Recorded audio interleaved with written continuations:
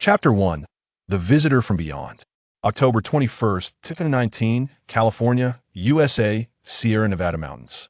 The tall and slender Li Ji stood atop the mountain, diligently setting up his astronomical telescope. The winds of the Sierra Nevada were fierce. If he did not secure the telescope beforehand, he would surely be descending the mountain later to search for its remnants. Struggling to tighten the fixing screws, his phone suddenly rang. Li Ji, where are you right now? Boomed a voice on the other end of the line, resonating with a potent masculine energy that Li Ji could feel even through the phone. Xiong-Chi, why are you calling me at this hour? It must be around 4 in the morning back home, Li Ji replied, wedging the phone between his head and shoulder while continuing to twist the screws. The Orion meteor shower. Have you forgotten? Tonight, it's a feast for the eyes, with over 30 meteors per hour. I made wishes for everyone at home, and still had some left over. Xiong-Chi's voice was indeed thunderous. Even through the phone, it was almost deafening for Li Ji. How could I forget?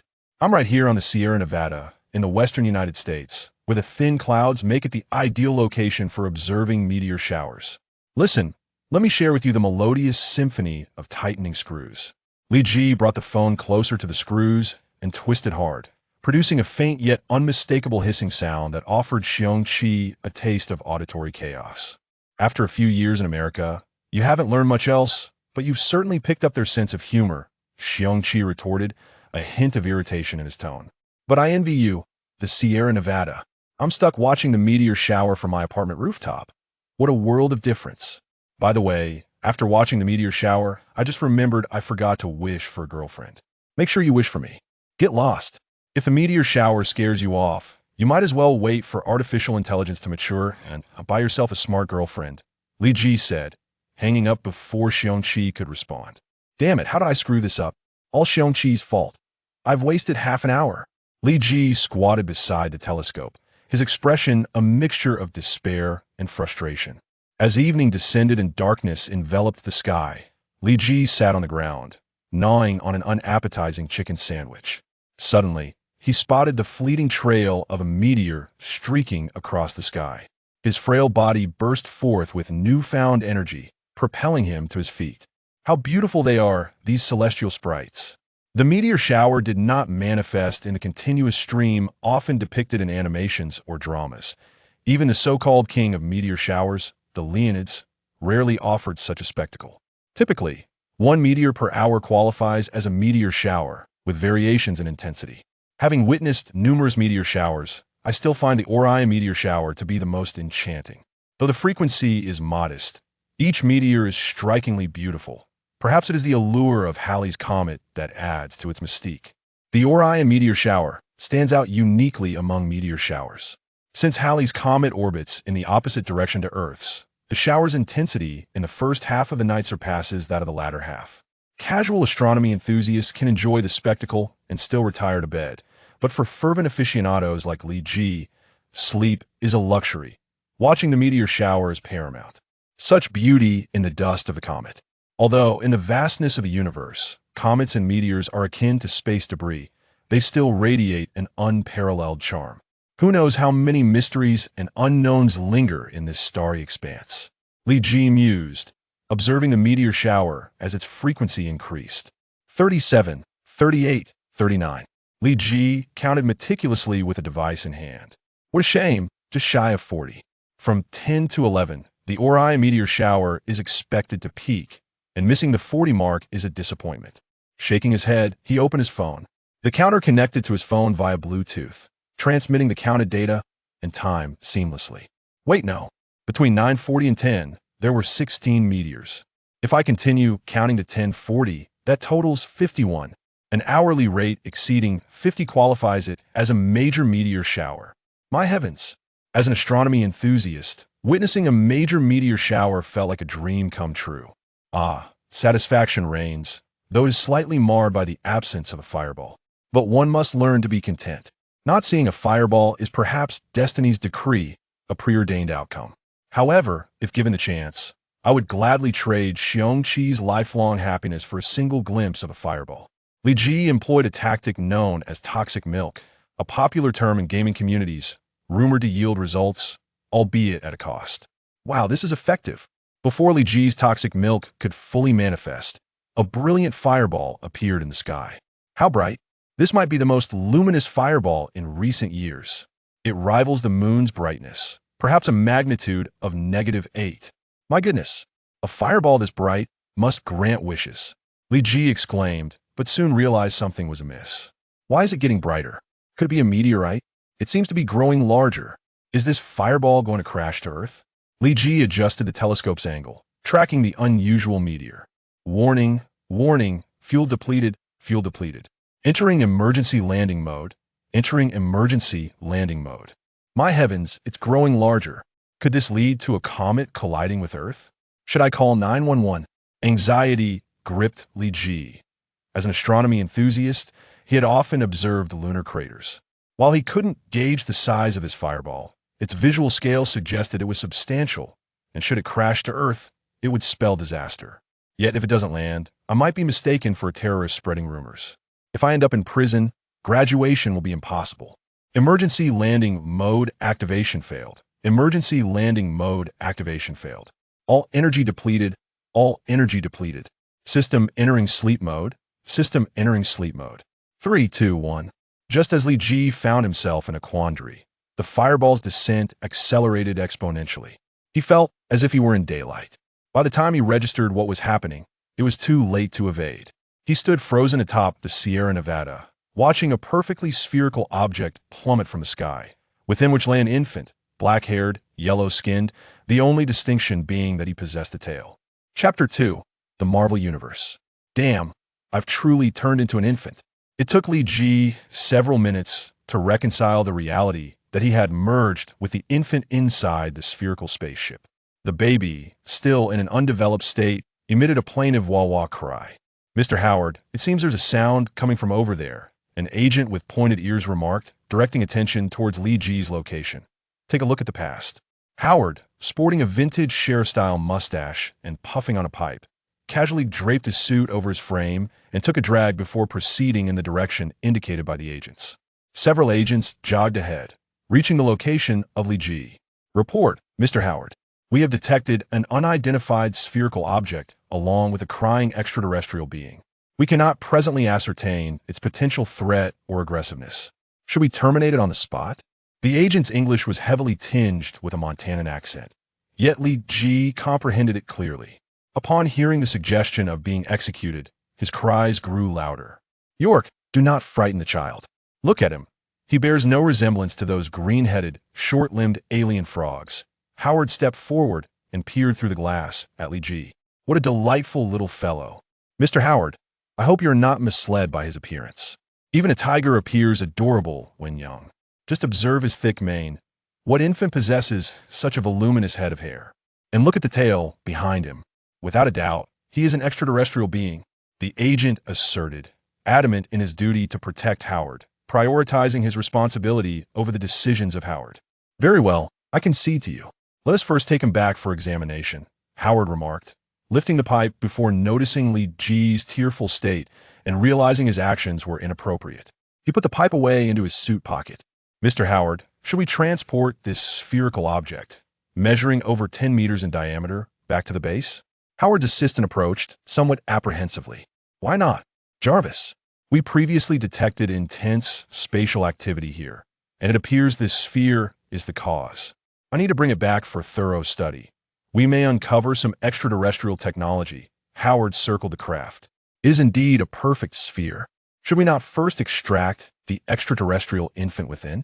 It may be challenging to secure the sphere for transport, and any jolting could pose a risk to him," Jarvis suggested. "Oh dear, I truly am not a competent father. I often overlooked such details when Tony was young. Thank goodness for you, Jarvis. Now, let me ponder how to safely extricate this adorable little creature without damaging the sphere." Howard meticulously examined the aircraft, searching for mechanical connections, but to his astonishment, the craft appeared seamless, as if it had been forged as a singular entity, devoid of any discernible structures. "Mr. Howard, it seems the hatch has opened automatically." An agent approached Howard, who was engrossed in observing the craft, and spoke respectfully. "The hatch, yes, I am aware. I am devising a method to open it. It will be done shortly." "What? It is already open?" "Ah, I see. It must be the area I touched earlier. That must be the hatch's activation button. Surely, that is the case. Ha ha ha. Howard chuckled nervously, causing Jarvis to feel a tinge of embarrassment. Li Ji had ceased his cries, opening his eyes to survey his surroundings. The individuals outside the craft were all impeccably suited, exuding an air of authority that made them appear formidable. I can only hope they do not intend to take me for dissection, Li Ji silently prayed, aware of his current identity as an alien visitor.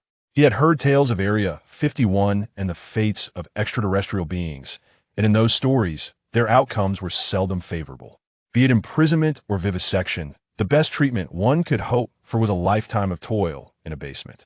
The mere thought of these legends painted a grim picture of his fate. Howard approached the hatch, peering in at Li Ji. Little darling, you're truly adorable. However, at your tender age, a middle part may not suit you well. I recommend a clean shave, or perhaps a traditional Chinese afro hairstyle would be fitting. Afro hairstyle? Are you jesting? Are there still Chinese children sporting afro hairstyles? Li Ji yearned to retort, yet his vocalizations emerged as mere whimpers. Ah, you're upset. Ha ha ha.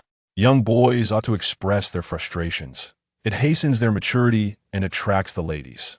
Howard reached in, lifting Li Ji out. Oh my, such a small frame, yet with considerable weight. I suspect the frequency of changing beds will increase. Li Ji pondered the meaning behind Howard's words when suddenly he felt an urgent need to relieve himself. Instinctively, he attempted to hold it in, but as a child his spine had yet to fully develop, and he could not contain it. In an instant, he released a torrent upon Howard. Ah, a robust aroma of youthful urine. I have faith you will become an exceptional human being, Howard remarked, praising the infant while playfully swatting Li Ji's backside, leaving it flushed. Mr. Howard, you might face charges for child abuse, Jarvis discreetly cautioned. Oh, it is of no concern. Look, this little darling hasn't even cried. I wager he relished that experience. Jarvis, do you think he has taken a liking to me? Howard laughed heartily. I would bet he would prefer Tony over you. Mentioning that mischievous child caused Howard's expression to darken. Let's return to the base. You all devise a plan to transport that colossal entity. I shall depart now. Li Ji fought against the urge to cry out. Though an infant, his consciousness belonged to a man in his 20s, and he felt a sense of shame at the thought of weeping due to a playful smack. This vintage vehicle seems excessive, Li Ji mused upon seeing Howard's car. A relic like this might just stall or lose its brakes and plunge off a cliff.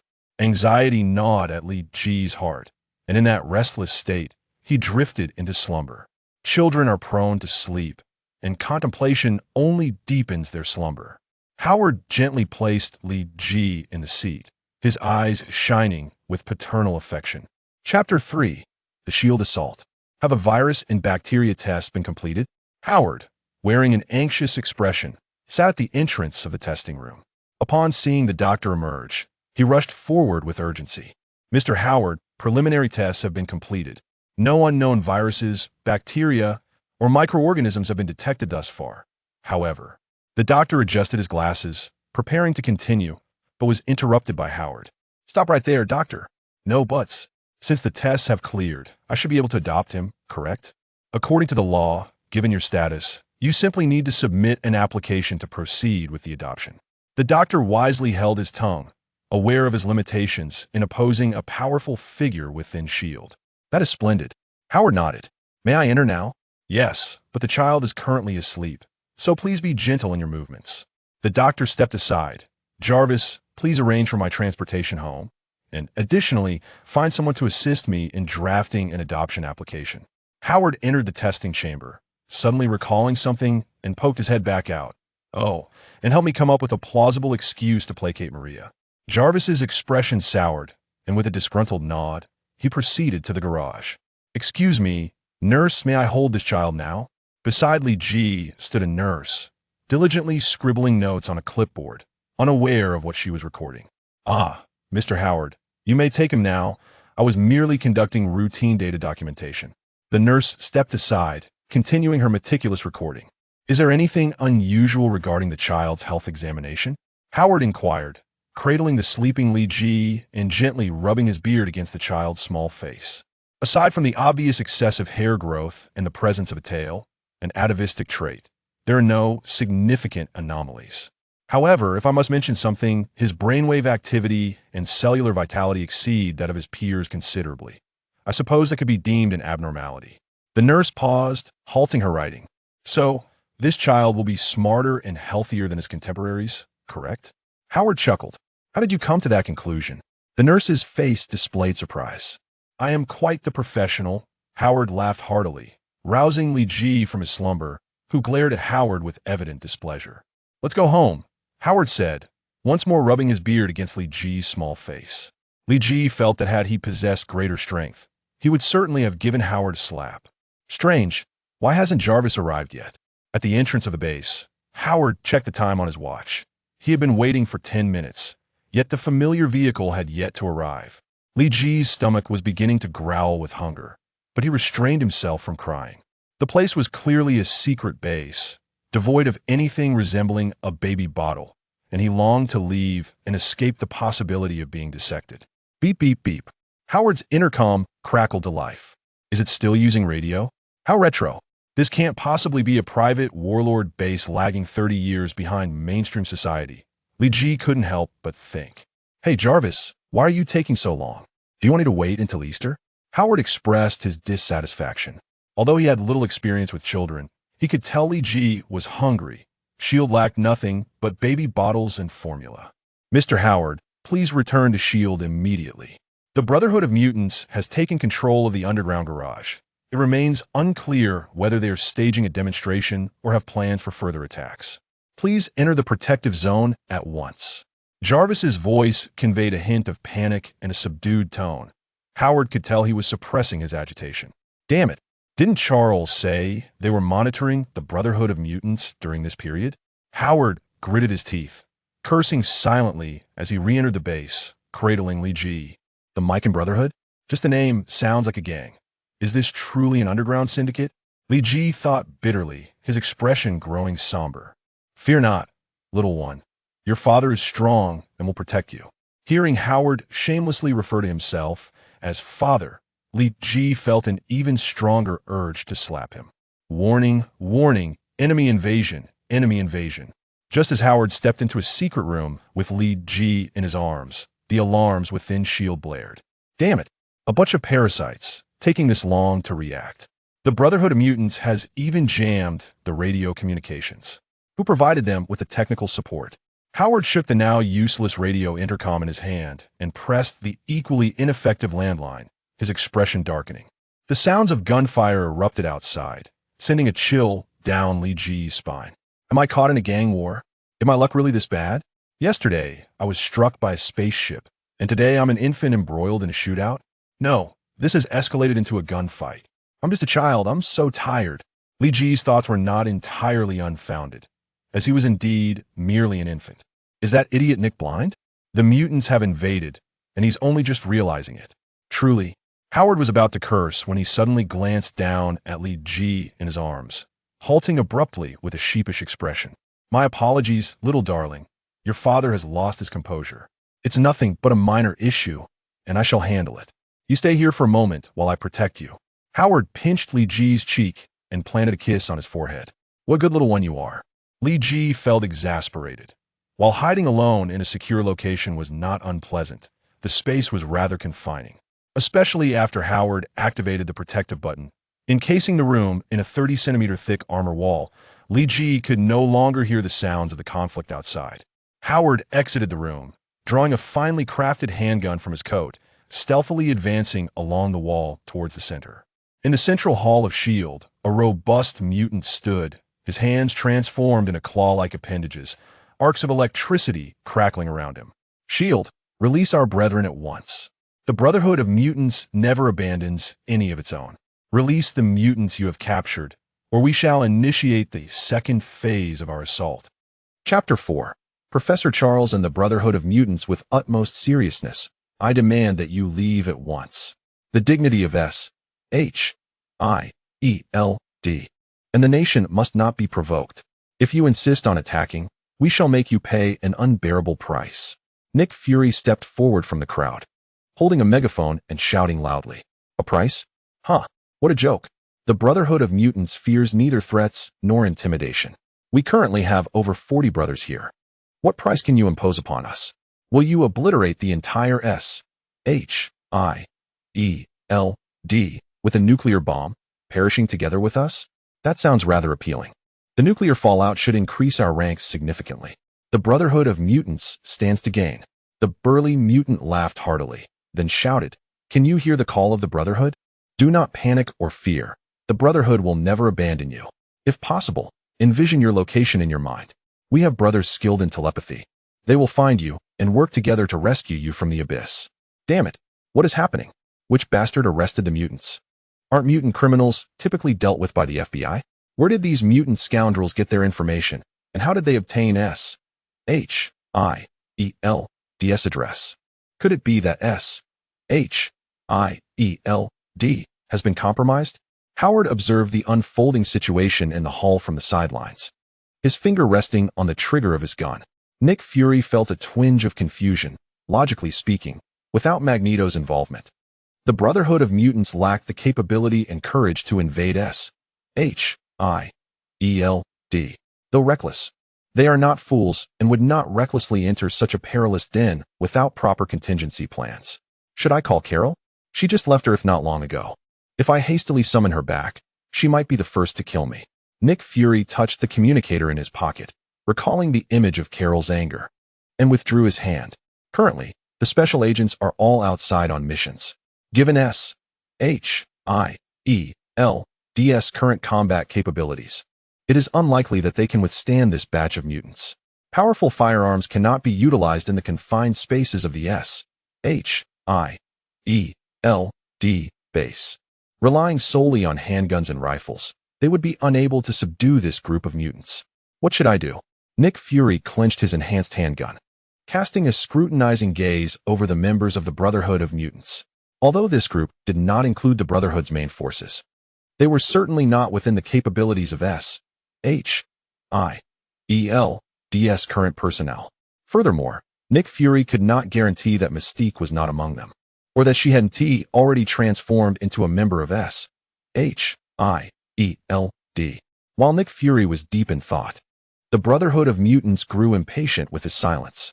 One mutant elongated his arms, wielding a massive axe, and launched a fierce attack towards Nick Fury from above. "Nick, watch out," Howard shouted, pulling the trigger as a laser shot from his small handgun, repelling the mutant's giant axe. Damn it, what kind of weapon is this? My arm feels like it's burning. The mutant's elongated arms returned to their original length, but the impact site bore a charred black mark. "George, are you all right? Do you need immediate medical attention?" A female mutant asked, her eyes filled with concern. "I'm fine, Joanna. This minor injury won't affect me much, but I may find it difficult to fight moving forward. Save your healing abilities for the other brothers. The upcoming battle may see many of them injured more severely than I am." George pushed Joanna's hand away, declining her kindness. "Howard, I knew it. That handgun you never part with is certainly not just an ordinary handgun." Nick Fury shouted towards Howard. "Watch your back." Howard yelled as a purple-skinned mutant crept up beside Nick Fury. Nick Fury turned around, his handgun firing rapidly, resembling an automatic rifle. "Purple-skinned scum die?" The purple-skinned mutant was forced to retreat, yet did not bleed a drop. "Howard, be cautious. Mystique might have infiltrated S.H.I.E.L.D. Mystique," Howard exclaimed, realizing the danger. "That nurse." "Nick, hold the line. I might know who Mystique has transformed into." Howard hurriedly ran towards the room where Li Ji was located. "Mr. Howard, it seems you have a misunderstanding of my abilities." As Howard dashed through a corridor, an agent suddenly emerged, restraining him and snatching the laser handgun from his grasp. "What a fine piece of art, Mr. Howard. You wouldn't mind gifting it to me, would you, my exquisite lady?" The wild-looking male agent uttered such words. And although Howard knew he was Mystique in disguise, he still felt a wave of nausea. What a man devoid of charm. Charles is the same way. Only Marx understands a woman's heart. "Never mind, Mr. Howard, please hand over the control device for that room. I've tried various methods, but still cannot gain entry to rescue that unfortunate little darling. I want to say a word. You'd best release me now and leave. Your biggest advantage is that no one knows who Mystique is. By taking me hostage, you reveal your identity, and when the other agents arrive, you're finished." Although Mystique had Howard pinned to the ground, with a gun to his head, he showed no sign of yielding. "You are quite stubborn. I wonder if the controller in your left pocket is as stubborn as you are. Mystique's hand glided up Howard's thigh, circling it before slipping into his pocket. Raven, what are you doing? An elevator door opened, revealing Jarvis and his companions. Charles, what are you doing here? Mystique quickly retracted her hand, her expression wary as she regarded Professor Charles. Professor Charles, what brings you here? Howard seized the opportunity while Mystique was distracted, escaping from beneath her and looking relaxed as he addressed Jarvis and the others. Jarvis, I'm so relieved you're safe. Raven, has your brotherhood lost its mind? Where's Marks? Do you have any idea what you're doing?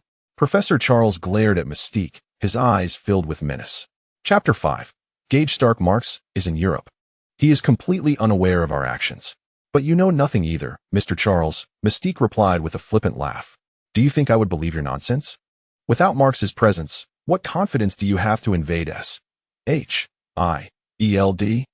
Perhaps Marks is unwilling to fully oppose the government. So he allows you to take the lead. A blue light flickered in Charles' eyes, as if attempting to penetrate Mystique's very soul. Charles, I fortified my mind long ago.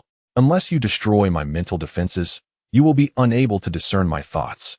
And if you do breach my defenses, I might uncontrollably fall in love with you. Mystique laughed heartily. Charles's face displayed a trace of difficulty, yet the blue light in his eyes did not wane. Rather, it deepened.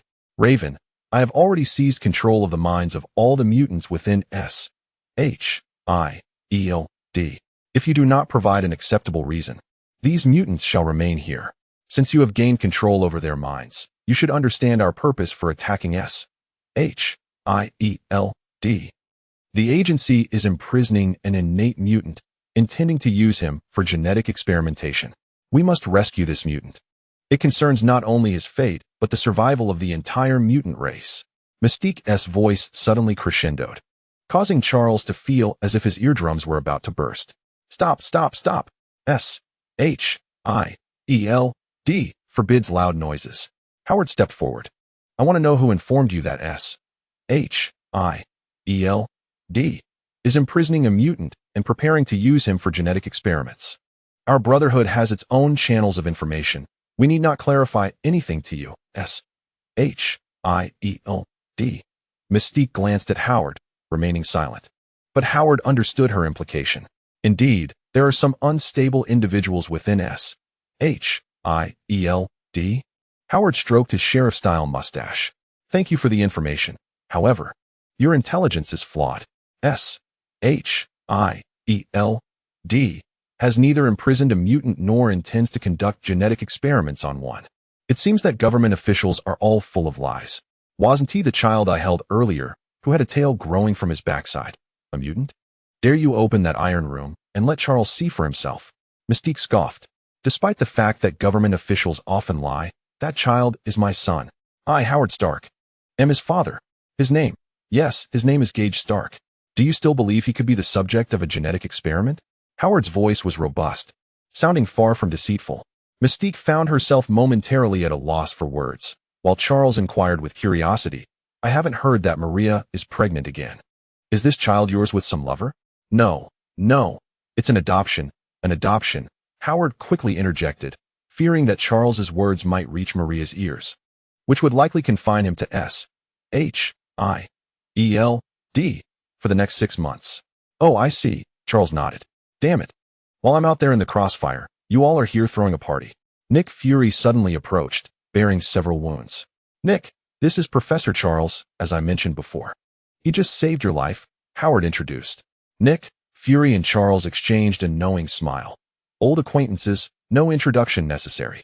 Charles, is this your new student beside you? How is your school coming along? Yes, this is my newly admitted students, Scott and Iris. With Howard's funding, the school is nearly completed. Though enrolling students is quite a challenge. You know how difficult it is to get mutants to sit obediently in a classroom, Charles shrugged. But let's set that aside, Nick. How do you plan to handle this batch of invading mutants? I have no intention of boosting the FBI statistics. These individuals can leave, of course, after we settle S.H.I.E.L.D's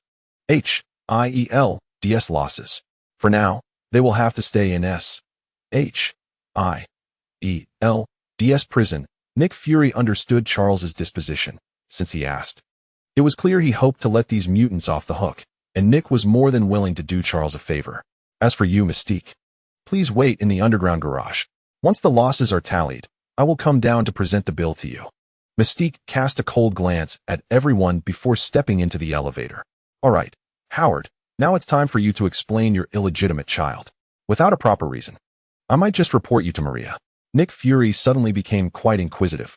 I've already said, it's an adopted child. An adoption, understand?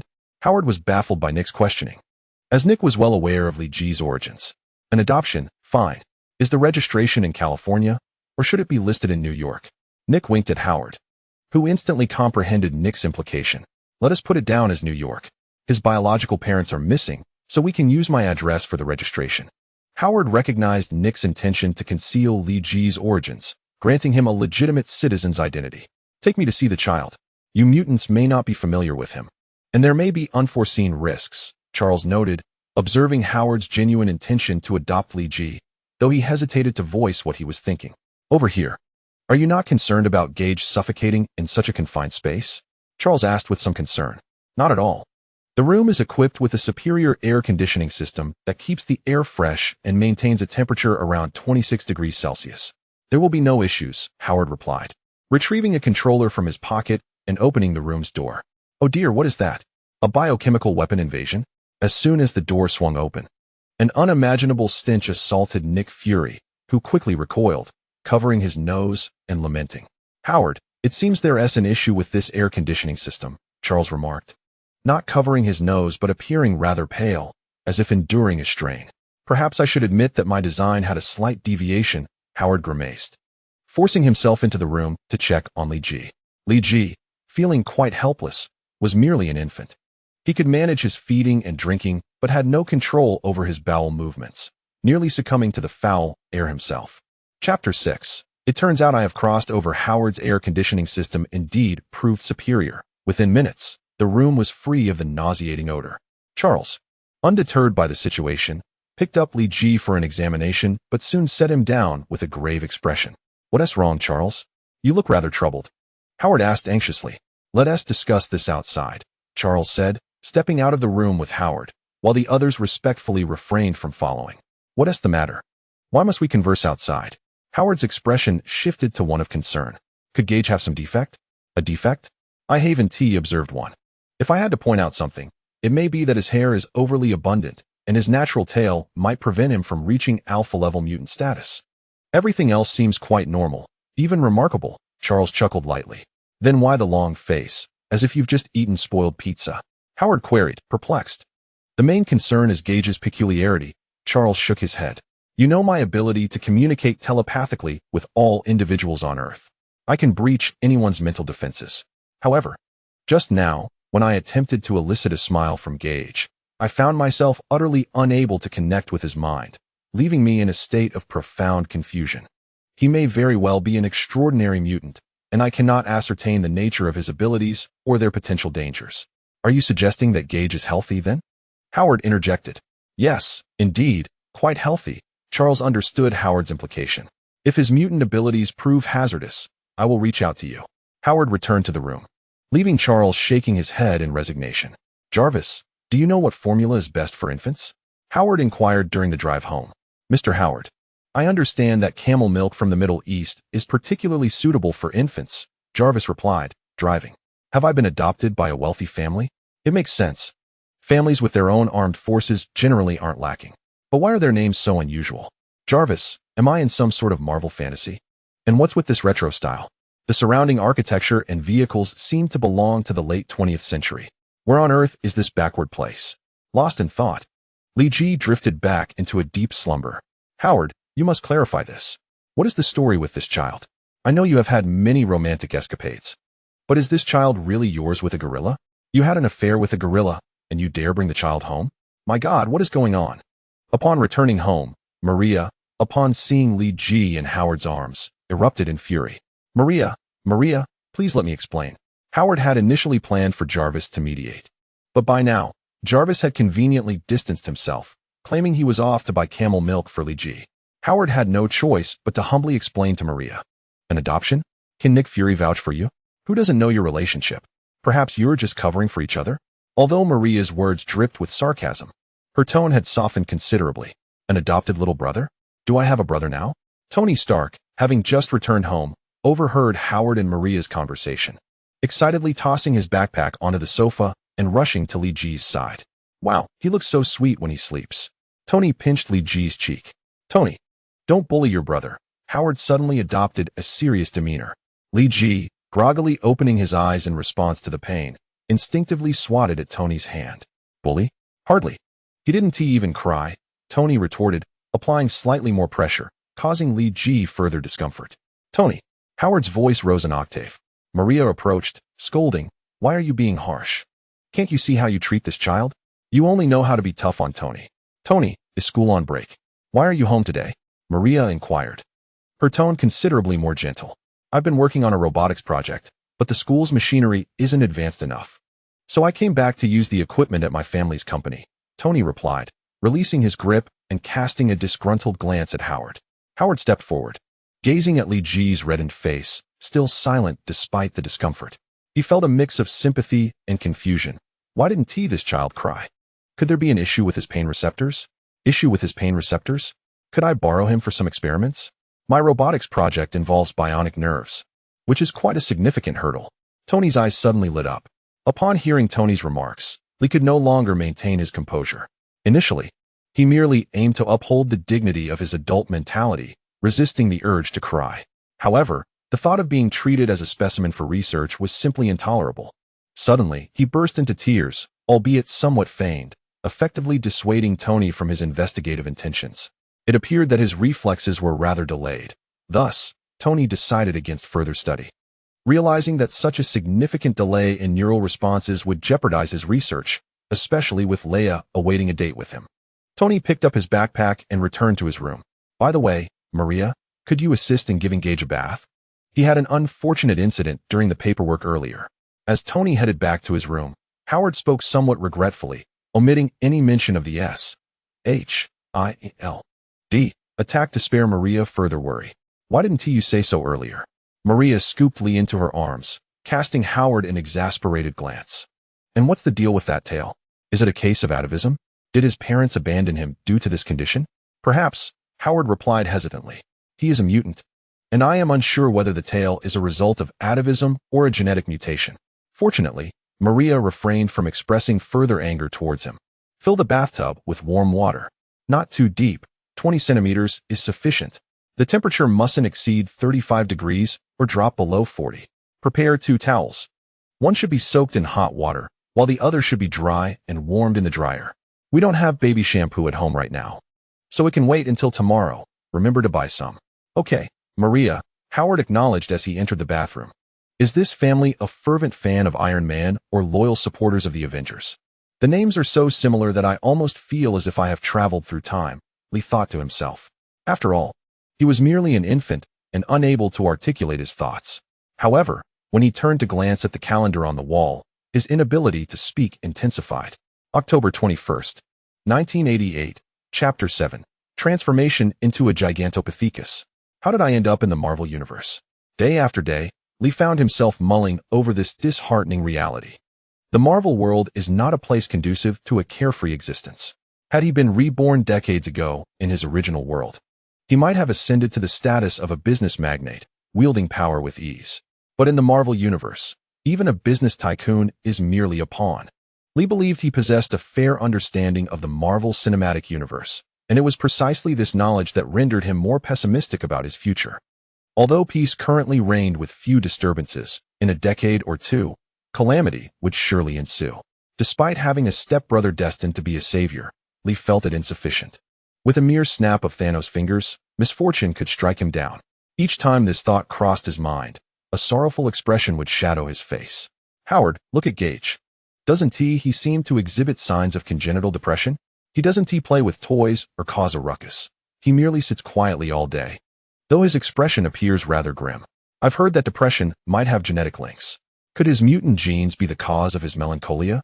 Maria observed Li, nestled in his cradle, with concern. Surely not. Depression is a psychological phenomenon that, while possibly linked to genetics, is predominantly induced by life stresses. Infants should not exhibit such psychological activity, Howard replied, observing Lee's sorrowful demeanor, his mind swirling with thoughts, though he continued to reassure Maria. What is going on, then? This child is unlike any other. Maria's anxiety deepened. Could it be that he longs to play outside? After all, we've had him at home for 2 months without a single outing, Howard speculated. Who said that? I frequently take him to the supermarket, Maria retorted. How about this? Tony will soon be on winter break. Once he is, I will carve out a few days for us to venture out together and see if it helps the child, Howard suggested after a moment's contemplation. Tony returns on Sunday. Do you have time? Maria inquired, removing the calendar from the wall. Sunday, December 18th. That day won't work. I have work commitments. Perhaps the 23rd to the 25th would be better? It coincides with the Christmas holiday, and we can explore the West together. While also visiting the place where I discovered this child, Howard circled the dates on the calendar. I love you, Howard, Maria said, wrapping her arms around Howard's neck and kissing him. I love you too, Maria, Howard replied, setting down the calendar and sharing a kiss with her. By the way, Maria, I heard from Jarvis that Gage has finished his supply of camel milk. I had purchased enough for a normal infant for 2 months. Did he really consume it all in a week? After sharing a moment of intimacy, Howard suddenly recalled something Jarvis had mentioned. Yes, I'm puzzled as to why he eats so much yet hardly grows.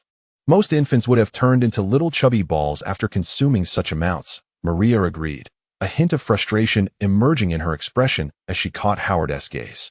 What else with that look? Do you suspect I've been sneaking sips of Gage's milk? No. I merely suspect that Gage's mutant abilities may include an unusually high appetite. Howard quickly shook his head, wary of admitting his earlier thoughts. I initially assumed his absorption abilities were lacking and took him for an examination, but the doctor assured me he was quite healthy with excellent absorption. I can't simply deny him milk when he is hungry, Maria admonished. True, we're fortunate to have adopted him. Some families might have starved him, Howard joked. Haha, how childish. Maria laughed heartily. Lee, nestled in his cradle, absorbed their entire conversation, silently judging. Is this truly where Gage was discovered? Do you genuinely believe that this desolate wilderness, over 50 kilometers from civilization, resembles a place where anyone might reside? I am beginning to suspect you are concealing something from me, Maria said, her voice tinged with irritation. Perhaps his parents abandoned him here. Driving dozens of kilometers into the wild to avoid detection, Howard suggested, a cold sweat forming on his brow, his voice lacking conviction.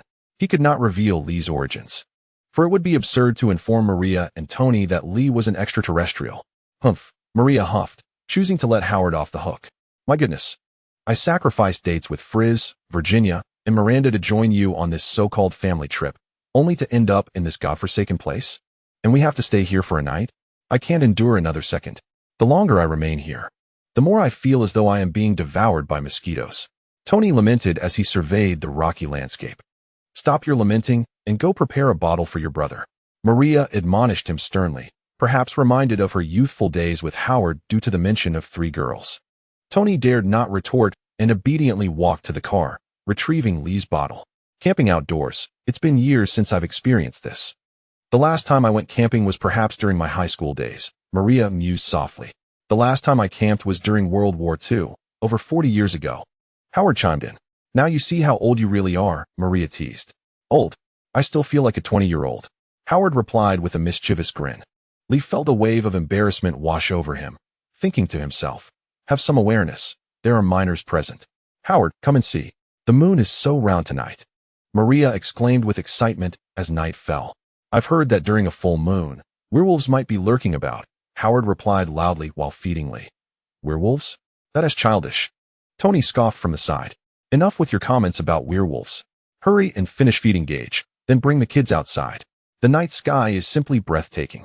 I've never seen anything so beautiful, Maria urged. Lee drank his milk rapidly, not fully understanding why it felt as refreshing as a beverage, gulping it down eagerly. Before long, he had consumed an entire liter of camel milk. Howard wiped his mouth and carried Lee outside the RV. A full moon. Lee felt a twinge of nostalgia, reminiscing about his life before the transition, unaware that his body was undergoing a significant transformation. Hey, Gage, why are you getting heavier? Howard remarked, noticing the increasing weight in his arms. He glanced down, startled. What is happening? Howard placed Lee G on the ground, and Lee G's body began to swell, sharp hairs sprouting all over him, accompanied by fierce roars. Chapter 8. Subduing the Giant Ape, Part 1. What is happening to me? My consciousness seems to be slowly fading, yet it does not feel like I am falling asleep. My body feels as though it is expanding. What could this possibly mean? I long to destroy, to annihilate. What has transpired within me? Li Ji sensed his rationality and awareness slipping away, his body seemingly growing uncontrollable. The infant form, which should have been incapable of standing, gradually began to rise. What is going on? Could this be the hidden mutant ability of Gage? Howard, holding Maria's hand, retreated to a safe distance, watching Li Ji with eyes filled with disbelief. Howard, what should we do? Is Gage in danger? Initially discontent, Maria had fully accepted Li Ji, and now her foremost concern was not whether he would be aggressive, but whether this transformation into a giant ape would bring harm to him. I don't know. I need to contact Charles. He might be the only one who understands this situation, Howard said, his gaze uncertain, contemplating whether to seek Charles's assistance. I think I am beginning to understand my origins. As Li Ji's awareness dimmed, his thoughts grew clearer. He was starting to grasp his identity. To his astonishment, a creature from a two-dimensional realm had emerged into the real world. Yet now that I have traversed into the Marvel Universe, it seems there is little I cannot accept. A Scion. I am indeed a Scion, a warrior race. I should have anticipated this. My tail, the spherical spacecraft, so many obvious features. And yet I had failed to connect the dots, considering myself a seasoned fan of Dragon Ball. Li Ji, having resolved his identity, realized that despite previous speculations about his origins, he had never envisioned such an outrageous lineage. Once I fully transform into a gorilla, I will likely lose consciousness. The giant ape, devoid of awareness, possesses immense aggression and formidable strength, indiscriminately attacking friend and foe. I must distance myself.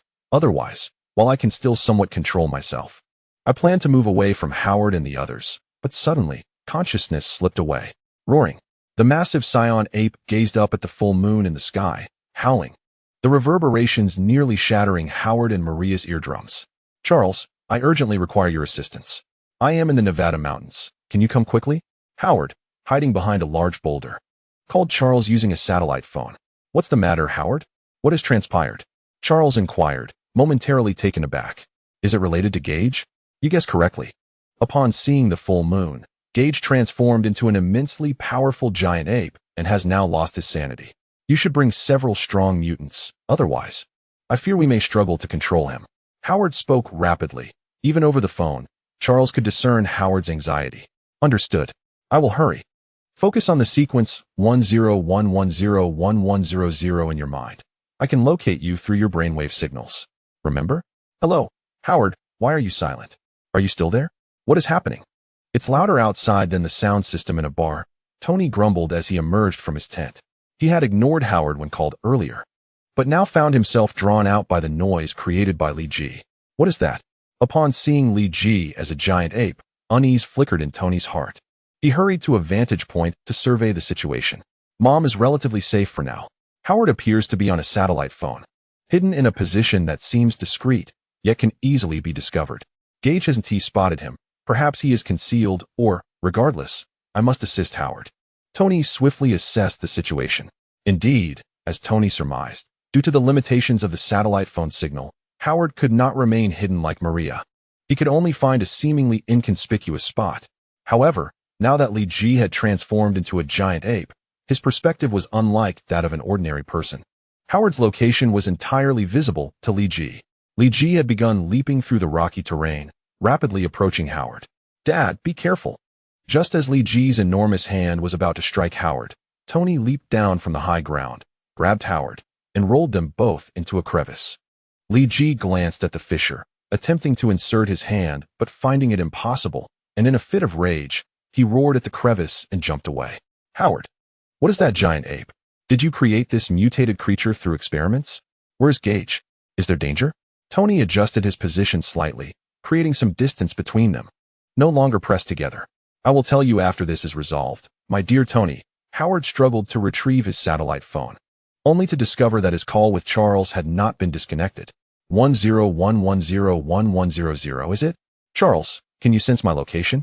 Okay, Howard, I have pinpointed your location. We are a bit far apart. I should arrive in about half an hour. Stay safe. Half an hour later. Professor Charles arrived on the scene with Pyotr, but found no sign of Li Ji. Howard, where's the giant ape? Charles pulled Howard and Tony from the crevice. I don't know, but he should be nearby. Did you only bring one person? Yes, although he appears quite formidable, like a powerful agent. Howard brushed off the dust from his clothes. This is Pyotr. You know him as Colossus in S.H.I.E.L.D. Charles introduced with a smile. It's good you have confidence, but we should avoid harming it. Let us search for its trail, Howard replied awkwardly. Why can't we harm it? Tony questioned, puzzled. Gage headed southwest. He just left moments ago, barely 5 minutes. Maria emerged from her hiding place, calling out loudly. Howard, I will ensure we do our best not to harm it. Charles waved at Howard and dashed southwest. Howard, is that giant ape Gage? Tony blinked, struggling to believe what he had just heard. Yes, it is indeed Gage, or perhaps it is not. Howard patted Tony on the shoulder, and the two began walking towards Maria. Howard, Charles and the others wouldn't pose any danger to Gage, would they? Maria embraced Howard, burying her head in his chest.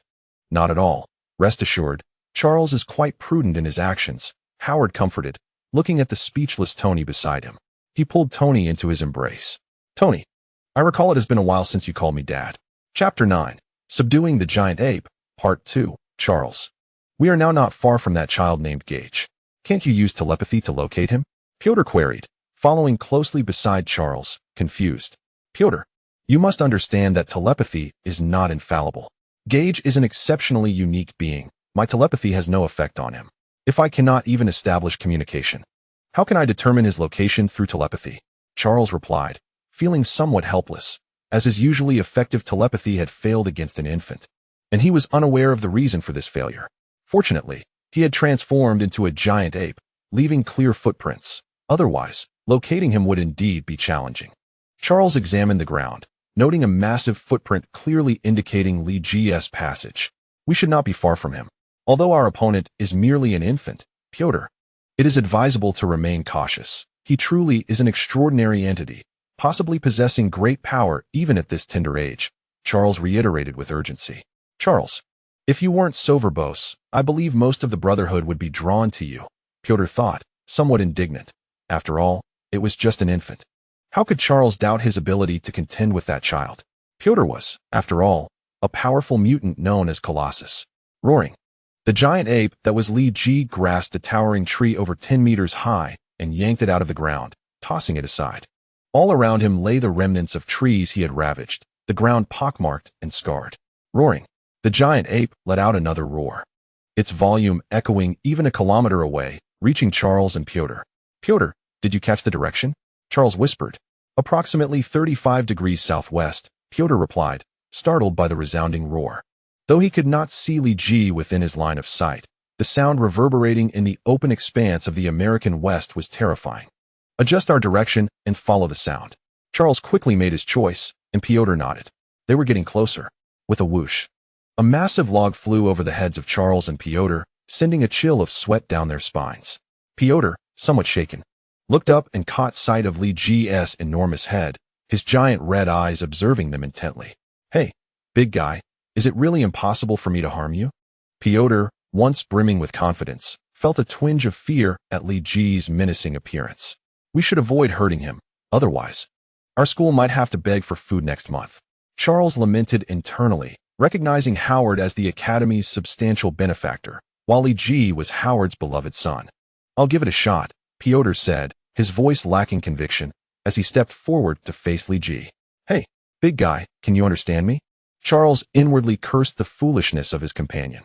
If you comprehend my words, come over here and let us settle this without further destruction. The issue of global warming is already dire. Pyotr continued, his body transforming into a formidable figure, shimmering with a silver-gray light. He moved towards an open area to the east, where the dense trees served as potential weapons for Li Ji. Pyotr was not foolish enough to engage him amidst such surroundings. Whether it was Li Ji's understanding of Pyotr's words or his fascination with the silver-gray glow, he surprisingly followed Pyotr eastward, leaving Charles astounded. Come on, big guy, let me test your strength. Before Pyotr could finish his sentence, Li Ji's fist, imbued with tremendous force, descended upon him. Pyotr hastily raised his hands in defense, although he reacted quickly. he was still struck hard enough to sink several inches into the ground. Thankfully, the soft earth cushioned the blow. Had it been a stone surface, he feared his legs might have been crushed. Damn it. No wonder Charles warned me about him repeatedly. I should have been more cautious. Pulling his feet out of the ground, Piotr swiftly leaped back, evading Li Ji's next attack. Hey buddy, watch it. I'm not a soccer ball. Don't kick me with those massive feet. Piotr mumbled, preparing for a counterattack. The challenge was no longer about subduing Li Ji without harm, but rather about self-preservation. Li Ji leaped off the ground, soaring several dozen feet high, moving with astonishing speed. Before Piotr's eyes could track him, Li Ji's foot loomed above him. Didn't I say not to treat me like a soccer ball? Piotr curled his body and rolled on the ground, narrowly avoiding Li Ji's stomp. However, Li Ji seemed to find Piotr's rolling amusing and followed with another kick. Thankfully, Piotr's reflexes held up, allowing him to roll again and evade the giant foot. Yet, his rolling did resemble that of a soccer ball. Roar. Li Ji's roar was less fierce than before, but its frequency increased, revealing his enjoyment. Piotr felt a sense of humiliation. No, I can't lose my temper. He's just a baby. But it's infuriating. Piotr rolled into a crack in the ground, where Li Ji's massive foot couldn't reach him, allowing the giant to bounce around outside, venting his frustration. After all, he was still an infant. Despite his immense strength, his fighting techniques should be lacking. Newborns primarily rely on instinct in combat. So Piotr resolved to employ some fighting techniques to contend with him. He quickly concluded that while Li Ji had a slight edge in power, their strength disparity was not insurmountable, and with the right techniques, he could still hold his ground. As Piotr emerged from the crack, Li Ji, who had been roaring in dissatisfaction, abruptly halted and aimed a kick at Piotr. Sorry, little guy, but you need to experience a bit of battle too. It's not fair if I'm the only one fighting while you're just playing. Piotr deftly moved along the trajectory of Li Ji's kick, circling around to grab hold of Li Ji's other foot, lifting it forcefully. Li Ji's body teetered precariously. With a swift motion, Li Ji shifted his supporting foot, forcefully pushing off the one Piotr had seized, sending Piotr soaring into the air. Chapter 10. Subduing the Giant Ape, Part 3. Fortuitously, Piotr reacted quickly, managing to grab hold of a rock midair. Otherwise, he would have faced a painful landing. He panted, still shaken by the encounter.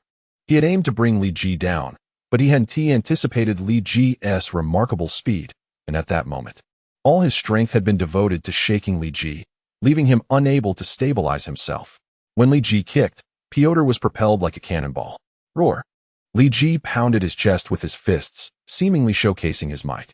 Piotr realized that relying on fighting techniques to subdue Li Ji was a misguided approach. After all, Li Ji was a Saiyan, a warrior race known for their combat prowess. Even if Li Ji was unfamiliar with fighting techniques, his innate talent for battle was incomprehensible. What a formidable adversary. Avoiding harm to him was indeed a tall order. Charles had said that as long as Li Ji didn't harm him, everything would be fine. Piotr understood the reality. He could not defeat Li Ji in his giant ape state without exhausting all his resources, and even then, success was uncertain, as he sensed Li Ji was growing rapidly. What an incredible talent, with speed, strength, technique, and even mental acuity, all seemingly flawless. Was this the reason Charles emphasized Li Ji's uniqueness? From a distance, Charles observed the struggle between Piotr and Li Ji, muttering to himself. Piotr's attempt to exhaust Li Ji's stamina appeared to be a futile strategy. Despite the lengthy battle, Li Ji's speed and strength showed no signs of waning, while Piotr's rhythm grew increasingly chaotic. If this continued, it would be Piotr who exhausted himself, while Li Ji remained full of energy. By this point in the fight, Charles had sensed something was amiss. He had initially believed Piotr could subdue Li Ji, but reality proved otherwise. Piotr was unable to do so. It was not that Piotr was weak, but rather that Li Ji in his giant ape form was too strong. The Saiyan transformation could amplify a warrior's power tenfold. For a newborn, that enhancement would be even more pronounced. Piotr had already proven his worth by holding his ground against Li Ji for this long, embodying the title of Steelman. Charles, as an onlooker, perceived what Piotr ultimately recognized. What is happening? It feels as if his stamina is boundless. If this continues, I will be the one worn out. Despite his reluctance to admit it, Piotr had to concede defeat. He hadn't expected to be bested by an infant. Although this infant resembled an ancient beast, the embarrassment was still overwhelming. Narrowly evading another of Li Ji's strikes, Piotr sought refuge behind a massive rock, gasping for breath. Charles, if you don't intervene soon, I might truly lose. You wouldn't want the X-Men's first mission to end in failure, would you? Piotr shouted. Hey, my psychic abilities won't be much help against Li Ji, Charles replied, though he stepped forward toward Li Ji, smiling as he spoke. Hi, Li Ji. It's good to see you again. You seem to be growing quite healthy. Roar. Li Ji clasped his hands together and brought a fist crashing down. Hey, we're old acquaintances. There's no need to be so aggressive. Charles remained still, while Li Ji's hands hovered in midair, straining with all his might, yet unable to move even an inch. Damn it, Charles, you really have a way. Why did you wait so long to make your move when you clearly had the ability? I've endured this beating for no reason. Piotr emerged from behind the boulder, grumbling. You appear so relaxed, but in reality, I am utterly fatigued, Charles replied. Materializing my psychic abilities takes a significant toll on my mental energy. Despite his words, Charles seemed remarkably at ease. Piotr shot him a bewildered glance before changing the subject. How long do you think he can maintain this state? He inquired. According to the typical narrative arc of werewolf tales, it should wear off by dawn, though I cannot be certain. Perhaps he will remain in this form indefinitely, Charles mused, suddenly confronted by a troubling possibility. What if Li Ji's transformation were irreversible? While most mutants could toggle their abilities on and off, a few possessed powers that were permanently fixed. Charles could not dismiss the notion that Li Ji's transformation might be one such case. If this state is indeed permanent, what then? Piotr also began to feel a twinge of anxiety. That possibility is quite slim, and this is hardly the time to dwell on it. Gage is incapacitated. Shouldn't you be hurrying to subdue him? Do you wish to exhaust me completely? Soon enough, Charles dismissed his earlier worries. Firstly, the likelihood of Li Ji remaining in his permanent gorilla form was low. Secondly, the mental strain of maintaining his control was indeed staggering. Piotr hastily approached Li Ji, exerting all his strength to bring him down, managing to subdue him. Roar, roar, Li Ji continued to bellow. But Piotr seized the opportunity and would not allow Li Ji to regain the upper hand. As the night ticked away, with the appearance of the morning star, Li Ji's form finally began to shrink, reverting to that of an infant, sleeping soundly. Thank heavens, he has returned to his original state. Otherwise, I would have been at a loss for how to explain this to Howard, Charles exclaimed, swiftly gathering the curled-up Li Ji in his arms, ignoring the exhausted Piotr beside him. Chapter 11, The Cafeteria Bully, Part 1, At the entrance of Xavier's School for Gifted Youngsters. Charles, must Gage be fostered in your school? I believe as long as we refrain from taking him out on a full moon night, there should be no significant issues. Maria cradled the still sleeping Li Ji, her voice heavy with reluctance. I regret to inform you, Howard, that the activation conditions of Gage's abilities remain unclear. Perhaps besides moonlight, other factors may also trigger his transformation. Fortunately, this time it occurred in the western wilderness, causing no damage. However, should it happen in the city next time, even if I arrive promptly, it could incite a considerable uproar. Charles held Li Ji, his desire for him to remain at the school tinged with selfishness, yet grounded in safety concerns. If Li Ji transformed into a giant ape in the city, it would incite panic among the residents, possibly resulting in casualties, and would also likely exacerbate public hostility towards mutants, outcomes Charles wished to avoid. Maria, do not be disheartened. We shall visit him often. Moreover, once Charles clarifies Gage's abilities, we can bring him back, Howard consoled, though he too felt a pang of sadness. How often can we visit? Your S.H.I.E.L.D. duties are so demanding, and I have to manage the company's affairs. If I can visit once a month, I would consider it a blessing. Maria pushed Howard away, finding his consolation rather dismissive. My dear, I have decided to resign, Howard said with a smile, eliciting incredulous gazes from both Maria and Tony. There are many reasons, but the foremost is family. Because of you, because of Gage, and also for Tony. Howard embraced Maria once more. 8 years later. My goodness, the lunch I just prepared. Chef Harris lamented in the cafeteria of Xavier's School for Gifted Youngsters. It was right here. I stepped away to wash my hands, and now it's vanished. If there is no lunch during lunchtime, Piotr will kill me. A whole vat of curry and 200 hamburgers, all gone. Harris, what is the matter? Aurora happened to pass by and entered the cafeteria. Aurora, you must testify for me. I had just completed the lunch. But as soon as I went to the restroom to wash my hands, it disappeared. A whole vat of curry, stored in a large austenitic stainless steel bucket, is simply gone, along with 200 hamburgers. That was the lunch for the entire student body. Harris spoke urgently, and Aurora nodded repeatedly. Suddenly, a sharp sound echoed from the doorway.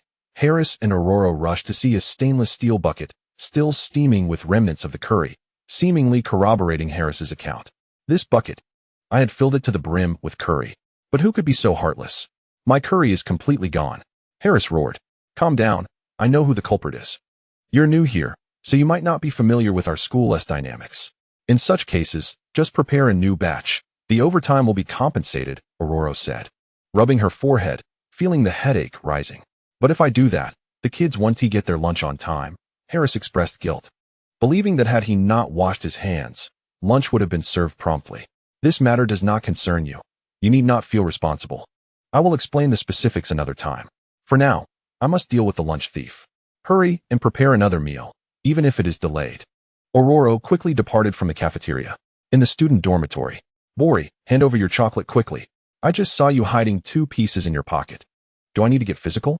8-year-old Li Ji, still adhering to the growth patterns typical of Eastern children, appeared relatively small at just over 1.30 meters. He pointed at Bori, who was 2 years his senior and a solid 20 centimeters taller, adopting a tone reminiscent of an older brother. Gage, don't go too far. Bori instinctively shoved his hands into his pockets, intending to surrender the chocolate, but upon noticing his new girlfriend, Joanna, standing nearby with a look of astonishment, his pride surged. Oh! Li Ji landed a punch to Bori's abdomen, causing him to collapse in pain, clutching his belly, mouth agape, unable to utter a sound. Li Ji approached Bori, retrieving 2 pieces of chocolate from his pocket, and swaggered off. Though Li Ji possessed the temperament of someone in their 20s, he found it hard to resist snatching snacks from children, driven by a Scion's insatiable appetite. Bori and his friends were accustomed to bullying others, so Li Ji's act of reclaiming their snacks weighed not on his conscience. Stop! Stop right there. Moments later, Bori finally caught his breath and yelled at Li Ji's retreating figure. Li Ji turned to see Bori surrounded by arcs of electricity, which suddenly exploded forth, striking Li Ji. Your electrical current is decent. It might soon match the bioelectricity within me. To be frank, Bori's assault was neither painful nor bothersome for Li Ji. He merely stated the truth, perhaps with a hint of exaggeration, which only fueled Bori's humiliation. Oh no, it's Aurora. How did she find out I'm here? Li Ji caught a glimpse of the furious Aurora approaching and, disregarding the enraged Bori, vanished from sight. Gage, don't run. Li Ji's speed was beyond the perception of ordinary eyes, but for Aurora, it was a piece of cake. She spotted him on the roof of the dormitory. Aunt Aurora, please calm down. I would rather not be struck by your lightning. You should teach Bori how to use his electrical powers instead of chasing me. Li Ji hollered from the rooftop, causing Bori's face to turn red with embarrassment. What did you call me? Aurora's eyes began to shine, and Li Ji realized he might be in serious trouble. Sister Aurora. Big Sister Aurora. He quickly corrected himself, but the spark in her eyes showed no signs of fading. Left with no choice, Li Ji shouted, Hey, Pyotr, I just devoured the cafeteria lunch. Come and catch me. I'm on the roof of the second dormitory. If you can, catch me within 3 seconds. Chapter 12, The Cafeteria Bully, Part 2. In the administrative office of Xavier's School for Gifted Youngsters, Pyotr observed the nonchalant Li Ji and the still fuming Aurora, feeling his head swell with the prospect of trouble. I knew it. You would have the audacity to admit your fault. This cannot bode well. Do you think that with me present, Aurora would refrain from acting against you? I have not committed any heinous act. I merely consumed the entirety of the cafeteria's lunch, casually pilfered a few coins and snacks from some unsuspecting peers, and referred to Alualuo as auntie. At merely 8 years of age, is it truly inappropriate for me to address someone in their 20s as such? Li Ji felt utterly innocent. Given the age difference, there was nothing amiss in his calling Alualuo auntie. The spark in Alualuo's eyes surged once more, prompting Pyotr to swiftly usher Li Ji into the inner office. If Li Ji continued to linger with Alualuo, Pyotr feared that Li Ji might provoke her to the point of dismantling the entire academy. Now, tell me, why did you sneak food from the cafeteria again? Pyotr found himself at a loss with Li Ji, whose culinary escapades were not a rare occurrence. He frequently pilfered food, his swift actions ensuring success every time. much to the resignation of the academy's staff, save for the newcomers who remained unaware. I was hungry. When you don't allow me to eat my fill, I must find ways to satisfy my hunger. Li Ji's words, delivered with a veneer of righteousness, left Pyotr speechless. Was he to insinuate that the school deliberately denied Li Ji sufficient nourishment? Your hunger is understandable, but consuming such large quantities each time is simply unsustainable for the school. He recalled how, 5 years prior, the cafeteria's standard meals consisted of steak and pasta, but now they barely managed to provide curry and hamburgers. Pyotr wished to reason with Li Ji, but the boy was not one to engage in rational discourse. It's simple. Expel half of the underperforming students, and the school's budget would be ample. Xavier's School for Gifted Youngsters does not charge tuition, relying entirely on external funding, which had previously sufficed until Li Ji, with his insatiable appetite, rendered it a struggle for survival. You must understand that most of them are orphans or abandoned children. Expelling them could lead to them becoming societal parasites, even threatening national stability. Pyotr was momentarily taken aback by Li Ji's words, pausing for a few seconds to compose his thoughts. Then if I go hungry, I might resort to dining and dashing at nearby restaurants, ultimately becoming a societal parasite myself, or even a terrorist threatening the nation. Li Ji's argument was compelling, leaving Pyotr momentarily speechless. In truth, several years prior, Li Ji had already envisioned the life he wished to lead. Being a Saiyan was both a gift and a burden, especially since he was aware of the trajectory of the Marvel Universe. The power that came with his heritage became a responsibility. On December 16, 1991, Howard and Maria met with a tragic car accident. Although Li Ji had foreseen this event and had implored Professor Charles to assign Cyclops as their bodyguard, he could not avert the ensuing tragedy. Though Howard and Maria survived, they fell into a permanent vegetative state, never to regain consciousness. Tony Stark constructed a massive cryogenic chamber to preserve them, hoping that future medical advancements would restore their awareness. This incident profoundly impacted Li Ji. He had once approached life with detachment and profound maturity, viewing himself as an outsider. However, after this tragedy, he realized he could no longer remain a mere bystander. He had woven himself into the fabric of the Marvel Universe, forming connections and attachments he could not sever. In the wake of his sorrow, Li Ji resolved to genuinely integrate into this world. He set aside his previous arrogance and disdain for prophetic foresight, opting instead to embrace a more human existence.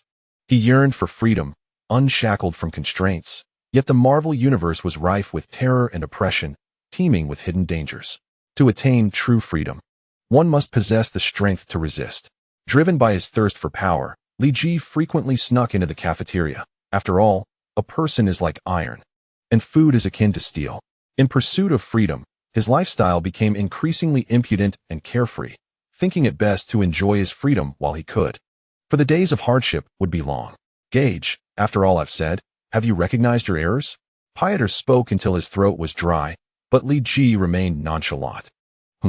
I didn't quite catch that. Could you repeat it? Li Ji's mind wandered until Pyotr's words pulled him back. I said, after all my reasoning. Have you realized your faults? You are consuming all the resources of the entire school by yourself, and that is simply wrong.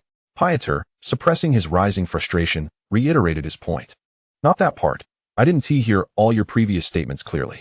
I only understood that one line. Could you repeat everything you said before? Li Ji scratched his head, a hint of embarrassment creeping in. Gage, I think you're just asking for a beating. Pyotr finally snapped. Uncle Pyotr, I seem to recall defeating you when I was merely a few months old. Li Ji had an uncanny knack for bringing up inconvenient memories, leaving Pyotr crimson with indignation. That is sheer nonsense. Now, come with me to the playground. I'll give you a proper lesson. Pyotr retorted with a cold smirk, dissipating some of the tension. Not now. Let us wait until tonight. It happens to be a full moon. Uncle Pyotr, would you like to witness my growth in power over the years? Li Ji chuckled. Although Pyotr was an established member of the X-Men and certainly not weak, he was uniquely vulnerable to Li Ji's Saiyan transformation. Over the years, Li Ji had made substantial progress in combat awareness, skill, and strength. Even in his childlike state, he was likely not much weaker than he had been in his giant ape form. Pyotr had improved as well, but against Li Ji's Saiyan giant state, he would undoubtedly be overwhelmed. Fine, I'll let you off this time, but if you sneak food from the cafeteria again, I want to go easy on you. You'll be confined and starved for 3 days. Pieter had no retort, resorting to threats instead. Then I'll call Tony and have him terminate Stark Industries' support for the school. In a clever counter, Li Ji struck at the root of the issue. 80% of Xavier's funding came from external sources, and of that, at least 90% was provided by Stark Industries. Should their support cease, the school would likely find itself begging on the streets. Li Ji swaggered out of the academic office, yet his mind was occupied with thoughts regarding power. I seem to be lacking. The Scion's ultimate technique is the energy wave, which I have yet to master. I may need to find a place to study systematically. Chapter 13. Kun-Lun in Huaxia, Kun-Lun Mountain. The techniques of Kun-Lun Iron Fist suit me perfectly. They emphasize the explosion of energy and strength, akin to the Turtle School's Kamehameha. However, it is said that Kun-Lun appears only once every 15 years. I am uncertain if I will successfully locate it this time. 12-year-old Li Ji grasped a rock, exerting his arm's strength to leap upward, landing securely on a massive boulder on the cliff face of Yushu Peak. Sitting atop the rock, he gazed at the boundless blue sky, retrieving 2 buns from his pocket and devouring one. In recent days, he had nearly scaled all the prominent peaks of Kun-Lun Mountain, yet had found no trace of the legendary Kun-Lun city. Fortunately, this area was somewhat of a tourist attraction, and food was still available for purchase. Otherwise, he would have surely perished in this desolate wilderness. Li Ji reclined, resting his head on his hand. Perhaps I should head to Kamar-Taj instead. At least I know the precise locations of several sanctums. Though the power of sorcerers may contradict my pursuit, they still belong to an energy-based system, which could offer valuable insights. Li Ji gazed upward, lost in contemplation. Never mind, I should not dwell on this. After all the effort to obtain a visa and journey from America to Huaxia, I cannot abandon my initial goal after just a few days. It's not as if I've run out of options. Though my meals have been insufficient, I have not starved. I can persevere a little longer. Li Ji gradually closed his eyes, drifting into a deep slumber upon the rocky cliff. A piercing cry startled him awake, and as he opened his eyes, he beheld a colossal eagle. What a magnificent bird! Li Ji sat up, watching the eagle circle overhead, only to suddenly realize something was amiss. The eagle's gaze bore an aggressive intensity. Hey, surely it doesn't intend to attack me? Li Ji's expression darkened. In terms of strength, he had no fear of the eagle, but on the precipice of a cliff, even the slightest misstep could lead to dire consequences. Li Ji has yet to master the art of Qigong, let alone advance to the application of flight. The eagle let out a sharp cry, its clear call resonating in the open space, and if recorded, it would surely gain fame online. Yet, to Li Ji's ears, the sound was far from melodious. The weather atop the mountain was capricious. Moments ago, a gentle breeze had caressed the surroundings, only to be replaced by a sudden tempest that howled against the cliffs. Taking advantage of the winds, the eagle launched a fierce attack on Li Ji. Despite the eagle's astonishing speed, the battle instincts of a scion were formidable. As the eagle lunged forward, Li Ji reacted swiftly, pivoting on a boulder to evade its talons. With a powerful flap of its wings, the eagle unleashed a gust that nearly toppled Li Ji, who grasped a rock to steady himself on the cliff. Had it not been for the frequent skirmishes with Arolo, which had accustomed him to such gales, he might have faltered. The eagle ascended high, circling above before swooping down again. Li Ji's expression hardened, his eyes scanning the cliffside. Releasing his grip on the rock, he sprinted along the steep precipice. 3, 2, 1. Luckily, he did not miscalculate, nor did he step upon loose stones. He landed firmly on a small ledge, wide enough to allow him some freedom of movement. Perhaps you should reconsider your approach, or tonight's dinner might just be roasted eagle. He mused coldly, glancing at the massive bird. Having evaded 2 of Li Ji's defenses, the eagle seemed agitated, perceiving Li Ji as its rightful prey. Its frustration was evident as it called out again, signaling another assault. I had hoped you would recognize your limits, but if you insist on seeking your demise, I shall indulge in a feast, Li Ji thought. On the platform, he found ample footholds to maneuver, significantly enhancing his combat prowess compared to his previous position on the cliff. To Li Ji, the eagle, despite its imposing stature, was simply a dish waiting to be served. As the eagle's formidable talons swooped down, Li Ji swiftly ducked and evaded, circling to its right side. With a swift motion, he tore through the eagle's feathered wing, leaving a deep gash that spanned 2 meters.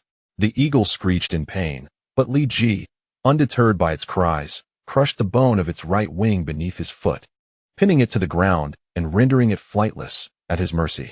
Why the commotion? Is it so used to devouring humans that it forgot its place? It has surely feasted on many a human before. I bear no guilt in preparing it for a roast, Li Ji thought, contemplating the eagle's size. He intended to knock it unconscious, but found it too large to reach its head. Instead, he opted to strike a powerful blow to its back, causing the creature to tremble. A moo, a moo. A voice echoed from the cliff, causing the eagle to tremble even more. It squawked twice, its tone markedly different. Li Ji turned toward the sound and saw an elderly man, laden with a basket, climbing the rocks to their position. The old man, though aged, moved with surprising agility and strength, defying his appearance. Amu, what troubles you? The old man spotted the eagle beneath Li Ji's foot, quickly scaling the cliff to reach the platform. Who are you? Why are you harming Amu? He demanded, pulling out a machete. Why harm it? Li Ji pointed at the eagle, which echoed the old man's call as if to say, You are my prey. Why attack me? The old man scrutinized Li Ji, perhaps seeing his youthful visage as non-threatening, and sheathed his machete. I believe there must be some misunderstanding. If you have been wronged, feel free to express it. Actually, it's quite simple. This large bird attempted to hunt me and attacked several times, but I defended myself and decided to roast it for dinner, Li Ji replied dismissively. Yet his words caused the old man's pupils to constrict in shock. Those calls were indeed signals of attack, but Amu has never harmed humans, he stammered, grappling with the notion. To him, Amu was a gentle giant, often unfazed even when children threw stones at it. Amu is known for its mild temperament. It would not attack a human unless there was a misunderstanding. Perhaps it thought you were not its intended target, the old man finally suggested, though his rationale felt feeble. Surely, you jest, old man. Do you truly think that eating humans is an act of kindness? This great bird has likely feasted on many. Li Ji retorted with a hint of amusement. Absolutely not. Amu has never harmed humans, I can assure you of that. The old man exclaimed, adamantly defending the eagle, which he had raised since childhood. Wait, a monkey. The old man's gaze shifted to the tail adorning Li Ji's trousers. I see. That tail of yours must have led Amu to mistake you for a monkey. It is not very astute, and likely confused you with a mountain macaque. Li Ji was at a loss for words, stepping aside and releasing his foot from the eagle, feeling a sense of melancholy at being mistaken for a monkey. The eagle, undeterred, attempted to attack again, but the old man stopped it firmly. Amu, do not move. He is human. The eagle regarded Li Ji with confusion, seemingly pondering why it could not feast on something that bore a tail. Young one, can you remove that decorative tail? Otherwise, Amu will keep making mistakes. Its mind is not particularly sharp, the old man said earnestly. Li Ji glanced at Amu, recognizing its lack of intelligence, and then at the old man, who seemed equally dull-witted. Old man, that is my tail, Li Ji stated, subtly controlling his tail to greet the old man. You are a monkey demon. Indeed. You must be a monkey demon. No wonder you possess such strength at such a young age. You are a transformed creature. The old man drew his machete again, appearing ready for battle. However, Li Ji had no desire to engage. This is a phenomenon of atavism. Do you understand? It refers to the reappearance of anatomical features that have disappeared in modern humans. I have this tail due to atavism, understand, old man? He refrained from revealing his true identity, cleverly using atavism as a cover. Fortunately, the old man seemed oblivious, scratching his head before returning the machete. Though I don't fully grasp it, I realize I may have misunderstood you. My apologies, young one. By the way, what brings a child like you to such a dangerous place? Most rock climbers would avoid it, the old man inquired, breaking the prolonged, awkward silence. I came to find someone, Li Ji replied curtly, wishing to deflect further conversation. Finding someone? Who? Feel free to share. I know this area well. The old man offered amicably, seemingly eager to make amends. Kun-Lun, do you know it? I am searching for Kun-Lun, Li Ji teased, half expecting the foolish old man to misinterpret it as the Kun-Lun Mountains. How do you know of Kun-Lun? The old man's tone suddenly shifted to serious. No way. Did I hit the mark? Li Ji's eyes widened, his mind racing for a suitable response. Would he admit to knowing from reading a comic? Someone directed me to Kun-Lun to seek a master and learn the art, claiming that although my current strength is formidable, I am unable to unleash it at will. Kun-Lun would assist me in comprehending nature and discerning the true essence of power. Li Ji felt an overwhelming admiration for himself. astounded by the perfection of his own justification crafted in that fleeting moment. "Tell me your name," the elder said, casting a discerning glance at Li Ji, failing to detect any discrepancies, and spoke with solemnity. "Li Ji," he replied, using his original name rather than the moniker Howard had bestowed upon him, Geiki Stark. "I am Lei Gong, the next master of the Kun-Lun Iron Fist," he proclaimed. Li Ji felt a sense of relief. Grateful that he had not been tyrannical like he was in school, had he offended Lei Gong, entrance to Kun-Lun would have been forever barred to him. Originally, destiny had dictated that the next generation of the Kun-Lun Iron Fist would not arrive for another year, but since you are here, it is a choice of fate. I shall teach you the martial arts and truths of Kun-Lun, nurturing you to become the new Iron Fist. Lei Gong ruffled Li Ji's hair, and a sharp pain shot through Li Ji's head as a mysterious symbol was imprinted upon his scalp. "Follow me." Entry into Kun-Lun is not as simple as you might think. Lei Gong rapidly scaled the cliff, his speed surpassing even that of before, moving as if on level ground. Even the world's rock-climbing champions would struggle to match Lei Gong's pace. However, for Li Ji, it was merely child's play, with a few agile leaps. He quickly caught up to Lei Gong. Kun-Lun is a sacred place. Aside from the clothes you wear, you are prohibited from bringing any modern items into Kun-Lun. Should you possess any paper currency or mobile devices, there is a cave before entering Kun-Lun where you must deposit these items, only to be retrieved upon your departure. As they climbed, Lei Gong continued, and Li Ji suddenly felt as if the mystique of Kun-Lun had been stripped away. Even Lei Gong appeared rather fashionable. It was the year 2000, and few had encountered a mobile phone, let alone used one. Is this truly a cave? He wondered, feeling as if he had stumbled into a castle. This was transformed by previous Iron Fists for habitation. If you become an Iron Fist, you may also modify this cave, Lei Gong explained. Have you stored your belongings? Yes. Li Ji nodded. Then let us enter Kun-Lun. Lei Gong suddenly grasped Li Ji by the back and hurled him from the cave's entrance. Chapter 15. The journey begins alas. I have been deceived by that old man. Li Ji lamented internally, astonished by Lei Gong's sudden force, which had propelled him from the cliff. With his body suspended in free fall, he could find no point to leverage, only spreading his limbs to prepare for a possible ascent. He had presumed that after 2 lifetimes, he had a fair grasp of human nature, yet the cunning of age had outmatched him. This elder had lived far longer than he could fathom, a true master of deceit.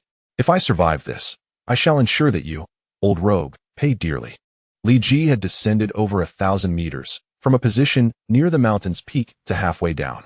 As he plunged through the fog, he found himself enveloped by the clouds. What is happening? Why have I suddenly slowed down? Can the clouds decelerate one's descent? He pondered, sensing an anomaly. With a resounding thud, he landed on the ground, the sound echoing loudly, yet he felt no pain. The surrounding scenery transformed from desolation to a vibrant new world. Welcome to Kun-Lun.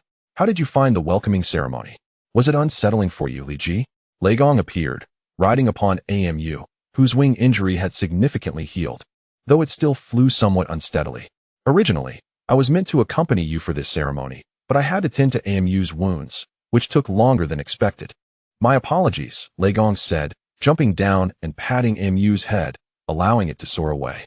Follow me, Lei Gong beckoned as he strode ahead, with Li Ji trailing behind. Rumor had it that Kun-Lun was a sacred city, yet it appeared far from it. After walking for some time, Li Ji could no longer contain his curiosity. In my mind, Kun-Lun should be grand and magnificent, yet it seems desolate. Indeed, it was once a vast city, but that was 5,000 years ago. The dwellings of grass and wood have succumbed to the passage of time, and with few inhabitants remaining, it has become forlorn, Lei Gong explained. Li Ji felt a tinge of disappointment. He had imagined some cataclysm or hidden secrets that led to the downfall of the once majestic city, only to discover it was merely the erosion of time. Kun-Lun exists within a unique spatial realm.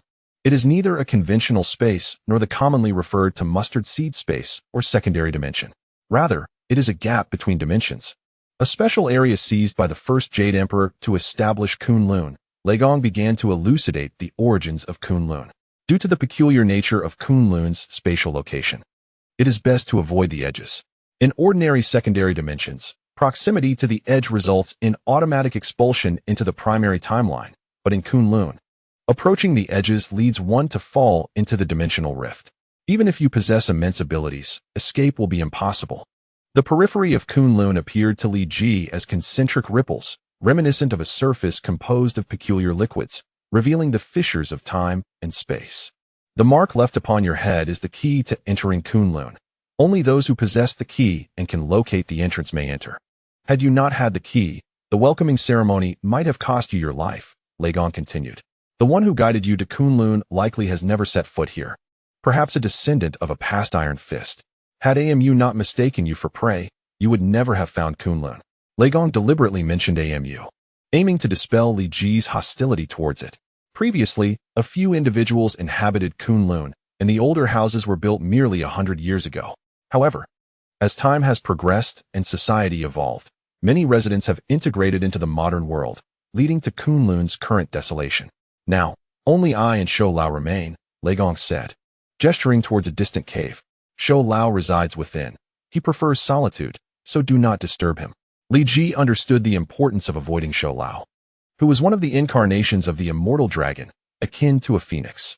Although his stature in the Marvel Universe might not be significant, he was certainly not someone Li Ji could provoke.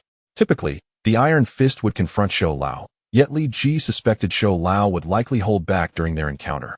For the immortal dragon was among the highest echelons of existence in the multiverse. Becoming the Iron Fist carries the paramount responsibility of safeguarding Kun-Lun. You may not yet fully grasp the magnitude and significance of this duty, but to prevent you from viewing me as a mere trickster, I must reiterate, are you prepared to embrace the path of the Iron Fist? Lei Gong's gaze sharpened, piercing through Li Ji, imbuing him with a sense of reverence. Yet, in an instant, Li Ji regained his composure. Indeed, he had selfish motives for coming to Kun-Lun, but he harbored no ill will towards it. If he were to become the Iron Fist, he believed it only natural to protect Kun-Lun as well. With resolute determination, he replied loudly, I am ready. Good. Come this way, Lei Gong praised, turning away. Master, isn't it true that one cannot enter Kun-Lun without a mark? If that is the case, we should have no enemies here. Li Ji suddenly inquired as a thought occurred to him. According to Lei Gong's explanation, those who approached Kun-Lun should be torn apart by the temporal turbulence. That rule applies only to ordinary individuals. In the cosmos, countless dangers persist.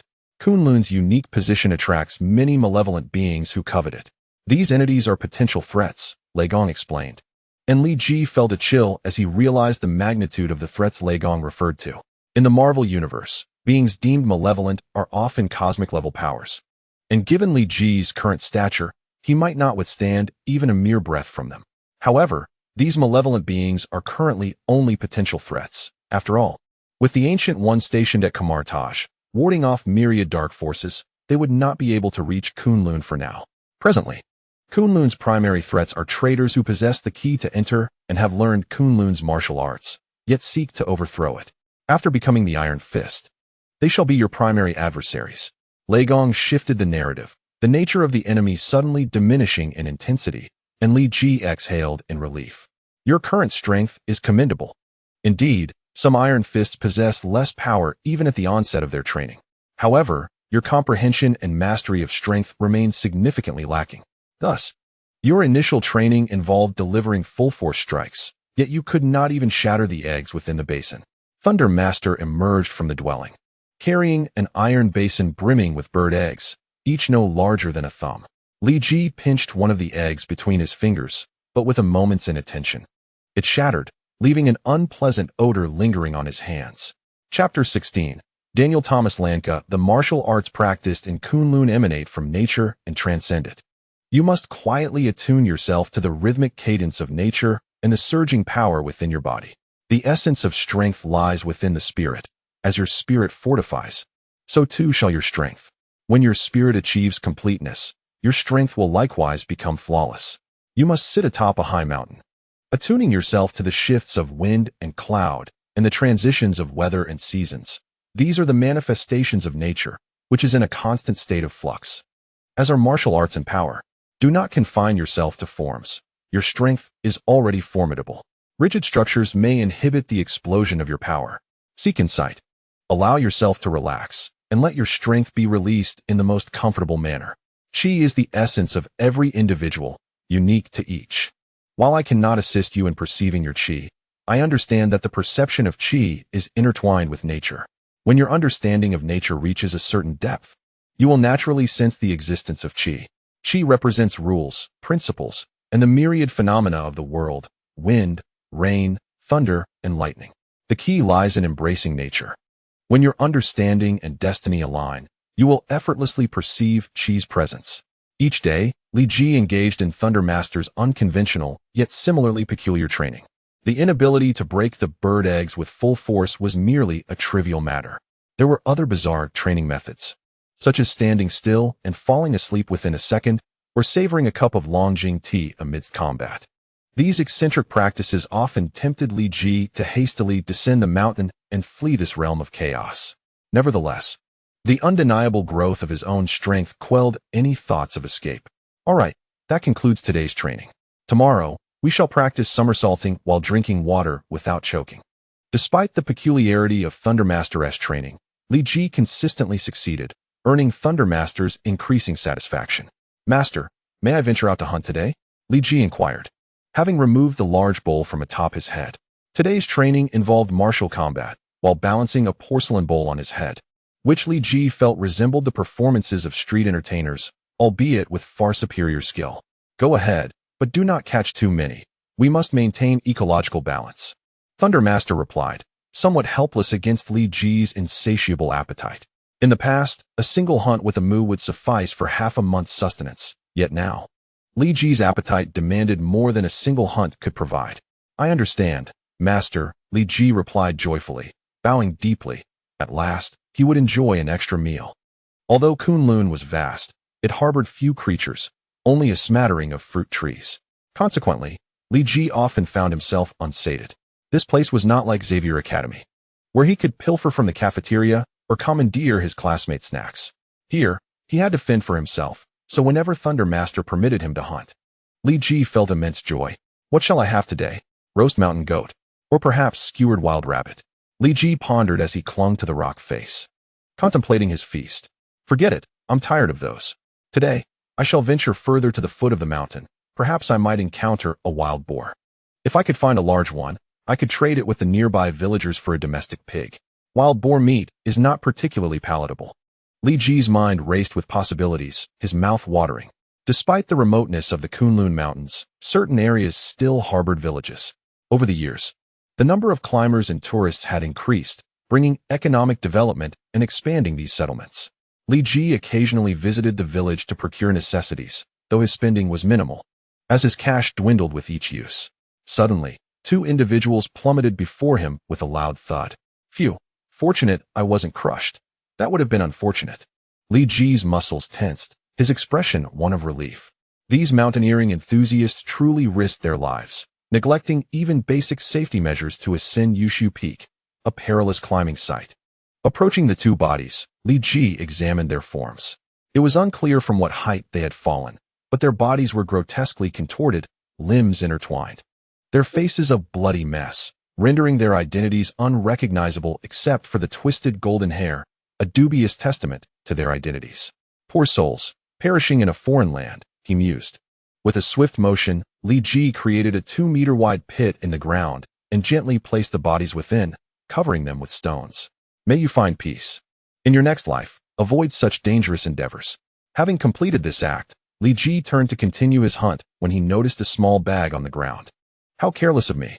He picked up the bag, intending to bury it with the bodies, only for 3 passports to tumble out. 3 passports? Is there another person? Upon opening the first passport, a familiar name leapt out at him. Daniel Thomas Landka. Is this not the obscure Daniel Landka? Li Ji touched his forehead, sensing he had unwittingly become entangled in a narrative. If memory served, the other 2 were Wendell Landka and Heather Duncan. Flipping through the remaining passports confirmed his suspicion. It appeared that the plot had diverged slightly. Initially, Heather Duncan was meant to perish while protecting Daniel Landka from a ravenous wolf. Yet now she and Wendell had met their demise together in a tragic fall. How terrifying the adult world could be. Li Ji shrugged, feeling a touch of dread. However, in the original story, Wendell had saved the life of Kun-Lun's master, Duan, yet here, Kun-Lun was devoid of anyone named Duan. Life, it seemed, was indeed more dramatic than fiction. After some contemplation, Li Ji found peace with the situation. Daniel Landka, since you did not fall, it indicates you should still be alive.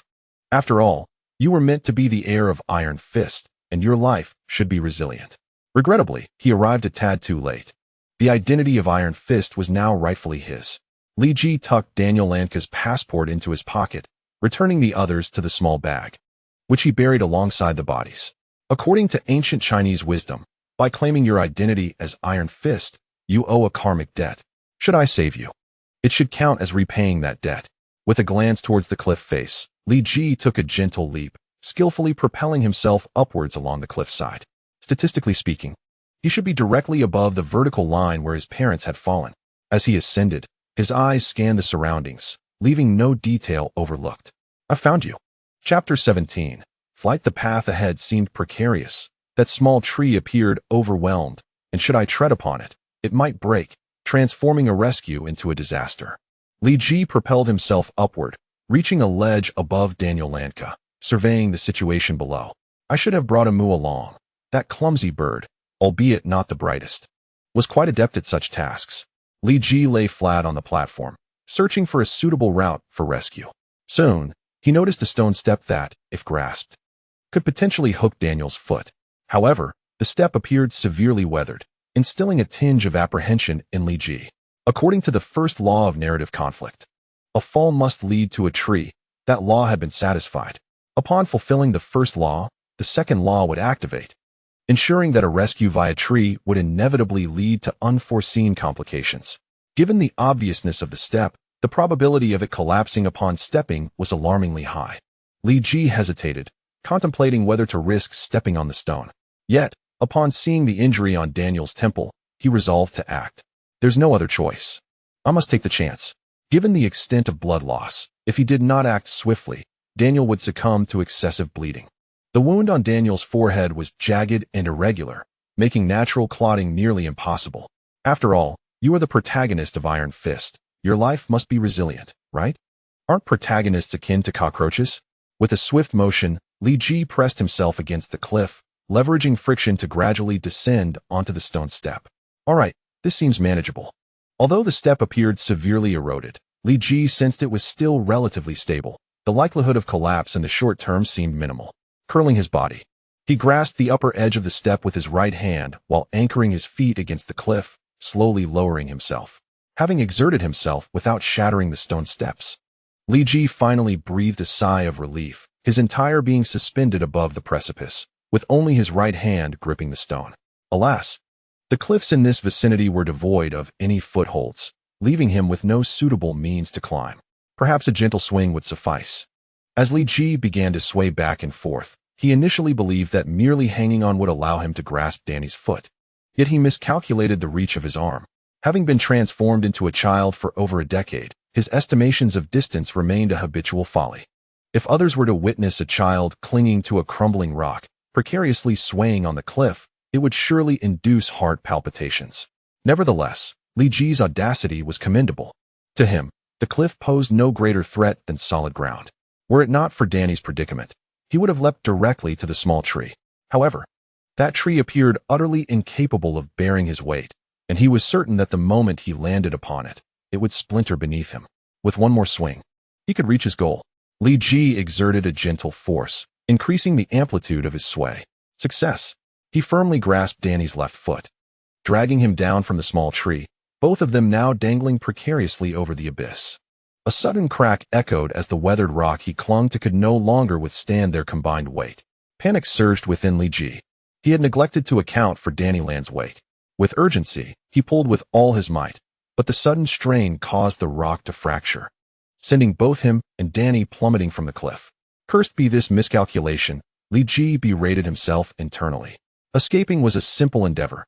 He could simply release Danny, use both hands, and swiftly ascend the cliff. Yet, the thought of abandoning Danny was inconceivable to him. Surely, there must be a way. Perhaps a protruding rock awaited him below. First, he needed to hoist this boy a little higher. With a firm tug of his left hand, he secured Danny under his arm, preventing him from colliding with any jagged outcrops during their descent. How he wished for Amu's presence. Amu could soar and would not find himself in such a predicament. The thought of Amu rekindled a flicker of hope. In truth, with Amu's swiftness, returning to Kun-Lun to fetch him would take no more than 10 minutes. Yet he deemed it troublesome and did not choose that route, now regretting his decision. Yes, to fly. What was that technique from Dragon Ball? The flight technique. Control one's own energy, feel the flow of power. Relax the entire body, gather the energy. Concentrate it. How could he achieve that? Li Ji closed his eyes, yet his mind was a cacophony of distractions, rendering even the most basic focus elusive. To his dismay, during their free fall, there were no protruding rocks or deep crevices to grasp. In the air, he could not exert himself. Otherwise, with his strength, he might inadvertently plunge his hand into the rock face. Was it truly necessary to forsake Danny? Doubt began to creep into Li Ji's heart. A gust of wind howled, slowing his descent. Embracing the wind, Li Ji closed his eyes. Like the rising wind, he sought to harness his energy. Suddenly, clarity dawned upon him. He concentrated his energy, allowing it to circulate beneath him. His fall gradually slowed. Then, he released the energy, unleashing it like a tempest. Li Ji's body suspended in midair, and then, with a burst of speed, he vanished from his previous position. Was this flight? Moments later, Li Ji reached the summit, gently placing Danny land upon the ground. Examining Danny's injuries, he noted they were serious but not life-threatening. However, he had reached a critical point of blood loss, and multiple bones were fractured. The local barefoot doctors would undoubtedly be incapable of treating him. Quickly assessing Danny's condition, Li Ji recognized the gravity of the situation. Thunder God should have a solution. When Amu had sustained severe injuries, he had healed remarkably fast. He resolved to bring Danny back to Kun-Lun. As the unfolding of events had naturally led to this moment, Li Ji lifted Danny and soared towards Kun-Lun. Li Ji, how could you bring an outsider to Kun-Lun? Thunder God remarked, somewhat displeased at the sight of Danny in Li Ji's arms. Master, I will explain everything shortly, but please, you must save him. A life is at stake. Li Ji turned Danny over, revealing a wound on his temple that sent a chill down his spine. Take him to Amu, quickly. His vital signs are weakening. We must act swiftly. Chapter 18. Disciple Thunder God made a small incision on Amu's body, extracting a mixture of blood and medicinal paste, which he applied to Danny's wound. The bleeding, which had previously been steady, soon ceased. So Amu's blood possesses such remarkable healing properties? Li Ji finally understood why Amu had healed so quickly. This was merely initial treatment. Danny had lost too much blood, and merely tending to the wound would not suffice. He needed a transfusion. Thunder God picked up a small cup from the ground, placed it beneath Amu's wound, filled it with blood, and then plucked a long feather from Amu. Removing the downy fibers, he left only the hollow shaft. One end was inserted into the cup, while the other was placed in Danny's mouth. Well, that should suffice for now. You can explain the circumstances now. This child cannot possibly be your quarry, can he? Thunder God's gaze turned piercing, urging Li Ji not to fabricate any lies. Mistakes could be forgiven, but denial was unacceptable. Not at all, Master. Do you think I am Amu? Li Ji quickly denied, as Amu chirped discontentedly at the mention of his name. While hunting, I unexpectedly encountered 2 corpses falling from the mountain summit, likely the result of unfortunate climbers. Among their possessions, I found 3 passports, and the sole survivor was Danny Land. Li Ji refrained from disclosing the cause of Wendell Land and Heather Duncan's demise, knowing that revealing too much could arouse Thunder God's suspicions. Ah, I see, Thunder God nodded, indicating for Li Ji to continue. I climbed up the cliff where the 2 deceased had fallen and discovered Danny hanging from a small tree halfway up. Given his severe injuries and the lack of medical resources in the vicinity, I brought him back to Kun-Lun. Li Ji omitted the details of the rescue, believing that sharing them would only cause Thunder God unnecessary worry. Indeed, the medical conditions in the Kun-Lun Mountains are rather poor. The local barefoot doctors can only administer penicillin. Thunder God acknowledged. The surname Land is quite familiar. Many years ago, I met someone of that name. He had the potential to become a great warrior, but ultimately chose to forego that path. It was he who saved Amu when he was born. Thunder God reflected wistfully. So it was Wendell Land who had saved Amu, not the other way around? Though the narrative diverged, the essence remained remarkably similar. Li Ji mused. Master, the individual you mentioned, was it Wendell Land? After a moment's contemplation, Li Ji posed the question. How do you know? Thunder God exclaimed, taken aback. Could one of the deceased be Wendell Land? His tone carried a hint of disbelief, yet Li Ji nodded gravely. Impossible. Wendell has lived in Kun-Lun. He is familiar with this area and should not have fallen. He had even studied some Kun-Lun martial arts. Although not a master, He was agile. Thunder God found it difficult to accept the notion that Wendell Land could have slipped. Something is amiss. Even if Wendell had accidentally fallen, it would be improbable for all three to have fallen in the same location. This situation undoubtedly harbors deeper mysteries. Thunder God, wise beyond his years, discerned the incongruities with remarkable clarity. Wendell once sent me a fax, stating he had established a large company in America with friends. He mentioned that his partner Harold had a keen interest in martial arts and would bring his family and partner to Kun-Lun to visit me when given the chance. Thunder God meticulously pieced together the puzzle, identifying the true culprit. If my suspicions are correct, Harold is likely the mastermind behind this. Thunder God's reasoning left Li Ji in awe. The elder may appear simple, yet his analytical skills were astute. Li Ji, I have decided to take Danny as my disciple as well. You have no objections, I hope? Thunder God inquired suddenly. Huh, am I gaining another junior disciple? Li Ji scratched his head in confusion. Indeed. Lei Gong nodded and explained. Initially, I intended to wait until he recovered before sending him out of Kun-Lun. However, since his parents have tragically passed away and he has some connections to Kun-Lun, I reconsidered and decided to let him stay. Li Ji had no objections to Lei Gong taking Danny in. After all, he had brought Danny back with the hope that Lei Gong would accept him as a disciple, guiding him back onto the right path. Why so silent? Are you displeased? Lei Gong inquired, sensing Li Ji's hesitation. I understand that fate may favor Danny as the new generation of Iron Fist, but with your talents and abilities, you could surely break free from the shackles of destiny. He offered words of comfort, assuming Li Ji was merely hiding his discontent. No, Master, I am not unhappy. Li Ji quickly shook his head. Lei Gong chuckled, believing Li Ji was simply masking his true feelings. Having a junior disciple is beneficial. It will encourage you to strive harder in your training rather than solely focusing on hunting and feasting. While indulging in food is good for the body, moderation is key, and prioritizing your cultivation is paramount. Lei Gong began his lecture, causing Li Ji's ears to feel increasingly burdened. Master, wait.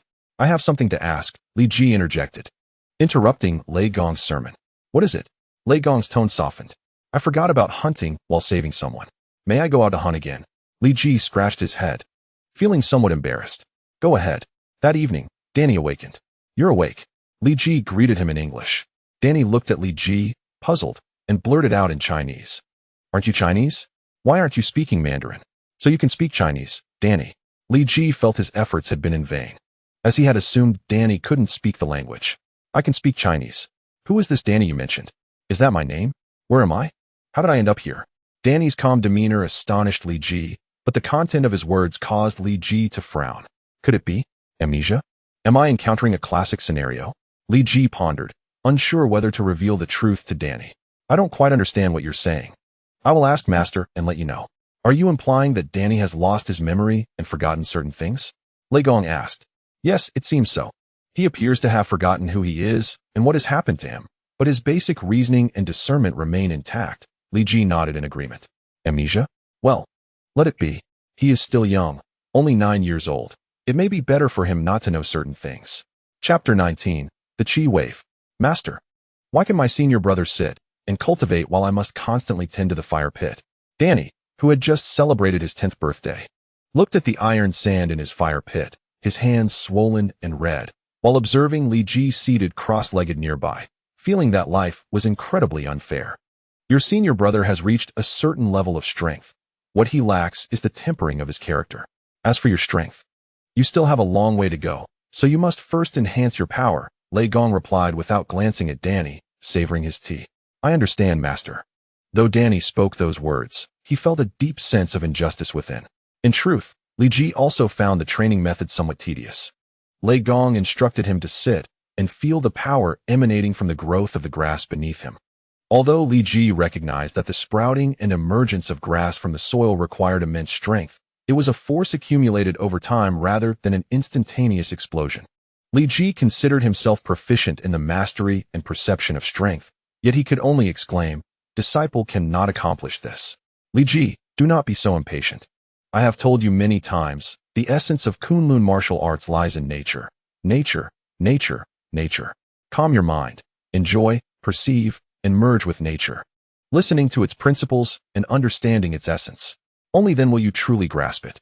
As Lei Gong looked at Li Ji, who wore a distressed expression. He understood that Li Ji's heart was far from tranquil. Lei Gong was already satisfied with Li Ji's strength. Among the previous Iron Fists, Li Ji's prowess was exceptional, especially considering he had yet to formally graduate. Thus, Lei Gong focused more on nurturing Li Ji's character. Lei Gong could see that Li Ji was concealing something, as evidenced by the distinctive tail that marked his uniqueness. Having lived for many years, Lei Gong appeared simple-minded, yet his heart was as clear as a mirror. However, he did not concern himself with Li Ji's secrets. As long as Li Ji posed no threat to Kun-Lun, everything else was irrelevant. His goal was to cultivate a more perfect Iron Fist and enhance Kun-Lun's strength. Li Ji remained silent, releasing a long breath as he continued to close his eyes and focus on his sensations. Master, when will I be able to sit like my senior brother and feel the growth of the grass? I believe I may possess some latent talent in that regard. Danny called out to Lei Gong once more. You? Perhaps you will never need to undergo such training in this lifetime, Lei Gong replied with a smile. Why? Is it because I have great talent and possess such abilities innately? I must try it out. Danny stepped away from the fire pit and seated himself cross-legged on the ground. Lei Gong shook his head, aware that Danny was likely seeking an excuse to avoid hard work. Master, sitting here, my rear itches. Is this the power of the grass? After a short while, Danny felt an itch and quickly stood up. Yes and no. Lei Gong approached and ruffled Danny's hair. Let's continue with strength training for now. Itchy. Li Ji seemed to have caught onto a keyword. There could be numerous reasons for the itchiness. The skin's contact with soft materials could naturally trigger nerve responses, resulting in an itch. On the other hand, it might indeed be a consequence of the grass's growth. However, the sensation on the tail was different. The grass's contact would not directly cause an itch.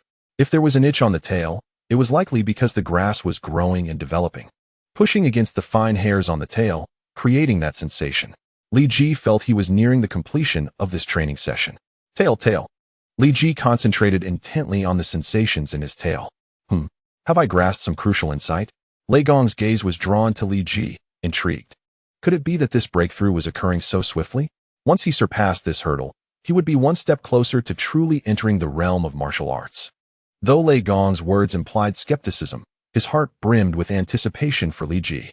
Throughout their training, Li Ji had repeatedly surprised Lei Gong, reshaping his understanding, which led Lei Gong to eagerly await the emergence of a true warrior. Li Ji felt a slight itch in his tail, as if a force was urging it to lift. He attentively sensed the sensations in his tail. Is this the power of the grass? Though the power is minimal, it flows continuously, akin to the persistent drip of water carving stone. Despite its fragility, it pulsates with vibrant life, like a gathering chi that bursts forth. Is this what the essence of nature feels like? Li Ji opened his eyes, extending his right palm as the chi began to coalesce, emanating a soft glow. I believe I understand now. This is the sensation. Li Ji brought his right palm together, and the gathered chi dissipated in an instant. Managing the flow of chi with one hand was still somewhat unrefined, leading to potential errors. Thus, he decided to utilize both hands. Li Ji pressed his palms together, then swiftly spread them apart, allowing the luminous chi to converge between his hands. I now comprehend why Wukong learned the Kamehameha first. Controlling the chi with both hands is indeed much simpler than with just one. The luminous sphere of chi between Li Ji's hands grew brighter and more rounded, radiating a magnificent light all around. What is this? Lei Gong stood up, his eyes fixed intently on Li Ji. Li Ji's hands moved in a graceful dance, maintaining the chi sphere at the center. After a brief explosion of light, the chi began to condense, transforming into a perfect orb akin to a pearl. After years of aspiration, I have finally achieved this. Gazing at the flawless chi sphere in his palm, Li Ji realized that he had seemingly grasped the energy ball he had sought to understand for so long. No, energy ball is not quite fitting. Chi wave is a more appropriate term, as chi encompasses more than mere energy. Li Ji lifted his head with a sense of pride, searching for the direction to unleash the chi wave. The Kamehameha, created by Master Roshi, is a technique for generating chi waves. While my technique draws inspiration from its release method, it is entirely my own realization. Let us call it extreme chi technique. Li Ji selected a direction, his hands slowly rotating before he forcefully thrust them forward, releasing a sphere of energy that shot forth like a comet. After a dazzling display of light, only a large crater of 5 meters remained on the ground. The power seemed quite impressive. Li Ji felt a sense of satisfaction. casting a sidelong glance and spotting Lei Gong, who wore a furious expression. How dare you desecrate the land of Kun-Lun? You shall be punished. Chapter 20. Trials before departure atop the mountain. Li Ji gradually levitated, swiftly ascending into the clouds. The fierce winds at high altitudes tousled his hair, and the world below appeared diminutive in his eyes. Reaching an adequate height, Li Ji spread his arms, allowing the energy within him to radiate outward, enveloping his body in a shimmering aura. In no time, it erupted into a glimmering pale golden flame. I'm still not quite familiar with this explosive energy. It takes too long. Li Ji raised his right hand, examining the flickering flames as one would admire a work of art. Let us begin. He opened his hands, and 2 energy spheres materialized, a testament to his 2 years of diligent training that had made him proficient in the use of energy waves. Extreme energy wave, he bellowed, and the 2 spheres shot forth like cannonballs, instantly piercing through the clouds and leaving 2 immense voids in their wake. With a curve of his right fingers, he extended his index and ring fingers, swirling them in the air, leaving trails of pale golden light. The energy spheres, under Li Ji's deft manipulation, darted back and forth within the clouds, transforming the immense white clouds into a sieve. Explode. As the clouds neared destruction, Li Ji clenched his right fist, and the 2 energy spheres detonated within the clouds, unleashing a powerful shockwave that pushed the surrounding clouds away by several meters. The intensity is quite satisfactory, though it is somewhat taxing. He retracted the energy flames and descended upon the mountaintop, flexing his wrist joints. If I exerted myself fully, I might be completely drained after just 2 attempts. Although he voiced some dissatisfaction, it was evident that Li Ji held a considerable degree of confidence in his abilities. While he could not quite match the prodigies like Gohan and Goten at 16, he believed himself to be stronger than a 16-year-old Goku. Once more, a sphere of energy formed in his right hand, which he gently cast outward. The sphere sped towards a cloud a kilometer away, detonating and causing half of it to vanish in an instant. This energy wave travels at a greater velocity. Alas, its power and control leave much to be desired. If only it could be enhanced further and made more manageable, it could serve as a conventional weapon. Li Ji shook his head, dissatisfied with the performance of the energy wave. Training complete, and I am rather hungry. I shall catch a mountain goat to supplement my meal. In an instant, Li Ji vanished from the mountaintop. Li Ji, you need not train today. Early in the morning, Lei Gong called out to Li Ji, who was preparing to venture into training. Is today a holiday? Are you granting me a break? Li Ji scratched his head, glancing at Danny, who was still practicing his techniques with a fire basin and casting a resentful look in his direction. Your strength and mindset have already met the standards for departure. The reason I have not permitted you to leave sooner is that I wish to see how far you could advance. Now, there is little left for me to teach you, Lei Gong stated. So, Master, does that mean I may challenge Shou Lao and inherit the identity of Iron Fist? Li Ji felt a mix of reluctance and anticipation. Not quite. As a successor of Kun-Lun, there remains one task to complete before your departure. Lei Gong shook his head, stroking his beard. Is it a trial before departure? Li Ji smiled. Indeed. Lei Gong nodded. Initially, I intended for you to travel to Kamar-Taj and defeat Baron Mordo, a disciple of the Ancient One, to uphold the dignity of Kun-Lun. However, due to unforeseen circumstances, your trial task has changed. Baron Mordo? Li Ji recalled this individual. In the comics, Baron Mordo was a thoroughgoing, ambitious character, and in the movies, his final statement, "This world does not require so many sorcerers," remains shrouded in mystery regarding his true nature, yet it matters little. A strange creature has recently appeared in Shenanjia, rumored to resemble a human, albeit not quite. It stands over 3 meters tall, possesses immense strength, and is impervious to bullets. The Huaxia Divine Spear Bureau has recently been quite busy, thus delegating this task to Kun-Lun. Consider this your trial before departure. Lei Gong retrieved a large map of Huaxia, measuring 4 to 5 meters in length. Shenanjia is here, and the area where the creature has been spotted is approximately here, in the eastern part of Shenanjia. You may first head to Qingtang, take a flight to Jiangcheng, and then take a taxi from there. Shenanjia? Master, is it the legendary Wild Man of Shenanjia? Li Ji suddenly remembered the tales surrounding the Wild Man. I am uncertain, but I do not believe so. I have encountered the Wild Man of Shenanjia, and compared to ordinary humans, it was merely a bit more robust. However, I do not rule out the possibility, Lei Gong mused. Understood, Master, Li Ji nodded. There is a climbing team returning to Qingtang today. I have arranged for you to accompany them. They are currently stationed at the foot of Yushu Peak. Just inform them that you are the grandson of Lei Dashin. Lei Gong had even arranged Li Ji's identity, which surprised him. Indeed, one should not judge by appearances. Then I shall take my leave. Li Ji bowed earnestly, bidding farewell to Lei Gong. You are the grandson of the old Lei, huh? I never imagined that such a tall and robust grandson would come from an old mountain dweller. I always thought mountain folk were frail. A middle-aged man from the climbing team patted Li Ji on the back. Wanshu, do not look down upon mountain folk. You know the old Lei's prowess. He climbs mountains like a monkey, effortlessly scaling heights that we cannot manage. With such a physique, all the precious herbs on the cliffs are within his reach. Perhaps old Lei is wealthier than you think. Haven't you heard? He sent his grandson to the big city for school? A shorter team member teased, appearing to be in his 20s. All right.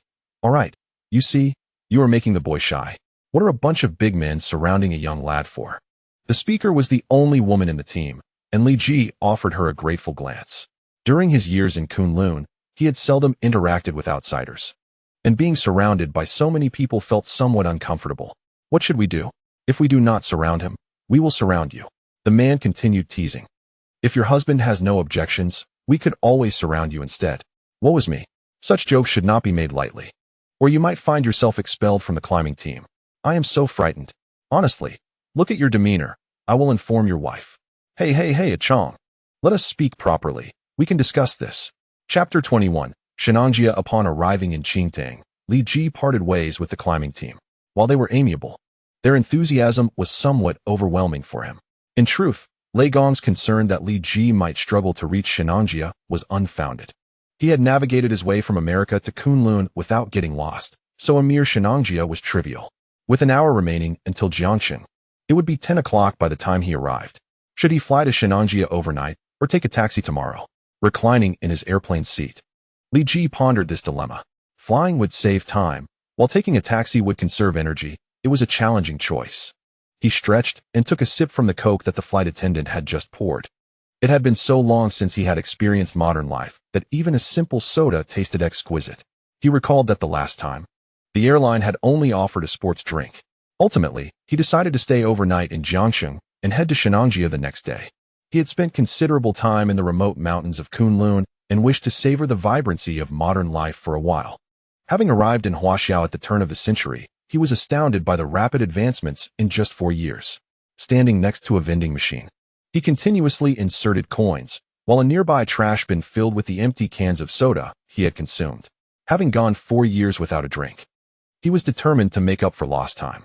After finishing a can of Sprite, he crumpled the aluminum can in his right hand until it was the size of a coin and tossed it into the trash. Drinking too much. The trash bin is overflowing. I can only crush them into small bundles now. Li Ji glanced at the towering pile of trash bins. His shooting skills were commendable. Not a single can fell outside the bin. However, the overflowing garbage and the hopeful gaze of a nearby scavenger made him feel a bit out of place. Never mind. I've had enough to drink. It's late at night. Perhaps I should indulge in some crayfish. He inserted another coin and purchased 2 bottles of cola, one for himself, which he sipped as he walked, and the other he placed next to the vending machine, smiling at the scavenger before departing. The crayfish in Jiangxing were renowned in Li Ji's previous life, although in the year 2004, they were not yet popular among the masses. Priced attractively at 8 yuan per pound, with a promotion offering an extra pound with the purchase of 3. Upon entering the establishment, he ordered 60 pounds, leaving the proprietor astounded, his jaw nearly dropping. Are you sure you want 60 pounds and not 6? The boss inquired. Li Ji retrieved his wallet and counted out 5 of the latest 5th edition banknotes, presenting them to the owner.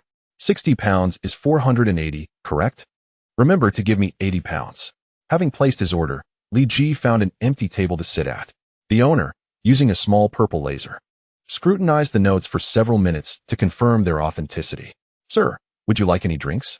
Knowing Li Ji was a valued customer, the owner approached him with great respect. No, just some ice water will suffice, Li Ji replied, feeling slightly lightheaded from the soda he'd just consumed, his diaphragm stirring, though he managed to suppress a burp. Understood. The owner responded.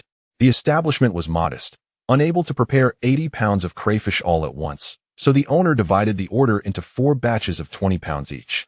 Here are your crayfish, sir. Currently, we have only 20 pounds ready. The remaining 60 will be brought out shortly. The owner placed the first batch on the table, holding out 20 yuan as change. This is your change, he noted, leaving it beside Li Ji. Li Ji nodded, pocketed the money, donned a pair of gloves, and prepared to feast. Aren't you waiting for your friends? The owner kindly reminded him. I'm dining alone. What friends? Li Ji rubbed his hands together, ready to indulge. Is the hotel fully booked as well? Today doesn't seem to be a holiday for couples, he pondered, scratching his head, feeling perplexed. This was the third hotel he found completely booked. The recent reports of wildman sightings in Shenanjia have drawn many visitors, the receptionist explained with a smile. So, everyone is here for the spectacle? Li Ji felt somewhat speechless. This was no ordinary commotion, and given the involvement of the Bureau of Divine Spear, it's certainly related to supernatural forces. Are you also here to see the wildman? A sharply dressed man approached Li Ji from behind. Sort of, Li Ji replied, unsure of how to explain. Did you not reserve a hotel room in advance? You must have miscalculated. All the major hotels in Jiangxing are fully booked. You might have to settle for a room at one of the family inns in the alleys, or perhaps sleep in an internet cafe for the night, the man said, shaking his head as he patted Li Ji on the shoulder, collecting his room key from the front desk, and stepping into the elevator. This was turning into a significant problem. Li Ji hurried to an internet cafe, logged onto a computer, and searched for Shenanjia and Wildman, yielding over 21 million results. He casually opened a forum where participants were organizing an event to explore Shenanjia in search of the Wildman. The thread already had hundreds of participants. If they all ventured into Shenanjia and the creature there possessed aggressive tendencies, it could spell disaster. The more Li Ji contemplated, the more uneasy he became. He abruptly closed the computer, forgetting to log out.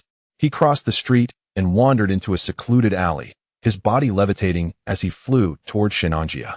Where did that kid go? He vanished after entering this alley. A group of thugs brandishing knives entered moments after Li Ji departed. Could he have left through another exit?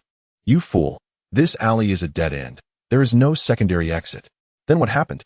People can't just disappear into thin air. Perhaps the Buddha is protecting us. Buddha bless. Stop making foolish remarks and scaring yourselves. Buddha bless. Li Ji's flying speed was remarkable. In just over half an hour, he reached the skies above Shenanjia, precisely at the location marked by Lei Gong where the creature had been sighted. Over time again, he mused as he descended into the serenity of Shenanjia's woods. Chapter 22. Hulk. Little did he know that his first mission to protect the Earth would involve working late at night. Previously, while observing celestial bodies, he often stayed up all night. Was he destined to be a workaholic? As he traversed the dense forest of Shenanjia, he searched for traces of the creature, muttering to himself, "Thank goodness today is the 5th, otherwise I would truly hesitate to venture out." Looking up, he spotted a crescent moon hanging in the sky, despite the dense foliage. Moonlight filtered through the gaps, illuminating a large footprint on the ground. What a massive footprint, he remarked. The print measured approximately 70 centimeters long and 3 centimeters deep. Li Ji flicked his finger against it, causing a cloud of dust to rise. Judging by the dust's density, the print was more than a day old, indicating the creature was likely not nearby. He stood up and continued his search. Based on the earlier prints, the first set had been left nearly a week ago, while the one he found was only a day old, confirming he was on the right track. A layer of white light enveloped his hand for illumination. There are signs of scraping on this tree. Typically, only bears and wild boars rub against tree bark. The boars are not this large, and there are no markers indicating bear territory nearby, suggesting no bears inhabit this area. Thus, these must be traces left by the creature. As he pressed on, he discovered further scratches on another tree. I must be getting closer. These scratches are relatively fresh. Li Ji heightened his vigilance as he advanced. Suddenly, something on the ground caught his attention, a deer head, seemingly fresh, yet to begin decomposing. Could it have been the creature's dinner? Li Ji examined the deer head closely. I wonder what kind of adversary I will face. His focus sharpened, scanning the surrounding area for any signs of danger. Despite the uncertainty, he felt a stirring anticipation for the impending confrontation. This is not the mindset I should have. I'm not a battle maniac. Nevertheless, the thrill of the challenge ignited a spark within him. He recognized that this was his scion nature asserting itself. While he suppressed the urge, he had no intention of stifling his instincts. Should the adversary prove formidable, he would relish the opportunity for a vigorous battle, liberating his true essence. Regrettably, his sensing abilities were still lacking, He could only detect the presence of familiar individuals, which hindered his ability to locate the creature. He wished to sense its aura but encountered failure. Yet, even in the world of Dragon Ball, Goku and Vegeta, despite their immense power, could not detect the presence of weaker beings. Perhaps it was not his deficiency, but rather the creature's weakness that eluded him. As the clock struck 3 in the morning, he knew he needed to act swiftly. Glancing at his watch, he realized dawn was just around the corner. While the crowd from Jiangsheng would not arrive for several hours, he could not guarantee that nearby cities were devoid of inhabitants. According to his master, the creature had not harmed anyone yet. Initially, he intended to spare it after completing his mission, but circumstances now seemed unfavorable. As he remained attentive to his surroundings, he contemplated how best to deal with the creature. He could either eliminate it and bury it on the spot or take it away. It was imperative that it did not remain alive in Shenanjia, lest it cause unforeseen troubles. Suddenly, he caught a whiff of an unpleasant odor, faint yet acrid. It resembled urine, and he coughed, finding the scent quite off-putting. Li Ji realized he was closing in on his foe. In the serene depths of the forest, a sudden sound startled Li Ji, who swiftly turned his head, yet found nothing amiss. How intriguing that one would dare to tease me. However, your attempts at jest appear to be in vain. At last, Li Ji sensed the presence of a monster. Following the direction of the ominous energy, he beheld a terrifying creature with green skin. Hulk! Li Ji exclaimed in astonishment. The Hulk's voice was a thunderous roar as he uprooted 2 massive trees and hurled them towards Li Ji. Damn it! How did the Hulk end up here, or rather, how did he breach into S.H.I.E.L.D? Li Ji took to the skies, evading the onslaught of the trees, yet his expression remained grim. This truly posed a formidable challenge. Hovering above, Li Ji looked down upon the Hulk, inciting further rage within the beast as it frantically launched stones and timber, leaving the pristine forests of Shenanjia in disarray. Judging by the intensity of the attacks, it seemed the Hulk lacked extraordinary strength. However, it appeared that the angrier he became, the more formidable his might grew. This was not to be underestimated. Underestimating him could lead to dire consequences. Li Ji's form shifted rapidly in midair, rendering the Hulk's assaults futile, which only served to exacerbate the creature's fury, causing its attacks to intensify. Since this was indeed the Hulk, the only recourse was to diminish his capacity to resist, and then take him away. Although uncertain of his ability to succeed, Li Ji resolved to engage in a full-force battle. The energy within him surged, his gaze turning resolute and icy as he launched an assault on the Hulk. Why had the Hulk appeared in S.H.I.E.L.D? What were the origins of the legends surrounding the wild men of Shenanjia? Was this merely coincidence? Or was there a guiding hand at play? Numerous questions raced through Li Ji's mind, yet he chose to set them aside. His singular focus was on combat. The blood of the Saiyan coursed through his veins, a resounding battle hymn igniting within his very bones. Li Ji's fist collided with the Hulk's, the latter's hand being tenfold larger than his own. Yet, Li Ji's strength prevailed. The Hulk's fist crumpled under the impact, producing a cacophonous sound of shattering bones as his colossal form was sent hurtling backward, skidding across the ground. The Hulk roared in defiance, yet could not halt his retreat. Li Ji elevated his gaze, cold determination etched upon his face. He pursued the Hulk, aligning his body parallel to the creature's, then suddenly descended, driving his knees into the Hulk's abdomen, which caved inward. The Hulk's anguished roar was a blend of sorrow and fury. Chapter 23, The Great Battle. Cursed be his size. It proves difficult to fully restrain his movements. Li Ji had intended to clasp the Hulk's body with his knees, to subdue him and unleash a flurry of punches, yet found himself unable to secure the Hulk's form. The Hulk, with one hand bracing against the ground, attempted to rise and shake off Li Ji, who furrowed his brow and drove his right knee downward, immobilizing the Hulk's actions. His fist descended once more onto the Hulk's face. Behave yourself. The Hulk's body trembled violently. With each convulsion, Li Ji sensed an increase in his strength. The Hulk's fury was escalating. Be dazed, be dazed. Li Ji unleashed a barrage of punches upon the Hulk's head, focusing on his temples, hoping to render him unconscious and facilitate his removal. Yet, despite being driven deep into the earth, the Hulk showed no signs of losing consciousness. Instead, his power seemed to swell. Be dazed, I command you. Li Ji's aura surged several inches, rising to his feet, his fists now imbued with the force of a tempest, striking the Hulk's temples and sending him flying dozens of meters away. Hulk!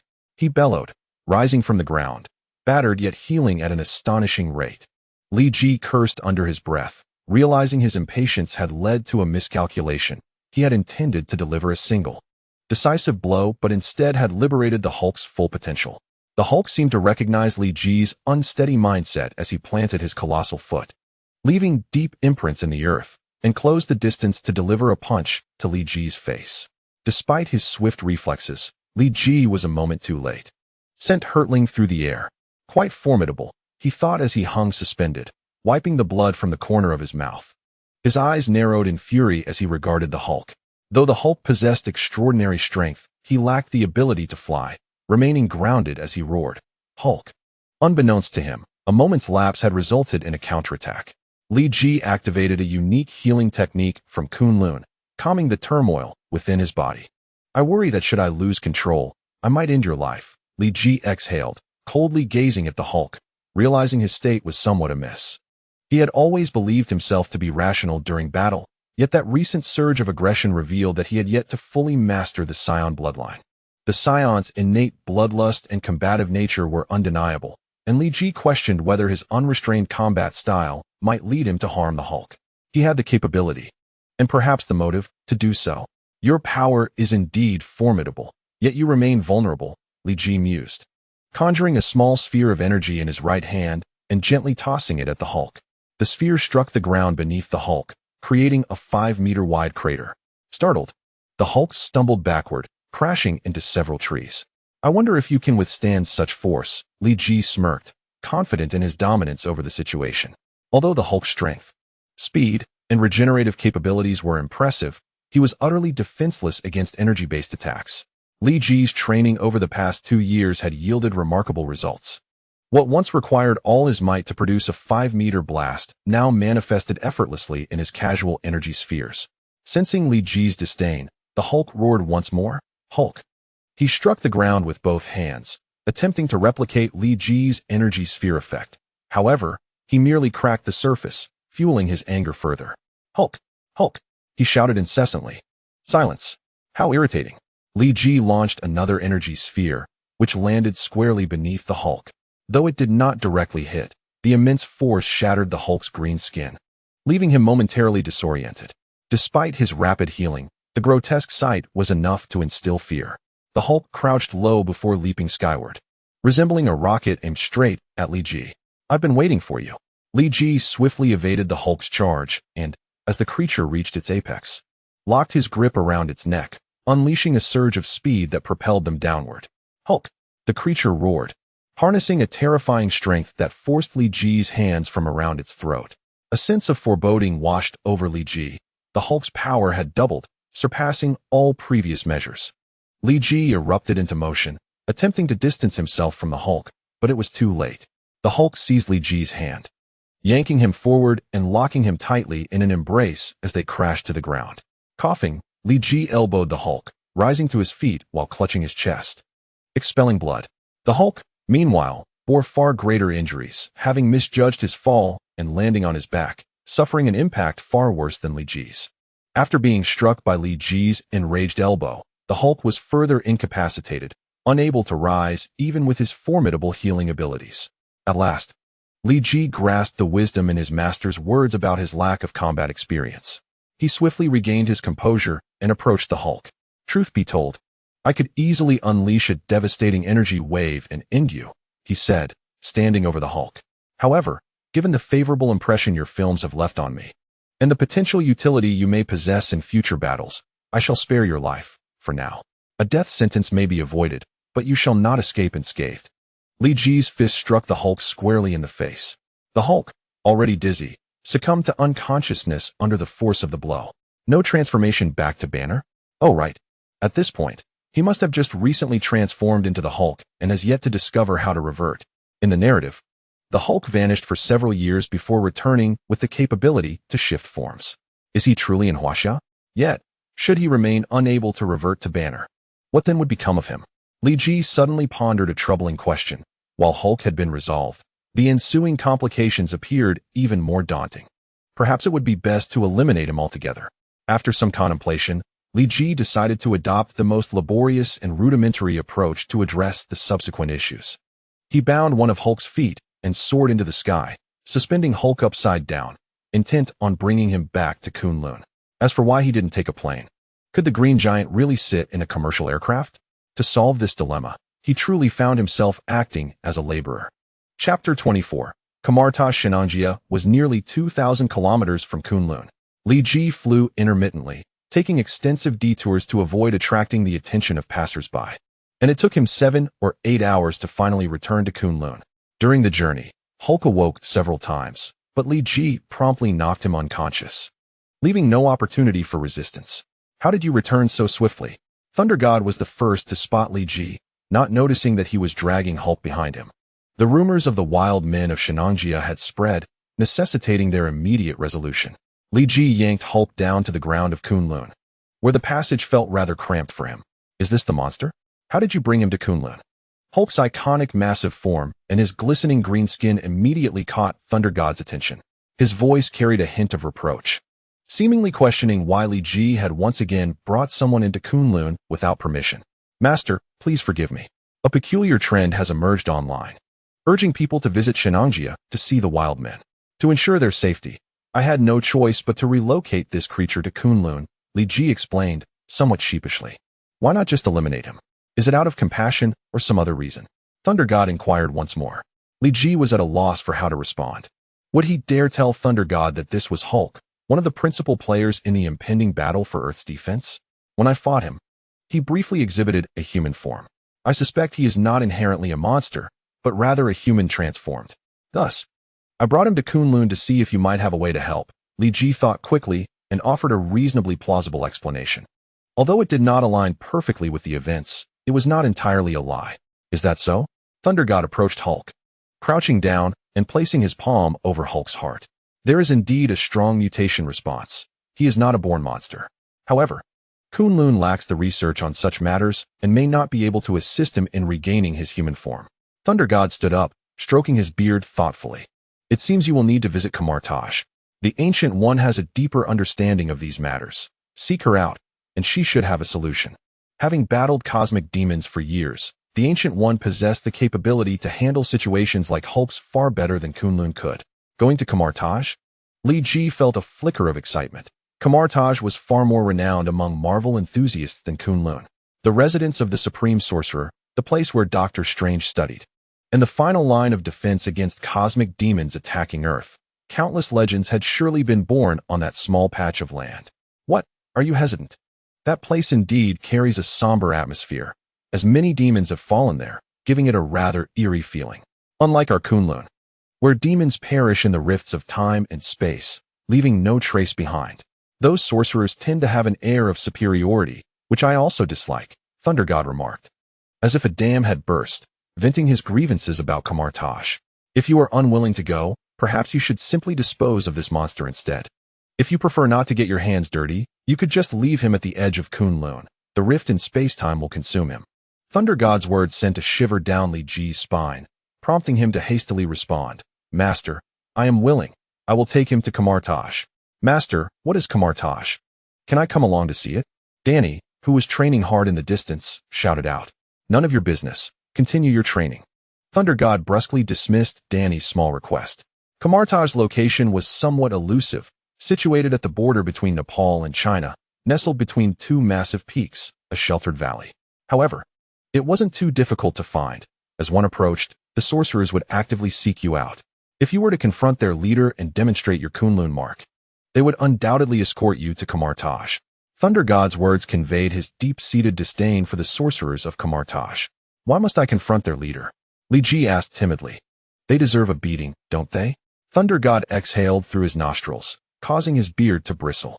Li Ji dared not retort further. Hulk, who had been unconscious, groggily touched his forehead and awakened. Master, please step aside. I must deal with him, Li Ji declared. Thunder God instantly retreated 10 meters, and with a single punch, Li Ji drove Hulk's head into the hard ground, rendering him unconscious once more. That was rather brutal. As a martial artist, you could have approached it more artfully, Thunder God remarked, retrieving a small vial from his robes and tossing it to Li Ji. This potion can render a normal person unconscious for a month. I cannot say how it will affect this creature, but it should have some effect. Thank you, Master. Li Ji pocketed the vial, and took to the skies again, carrying Hulk away from Kun-Lun. If possible, remember to bring back some local specialties from Kamar-Taj. Thunder God called out from a distance. How did I come to realize that I am truly fated to toil endlessly? I haven't rested since yesterday morning. After several hours of intense labor, Li Ji felt a twinge of melancholy as he flew through the air. Perhaps he should reconsider going to Kamar-Taj. Confronting the leader of the sorcerers seemed like a strenuous endeavor. A gentle breeze swept past, and Li Ji sensed something amiss. It felt as though his emotions were being manipulated. He hung Hulk upside down on a cliff, vigilantly scanning the surroundings. He had almost fallen into a trap. He must be nearing Kamar-Taj. No wonder Master despises the sorcerers of Kamar-Taj. Their subtle, insidious presence was indeed unappealing. There, Li Ji detected a presence nearby, swiftly condensing a ki blast and sending it towards the source. What is this? A sorcerer appeared midair, quickly drawing circles with his hands to conjure a portal that redirected Li Ji's ki blast into outer space. However, the shockwave from the blast still sent the sorcerer staggering back several meters. Who are you, and why do you approach the residence of the supreme sorcerer, Kamar-Taj, and attack its sorcerers? More sorcerers materialized in the air, their hands aglow with magical energy, intertwining to encircle Li Ji. I am Li Ji, a disciple of Kun-Lun. Here at the behest of my master, Thunder God, to visit the supreme sorcerer, Li Ji replied with a smile. Then why did you attack our brother Wang unprovoked? My emotions were interfered with, leading me to act irrationally, which I trust you can understand, Li Ji explained, leaving the sorcerers momentarily speechless. Indeed, when emotions are manipulated, one's rationality diminishes, yet it was they who had disrupted his emotions through their magic. Chapter 25. The Dark Corruption. Li Ji, I remember you. Your master has mentioned you to me. As Li Ji dragged Hulk into the great hall of Kamar-Taj, the Ancient One sat cross-legged on the floor, a gentle smile gracing her lips as she regarded him with a slight nod. To be remembered by Master Ancient One is a privilege, Li Ji said politely, acutely aware of her rather unfortunate habit of forcibly extracting souls from bodies. He had no desire to experience the sensation of soul separation, especially since he could not be certain whether his soul aligned with his physical form. If Master Ancient One discovered a mismatch, it would spell trouble. I can see you harbor some trepidation towards me. Has your master been speaking ill of me behind my back? The Ancient One stood and approached Li Ji, who towered over her by a head. Yet, Li Ji sensed the immense power contained within her petite frame.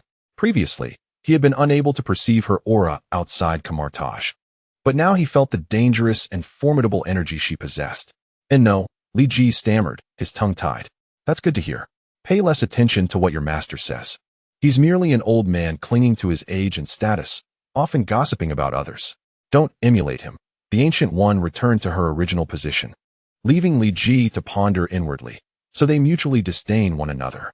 A few days ago, your master called me, stating that you intended to come to Kamar-Taj to confront my disciple, Karl Mordo. However, just the day before yesterday, he informed me that you had other tasks at hand and would spare Karl's life. So why have you returned today? Is your master playing games with me? Master Gu Yi's tone was slightly firm, yet upon noticing the formidable Hulk behind Li Ji, her demeanor softened. Your arrival is indeed welcomed. But what is the purpose of bringing a gift with you? A gift imbued with such profound dark power is indeed a significant offering. Dark power? Li Ji's brow furrowed instantly. Master Gu Yi, does the power he possesses stem from dark forces? If you are referring to his strength and stamina, those are results of his mutation. However, deep within him, dark forces govern his spirit. What? You are unaware of the dark power within him. While your master may have grown nearsighted with age, he should not be oblivious to such matters. Surprised by Li Ji's tone, Gu Yi responded. My master did not mention this aspect. He merely instructed me to seek your assistance in restoring this individual to normalcy.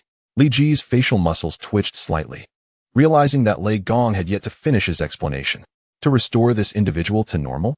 Gu Yi extended her hand, causing Hulk's form to soar beside her.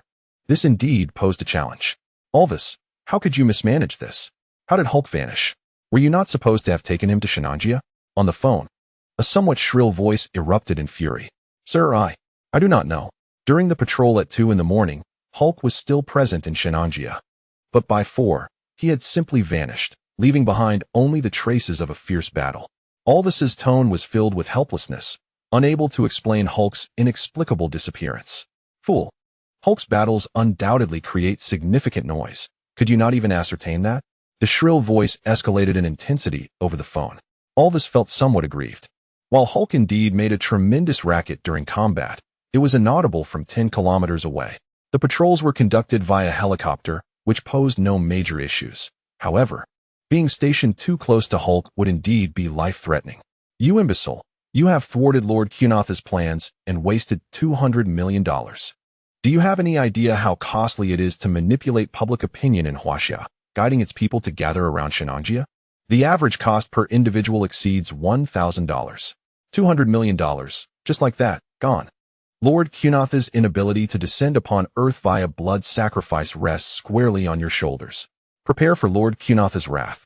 Are you implying that the dark power within him originates from a demon god? Activating this power would allow the demon god to descend upon Earth? Gu Yi's explanation was clear and concise, and Li Ji quickly grasped the crux of the matter. Yes, this dark power serves as a beacon for the demon god. Once activated, it becomes a lighthouse, enabling them to traverse dimensions and arrive in the world of the lighthouse. Gu Yi nodded. How can it be activated? Li Ji recalled the throngs in Jiangcheng, gathering to seek out wild men in Shenanjia. Gu Yi observed Li Ji with intrigue. Typically, it requires a blood sacrifice. As long as enough lives are offered, this dark power can be awakened. The master of this dark power is not particularly strong among demon gods. Approximately 100,000 lives would suffice to activate it. Indeed, the orchestrated influx of people to Jiangcheng in search of wild men was premeditated. Li Ji, in frustration, struck the ground with his fist, causing the hard marble to crack. I will demand compensation from your master, Gu Yi stated calmly. Master Gu Yi, how can we eliminate the dark power within him? You are the supreme sorcerer. Surely you possess a means, Li Ji inquired. If the dark power were sown in another location, I could easily obliterate it. However, when it resides within the mind, it becomes somewhat troublesome. Destroying his mind would eliminate the dark power, yet doing so would also end his life. And you wish for me to save him? Gu Yi found the situation rather complex. Master Gu Yi, it would be better to directly eliminate this dark power. It is merely sacrificing one human to save countless others. A mage entered from outside, casting an unfriendly glance at Li Ji before addressing Gu Yi. That is Carl, the opponent your master originally assigned to you. Gu Yi ignored Baron Mordo and turned to Li Ji. Is there no way to save him, Master Gu Yi? Li Ji did not have the time to entertain Baron Mordo, whose impression on him was far from favorable, although unsure whether he was good or bad in this world. His tone suggested he was likely not a kind-hearted individual. Saving him is quite simple. Once the dark power is activated, it will automatically enter the subspace. At that point, his mind will be free from the dark power's grasp, and he will naturally return to normalcy. Chapter 26. Demon God Kunath. Today was yet another day devoid of fruitful outcomes. Kunath, a newly arisen demon god, consumed the cheapest blood-red wine from the Crimson Hell. Cursing in anger, having only been a demon god for a little over 200 years, he possessed neither a cult nor a territory. The few followers he had were of no financial benefit. Recently, some followers on planet K093347 prayed in anticipation of my arrival, only to disappointingly prove to be all talk, lacking even a modicum of guiding power, wasting yet another dark beacon. Kunath smashed his wine glass to the ground, his red pupils glinting with malevolence. If not for those inept followers who could not even construct a statue, I would have unleashed divine retribution upon them. Such incompetence allowed them to escape punishment. Kunath raged. Yet he failed to consider that he could not even manifest a mere illusion on Earth, and given the bizarre appearance of demon gods, how could his followers assist in erecting a statue? Ah, strange, the beacon has activated. Ha ha ha, souls, followers, I am coming. Gu Yi's words plunged Li Ji into contemplation. According to her, to save Hulk would require a blood sacrifice of at least 100,000 lives, which would invite the invasion of a demon god upon Earth. Although Hulk would play a crucial role in future battles, this price was one Li Ji could not bear. He had neither the means nor the authority to dictate the fates of 100,000 individuals. If that is the case, it would be better to directly destroy his mind. Li Ji's resolve wavered, his speech becoming hesitant. That is merely the standard procedure. Have you not considered the possibility of exceptional circumstances? Gu Yi chuckled. Master Gu Yi, is there another way? A hint of hope laced Li Ji's tone. He anticipated a method to save Hulk without incurring a heavy toll. For others, it may seem impossible, but for me, there remains a glimmer of opportunity. Gu Yi's fingers entwined with a strand of black mist, descending upon Hulk's forehead. The black smoke spiraled downward, penetrating his brow. There are myriad methods to awaken dark power, with blood sacrifice being the most common. Other methods are primarily utilized among demon gods and need not be elaborated upon. Additionally, there is my current approach. Employing dark power to activate dark power. Gu Yi candidly revealed the source of her own power, which struck Li Ji as odd, for in the narrative of Doctor Strange, Gu Yi had always been reticent about revealing her power's origin. Today, however, she spoke of it openly. Your expression suggests disbelief. Gu Yi gazed at Li Ji. Before conquering darkness, one must first learn to embrace it. Understanding the essence of darkness is essential to truly vanquish it. Do not harbor excessive prejudice against darkness. We reside in the light, naturally at odds with darkness, just as beings of darkness feel the same. Li Ji nodded, somewhat understanding. However, Master Gu Yi, do you not fear that your candid admission might incite panic among your fellow sorcerers? Though Gu Yi's voice was soft, Li Ji did not doubt that the other sorcerers could hear her words. Turn your gaze and observe, Gu Yi replied with a mysterious smile. Li Ji glanced around, only to find the others seemingly frozen in place, their bodies motionless, not even blinking. When I commenced utilizing dark power, I had already paused their time using the time stone, Gu Yi explained. Then why am I an exception? Li Ji questioned, puzzled as to why he stood apart from the others. Their futures are limited. Being a fool suits them well, while your future brims with infinite possibilities. Even when I used the time stone to peer into your future, it remained shrouded in mystery. I know you are the one who stands apart from the rest. Some matters are better left unknown to them, yet they stand in stark contrast to your own understanding. Upon concluding her words, the last remnants of dark energy entwined around Ancient One's fingers dissipated into Hulk's being. Heed my words, and refrain from sharing them lightly with others. With a firm hand, Ancient One struck Hulk's forehead, causing his body to instantly straighten, while a shadow of black magic coalesced within the grand hall of Kamar-Taj. From the array, Ancient One commanded, raising her right hand, as numerous sorcerers in Kamar-Taj conjured fiery red mana, intertwining their powers, transforming the entire space into an intricate web. How terrifying is the Ancient One? Li Ji mused, astonished by her formidable prowess, for he had scarcely noticed when she had frozen the temporal flow of the other sorcerers, nor when she had released them from that stasis. Ha ha, Planet K093347, Lord Kunos has arrived. Quickly, kneel before him and offer your faith and souls. The ethereal visage of the demon in the air grew increasingly corporeal, as Kuno's voice transcended dimensional barriers, resonating throughout Kamar-Taj. It seems I may have underestimated this demon's power, Ancient One remarked slowly. Her words startled Li Ji. Could this demon truly possess great strength? No. It is merely that I did not anticipate this demon to be so feeble, seemingly a newborn among demons. Despite the demon's lack of strength, Ancient One's expression remained grave. A newborn demon? How long has it existed? Li Ji inquired casually. Uncertain, perhaps 200 or 300 years, Ancient One replied, the number startling Li Ji. Was this truly a newborn demon? Yet, recalling Thor's age of over 5,000 years in Asgard, he understood that such beings were often perceived as children. Dividing a god's age by 200 seemed apartment. In this context, Kunos was but a year old, indeed fitting the definition of a newborn demon. My followers, welcome the arrival of Lord Kunos. As Kunos' form solidified, Li Ji gradually discerned his appearance. Kunos did not resemble the demonic figure Li Ji had envisioned. Although he bore the characteristic horns, they were not towering but rather curved like a young ram's, lending him an endearing quality. Truly a newborn demon. As even his horns had not fully developed. Master Ancient One, is there no way to sever their connection to Earth before the demon arrives, trapping them within the rift of time? Kuno's form swelled, nearly brushing against the ceiling, his cuteness tinged with concern for Li Ji. No, Kamar-Taj lacks the extraordinary conditions of Kun-Lun. The rift poses a risk even to me, and I cannot take that chance. Chapter 27. The Veil of Darkness. Kuno's form fully materialized, striking a distinctive pose typical of demons. Extending 4 arms in anticipation of his followers. My devotees, prostrate yourselves before the magnificent Kunos. He proclaimed loudly, yet received none of the adulation he sought. Angered, he opened his eyes to behold the intricate web of Kamar-Taj. Cursed be this. What is this trap? Kunos realized too late that he had fallen into the sorcerer's encirclement. Welcome. Kunos, Ancient One greeted amicably, but the kindness in her gaze caused Kunos to tremble. You are the nemesis of Dormammu, the demon of sorrow, Ancient One? Having heard my name, why then do you dare to descend upon Earth? Ancient One stepped forward, gazing up at the towering Kunos, whose imposing stature starkly contrasted with his own quaking form. Master Ancient One, I did not intend to descend upon Earth. I was unaware that this world was Earth. Kunos realized his grave error. He had unwittingly chosen a world of nightmarish difficulty for his inaugural descent.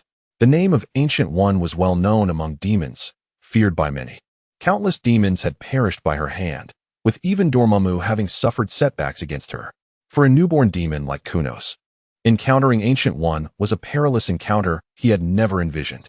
Kunos sought to retreat to the dark dimension, only to discover that his return spells bore no efficacy. This space had been sealed by Kamar-Taj sorcerers. Master Ancient One, if you command your sorcerers to lift the temporal seal, I shall return to the dark dimension immediately and vow never to descend upon Earth again. I have only existed for a little over 200 years. A mere infant should be forgiven for such mistakes, Kunos implored, his raspy voice conveying an unsettling tone. Li Ji was taken aback by the repulsiveness of a demon's words. Yet Ancient One appeared unfazed. Demons are embodiments of malevolence, contradictions personified. They oscillate between arrogance and timidity, hypocrisy defining their essence, while treachery serves as their passport. Having dealt with numerous demons, Ancient One remained indifferent to Kunos' theatrics. Kunos, your father is the observer of the abyss, Tulvas, is it not? Ancient One inquired softly. Yes, yes. My father is Tulvas, and I am his only son. If you do not spare me, he will surely ally with Lord Dormammu against you. Kunos nearly forgot to mention his father, a formidable entity among demons. Although he had never met Tulvas, Kunos sought to leverage his lineage for protection. Oh, so you are indeed of Tulvas bloodline. No wonder your dark powers are so arduous to awaken, yet you remain so weak. Ancient One nodded. However, you claim to be Tulvas Solaire. I wonder if Dines and Poltias would agree. The names Ancient One uttered were of Tulvas true-blooded kin, far superior in both power and reputation within the demon realm compared to Kunos, who was merely a casual offspring. Master Ancient One, I am but a baby demon, perpetually starving in the dark dimension. Even the wine I drink is the cheapest blood wine from the Crimson Hell. Please, just let me go. Kunos' voice trembled with a hint of desperation, his performance astonishing Li Ji. Had he not looked so grotesque, Li Ji might have believed he could succeed as an actor. Kunos, from the moment you laid eyes upon me, you should have realized your predicament. I, Ancient One, am known for my ruthlessness. Ancient One chuckled, seemingly mocking Kunos' naivete. Are you not afraid of my father's retribution? I assure you, it is something you could never withstand. Do not think that just because you managed to fend off Lord Dormammu, you possess power comparable to my father or Dormammu. Kunos' demeanor shifted drastically. His prior pleas replaced with threats. If I were to let you return, I would truly attract Tulvas' wrath. Do not presume that I am unaware. Tulvas has long coveted the title of King of the Dark Dimension, lacking the strength to defeat Dormammu and failing to surpass his deeds. He has long harbored desires for Earth, seeking to prove his superiority over Dormammu by conquering the realm where Dormammu had once faltered. Ancient One elucidated, each word causing Kunos to tremble with increasing fear. Dormammu would never relinquish his claim to the title of King of the Dark Dimension. Hence he kept Tulvas in the dark regarding Earth's coordinates. This is likely the reason you clumsily descended upon Earth, unaware of its spatial coordinates. Ancient One's analysis was astute, prompting Li Ji to marvel at her insight, recognizing her as a sage of centuries past, akin to his master, capable of discerning the subtle truths. However, when Li Ji glanced at Kunos, he amended that notion. Well, with the exception of this fellow, Thor should also be excluded. Do you truly believe I would allow you to return and provide Tulvas with Earth's coordinates? Initially, I suspected that Tulvas had discovered Earth's coordinates and sent you to scout ahead, but instead, I find I have merely encountered a little mouse by accident. Ancient One felt a sense of relief. If Tulvas had indeed learned of Earth's coordinates, she could be deemed his accomplice, as it was her activation of Kunos' dark powers. Veil of Darkness. No one anticipated that Kunos would suddenly launch an attack, enveloping the entire room in darkness. Gui, you have pushed me to this. Kunos' voice resonated with a haunting sorrow, as if he had endured immense suffering. The darkness spread over Li Ji, who watched in horror as his skin began to blacken. The change accompanied by excruciating pain, as though his flesh were being scorched. The surrounding mages mostly erupted in wails of despair. What is this? Chapter 28. The Power of Gui. This force feels as if it intends to tear me apart, to devour me, to pull me into the abyss. Li Ji swiftly channeled his inner energy to combat the dark power unleashed by Kunos. Little did he know that one of Tuwa's ultimate techniques, the Dark Veil, had been inherited by Kunos. Gui realized he had underestimated Kunos. He had assumed Kunos was merely an ordinary descendant devoid of talent, only to discover he had inherited such a formidable skill. Ha ha! Gui, if you are willing to let me go, I will dispel the power of this dark veil. Otherwise, the others present shall accompany me in death. Kunos' voice took on a sinister tone, his raspy throat sending chills down the spine. Master Gui, do not concern yourself with us. You must act directly. We can still withstand this minor dark incursion. A voice emerged from the darkness. Li Ji recognized it was Baron Modus speaking. What a righteous fellow, Li Ji mused, pondering the future reasons that led to his corruption. A surge of energy enveloped Li Ji, and he expelled the last remnants of the dark power from his body, temporarily escaping danger to observe his surroundings. This is no longer Kamar-Taj. Li Ji quickly noticed the anomaly. This world was peculiar. He could see his own body clearly but not the environment around him, which was shrouded in impenetrable darkness. As he moved, he sensed that the space was far larger than Kamar-Taj chamber, yet he could not perceive the presence of any individual. Gui, even if you manage to transcend dimensional limitations to locate my dimension, can you find the dimensions of everyone else? Even if they can resist the corruption of the dark power, how does it matter? They will forever be lost in parallel, yet isolated dark dimensions, living in solitude until they starve. Kunos' voice boasted arrogantly, while Gui's expression turned troubled. Indeed, I underestimated you, Kunos. I did not expect you to wield the dark veil with such proficiency. Gui's voice echoed from the void, causing Li Ji to furrow his brow, sensing an unusual aura. Ha ha! Gui, you too have moments of concession. I have never encountered Tuwas. The only skill I inherited from him is this dark veil. You know how ruthless the world of demons is. Without some ability, how could I survive? Kunos, though situated in an unknown dimension, seemed to be directly before Li Ji. What on earth is happening? Li Ji's brow furrowed even deeper. The dark veil creates countless interconnected, yet independent parallel spaces, scattering all enemies to be defeated one by one. Later, Tuwas infused this technique with the power of dark corruption, augmenting its might. He created this technique with grand ambitions, yet here it is, utilized in such a manner. Gui scoffed at this, while Kunos remained unfazed. I am but an infant demon. There is no need for sarcasm. Living is my utmost pursuit at present. What of you, Gui? Have you made your decision? It seems one of the mages has already succumbed to the dark power. Kunos cackled, his laughter chilling. Gui's gaze turned icy. Do you truly believe you have me at your mercy? Gui's tone turned cold. Of course not. Who does not know of your ruthlessness? Gui, after all, it's for the defense of Earth. Sacrificing a few is inconsequential, right? Kunos retorted with irony. Oh, by the way, do not think of using your ethereal form.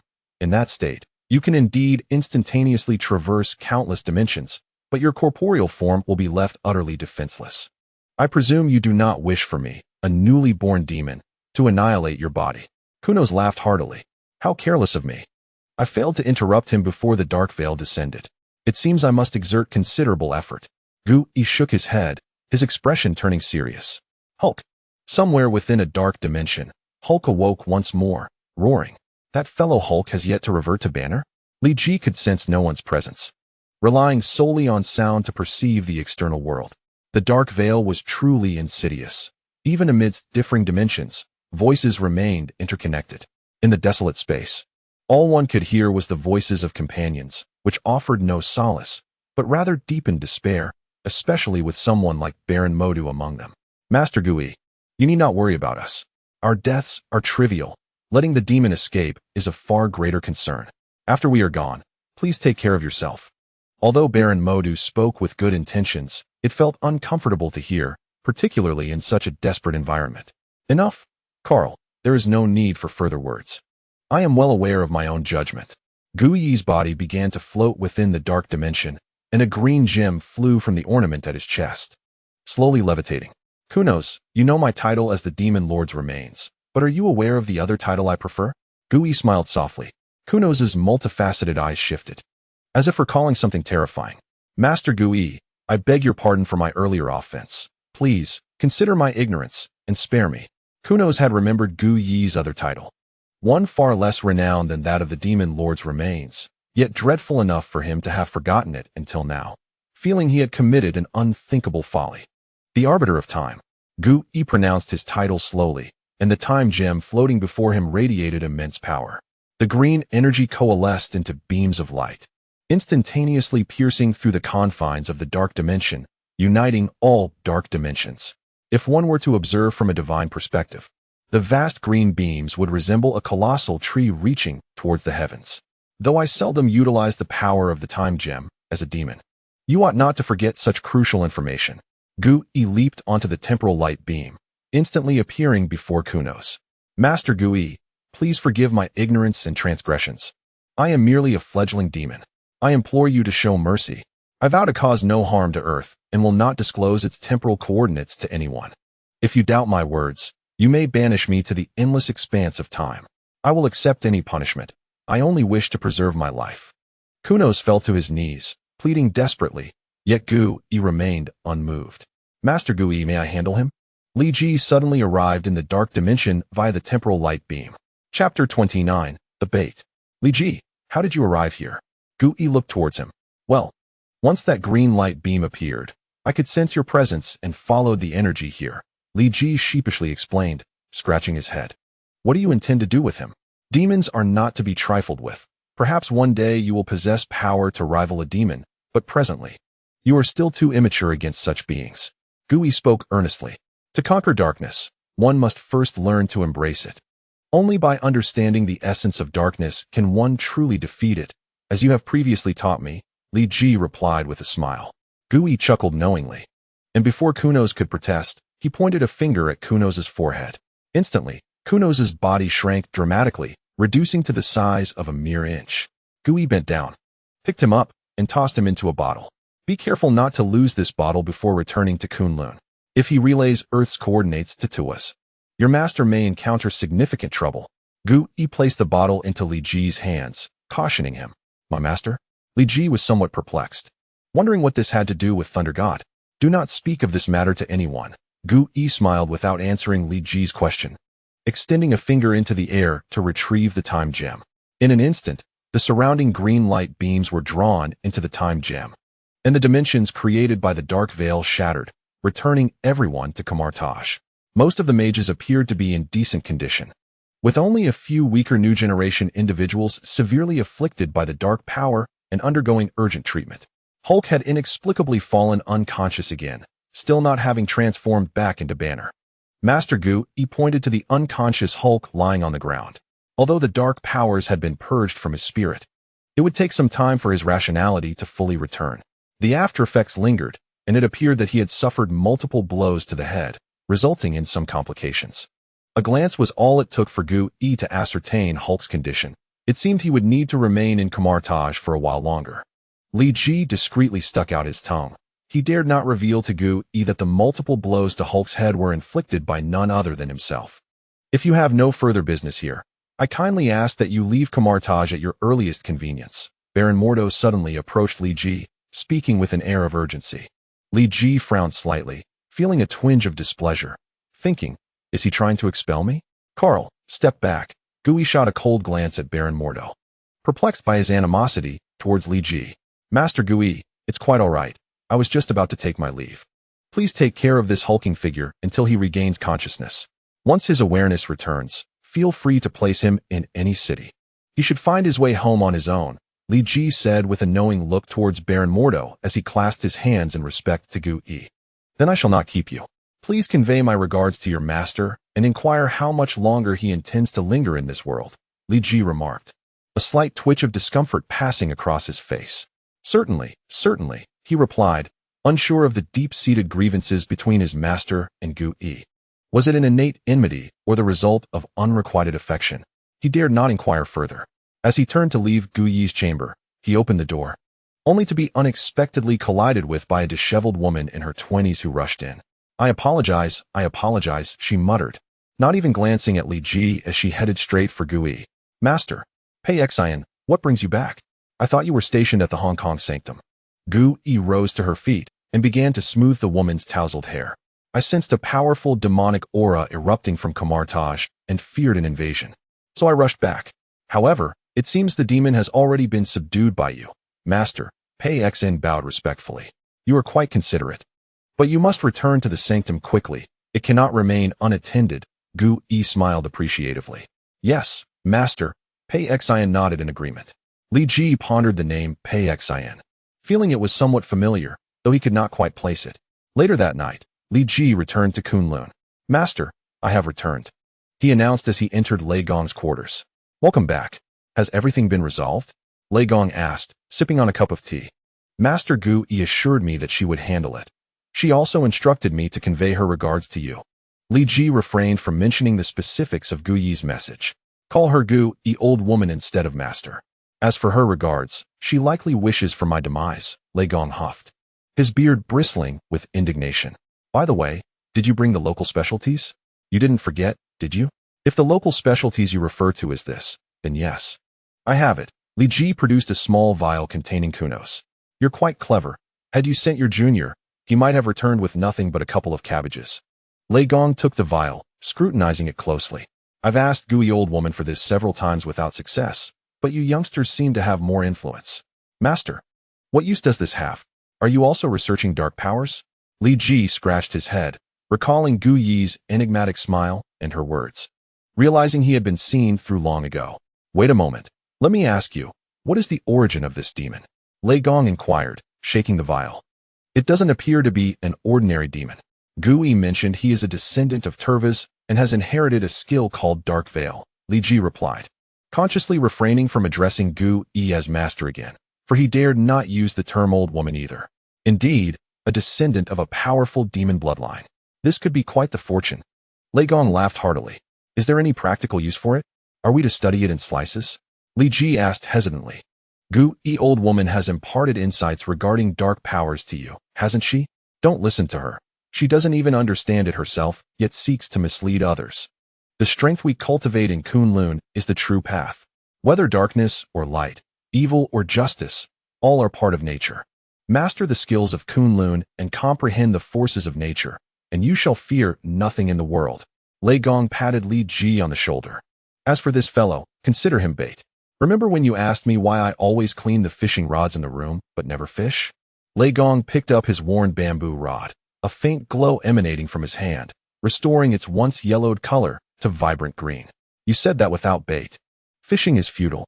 Good that you remember. Lei Gong playfully tapped Li Ji's head with the fishing rod. This rod has quite the history. It was crafted from bamboo planted by the Jade Emperor himself. The fish it catches are not ordinary. They are remnants lost within the rifts of time and space. What are lost remnants? Li Ji inquired, perplexed by the term. Think of them as treasures lost in the rifts of time. No need to overthink it. If I were to explain, it would take 3 days and 3 nights, Lei Gong replied, prompting Li Ji to wisely fall silent, given Lei Gong's tendency to ramble. If he claimed it would take such a duration to explain, it surely would extend to a week without conclusion. And Li Ji had no desire to endure 7 days of incessant chatter. The rifts of time are like a vast, tranquil pool, with the lost remnants scattered within. Akin to small fish.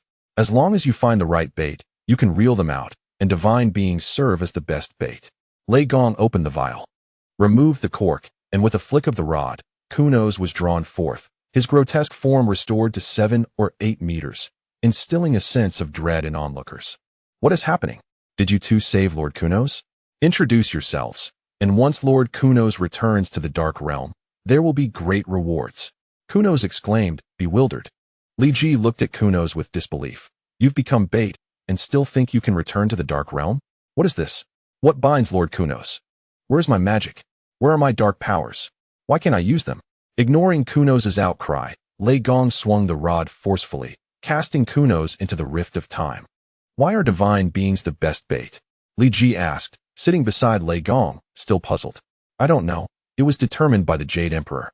Lei Gong's response left Li Ji speechless. A lack of exploratory spirit, purely utilitarian. However, the primary reason is that divine beings have sturdy bodies and won't perish easily. After all, the rifts of time are fraught with dangers. Ordinary bait could be torn apart in an instant. Lei Gong swayed the rod. But Li Ji saw nothing at all. Master, there's nothing here. Li Ji felt as though this fishing expedition was akin to sending a dog to hunt demons. A journey from which there was no return. Here, take the rod. Lei Gong handed it to Li Ji, and images of Kunos flooded his mind. In the boundless darkness, Kunos' body was collapsing, shrinking. The once towering figure of 7 or 8 meters had now diminished to about 4 or 5. What constitutes a catch? Li Ji worried that if he held the rod but failed to reel in the fish in time, it would be quite embarrassing. Don't worry. The rod has an automatic fishing function, so there's no need for you to fret, Lei Gong said, already wandering away to return to his room for sleep. Is this turning into an idle fishing session? Li Ji marveled, astonished at the advanced capabilities of a fishing rod crafted countless years ago. Master, can I return to my room to sleep? Li Ji called out loudly. No. If the rod is left unattended, it could easily fall into the rift of time. Lei Gong closed the door behind him. Li Ji found himself at a loss for words. Had he become merely a tool, laboring tirelessly for hours without rest and without pay? No, he must resist. He would start a movement against the tool's system. Though he voiced these thoughts, he still dared not discard the rod. After all, as long as he retained the rod, he was merely a tool, but if he cast it aside, he might end up like Kunos, thrown into the rift of time as bait by Lei Gong. AMU, come here for a moment.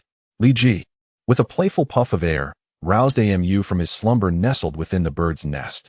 AMU cast a glance at Li Ji, chirping lightly before soaring directly out of the Kun-Lun exit, a clear indication that he had likely served as a tool bird on numerous occasions, rendering Li Ji's attempts to deceive him utterly futile. Why should a tool bird make things difficult for a mere tool user? Li Ji covered his face, gripping the fishing rod tightly. Within the rift of time and space, Kunos' form continued to collapse, relentlessly compressed by the infinite tides of time and space. The ceaseless chaos of temporal currents battered him, reducing his body to a state reminiscent of plastic engulfed by flames.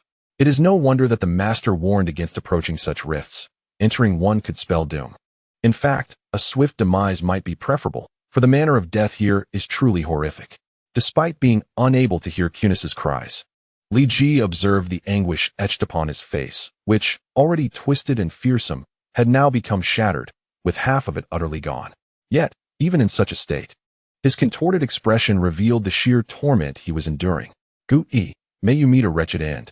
Kunos could not vocalize his fury, instead unleashing a tempest of curses within his mind, directing all the most vile invectives at Gu-E.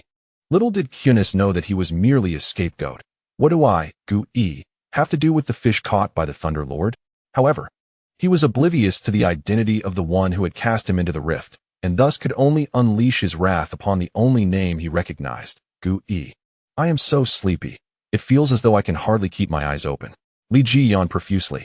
When duty called, he could work for countless hours, embodying the true essence of a tool user. Yet now, with nothing to occupy his mind, the encroaching lethargy was insurmountable. If I were to drift off like this, would I lose my grip on the fishing rod? Another yawn escaped him, and he sensed that he was on the brink of surrendering to slumber. No, I cannot sleep. If I were to let go of the rod, it might pull me into the rift, and that would be disastrous. Li Ji shook his head vigorously, struggling to regain some semblance of alertness. Meanwhile, within the rift, Kunos had shrunk to a mere few centimeters in size. Once he completely collapsed, perhaps then I could rest.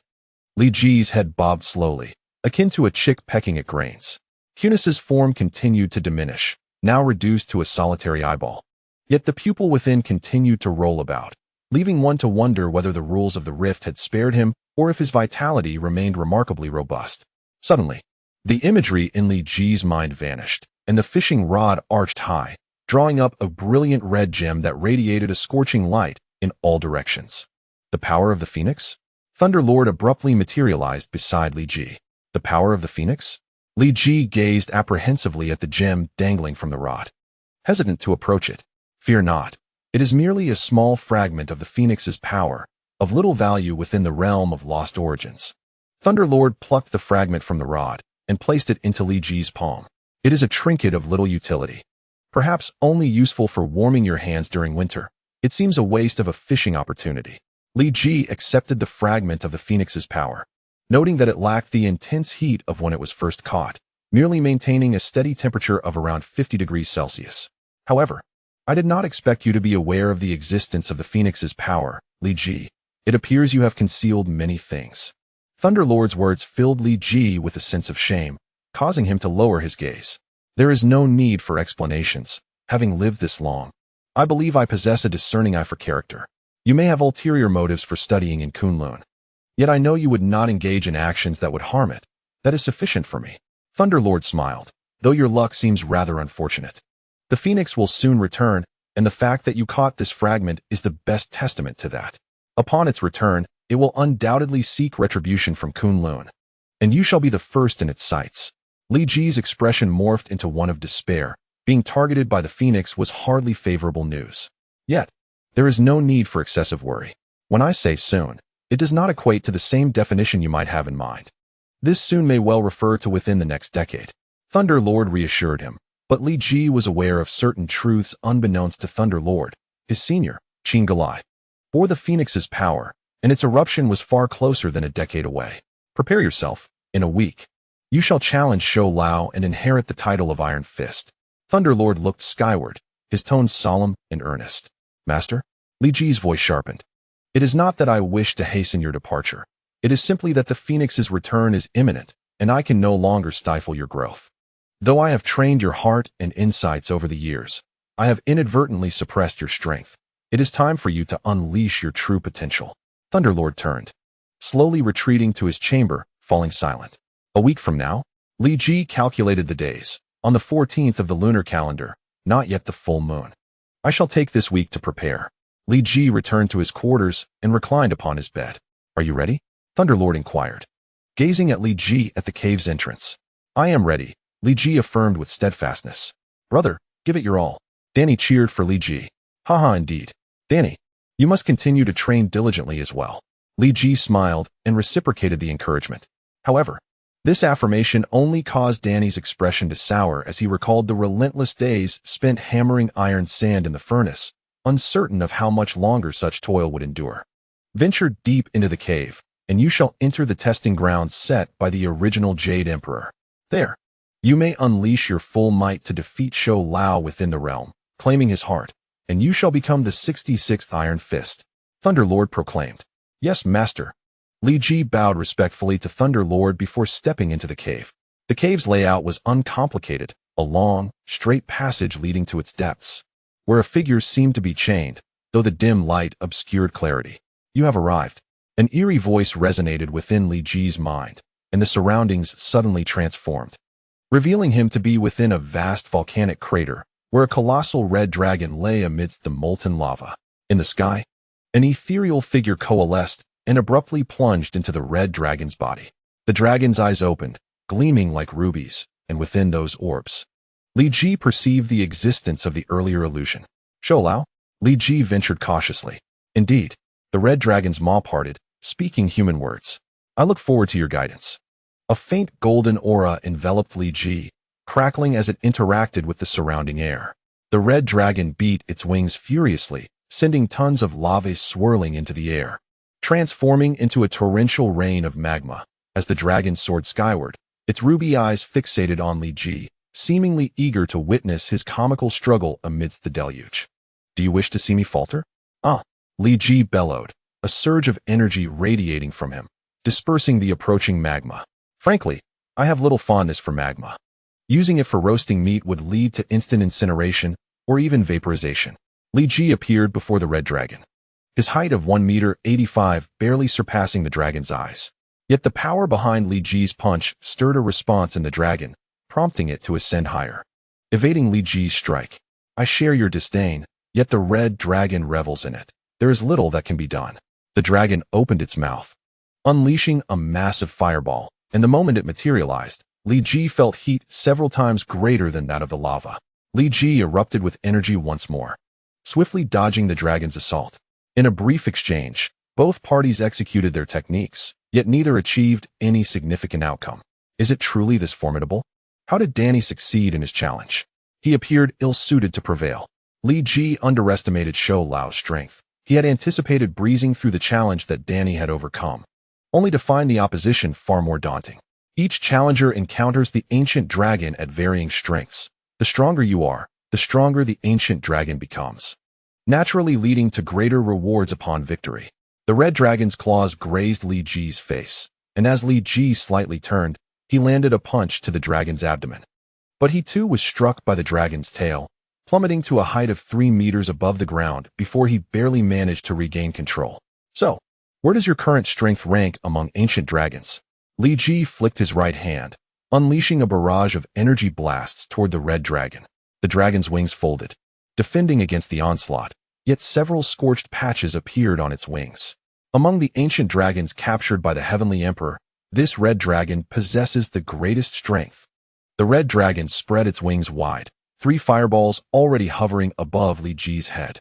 Li Ji clasped his hands together, unleashing a colossal wave of energy that surged from his palms, propelling towards the crimson dragon and striking at 3 fireballs in its path. Too slow. Such an attack cannot reach me, the red dragon remarked, elegantly twisting in the air like a dancer, evading the oncoming energy wave with grace. I am uncertain why the secret realm has chosen this red dragon to assess your abilities. Although your strength is commendable, the disparity between you and this dragon remains starkly evident. The dragon soared through the skies, its voice melodious and resonant. Is that so? Let us put it to the test, Li Ji replied, his aura intensifying further. Chapter 32, The Seance Unleashing, Part 1. In the air, Li Ji and the red dragon clashed dozens of times, the surrounding atmosphere thick with the heat of their battle.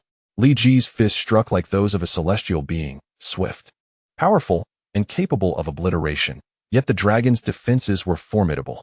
Each punch from Li Ji only managed to indent the dragon's skin a few inches before failing to penetrate further. While the dragon's claws were sharper than the finest blades, effortlessly leaving crimson gashes on Li Ji's body. His garments were already torn in several places, and blood flowed steadily from a wound on his chest. Do you sense the gap in power now? This is not even the dragon's full strength, the red dragon taunted, its wings stirring up a whirlwind of sharp winds directed at Li Ji. Quite impressive. I'm getting excited. Li Ji grinned, seemingly oblivious to his injuries. He leaped backward, releasing a barrage of energy orbs that intercepted the fierce wind blades. By the way, is slaying a dragon a crime? As long as you can accomplish it. Exterminating the dragons in this secret realm isn't against the rules. The red dragon regarded Li Ji with surprise. His command over the energy orbs had grown remarkably in such a short time, showcasing a talent that even the dragon found astonishing. Then let us try this technique, Extreme Energy Wave. 2 massive energy orbs materialized in Li Ji's hands and were hurled towards the red dragon. Why do you not learn from experience? Such a slow attack cannot possibly succeed. The dragon circled above, mocking him. Oh really? Li Ji chuckled, pointing his right hand forward. The energy orbs surged forward, accelerating several times over and rocketing toward the dragon.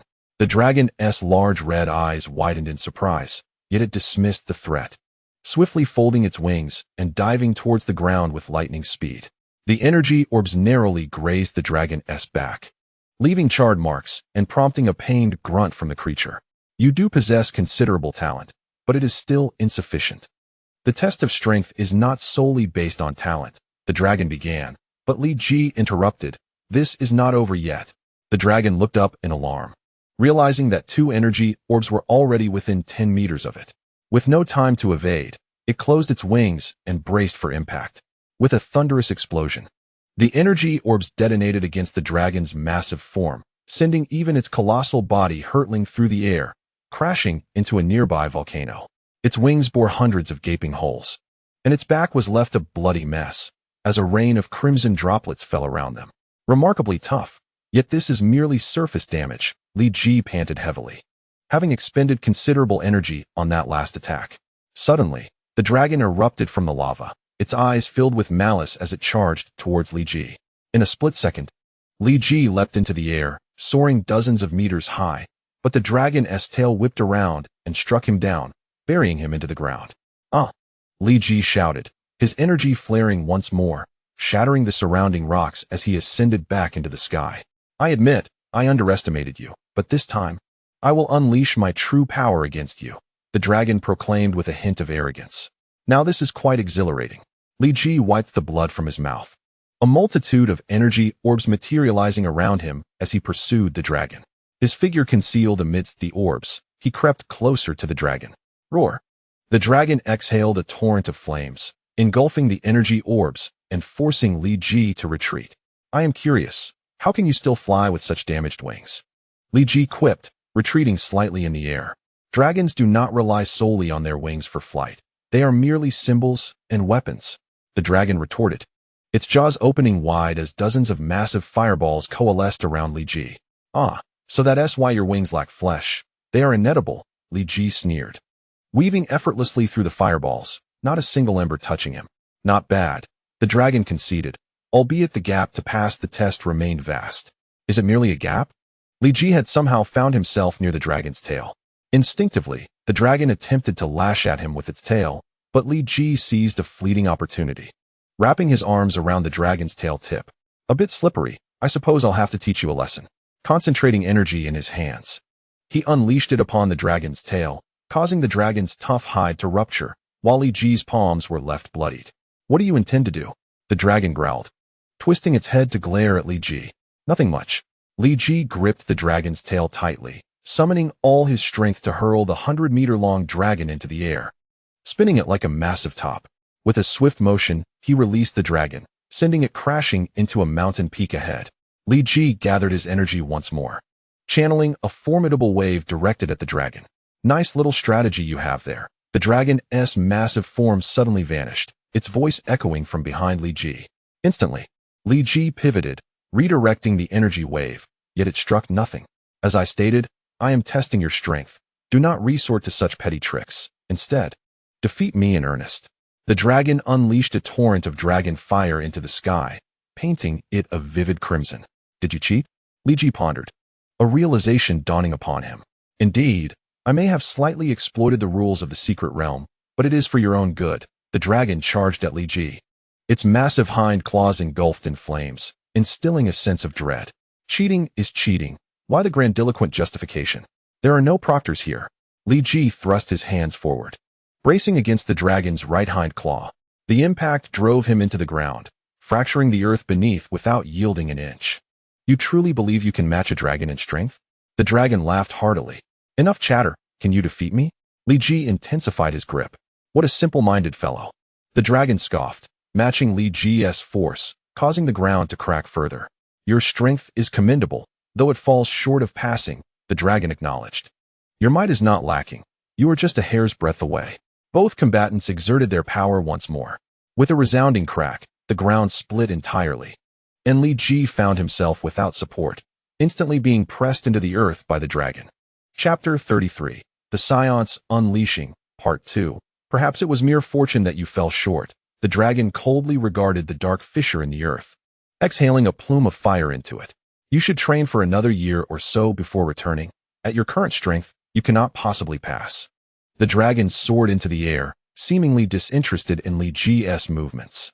"Is that necessary?" Li Ji's voice echoed from within the crevice, elongated by the echoing sound. Accompanying his words were countless energy orbs speeding towards the dragon. "How is it so fast?" The dragon had previously witnessed this maneuver, but the speed of the energy orbs now was far beyond what it had encountered before. Previously, it had been able to unleash a breath of dragon fire to engulf the orbs. Now, that was impossible. Emerging slowly from the fissure, Li Ji cast aside his burning garments, revealing a perfectly sculpted physique marred only by a few dozen cuts. "Has he somehow become even stronger?" the dragon mused, uncertain if it was mistaken, but it sensed a notable increase in Li Ji's muscularity. "It is my turn to attack now." Li Ji cracked his neck and, in an instant, appeared beside the dragon, delivering a swift chop to its neck. The dragon's body stiffened, momentarily losing control of its flight, trembling in the air. And only after several seconds did it manage to stabilize itself. "Martial arts passed down from Kun-Lun? I thought you would never employ them." The dragon gritted its teeth. "I simply felt it unnecessary until now." The tension between the two parties was already palpable, and Li Ji's words ignited the powder keg completely. A man and a dragon collided with each other, each demonstrating an uncanny synchronicity by refraining from using energy attacks. Instead, they exchanged blows with fists and claws, each strike landing with brutal force. The more Li Ji fought, the more his enthusiasm surged. This opportunity for unrestrained combat was a first since his arrival in the Marvel world. He felt his body roar with vigor, his blood celebrated the clash, and a battle hymn echoed in his mind. Even though fatigue and pain gnawed at him, they could not extinguish Li Ji's fervor for battle. The Red Dragon, too, was provoked into a fiery rage. Although Elder Show controlled its body, the dragon's inherently aggressive nature remained unchanged. To the Red Dragon, Li Ji was merely a small insect, an affront to its nobility for daring to challenge it and inflict harm. Such an insult was intolerable. The dragon was determined to defeat Li Ji with honor and in a fair fight. Initially, they exchanged a few words, but as the battle intensified, communication devolved into the sound of violent impacts and the explosive destruction of rocks and ground around them. What was once a solid expanse of earth had shattered into countless fragments. The small hills on either side had vanished in the aftermath of their conflict, and a nearby lake was half filled with debris. Even the largest volcanic crater had been lowered by several meters, with countless stones consumed by the flowing magma. Each clash between Li Ji and the Red Dragon sent tremors through the air, creating shockwaves that stripped trees bare, leaving them stark and leafless. Smaller trees were outright snapped by the force. With a thud, Li Ji was hurled into the lake by the Red Dragon, creating waves that soared dozens of meters high, plunging him underwater and forcing him to swallow mouthfuls of the lake's water. With a roar, he erupted from the depths, his body hovering on the surface as a powerful aura erupted around him, creating a vortex several meters wide. A fleeting glance at the Red Dragon, and Li Ji charged back into combat. Li Ji had entered the secret realm at 6 o'clock in the evening, and now it was already 3 o'clock the next morning, meaning the two had been engaged in battle for 9 hours. After numerous exchanges, Li Ji finally seized an opportunity and drove an elbow into the Red Dragon's partially healed wound, reopening it and eliciting a pained howl from the dragon. Its wings thrashed wildly, creating a tempest that nearly knocked Li Ji off his feet. Grasping a massive boulder, he dug his fingers into the rock to steady himself. The Red Dragon circled above, denying Li Ji any chance to counterattack, likely trying to ease its pain. After several probing attempts revealed no openings, Li Ji positioned himself at the highest point of the volcano, his gaze sharp as he watched the Red Dragon soar above against the backdrop of the bright moon. The moonlight was somewhat disconcerting, affecting his rationality and putting him at a disadvantage in the fight. Seizing the moment, he decided to take a brief respite to recover his strength, which had waned considerably. As he sat to recuperate, the Red Dragon, seemingly unwilling to grant him any reprieve, dove from the sky, launching a surprise attack. Li Ji reacted just in time, narrowly evading the dragon's strike, his eyes glinting with ferocity, the color of his irises slightly fading. So be it.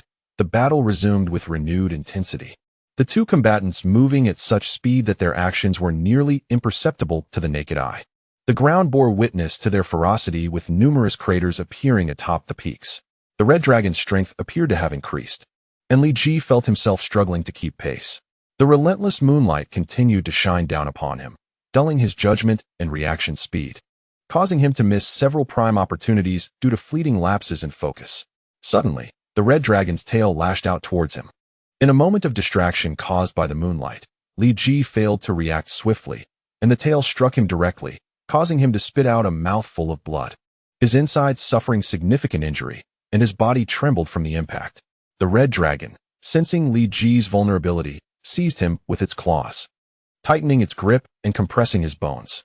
Li Ji felt as though his very bones were about to shatter, his ribs pressing painfully against his organs, the sensation of agony coursing through him. Yet, instead of a cry of despair, his voice resonated in the secret realm as a roar of defiance. In Chapter 34, The Power of the Phoenix Merges, Part 1, Li Ji's body swelled as if inflated, his height surpassing 2 meters, muscles rippling beneath the surface, veins coursing with a fierce intensity. With a primal scream, his aura erupted, towering higher than before. His eyes transformed into a pale shade, nearly pure white, with only a hint of gray remaining in his pupils. With a forceful thrust, he pried the Red Dragon's claws apart, gripping its fingertips and propelling himself away like a slippery eel, locking eyes with the dragon. Li Ji swung his fist lightly, and even before it made contact, the red dragon was sent reeling backward, stabilizing itself hundreds of meters away, a shallow imprint left upon its abdomen. The dragon regarded Li Ji with disbelief. But Li Ji merely smirked in disdain before vanishing from sight. When Li Ji reappeared before the red dragon, he had seized its head, his fingers digging into the tough scales as he plunged downwards into the lake, creating a colossal wave that surged hundreds of meters high. As he dragged the red dragon beneath the surface, he conjured an energy orb in his left hand and thrust it into the dragon's mouth. With a muffled explosion, the energy orb detonated within the red dragon, and a second later, the tranquil lake erupted into chaos, inundating the surroundings. Li Ji, having ascended into the air, watched with two energy orbs floating beside him, observing the unfolding spectacle.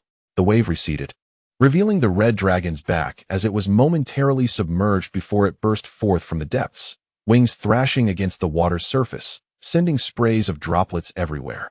Though a gaping wound marred its abdomen. "Challenger, you are impressive," the red dragon huffed, hovering before Li Ji. Li Ji remained silent, merely smirking wickedly as he circled his fingers, causing the two energy orbs to spin around him, his gaze fixed on the dragon's wound, seemingly preparing to deliver another orb. The red dragon shuddered, flapping its wings as it soared directly to the volcano's rim. "Challenger, witness the true power of the red dragon," it proclaimed, drawing in a deep breath as a terrifying suction manifested, pulling molten magma from deep within the volcano. The dragon's form darkened, its wounds gradually healing, and even the air surrounding it grew intensely hot. Li Ji regarded the red dragon coldly, arms crossed, seemingly unfazed by its actions.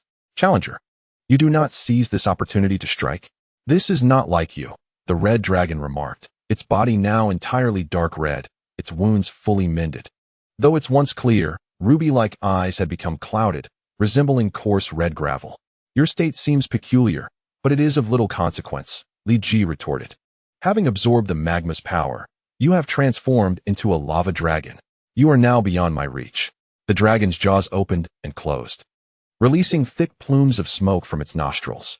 Li Ji, uninterested in the dragon's self-aggrandizing boasts, launched a flying kick, an invisible force striking the dragon's tail and leaving a white mark. "I see, this is your new technique." The red dragon flicked its tail dismissively, seemingly unconcerned by the minor attack. Li Ji's expression grew serious. The red dragon, now a lava dragon, had indeed gained considerable strength. Its defenses heightened significantly since his previous strikes had left a dent in its body. What a shame, a commendable technique, yet the user's strength leaves much to be desired. Upon hearing the continued boasting of the red dragon, Li Ji wasted no time. The two spheres of energy hovering beside him shot directly toward the creature. The red dragon swiftly turned its massive body, its gigantic wings flicking the energy spheres off course, causing them to crash into the ground and create two deep craters, each over 100 meters in diameter. Despite his attack failing, Li Ji remained unfazed, his aura surging as he instantly appeared near the back of the red dragon's head, gathering an even larger energy sphere in his hand. "Do you think a move used once can work a second time?"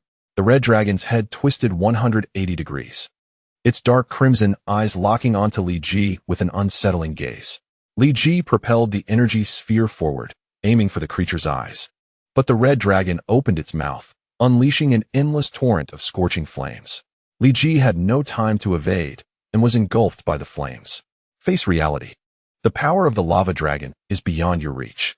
The red dragon soared several hundred meters into the air, its mouth agape as hundreds of fireballs rained down.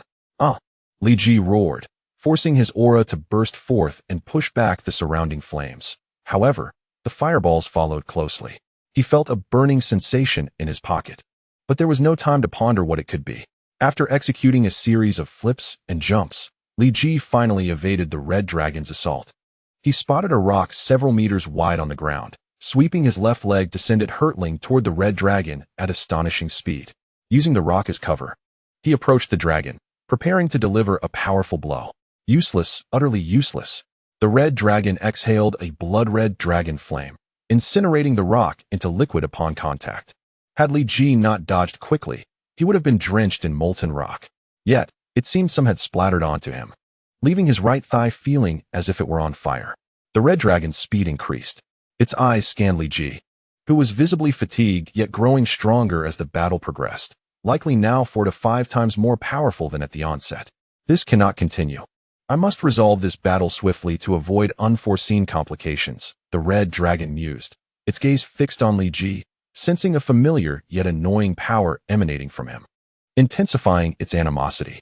With a powerful flap of its wings, the red dragon shot toward Li Ji like an arrow.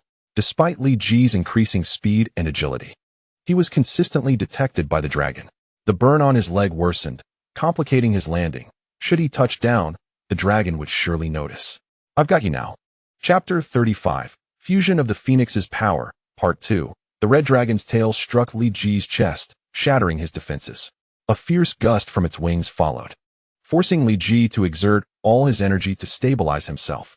Yet, the dragon's claws latched onto him, pressing him downward.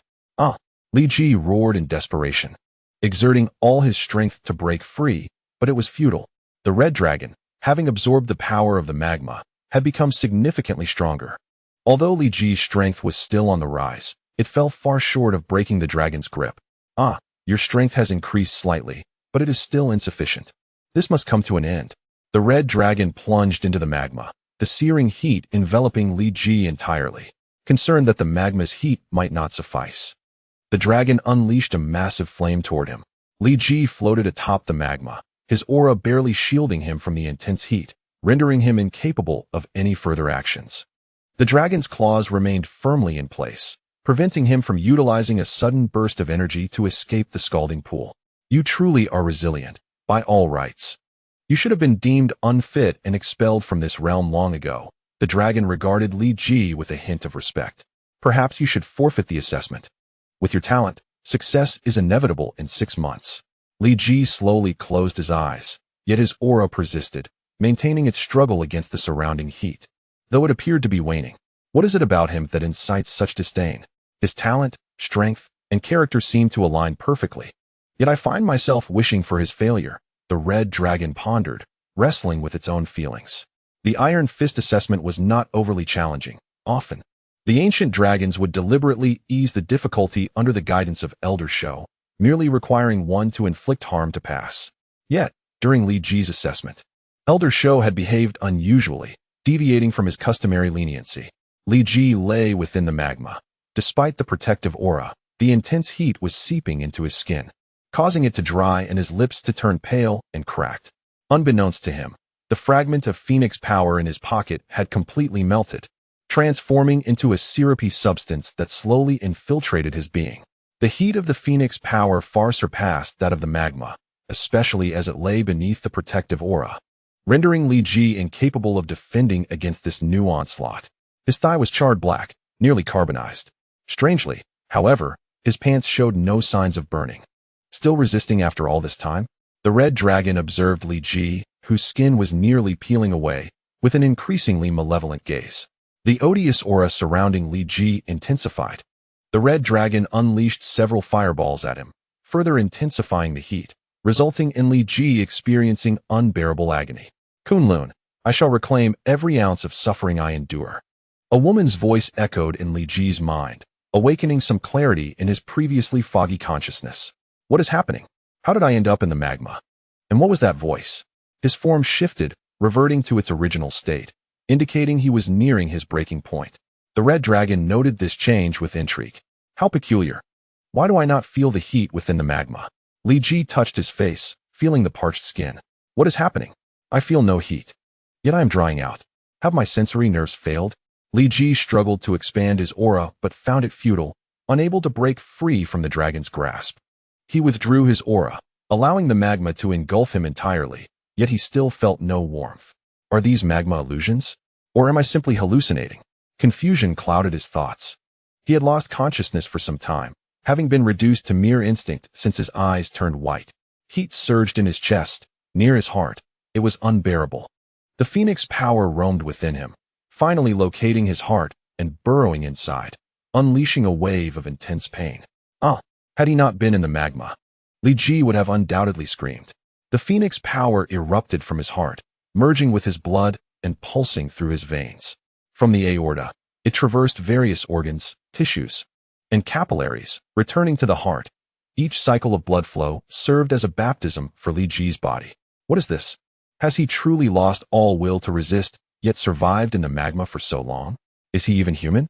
The Red Dragon, growing impatient, had expected Li Ji to fail the assessment within seconds, but was taken aback by his resilience. Perhaps I absorbed too much volcanic power, lowering the magma's temperature. I shall add more fire. The Red Dragon continuously expelled dragon flames, engulfing Li Ji's body. Yet these flames inflicted no harm. Instead, they were absorbed, causing the Phoenix power to flow even faster through his veins.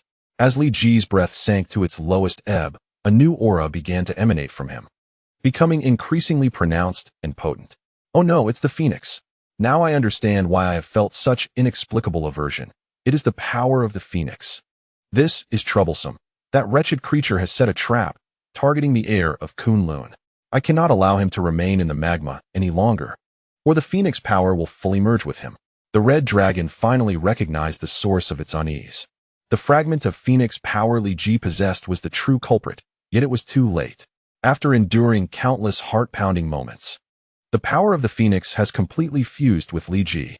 Ascending from the molten lava, Li Ji is enveloped in a radiant crimson glow, exuding an air of nobility and sanctity. Time is of the essence.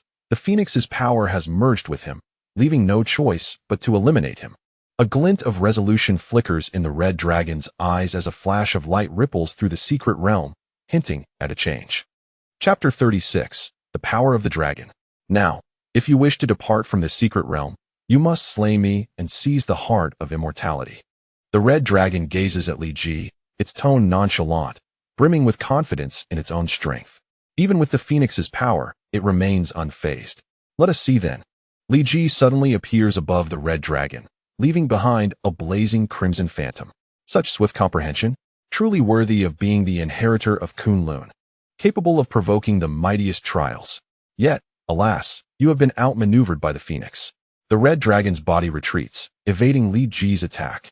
Li Ji possesses only a fleeting knowledge of the disputes between Kun-Lun and the Phoenix. His recollections from Marvel Comics merely allude to the legendary Wu Fengji, who shattered the Phoenix upon its arrival on Earth, subduing its power and merging it with the immortal dragon's might, ultimately vanishing into the cosmic void. However, the demeanor of Lei Gong and Shou Lao suggests that the truth runs deeper. Regardless, this power within me is mine. Should I shun it merely because of its peculiar origins? This world is rife with formidable beings, and in comparison, the Phoenix's power holds little weight. Li Ji ceases to dwell on the Phoenix's might, as a new layer of fiery blaze envelopes him. Though the Phoenix's power is formidable, you have only integrated a minuscule fraction. This scant power is insufficient to vanquish me. The Red Dragon bellows fiercely, unleashing a fireball of hundreds of meters in diameter, illuminating the once dim world. Have you, too, committed the error you taught me? The sheer size of the fireball hampers the Red Dragon's offensive maneuverability, its speed akin to that of a tortoise compared to Li Ji's swiftness. At this pace, I could sit down and enjoy a cappuccino. Li Ji chuckles lightly, ascending hundreds of meters above the Red Dragon. Such a significant boost in speed from the Phoenix's power? Li Ji glances down at the Red Dragon, feeling a tad embarrassed. He had intended to hover beside it, but miscalculated his speed and soared past. The Red Dragon flaps its wings vigorously, ascending to match Li Ji's altitude. Its massive eyes fixated on him, while hot air billows from its nostrils. Li Ji smiles faintly, suddenly unleashing a flurry of punches, dozens of shadows slicing through the air, striking the Red Dragon like a torrential storm. Roar! The Red Dragon bellows in fury, shielding itself with its wings against Li Ji's lightning-quick assault, its tail whipping around in an attempt to strike Li Ji's back. Li Ji tilts his head upward, sidestepping just in time as the dragon's tail grazes past him. The Red Dragon spreads its wings wide, unleashing countless blades of wind that rush towards Li Ji. The blades, already somewhat translucent, are nearly invisible in the night, their howls echoing ominously through the darkness. If evasion is futile, then I shall not evade. Li Ji clenches his fists, feeling the surge of energy within him and erupting forth, his formidable aura dissipating the incoming wind blades, leaving only brilliant sparks in the sky, fiery remnants of the Phoenix's flames encasing his energy. The wind fuels the flames, Thank you. Li Ji snaps his fingers, and the scattered phoenix flames converge once more around him, not diminished, but rather burning even more fiercely. Humph. The red dragon snorts dismissively, charging at Li Ji. Li Ji, like a wraith, deftly maneuvers around the dragon's attack, darting behind it and delivering a powerful kick to its spine, causing the dragon to stiffen and plummet downward. I seem to have grasped the utility of the phoenix's power. Its enhancements are all-encompassing, accompanied by a potent deceptive quality. Li Ji raises his hands, forming a sphere of energy the size of a basketball, encircled by phoenix flames, and thrusts it downward, striking the red dragon's back. A deep crater is blasted into the dragon's spine, exposing its skeletal structure, even dislodging one of its wings. The phoenix flames continue to burn fiercely upon the dragon, corroding its body mercilessly, akin to a festering wound. Phoenix, I shall not let you escape. The dragon shrieks as it regains its ability to move, its remaining wing flapping desperately towards the volcanic crater. Li Ji squints, noticing an anomaly. The massive fireball previously expelled by the red dragon now descends into the volcano. Was that fireball not an attack on me? A sense of unease washes over him as he attempts to intervene, but the red dragon has already plunged into the fireball. Unleash the divine power of the immortal dragon.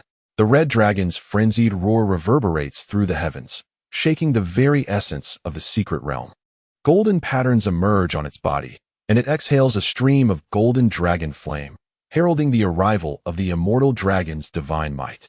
Slay him! Slay him! A woman's voice echoes in Li Ji's mind, urging him to strike swiftly at the red dragon. Li Ji narrows his eyes, pondering his next move. Should I commend your righteousness or chastise your foolishness? You could have seized this opportunity to ambush me, and it almost makes me admire you. The red dragon's wing, though not fully restored, flutters as it rises, evoking an odd sensation. Yet, even with your noble demeanor, I shall not relent. Blame the phoenix for this predicament. The red dragon unleashes a jet of golden dragon flame at Li Ji. Instinctively, Li Ji attempts to counter with his aura, only to realize that it cannot fully absorb the attack, forcing him to retreat rapidly, leaving a charred mark several centimeters deep on his chest as a fragment of the immortal dragon's power infiltrates his body, wreaking havoc within.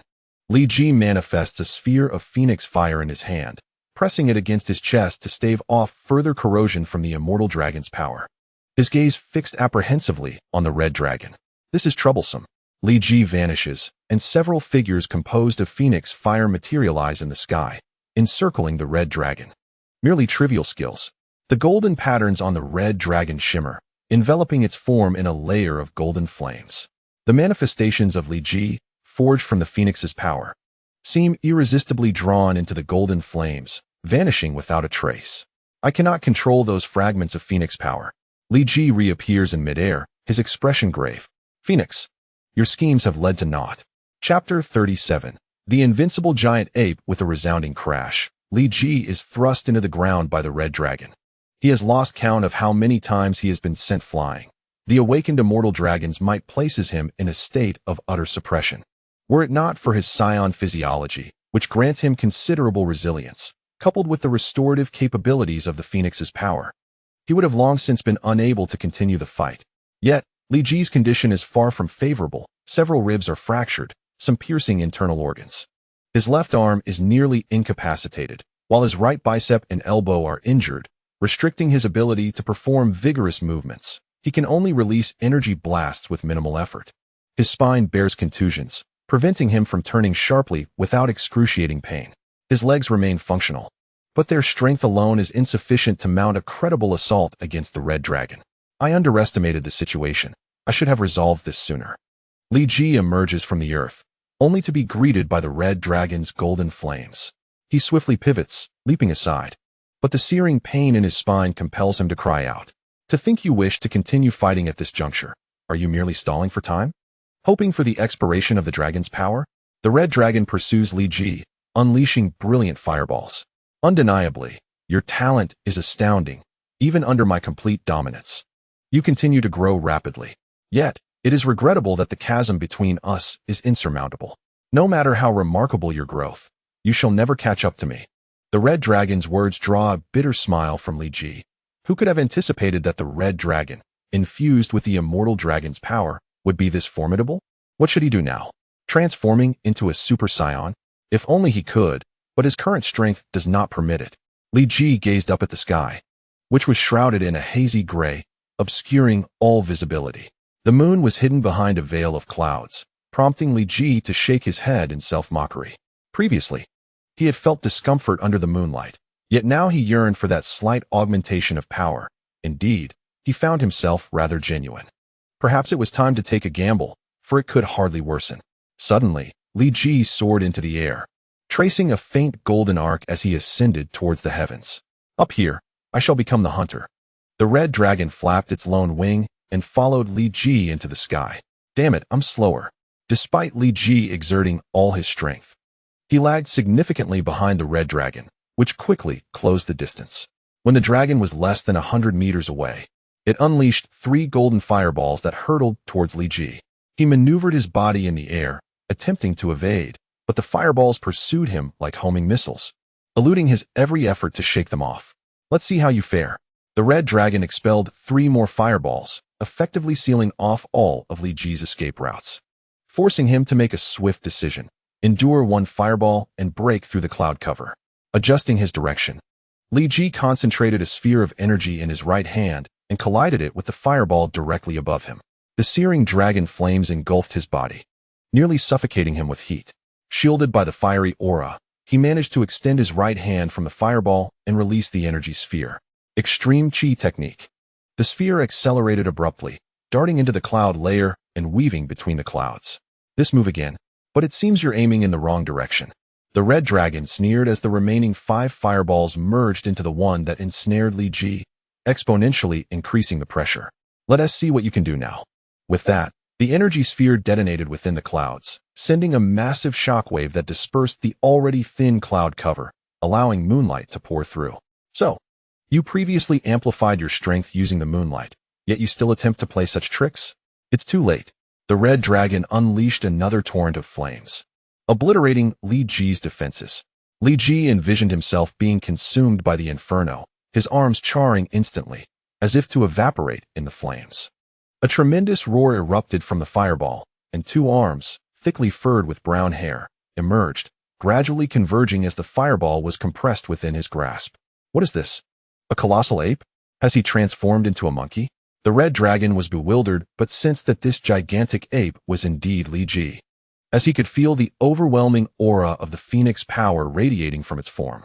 Whatever it is, it must be eliminated. The red dragon gathered golden flames once more, launching them straight at Li Ji's back. The remaining wing flapped a few times, stirring up a tempest that intensified the flame's assault. The giant ape, bored by the fireball in its grasp, waved its right hand dismissively, causing the fireball to collide with the flames unleashed by the red dragon, resulting in a spectacular explosion that illuminated the sky like a grand firework display. This monkey appears to be quite formidable, the red dragon muttered, only to realize that Li Ji had vanished from sight. When the red dragon finally spotted him again, Li Ji had already materialized above it, his Saiyan ape form matching the red dragon's size.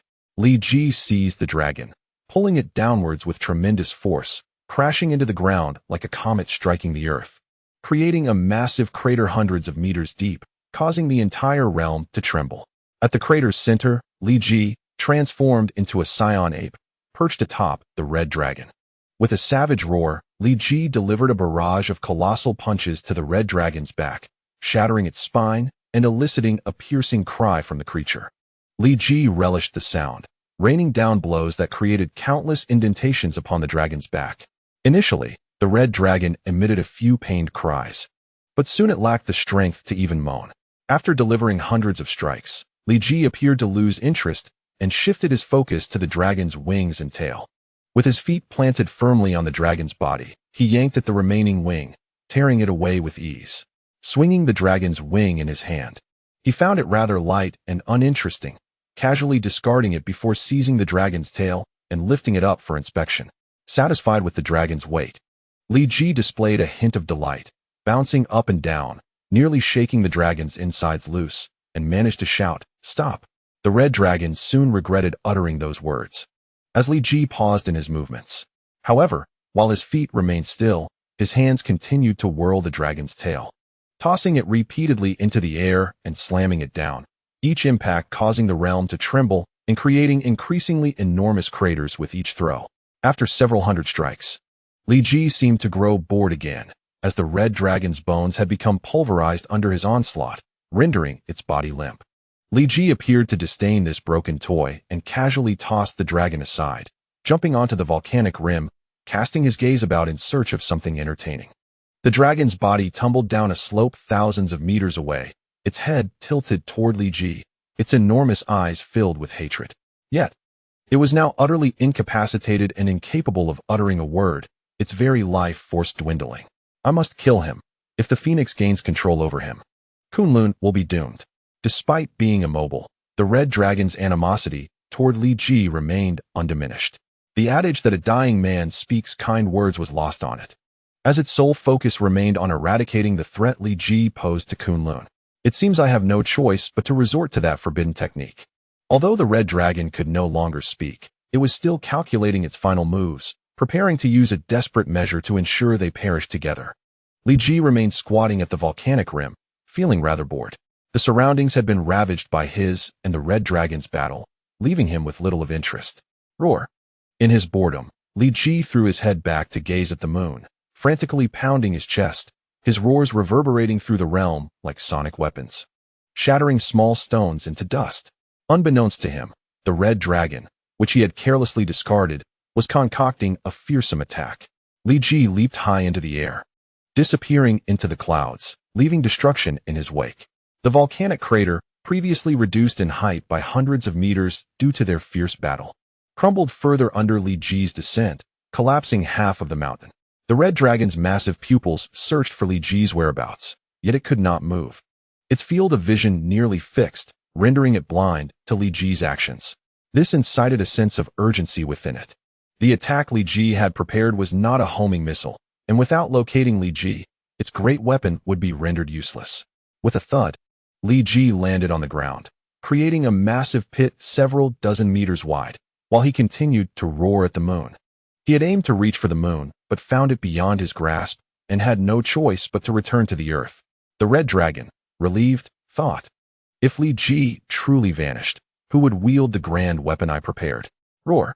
A red light emanating from the dragon's mouth caught Li Ji's attention. He turned his head, tilting it in a somewhat endearing manner as he regarded the dragon. Have I been discovered? Yet it's too late. I have already prepared. Prepare for my attack. The dragon's fury, infused with all my life force. A colossal golden flame erupted from the dragon's maw, rushing towards Li Ji with blinding speed. Roar! Li Ji faced the red dragon's assault not with fear, but with exhilaration, as if he had stumbled upon a delightful challenge. A purple beam of light materialized in his mouth, colliding with the golden dragon flames. How is this possible? The red dragon could hardly believe that its most potent strike, concentrated with its life force, was shattered by a mere flick of Li Ji's transformed giant ape form, a complex mix of emotions swirling within it, hastening its demise. How has he transformed again? The red dragon cast one last glance at Li Ji, who had reverted to his original form, only to notice that the moon had vanished, and the eastern sky was dimly lit, heralding dawn. With a heart full of despair and regret, the red dragon perished, its ancient spirit departing from its body. Uncertain of its destination, while its heart transformed into a stream of light that fell into Li Ji's hands. Master, it seems my senior brother has emerged. Danny shone a powerful flashlight into the cave, and Li Ji's body was transported from the secret realm, lying within the cavern. Thunderbolt hurriedly seized the flashlight and stepped briskly into the cave, exclaiming, "What happened? Why did the trial take so long?" Upon seeing Li Ji, he was once again taken aback. Li Ji's upper body was charred black, with barely a single intact spot on him. What on earth had transpired? Thunderbolt quickly carried Li Ji to AMU's nest to commence treatment. 3 days later, Li Ji, entirely bandaged like a mummy, finally awoke. "You're awake?" Thunderbolt was seated beside him, gently cleaning the towel on his head. Li Ji hastily sat up, attempting to rise, but Thunderbolt pressed him down. "You cannot move yet. Just lie still and recount your battle. How did you sustain such severe injuries?" Elder S.H.I.E.L.D controlling the ancient dragon should not have unleashed its full force. "I fused with the power of the Phoenix. Elder S.H.I.E.L.D seems to harbor a deep animosity towards it. After a fierce battle, I barely managed to defeat him, but I was gravely wounded myself. Although Li Ji did not divulge every detail of the fight, he conveyed the most critical information to Thunderbolt. The power of the Phoenix? Thunderbolt's brow furrowed. You may no longer inherit the identity of Iron Fist. Li Ji nodded in acceptance of this reality, opening his palm to reveal the immortal heart, which measured 3 to 4 centimeters in size. Then, I shall leave this to you, Master. No, keep it for yourself. Merging the power of the Phoenix first and then the power of the dragon, though challenging, is far easier than the reverse. I believe you can succeed. Thunderbolt helped Li Ji replace the cold compress, his expression somewhat peculiar as he exited the room. Once you recover, you should leave Kun-Lun. Li Ji did not inquire further into Thunderbolt's reasons, and Thunderbolt did not volunteer any information. They shared a mutual silence. By the way, how did I turn into a giant ape again? Li Ji flipped through the calendar and finally discerned the issue. This month was short, with only 29 days. Thus, seeing the moon at midnight on the 15th triggered his transformation into the giant ape. He needed to remember this. My power seems to have surged dramatically. Could it be due to my Saiyan bloodline? After a near-fatal injury, my strength multiplies. Now, I probably wouldn't need to transform into the giant ape to defeat that red dragon. Li Ji felt his aura expanding significantly. Li Ji's recovery was swift, owing to both his constitution and the power of the Phoenix, but most importantly, to Thunderbolt's exceptional healing techniques. Within just half a month, he had removed the bandages, and his skin had entirely renewed, glowing with a fair and rosy hue. However, Li Ji felt somewhat dissatisfied, believing his masculine vigor had diminished slightly. Brother, you truly intend to leave? Atop Yushu Peak, Danny gazed at Li Ji, his eyes brimming with reluctance. Li Ji looked out at the breathtaking Kun-Lun Mountains, having scaled those peaks countless times, and nodded with some difficulty. When will you return? Danny asked dejectedly. I shall return when Kun-Lun needs me. Li Ji replied with a smile, a glimmer in the corner of his eye as he patted Danny's back. Though Danny was not very tall, his physique was robust, producing a resounding thud. Let us go. I'll accompany you to the cave to fetch your belongings. After Li Ji and Danny departed, Thunderbolt appeared at the spot, pondering. Is fate truly unchangeable? Is this generation's Iron Fist destined to be Danny? Li Ji, will you truly remember your vow to protect Kun-Lun? Chapter 39. Aircraft hijacking. As soon as Li Ji boarded the flight from Magic City to Los Angeles, the person in the seat beside him caught his attention. Clad in a thick overcoat, wearing a felt hat, and wrapped in a substantial scarf, he was swathed in clothing. Although December's weather was frigid, the airplane's air conditioning was quite effective, making the cabin temperature feel like over 20 degrees. Wearing such heavy attire was more likely to suffocate him than keep him warm. This was not the sole reason for Li Ji's interest. He sensed the aura of a demon from the man, and it was a familiar presence, the aura of Kronos, who had been used as bait. Was Hulk lured here by his dark powers? Li Ji stole a glance at him, noticing his pale yellow eyebrows, indicative of his Caucasian descent. It was highly likely that he was involved, even if he wasn't the one responsible. The man sharing Li Ji's cabin was none other than Alvis, who had lost track of Hulk. Since Hulk had been taken by Li Ji, Alvis had scoured China searching for information and traces of him, ultimately returning home to face his superior's punishment. Little did he expect the coincidence of boarding the same flight as Li Ji, seated in the first-class section, directly across from each other.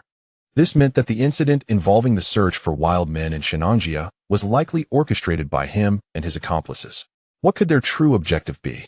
It seemed far more complex than merely summoning Kronos, Li Ji mused. Alvis had secluded himself, making it awkward for Li Ji to strike up a conversation. If he was mistaken for a member of the same faction, it could lead to complications. As the airplane prepared for takeoff, a disheveled man rushed in, nearly missing the final boarding call.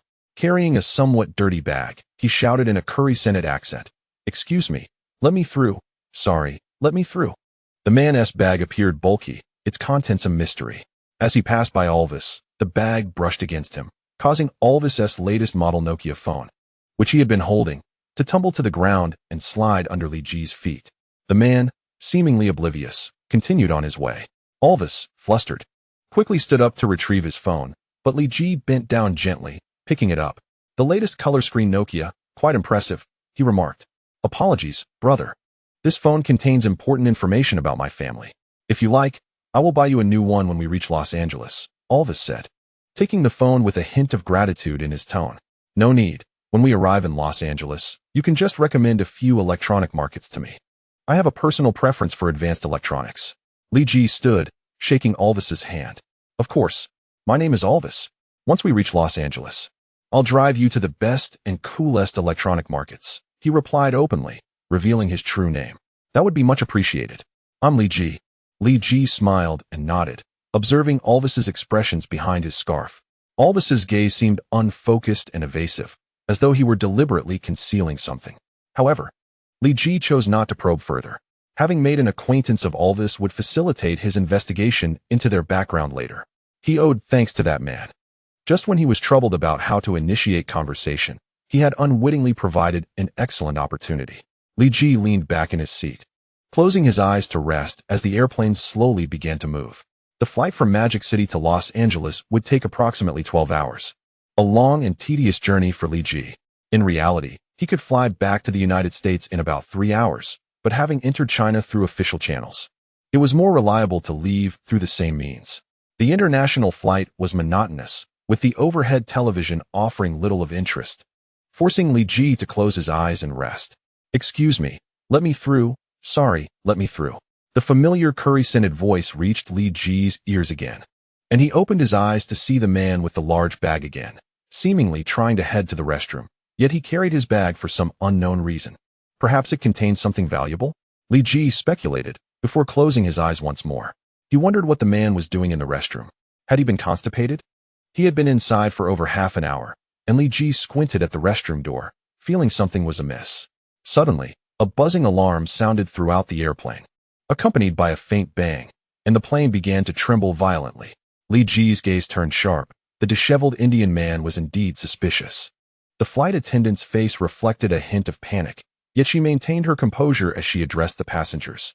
Dear travelers, our aircraft has encountered a strong updraft, causing some turbulence. Please remain calm. The plane will soon stabilize. In the cockpit, the Indian man held a silenced Desert Eagle to the pilot's head.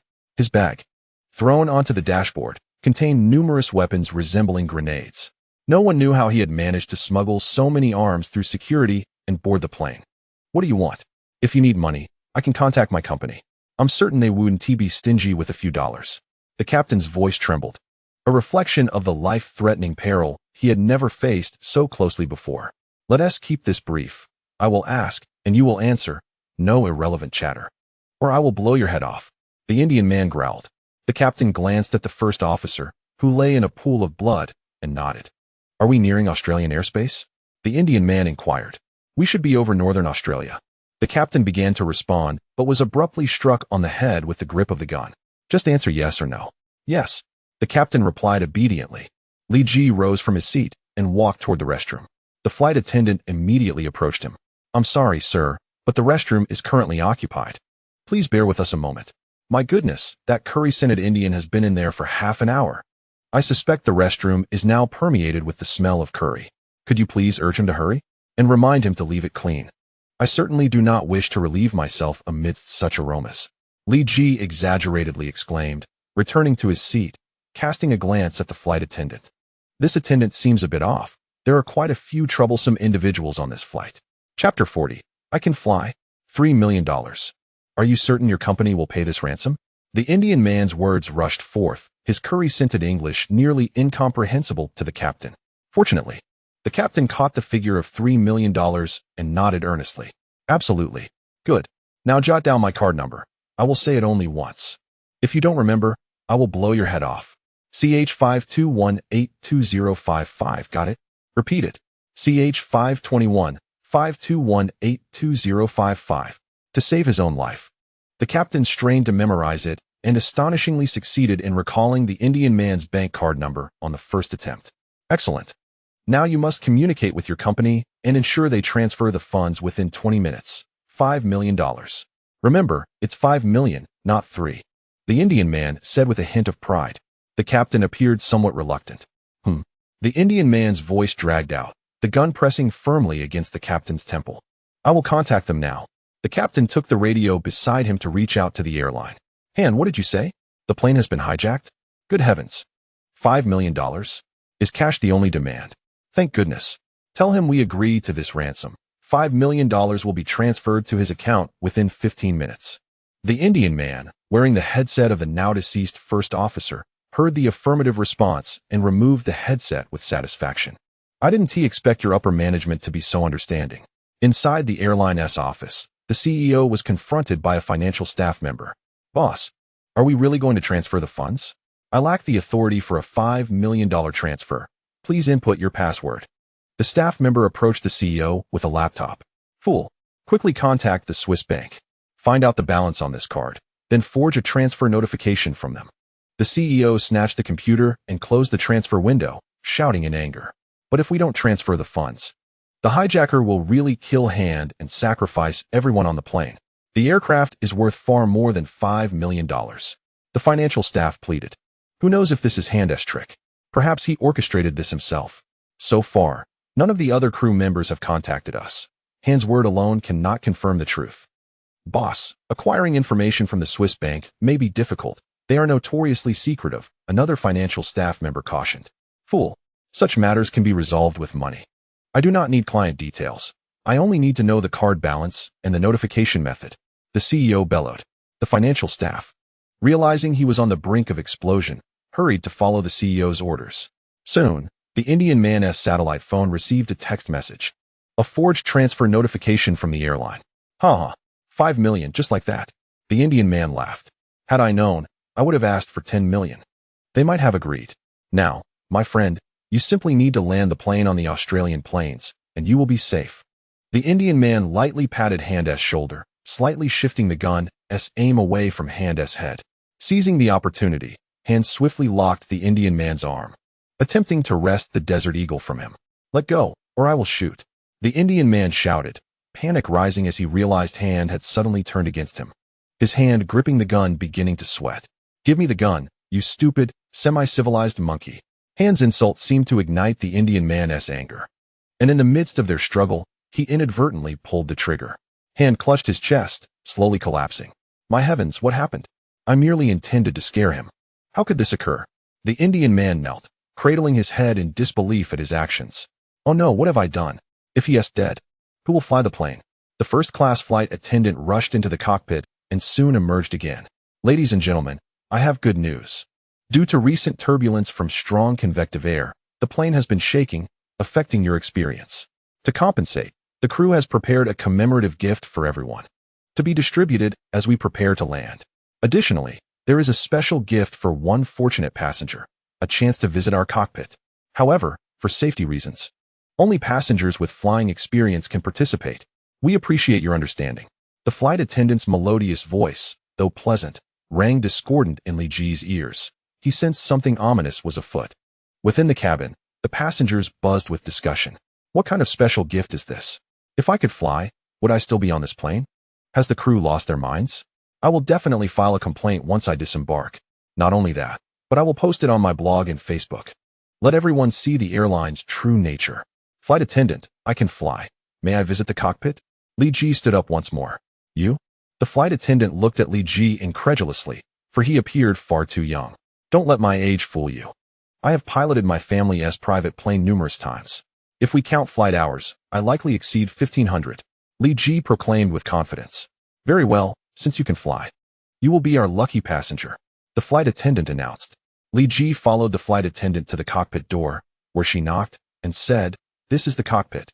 Please do not tamper with any instruments inside, as it concerns the safety of everyone on board. Li Ji nodded. Of course. The other passengers continued their discussions, now directing their ire toward Li Ji, questioning his youth and the risks of entering the cockpit. As Li Ji pushed open the door and stepped inside, the sight of two corpses widened his pupils in shock. Turning swiftly, he found the Indian man brandishing the Desert Eagle, pressing it against Li Ji's temple. Be still. Raise your hands and don't move. You can fly? The Indian man's tone was filled with skepticism, his age seeming incongruous with that of an experienced pilot.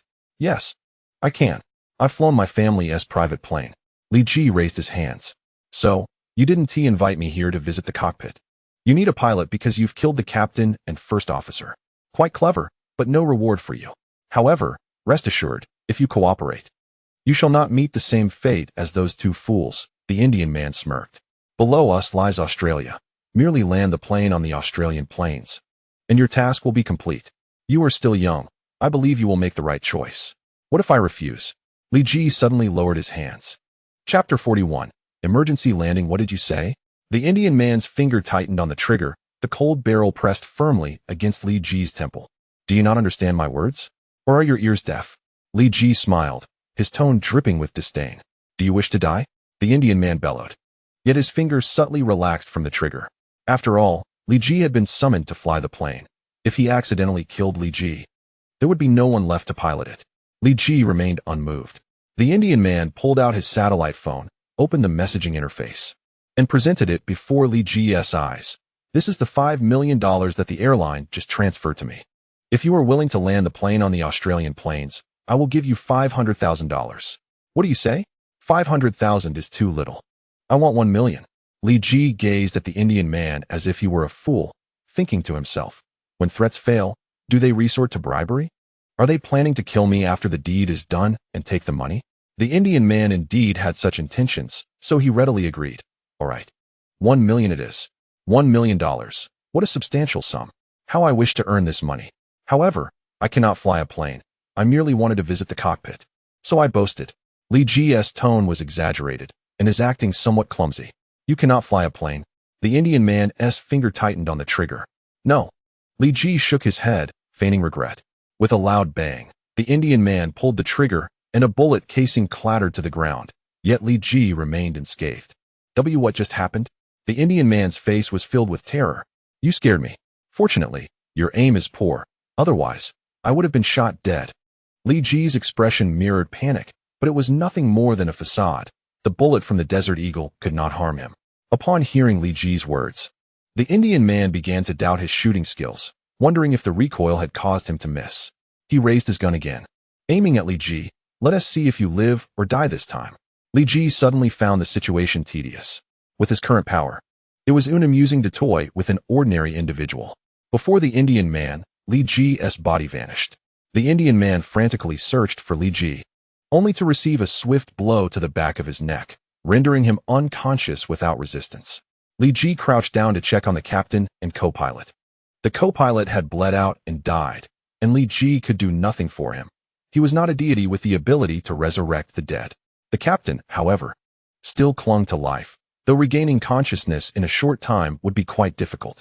Li Ji transferred a bit of Phoenix power to the captain, helping to staunch the bleeding. The plane was flying relatively smoothly, as most of the time, it was under computer control with autopilot engaged, only switching to manual during takeoff, landing, or in emergencies. The aircraft maintained its course, flying automatically. It seemed a forced landing was indeed necessary. After all, no one was piloting the plane. Landing in the sparsely populated Australian plains was preferable to descending in Los Angeles. While Li Ji could not pilot a plane, he could fly. Though he did not fully comprehend the instruments, he recognized the on and off switches. Soon, he located the engine switch and flipped it. Suddenly, the plane lost power and began to glide downward. Although landing in Los Angeles would not differ much, it would be too easy to attract attention. Li Ji's body vanished and reappeared directly beneath the aircraft. This was one of the many benefits of Phoenix power. His form could phase through matter. While it didn't quite match the efficiency of teleportation, it would suffice for the moment. Li Ji lifted the plane with his hands. Inside the cabin, chaos erupted. What is happening? We've only been flying for less than 6 hours. Why are we descending? It must be that kid who just boarded. He is messing things up. Flight attendant, hurry to the cockpit and bring that kid out. Flight safety is no joke. This is a commercial airliner, not a military fighter jet. We cannot perform stunts. Dear passengers, we apologize for the inconvenience. Due to previous turbulence, the plane's turbine blades have encountered a minor malfunction. Initially, we believed that adding a pilot would maintain normal flight, but it has proven ineffective. Therefore, the captain has decided to make an emergency landing. Please fasten your seatbelts and refrain from moving about. Rest assured, we will do our utmost to ensure your safety. The flight attendant's voice trembled. She was also somewhat anxious. Give me a parachute. I want to jump. Yes, hurry and get us parachutes. We don't want to die with you. My God. I'm only 31. I don't want to die? This is bad. Commercial airliners are not equipped with parachutes. We're doomed. Below the plane, Li Ji surveyed the terrain. The Australian plains were vast, but not all areas were flat. He needed to select a sufficiently level spot for the aircraft to land. Otherwise, an explosion was highly likely. Before long, Li Ji found a suitable location approximately 15 kilometers to the east. He adjusted the plane's heading to align with the east. With the direction set, the next step was to lower the landing gear. Though he had not previously located the landing gear switch, he devised a straightforward and forceful method. Li Ji flew beneath the plane's front wheel, which had retracted, reached in, and yanked it out. He then flew to the rear wheel and employed the same technique, easily resolving the landing gear issue. With a thunderous crash, the front wheel touched down, followed by the rear wheels. The three wheels screeched against the ground, leaving 3 charred marks across the green plains. Meanwhile, Li Ji had returned to the cockpit, quietly observing the plane's descent. The aircraft glided over a distance of more than a kilometer before gradually coming to a stop. Li Ji opened the cockpit door and, with a cold gaze, returned to his seat to gather his belongings. Alvarez, observing the several individuals sprawled on the cockpit floor in the backpack of the Indian man, immediately understood what had transpired. Li Ji, did you save everyone? Sort of. Li Ji did not deny it, casting a cold glance at the flight attendant as he tightened his grip on his luggage and headed toward the exit. The plane's door was already open, and most passengers had fled. He still had to deal with the black box. It was a hassle. Li Ji ignored the black box in the cockpit, which primarily recorded sounds and conversations, irrelevant details that could serve as evidence against the Indian man. However, the black box at the tail was different. It recorded all flight data, which Li Ji needed to destroy. Li Ji approached the tail, discreetly infusing a bit of Phoenix power into the black box's location, causing it to melt instantly. Satisfied, he nodded and departed the aircraft. Hey, Li Ji, they may not know, but I do. You saved everyone. We are in Australia now, and I have many friends here who will come to pick me up swiftly. Would you like to come with me? Alvarez had removed his scarf and hat. December in Australia was indeed sweltering. No, I have friends on the way. They will arrive soon. Li Ji politely declined, sensing 2 powerful presences approaching rapidly. What a pity. Here is my contact information. Once I reach America, I'll treat you to a meal. Alvarez pulled out a business card, which bore his title as vice president of the S.H.I.E.L.D. group. Alvarez, I didn't expect you to be a group vice president at such a young age. Li Ji remarked with surprise, a glimmer of coldness flashing in his eyes. Hydra has become so audacious in America that they can openly register a company. S.H.I.E.L.D. was indeed Hydra spelled backward, and Li Ji had anticipated Hydra's brazen efforts to expand its influence in the United States. No, just a small group. Merely a small group. Alvarez shook his head repeatedly. All right, brother, a small group. My friends are arriving soon. I must hurry to the agreed location. Here is my contact information. I'll call you when I reach America. Li Ji felt the 2 powerful presences drawing nearer and decided to abandon further inquiries about Alvarez. Okay, you should go. It wouldn't be good to keep your friends waiting too long. Alvarez waved goodbye to Li Ji. The wind on the plains howled as Li Ji stood in it, allowing the warm breeze to tousle his hair. Above, a helicopter hovered over his head, slowly descending. Oh my, Orolo, Chin, and Xavier must have sufficient funds to afford a helicopter. A helicopter descended to the ground, from which emerged 2 individuals, familiar faces to Li Ji. The 2 renowned beauties from Xavier's School for Gifted Youngsters, Storm and Phoenix. Gage, it's been quite a while. How have you fared during your time in China? Ororo approached with a feline grace. Quite well. At least I no longer endure hunger at school, Li Ji replied, scratching his nose. Indeed, when you vanished. You were just a little sprout. Now you've grown considerably, Jean teased lightly. Jean, I will relay your previous remark to Scott, Li Ji said with a mischievous grin. Noting the anger brewing in Jean's demeanor, he swiftly changed the subject. So what brings you here? Aren't you curious how we found you? Ororo inquired with a smile. Merely a trick of mental manipulation. Implant a suggestion in that Indian fellow, then force the plane to make an emergency landing in Australia. However, it seems you might have miscalculated this time, resulting in the unfortunate demise of one poor soul, Li Ji remarked nonchalantly. Unfortunate? You mean the co-pilot? Jean laughed. You knew? Li Ji sensed something amiss. That co-pilot was in cahoots with the Indian. Otherwise, how could he have smuggled so much contraband onto the flight? Initially, they were merely putting on a show for the captain, intending to shift the blame onto him. But it seems the Indian had his own ulterior motives and turned the farce into reality, Ororo explained. I see, they brought this upon themselves. However, I'm curious as to why you decided to involve me in your scheme. Li Ji's tone shifted sharply. Gage, we merely wish to understand what you've been doing in China and why you disappeared for over 4 years, Jean said gently, her demeanor exuding a warm charm that, to Li Ji, held little sway. My activities in China are none of your concern. I believe I submitted my withdrawal application long ago. Apologies, but your application is invalid. The professor never signed it. Aurora produced an A4 paper, the very application, showing it remained unsigned by the principal. All right, there's no helping it then. I suppose I must tell you. Li Ji conceded, somewhat surprised by their persistence. I studied in China for 4 years and just graduated. Are you jesting? America boasts the finest education in the world. Why would you choose to study in China? Besides, graduation occurs in June there. Do you think we are ignorant? Aurora pressed. Li Ji's expression soured.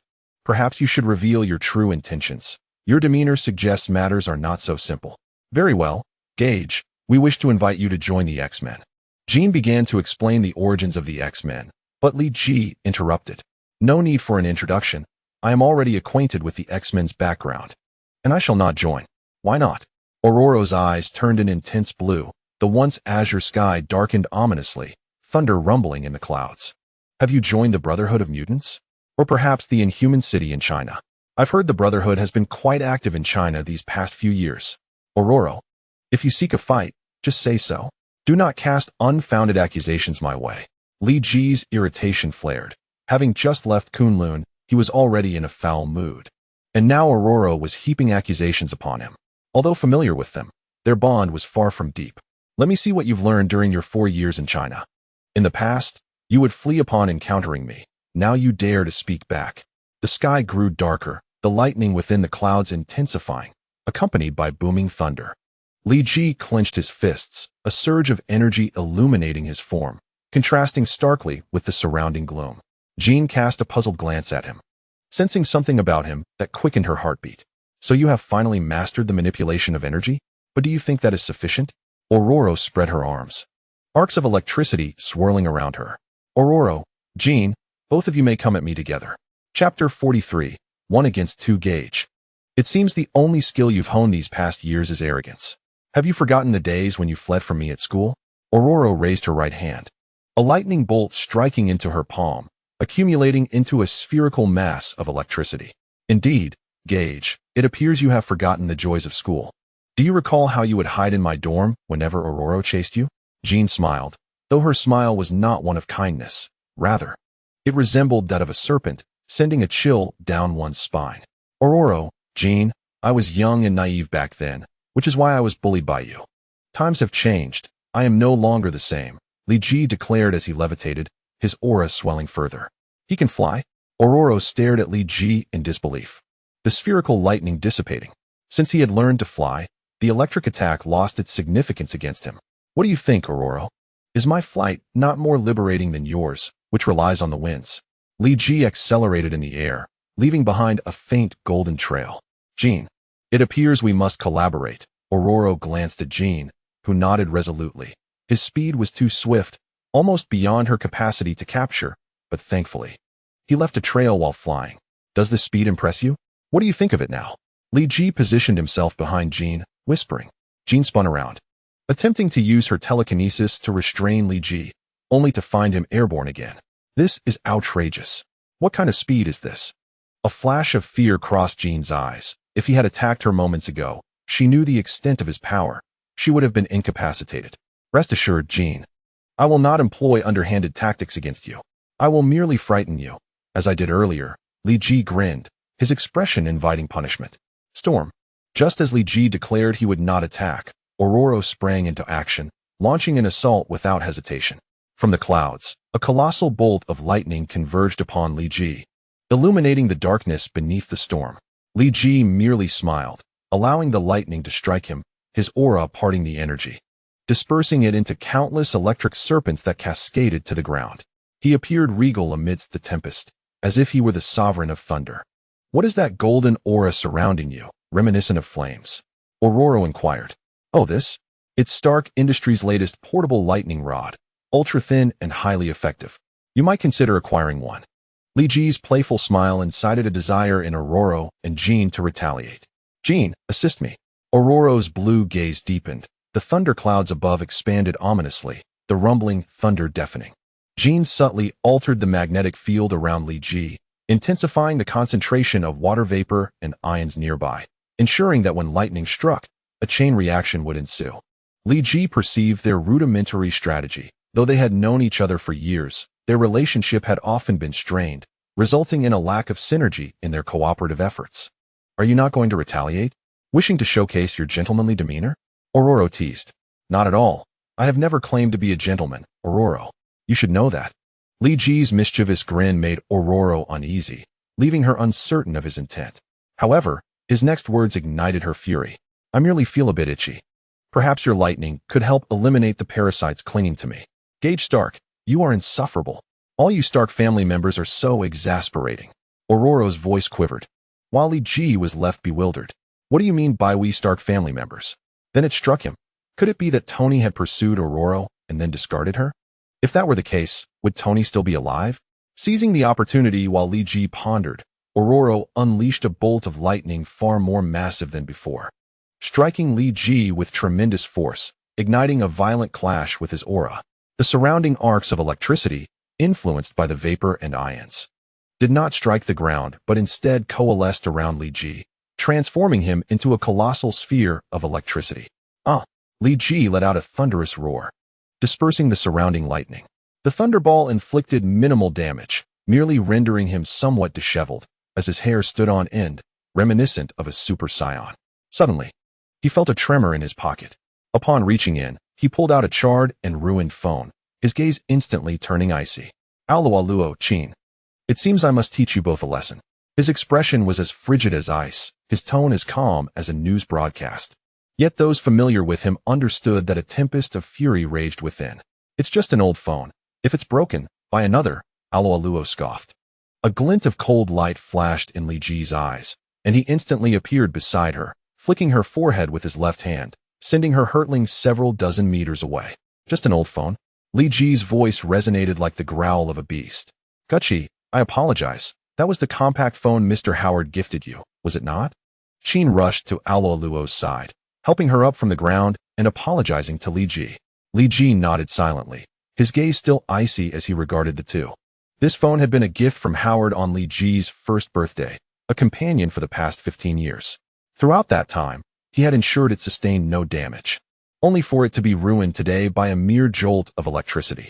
Indeed, Li Ji bore some responsibility, but the greater fault lay with Aluo and Chin. It's merely an outdated piece of junk. Treat it like a treasure. You can acquire a better one for just $100.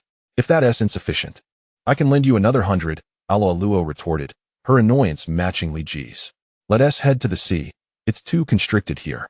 The tumult of the ocean is far more intense than on land, enhancing your resilience, Li Ji declared, his figure vanishing into the horizon. Aluo and Chin could only pilot the helicopter, following in his wake. Chapter 44. Turmoil at sea. Li Ji's speed of flight was astonishing in mere minutes. He traversed hundreds of kilometers, arriving at the northern coast of Australia. This region was vast and sparsely populated, with stretches of coastline devoid of habitation. He floated in the air, patiently awaiting Aluo and Chin's arrival. Though the helicopter was not slow, it paled in comparison to Li Ji's swiftness, and he waited for over an hour before they finally arrived. Seeing Li Ji standing with arms crossed and eyes closed, a surge of frustration welled up inside Aluo. Rising, she flung open the helicopter door and leaped out. Thankfully, Chin reacted swiftly, taking control of the helicopter. Otherwise, it would have plummeted uncontrollably. How slow, Li Ji remarked, slowly opening his eyes, where a flicker of golden flame burned brightly. Gucci, don't you think you've become a tad too arrogant? Aluo's eyes transformed into a vibrant blue, radiating an ethereal glow. Above them, dark clouds began to gather, and the fierce winds howled, stirring the boundless sea into a frenzy. Arrogant? Allow me to show you what true arrogance looks like, Li Ji exclaimed, his arms outstretched, fists clenched, unleashing a terrifying aura that sent Aluo flying backward several dozen meters. The ocean beneath him roiled as a massive vortex formed, hundreds of meters in diameter. Aluo's blue glow dimmed, her expression growing grave. She hadn't anticipated Li Ji's power had surged to this extent. The ocean's tumult, which should have been her domain, was overshadowed by Li Ji's mere display of strength. Cautiously retreating, she dared not approach him, casting a glance at Qin, who had just landed the helicopter and was stealthily disembarking. Hey, Alualuo, if you're not planning to attack, then those clouds are rather pointless, Li Ji commented, conjuring a sphere of energy that soared into the clouds, detonating with a resounding crash, creating a gaping void in the previously contiguous mass. Sunlight streamed through, illuminating Alualuo. Gachi. Alualuo's voice was low, as though she were biting her tongue. Rest assured, out of respect for our acquaintance, I shall show restraint. I shall only incapacitate you. Li Ji replied, harboring no fondness for Alualuo. During their time at school, she had often pursued him for a fight, but thanks to Li Ji's cleverness, she had never succeeded, which only fueled her disdain for him, leading to frequent sabotage and an ongoing discord between them. Alualuo regarded Li Ji warily, remaining silent, her concern for his sudden assault palpable. After he had merely flicked her forehead, she had been dazed for several minutes. She knew if he struck her seriously, he was entirely capable of doing so. Alualuo, I shall assist you, Qin declared, joining Alualuo's side. If Qin had awakened the power of the Phoenix, Li Ji would think twice before provoking her. His fragments of that power paled in comparison to the full force she wielded. Let us attack together. I'm pressed for time. I wish to rest in Sydney tonight, Li Ji announced, extending his arms as two energy spheres materialized in his hands. One to the left and the other to the right, launching forth. Not good. Alualuo and Qin had both witnessed the destructive capacity of the energy spheres. A direct hit would result in grievous injury, and they were not resilient fighters. Qin, can you control the trajectory of those orbs with your telekinesis? Alualuo inquired while dodging. I don't know, but even if I could, I wouldn't manage it. Their speed is too great for me to track, Qin replied, her voice tinged with panic. Don't be too anxious. I will slow them down. When that happens, see if you can manage to control those two spheres to counterattack that brat Gachi, Alualuo instructed rapidly, and Qin nodded in agreement. Alualuo abruptly halted mid-flight, her eyes emitting a radiant blue light. Hurricane. A violent wind swept across the ocean, raising towering waves that effectively obstructed the path of the two energy spheres. The spheres, crashing through the waves, faced a second surge, their momentum diminishing. Just then, Qin seized the opportunity to track their trajectory, guiding the spheres toward Li Ji. With a casual flick, Li Ji batted the two energy spheres aside, his expression one of disdain. He suddenly accelerated, appearing beside Qin in an instant. Let us see if your telekinesis is still effective now, he taunted. Alualuo unleashed a gust of wind, drawing Qin closer to her. Qin, use your mental control. Recognizing the proximity of Li Ji as an opportunity, Qin prepared to act. Mental control? Li Ji chuckled. I'm afraid, Qin, any psychic abilities are utterly ineffective against me. Perhaps magic would yield some effect. Li Ji recalled the sorcerers of Kamar-Taj whose spells had once influenced his consciousness, heightening his wariness towards them. Damn it. Mental control truly doesn't work on him. After a fruitless struggle, Qin ultimately conceded defeat. Is this really Gachi? In just 4 short years, how has his power surged to such terrifying heights? Alualuo thought, gritting her teeth.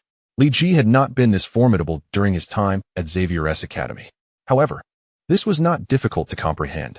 While at the Academy, Li Ji had possessed neither flight nor ki blasts, relying solely on the robust physique of a scion for combat. To someone like Alualuo, who wielded formidable powers, Li Ji had seemed like an ordinary soldier, capable but lacking skills, easily dispatched by a single area of effect attack. Now, however, Li Ji had evolved into a superlative hero, with attack, burst, skills, and defense all rated at an exceptional level. He could disregard terrain and launch indiscriminate assaults. Alualuo found herself at a loss against him. To compound matters, Li Ji's strength had undergone a dramatic transformation in the past month, his battle with S.H.I.E.L.D having multiplied his power by tenfold. What he displayed now was merely the tip of the iceberg of his true potential. Should he unleash his full might, it would be no exaggeration to say that Alualuo and Qin might not even catch a glimpse of his shadow before being decisively defeated. Chapter 44. Turmoil at sea. Li Ji's speed of flight was astonishing. In mere minutes, he traversed hundreds of kilometers, arriving at the northern coast of Australia. This region was vast and sparsely populated, with stretches of coastline devoid of habitation. He floated in the air, patiently awaiting Alualuo and S.H.I.E.L.D's arrival. The helicopter's speed was hardly slow, yet it paled in comparison to Li Ji's velocity. After waiting for over an hour, Ororo and S.H.I.E.L.D finally arrived, albeit belatedly. Upon seeing Li Ji standing in midair with his arms crossed and eyes closed, Ororo felt an immediate surge of frustration. Rising to her feet, she abruptly opened the helicopter door and flew out. Fortunately, S.H.I.E.L.D reacted swiftly, taking control of the helicopter. Otherwise, it would have plummeted to the ground. How slow indeed. Li Ji slowly opened his eyes, within which flickered a golden flame, burning brightly. Gage, don't you think you might be a tad too arrogant? Ororo's eyes transformed into a striking azure, radiating an ethereal blue light. Above, dark clouds began to gather once more, and a fierce wind howled, stirring the boundless ocean into a tumultuous frenzy. Arrogant? Allow me to show you what true arrogance looks like. Li Ji spread his arms wide, his fists clenched, and a terrifying aura erupted from him, sending Ororo hurtling backwards several dozen meters through the air. Beneath him, the ocean recoiled violently, creating a vortex several hundred meters wide. The blue light in Ororo's eyes dimmed slightly as her expression grew serious. She had not anticipated Li Ji's strength to have swelled to such an extent. The sky above, once her domain, now felt overshadowed by Li Ji's mere display of power. Ororo retreated, unwilling to approach him carelessly, casting a glance at S.H.I.E.L.D, who had just landed the helicopter and was cautiously disembarking. Hey, Aunt Ororo, if you're not planning to attack, then the clouds are rather pointless, aren't they? Li Ji levitated a sphere of energy in his hand, lifting it gently before sending it into the clouds, where it exploded, creating a gaping void in the once unified mass of cloud. Sunlight poured through, illuminating Ororo. Gage. Ororo's voice was low, as if she were biting her tongue to suppress her fury. Rest assured, in light of our past acquaintance, I shall show you mercy, at most. You will only be left incapacitated, Li Ji retorted. He harbored no fondness for Ororo, recalling how she had relentlessly pursued him in school, failing to land a single blow due to his quick wits. This had resulted in a long-standing animosity, with Ororo frequently attempting to undermine him, rendering their relationship anything but harmonious. Ororo eyed Li Ji warily, remaining silent, acutely aware of the potential for a sudden attack. A previous encounter had left her disoriented for several minutes. She knew all too well that Li Ji was capable of inflicting far worse harm if he chose. Ororo, allow me to assist you, S.H.I.E.L.D said, flying to her side. If S.H.I.E.L.D had awakened her phoenix powers, Li Ji would think twice before challenging her. His own fragmentary phoenix energy was but a mere puddle compared to her oceanic force. Let us combine our efforts. I am pressed for time, as I intend to catch some rest in Sydney tonight, Li Ji declared, extending his arms as two spheres of energy appeared, one on each side, and launched forth. This is bad. Ororo and S.H.I.E.L.D had both witnessed the destructive potential of those energy spheres. Should they be struck directly, they would not survive unscathed, as they were no mere tanks. S.H.I.E.L.D, can your telekinesis control those projectiles? Ororo inquired while deftly evading. I don't know, but even if I could, it's futile. Their speed is too great. My telekinesis struggles to track them. S.H.I.E.L.D responded, her voice tinged with panic. Do not fret. I shall decelerate their speed. At that moment, see if you can seize the opportunity to control those two orbs and retaliate against that insolent brat Gage. Ororo's words came rapidly, and S.H.I.E.L.D could only nod in agreement. In mid-flight, Ororo suddenly halted, her eyes blazing with blue light. Hurricane. A tempestuous wind swept across the ocean, conjuring monstrous waves that effectively obstructed the path of the two energy spheres. As they surged through the waves, they encountered a second wave, their velocity diminishing. At that moment, S.H.I.E.L.D successfully tracked the sphere's trajectory, directing her telekinesis to propel them toward Li Ji. Li Ji effortlessly deflected the two spheres with a dismissive smirk. His body surged forward, closing the distance to S.H.I.E.L.D in an instant. Let us see if your telekinesis still holds any value now. Ororo unleashed a fierce gust, drawing S.H.I.E.L.D closer to her. S.H.I.E.L.D, use your mental control. S.H.I.E.L.D, realizing the opportunity presented by Li Ji's proximity, responded quickly. Mental control? Li Ji chuckled lightly. I'm afraid, S.H.I.E.L.D, that all psychic abilities are ineffective against me. Perhaps magic might yield some effect. This thought reminded him of the mages from Kamar-Taj, who had briefly influenced his consciousness. heightening his vigilance toward them. Damn it, psychic control truly has no effect on him. After struggling for a while, S.H.I.E.L.D ultimately had to concede defeat. Is this truly Gage? In just 4 short years, how has his power escalated so drastically? Ororo's teeth clenched. Li Ji had not been this formidable during his time at Xavier's Academy. However, it was not difficult to comprehend. During his tenure at Xavier's, Li Ji lacked the ability to fly or utilize energy blasts, relying solely on his Saiyan physique for combat. To someone like Ororo, who possessed immense powers, Li Ji had seemed akin to a mere soldier, skill-less, relying only on brute strength, easily dismantled by an area of effect attack. Now, however, Li Ji had evolved into a paragon of heroism, excelling in attack, burst, skills, and defense, while also being able to disregard terrain and unleash indiscriminate assaults. At this juncture, Ororo found herself at a loss against him. Furthermore, in the past month alone, Li Ji's strength had undergone a seismic transformation. His battle with Shou Lao having augmented his power exponentially. The strength he displayed now was merely the tip of the iceberg, should he unleash his full might. It would be no exaggeration to say that Ororo and S.H.I.E.L.D might not even catch a glimpse of him before being decisively eliminated. Chapter 45. Reinforcements. What do we do? Ororo and S.H.I.E.L.D huddled beneath the ocean's surface, with S.H.I.E.L.D using her telekinesis to create an air bubble. They concealed themselves within it. I can't fathom why. In just 4 years, his strength has burgeoned to this extent. No wonder the professor was so eager for him to join our ranks. Ororo expressed her frustration. If one had to name someone, perhaps Robert fits the bill, but his abilities are entirely different. Though formidable, Robert's powers lack the destructive force and intimidation that Li Ji possesses, and his speed is incomparable. He resembles a battle machine, seemingly born for combat. Despite her disdain for Li Ji, Ororo's assessment remained fair. It's truly terrifying. I suspect if he were to join us, the bloodshed we would cause could multiply tenfold. S.H.I.E.L.D worried aloud about whether Li Ji's inclusion in the X-Men would transform them from a protective organization into a violent one. Stop dwelling on such thoughts. He might have already allied with the Brotherhood of Mutants. Magneto has been quite active in East Asia, as you well know. Ororo's resentment towards Li Ji ran deep. Surely not, S.H.I.E.L.D replied skeptically. In his memory, Li Ji was merely a mischievous child who, aside from raiding the cafeteria, had committed no real wrongs. Who knows? Ororo was disinclined to debate with S.H.I.E.L.D at this moment.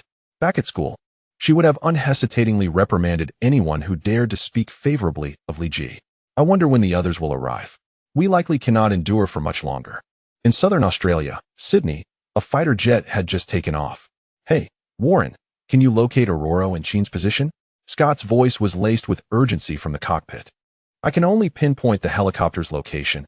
I cannot confirm whether Ororo and S.H.I.E.L.D are near it, replied Warren, the pilot, whose full name was Warren Kenneth Worthington III, heir to a wealthy New York family and a renowned superhero known as Angel. The X-Men's financial stability was largely due to his generous support. Damn it! How far is the helicopter? Scott exclaimed, clearly dissatisfied with Warren's assessment. At full speed, it would take approximately 40 minutes. My jet has been modified under Tony Stark's guidance and can fly at Mach 5, Warren announced, tapping the aircraft's dashboard, causing the acceleration to surge dramatically. Both Scott and Robert, who had remained silent until now, were thrown back against their seats due to the inertia. Let us proceed at this speed. Gage Stark is quite a formidable character. As the airplane's speed gradually stabilized, Scott felt the rapid beating of his heart. Li Ji drifted through the sky, seemingly in search of Ororo and Jean, which offered them a slight sense of relief. The two hid within a bubble, awaiting the arrival of reinforcements. However, in reality, Li Ji had already detected their presence. He relied not on sight, but on his perception of energy. The aura they emitted was substantial, a glaring beacon in the darkness for Li Ji. The game of cat and mouse was becoming rather tedious. Li Ji had already exhausted his energy.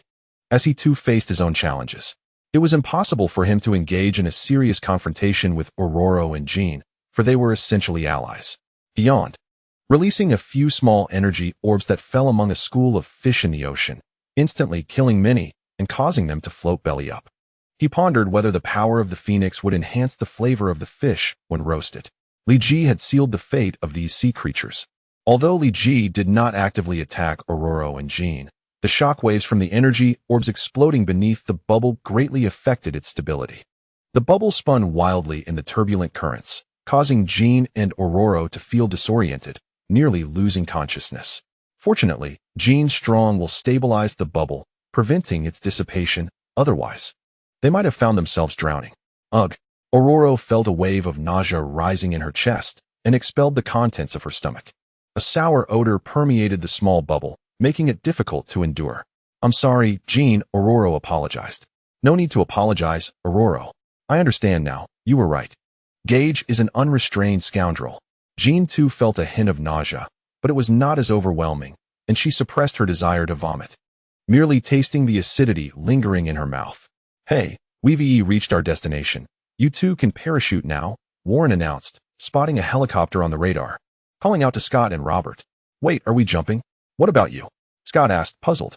Of course, if I jump, what will happen to the plane? You go first. I'll find an airport to land the plane and then join you, Warren replied, finding Scott's question rather foolish. Oh, right, that makes sense. Then Robert and I will jump first. Scott turned to Robert's seat, exclaiming, Robert, let us go. Only to discover Robert was no longer in his seat. Robert has already parachuted 30 seconds ago. Hurry up. I'm about to turn. Warren piloted the aircraft. Oh, damn it. Why didn't you say so earlier?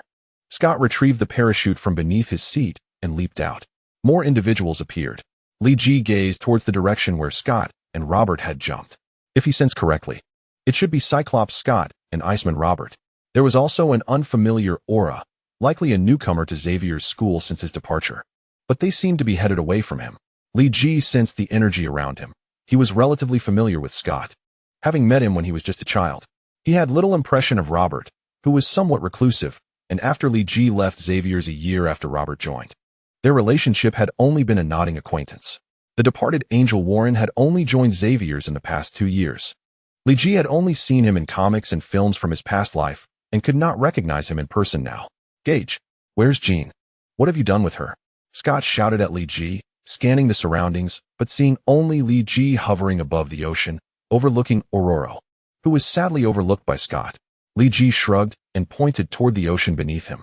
Damn it, you killed Jean. I will make you pay for that. Scott's eyes emitted 2 beams of red laser, aimed directly at Li Ji's heart. Li Ji flicked his finger, and 2 energy orbs intercepted Scott's laser, bursting into a colorful display in the sky. Why does this feel so strange? Shouldn't you be the one sacrificing yourself? Chapter 46. Intense Battle. The 5 Mutants. Robert. Freeze the entire ocean to protect Jean's body. We cannot allow sea creatures to consume her. The professor might have a way to revive her. Scott shouted, gripping Robert's arm. Robert flushed, pulling his hand back. Forget it. With his intellect, he probably won't grasp my meaning, Li Ji thought, rubbing his forehead. Scott's behavior was not reminiscent of the calm X-Men leader Li Ji remembered. Instead, he resembled a desperate romantic. Li Ji coalesced another energy orb and hurled it into the ocean, where it detonated just beneath the bubble where Aurora and Jean were hiding, sending a shockwave that propelled the bubble above the water, soaring into the sky. Gage, how dare you desecrate Jean's body? Scott roared, his voice piercingly loud, reaching Jean's ears. She released the psychic bubble, trembling as she approached Scott, stammering. Who are you talking about? Who's dead? I'm sorry, dear. Gage said you were in the ocean. And I thought he killed you and discarded your bodies in the sea. Scott's explanation made Jean's expression darken further, and he realized he had misspoken, wisely choosing to remain silent. Aurora flew over, appearing even worse, her complexion pale and her body weak, her mind muddled, and her stomach in turmoil. Hey, Scott, don't you care about me? Aurora asked, slightly displeased, but Scott completely ignored her. In the sky, Li Ji descended impatiently. How much longer will you two chat? Do you need me to fetch you some cat poop coffee? Gage, I'll ask you one more time. Will you join the X-Men? Jean pushed Scott aside, seriously inquiring of Li Ji. No need to ask. I will not join. Li Ji floated upward again, asserting, I have my own plans. My future does not lie within Xavier's. No matter what you say, I will not join. Then it seems we must resort to battle.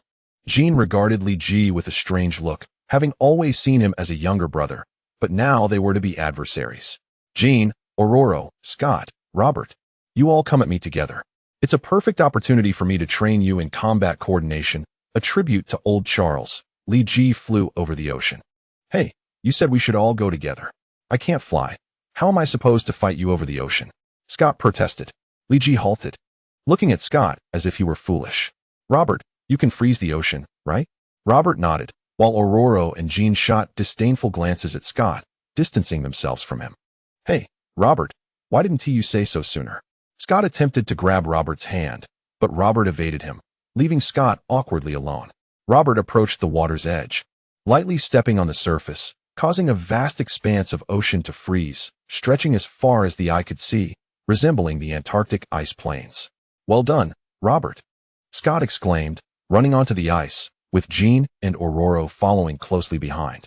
Li Ji looked down at them from above. The ice Robert created was thick, averaging 20 meters, providing a solid footing without fear of breaking. However, this level of ice was insufficient for Li Ji, who could shatter the entire sheet with a mere tap. Robert, your ability is quite useful. You can harvest easily preserved seafood directly from the ocean. If the X-Men can't get by, I'll help you find a job in fresh seafood, Li Ji jested, sending several energy orbs toward the four. I can block the two in the center, Scott declared, his eyes being his greatest asset, capable of unleashing laser beams and possessing superior vision. Li Ji's energy orbs were typically undetectable, but Scott could see their trajectories clearly. Scott's lasers shot forth, perfectly countering two of Li Ji's orbs. Robert, turn the water vapor in the air into ice crystals, Aurora commanded. Robert complied, and sparkling ice crystals formed in the surrounding air. Aurora manipulated the crystals, consolidating them into massive ice walls that slowed the velocity of Li Ji's attacking orbs. Jean, can your telekinesis capture these orbs of light? Aloha shouted. Leave it to me. Jean used her telekinetic powers to control the remaining energy spheres launched by Li Ji, steering them to counterattack him. Although they had only collaborated in such a manner once before, they executed it with remarkable ease. Is it truly that simple? Li Ji's voice was calm as he pointed his right index finger downward. The energy sphere, redirected by Jean, inexplicably altered its course yet again, hurtling back towards the four with increased speed, rendering Scott's enhanced vision only capable of catching a fleeting glimpse of its shadow. The spheres swiftly obliterated the defenses Aloha had set up, breaching into the perilous zone of the four. Had Li Ji been intent on a lethal confrontation, they would have perished beneath the explosive force of the spheres. Fortunately, Li Ji merely sought to teach them a lesson. The spheres soared past them and plunged into the ice, causing a tremendous fracture. Aloha and Scott were rather unfortunate, finding themselves directly at the fissure, and their bodies lost control, plunging into the frigid waters. Robert's abilities were no trifling matter. The temperature of the ocean could be described as bone-chilling. Robert acted decisively, conjuring several ice whips that ensnared Aloha's feet, pulling her back to the surface. Yet Scott remained submerged, watching helplessly as he sank into the depths. Robert had intended to rescue Scott as well, but he soon discovered a more pressing concern. He had to control the energy spheres that had descended into the water. For should they explode, the consequences would be far more dire than the current predicament. Robert's mind raced as he sought the spheres, which, after entering the water, had slowed significantly. Their luminescence made them relatively easy to locate. Using his powers, Robert froze several of the spheres before resuming his search for Scott, only to find no trace of him. Can one freeze air? No wonder he would eventually become an Omega-level mutant. Li Ji observed Robert's actions, pondering. It seems I must take matters into my own hands. Warren suddenly swooped into the fray, flapping his wings like a water bird on the hunt, diving into the depths. Chapter 48. A visit Warren's private jet. Is there any ice-cold cola? I would like a glass. Li Ji reclined in the luxurious leather seat, resting against the velvet cushions. His feet propped on the table, eyes closed as he inquired. Warren, observing Li Ji's arrogant demeanor, blinked several times before finally responding. We only have cola, no ice. The intimidation Li Ji had exerted previously had made him hesitant to defy him. No matter, just bring it to me, and also fetch a straw. Li Ji cast a meaningful glance at Robert. With an ice manipulator present, what need was there for ice? The beverage was soon delivered, and Li Ji chilled it for Robert, achieving the perfect taste. Gage, you truly haven't joined the Mutant Brotherhood? Jean asked again, still somewhat uneasy. I've said I haven't. And I assure you, had I joined, I would have eliminated all of you just now. Li Ji took a sip of his icy cola, his spirits lifting considerably, even softening his tone. After a moment of contemplation, Sheen indeed recognized the logic in his words and returned to her seat. Of course, there was another reason Li Ji refrained from voicing. Besides, the Mutant Brotherhood has ties to Hydra, and Howard and Maria suffered greatly because of Hydra. How could I possibly join them? The plane flew smoothly in the stratosphere. This time, Warren did not activate the supersonic mode. Yet it was still considerably faster than a typical commercial flight, cruising at nearly Mach 2. After finishing his cola, Li Ji closed his eyes to rest. Initially, he had intended to travel to Sydney and then fly directly to New York the following day, but since Warren arrived with a private jet, Li Ji opted to take advantage of the opportunity. After more than 4 hours of flight, the plane landed at an unremarkable airport near New York, rumored to be a private facility of Worthington Industries, though Warren did not confirm it. Hey, remember, don't tell Tony I'm back, Li Ji reiterated. And should any word slip, he would make them regret it. The group nodded quickly, and Li Ji waved them goodbye. The night in New York was vibrant and colorful, filled with nightclubs, bars, and street gunfights, yet none of that concerned Li Ji. Due to his Saiyan physiology, he did not particularly enjoy nocturnal activities. Even on a night without a full moon, the sight of the moon could provoke a sense of restlessness. Hey, brother, to the Four Seasons Hotel. Li Ji hailed a taxi, only to find the driver was Chinese. Hey, are you here to study in New York? The driver conversed in a rather peculiar dialect, which Li Ji found somewhat unbearable, responding in English. No, I'm a local. The driver was not an immigrant from China, but a local-born Chinese American. And upon hearing Li Ji claim to be of the same descent, he fell silent, realizing he could not exploit the situation. After spending the night at the Four Seasons Hotel, Li Ji departed and made his way to Stark Manor, constructed by Tony for his parents, where Howard and Maria lay in frozen slumber within the manor's underground chambers. The estate was located in the outskirts of New York, rather secluded and seldom visited. Tony had equipped the manor with the most advanced early warning and firepower systems, ensuring that even local thugs dared not approach. However, this was of little concern to Li Ji, who scanned the surroundings briefly, confirming no one was present before nimbly vaulting inside. Familiar with the layout, he quickly located the entrance to the basement, slipping inside. The unique effects of the Phoenix Force proved quite advantageous. Descending the staircase, Li Ji opted against the elevator, knowing it would be too easy for Tony to detect him. The basement was constructed deep underground, extending over 100 meters. As he gradually descended, the silence amplified the sound of his footsteps. Minutes later, Li Ji finally reached the bottom. Just as he was about to use the Phoenix Force to enter the door, it swung open, revealing Tony, who stood with an air of arrogance. You've arrived? Li Ji frowned. Who informed you? Tony turned and entered the room. Reclining in a chair, no one told me. The bank did. Your bank card recorded a transaction in New York last night, so I knew you would come here. I will grant you 15 minutes to visit your parents. We can settle our matters afterward. Li Ji nodded and entered the room. Howard and Maria's cryogenic chambers stood in the center, and through the glass, they appeared as if they were merely sleeping. Rest assured, Howard, Maria, I will find a way to awaken you. Li Ji clenched his fist, planning to consult the sorcerers of Kamar-Taj about such capabilities. Finished with the visit? Tony asked as Li Ji emerged from the back, his tone unsettling Li Ji, yet he nodded. Let us talk. What have you been doing in China all these years? Don't tell me you were attending school there. I've checked with educational authorities in China, and there are no records of you. Your bank card transactions are virtually non-existent, save for a record over 4 years ago. Have you gone to China to trace your ancestry? Tony's fingers glided over the armrest. I find it plausible.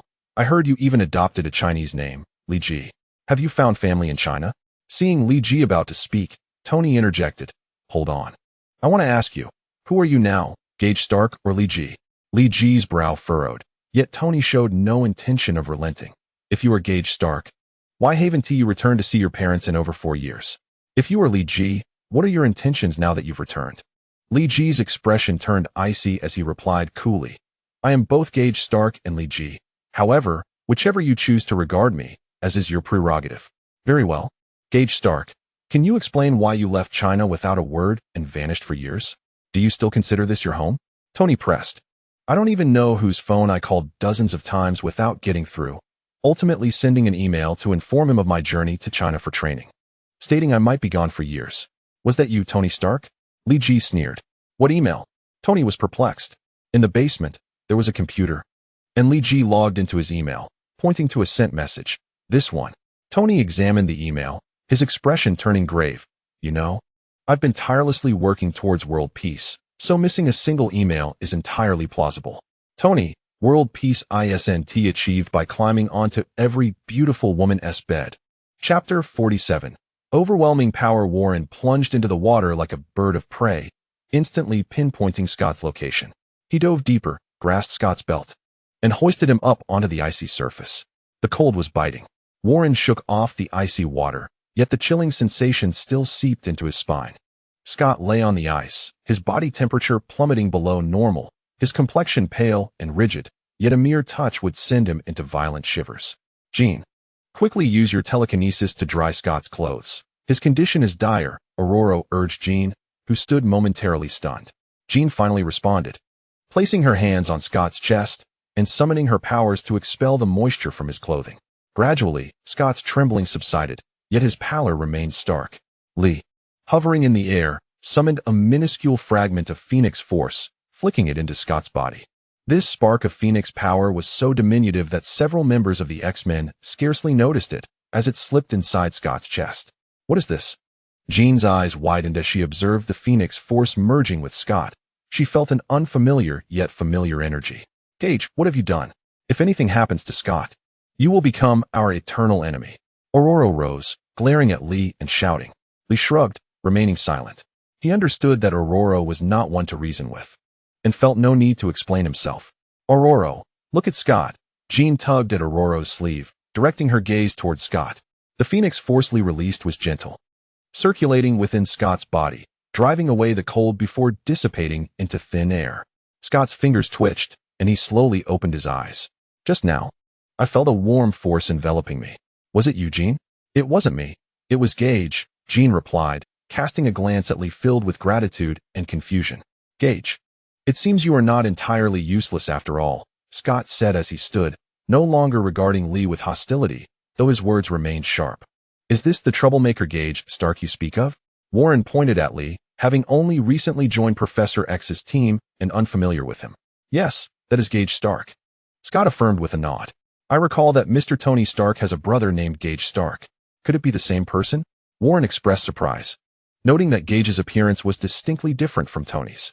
He is indeed Mr. Tony Stark's brother, having been adopted by Howard Stark, Jean clarified.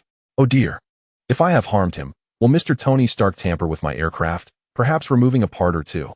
Warren exaggeratedly quipped. Well, that requires your capability.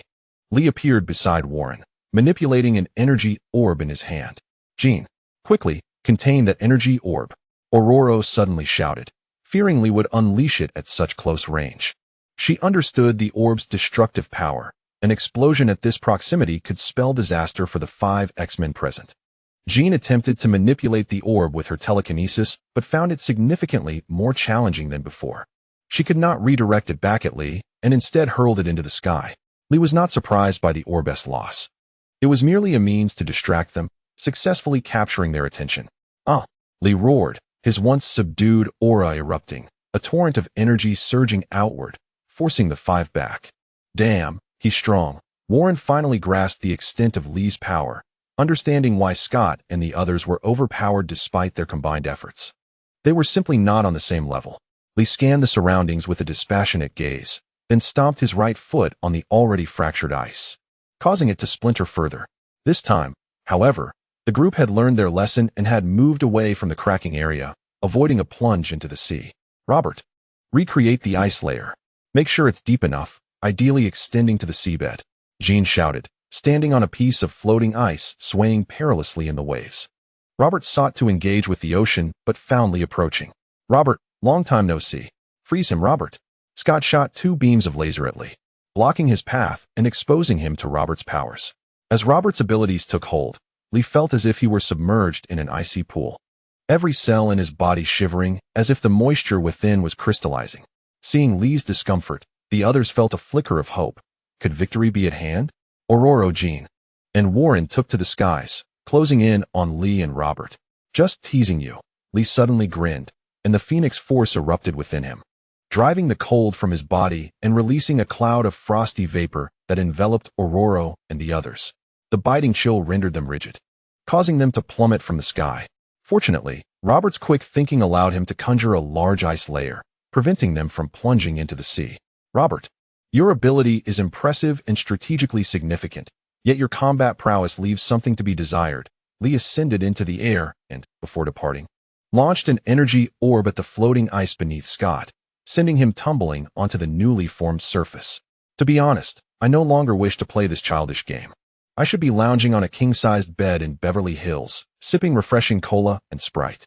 Yet you forced my aircraft to land in Australia and damaged a gift from Howard. It's time to demonstrate true power, Lee bellowed, unleashing his full might, causing the entire ocean to tremble in response, a grand spectacle. The ice Robert had conjured was forcibly pressed into the sea, leaving only a thin layer, approximately 20 centimeters above the surface, barely sufficient for the group to stand upon. Gage, is this all your power? Jean questioned, sensing that Lee still had untapped strength.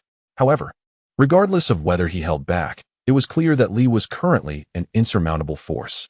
My goodness, if Gage is this powerful, do we even have a reason to exist as X-Men? Warren's remark plunged the group into contemplation. Chapter 48. A visit Warren's private jet. Is there any iced cola? ID like a glass. Lee reclined in the luxurious leather seat, leaning against the plush velvet cushion, feet resting on the table, eyes closed as he inquired. Warren, observing Lee's audacious demeanor, blinked several times before replying. We only have cola, no ice. The intimidation Lee had exerted earlier left Warren hesitant to defy him. Not a problem, just bring it to me, and grab a straw while you're at it. Lee cast a meaningful glance at Robert. Knowing that with an ice manipulator present, ice was hardly a concern. The drink arrived promptly. Lee chilled it with Robert's powers, finding it to his liking. Gage, are you truly not part of the Brotherhood of Mutants? Jean asked again, her concern still evident. I've said no, and I mean it. If I had joined the Brotherhood, wouldn't I have taken you all out already?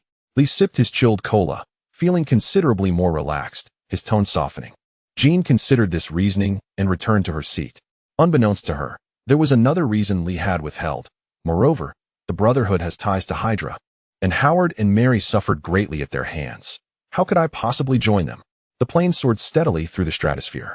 This time, Warren did not engage the speed mode, yet it still traveled significantly faster than a standard commercial aircraft, reaching nearly Mach 2. After finishing his cola, Lee closed his eyes, preparing to rest. Originally, Lee intended to travel to Sydney and then fly directly to New York the following day. However, since Warren had piloted a private jet, Lee opted for this convenient means of transport. After more than 4 hours of flight, the plane descended at an unremarkable airport near New York, rumored to belong to Worthington Industries, though Warren did not confirm this. Hey, remember, don't tell Tony I'm back, Lee reiterated, warning them against leaking any information. If you do, I'll make you regret it. The others nodded vigorously, and Lee waved them goodbye as he departed. The nights in New York are vibrant and diverse, filled with nightclubs, bars, and even street gunfights. However, none of this concerns Lee G, due to the unique physiology of the Scion race. He is not particularly fond of nocturnal activities. Even when the moon is not full, its presence can still evoke a sense of restlessness within him. Hey, brother. Let us head to the Four Seasons Hotel. Lee G hailed a taxi, only to find that the driver was of Chinese descent. Hey there. Are you in New York for school? The driver engaged him in a somewhat awkward dialect of Chinese. Lee G, slightly uncomfortable, responded in English. No, I'm a local. The driver was not a recent immigrant, but a native-born Chinese American, and upon hearing Lee G identify as Chinese as well, he fell silent, realizing he couldn't profit from him as he might from a student from China. After resting at the Four Seasons Hotel for the night, Lee G departed for Stark Manor, a residence Tony had constructed specifically for his parents. Howard and Maria now lay in suspended animation within the cold storage of the manor. Nestled on the outskirts of New York, the manor is rather secluded, with few visitors. Tony had also equipped it with a state-of-the-art early warning and defense system, ensuring that even the local thugs dared not approach. However, this posed little concern for Lee G. After scanning his surroundings to confirm he was alone, he deftly maneuvered into the estate. Familiar with the layout, he swiftly located the entrance to the basement. Utilizing the unique abilities bestowed upon him by the Phoenix Force, he descended the stairs, opting against the elevator to avoid detection by Tony. The basement was constructed to considerable depths, extending over 100 meters. As he descended, The silence amplified the sound of his footsteps. After several minutes, he reached the lowest level, just as he prepared to activate his Phoenix abilities to enter. The door unexpectedly swung open, revealing Tony, who stood there with an air of arrogance. "You've arrived?" Li Ji furrowed his brow. "Who informed you?" Tony turned and sauntered into the room, reclining in a chair. "No one told me. It was the bank. Your debit card recorded transactions in New York last night. So I knew you would come here. I'll allow you to visit your parents for 15 minutes first. We can discuss our matters afterward." Li Ji nodded and stepped inside. The cold storage units housing Howard and Maria were positioned centrally in the room. Through the glass, they appeared as though they were merely asleep. "Rest assured, Howard, Maria, I will find a way to awaken you." Li Ji clenched his fists, contemplating whether the sorcerers of Kamar-Taj possessed such capabilities. "Finished visiting?" Tony's tone, as Li Ji emerged from the back, was discomforting, yet Li Ji nodded. "Let us talk. What have you been doing in China these past few years? Don't tell me you were studying. I've checked with educational authorities in China, and there's no record of you. Your card activity has been minimal, with only one transaction over a month ago for years prior. Have you been in search of your roots?" Tony's fingers glided along the armrest. "I suspect that's the case. I heard you even adopted a Chinese name." "Li Ji, have you located your family in China?" As Li Ji opened his mouth to respond, Tony interjected. "Hold on, I want to ask, who are you now? Gaikai Stark or Li Ji?" Li Ji's expression hardened, but Tony pressed on relentlessly. "If you are Gaikai Stark, what does it mean that you haven't returned to see your parents in over 4 years? If you are Li Ji, what is your intention in returning now?" With a cold demeanor, Li Ji replied, "I am both Gaikai Stark and Li Ji. Of course, you may regard me as whichever you prefer. That is your prerogative." "Very well, Gaikai Stark, can you explain why you left China without a word and have not returned in years? Do you still consider this place your home?" Tony challenged. "I don't know whose phone I called a dozen times without a response. Ultimately, I could only send an email stating my intention to go to China for training and that I might not return for several years. Was that you, Tony Stark?" Li Ji smirked coldly. "What email?" Tony was perplexed. In the basement, there was a computer. Li Ji logged into his email and pointed at the sent message. Turning to Tony. "This one." Tony's expression grew serious as he read the email. "You know, I've been tirelessly working for world peace, which is why I might have missed a single email. Tony, world peace isn't achieved by conquering every beautiful woman in the world." Chapter 49. The hot dog eating contest. After their heated exchange, Li Ji departed Stark Manor, having anticipated such a confrontation. He had specifically instructed Sheen and others to keep their actions discreet. However, he was not surprised that Tony had uncovered his plans. After all, he was renowned for his intelligence within the Marvel Universe. "It's quite the maneuver, freezing my bank card," Li Ji thought, relieved that he had withdrawn $50,000 from the hotel ATM last night. "For now, it's manageable. My master has advised me to practice in the mortal realm. Though he likely doesn't realize I've already endured 2 decades of struggle in my past life." New York's Coney Island hosts a time-honored tradition every Independence Day, a hot dog eating contest. This event, which began as a light-hearted wager among a few immigrants, has evolved into an international competition. The victor not only receives a custom Nathan S. mustard sash, but also a prize of $10,000. Li Ji found himself among the contestants, motivated by a simple reason: financial need. It had been 7 months since Tony had frozen his debit card. Despite his frugal spending, a Scion's appetite is formidable, and the $50,000 had dwindled significantly, primarily spent on sustenance. For a Scion, working part-time is simply not an option, leaving him in a precarious financial state. The hot dog eating contest at Coney Island would not only allow Li Ji to indulge in a feast, but also alleviate some of his monetary pressures. For him, it was a delightful opportunity to eat, drink, and earn money. Although the competition attracted numerous renowned competitive eaters from around the globe, there is little comparison between these contenders and a Scion. Welcome, viewers, to the 42nd Coney Island Hot Dog Eating Contest. I'm Ben Nelson, and I'll be your host for this thrilling event. A special thanks to Coney Foods for their generous support. Li Ji gazed at the large screen above, where a plump host was enthusiastically broadcasting. If not for his introduction, Li Ji might have mistaken him for a contestant. Next, we have an interview with Kobayashi from Japan, a perennial champion of this competition. Since his debut in 2001, he has consistently shattered world records with astonishing margins, returning each year to defend his title. To date, he has claimed the championship 4 times. His presence is a nightmare for his rivals. Moreover, Kobayashi not only possesses a remarkable appetite, but also maintains an impressive physique, earning him countless female admirers in Japan. Ben Nelson has long wished to ask him how he manages to maintain such a slim figure while consuming so much. I only eat vegetables and fruits daily. Why do I seem more like a contestant than him?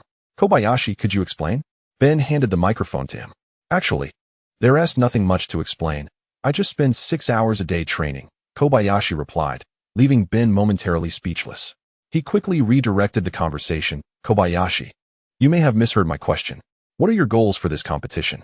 My goal is to break my own record, then go home to train for 8 hours. After all, if I eat a lot today, I need to train an extra 2 hours, Kobayashi teased Ben once more. Alright, Kobayashi, this time he comes with grand ambitions. Will he be able to surpass his record from last year of consuming 53.5 hot dogs in 12 minutes? Ben skillfully kept his distance from Kobayashi.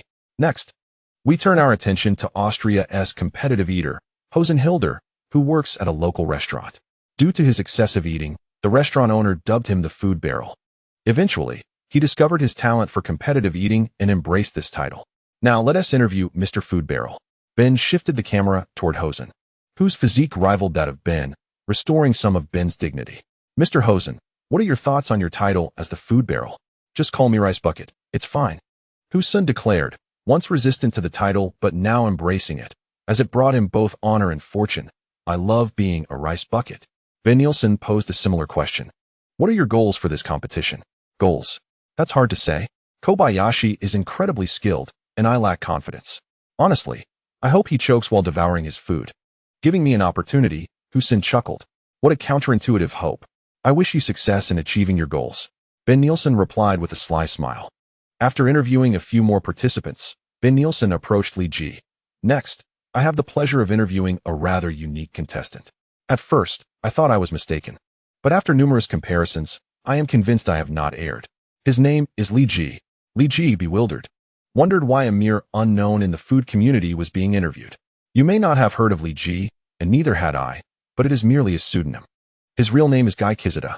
Indeed, he is the younger brother of the renowned Stark Industries president, Tony Stark, and one of the heirs to the Stark conglomerate. You might wonder why he is of Asian descent. I can disclose that he is of Chinese heritage, adopted by Howard Stark. Now, you must be quite curious as to why he has entered this competition. Mr. Guy Kizada, if I may address you thus. What brings you to the Coney Island hot dog eating contest? Ben Nielsen inquired, positioning the microphone near Li Ji's mouth. Caught off guard, Li Ji had not anticipated being recognized. Typically, people should not know him. However, upon seeing the Worthington Industries logo on the microphone, he understood and cursed inwardly. Damn it, Warren, you fool. With the microphone persistently held to his lips, Li Ji was at a loss for words. Fearing silence could lead to headlines like Stark Industries' second son turns out to be mute. He had no doubt about the media's ethics. I came to savor hot dogs. Could you please refrain from bothering me? Chapter 50. The robber. The competition unfolded without suspense, as Li Ji triumphed decisively, consuming 371 hot dogs in 7 minutes. Outpacing the runner-up Kobayashi by 335. Kobayashi managed to eat only 36 hot dogs within that time frame, originally set for 12 minutes.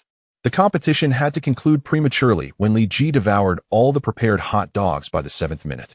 My goodness, in just 7 minutes, Mr. Guy Kizada consumed 371 hot dogs, shattering the competition record by over 300. Ben Nielsen's commentary made Li Ji feel somewhat irked. The media often conjured storms from mere breezes. One could pass gas, and it would somehow relate to climate change. Now, let us hear from last year's champion, Mr. Kobayashi. What are your thoughts on this year's results? Ben Nielsen extended the microphone towards Kobayashi. I've decided to return home and train for 20 hours, testing my limits. Kobayashi replied with unwavering resolve, prompting Ben Nielsen to depart, noting Kobayashi's fierce competitiveness. Now, let us interview Mr. Rice Bucket. You finished third in this competition. What are your reflections? Hosen took the microphone. It's unfortunate that neither of them choked while eating, thwarting my plan to seize an opportunity. Nevertheless, I am still quite happy to have enjoyed such delicious hot dogs and witnessed so many great appetites. I have a question for both of them. How do they manage to eat so much without gaining weight? I noticed their stomachs remain unchanged, while my once football-like belly has transformed into an oval shape. Mr. Kobayashi has already answered this. He trains 6 hours daily. I suspect Mr. Guy Kizida adheres to a similar regimen, Ben Nielsen remarked, turning to Li Ji. Li Ji preferred to collect his prize and leave without engaging with Ben Nielsen. But the organizers seemed intent on waiting for the interview to conclude before distributing the prize money. I hope next time the organizers prepare more hot dogs.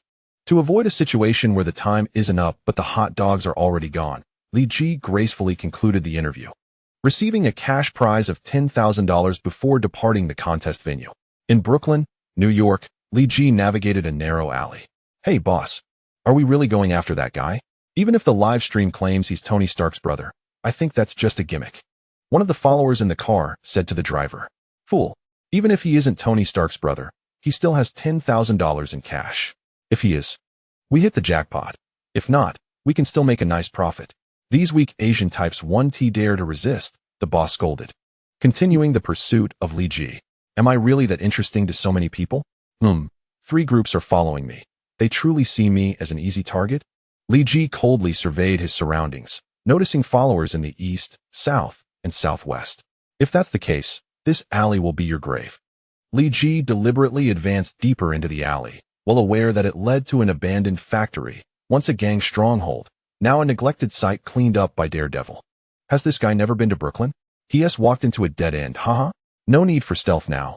A jeep accelerated toward Li Ji, initially 20 to 30 meters away, intending to perform a drift and stop beside him. Yet, upon seeing Li Ji standing in the middle of the road, smiling at them, they hesitated. Li Ji stepped onto the jeep's front bumper, applying force, lifting the entire vehicle. With another kick, the jeep flew into the abandoned factory, leaving its occupants unconscious. The second vehicle arrived just in time, witnessing the aftermath of the first vehicle and immediately attempted to turn back. Li Ji accelerated, reaching the car door and yanking it open, detaching the driver's side door completely. Houston Shieldler, what are you doing here? Li Ji asked, feeling puzzled upon seeing the driver. Houston struggled to concoct a plausible excuse. Houston Shieldler, interesting. You must be related to that person, or at least a blood relative. Li Ji suddenly laughed, having discerned Houston's origins. Houston quickly shook his head, but then nodded slightly upon seeing Li Ji's expression. Perhaps I may need your assistance in the future. You may leave now, but drive slowly. Otherwise, you might be flung from the vehicle.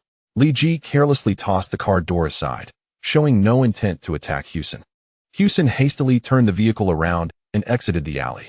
The third car arrived somewhat late, with Li Ji waiting for 3 minutes before it approached. A man and a woman disembarked. Did you wait for us this entire time? The man asked as he neared Li Ji. Yes, Coulson, Melinda. Li Ji recognized the two as agents of S.H.I.E.L.D. You know our identities? Coulson replied, surprised.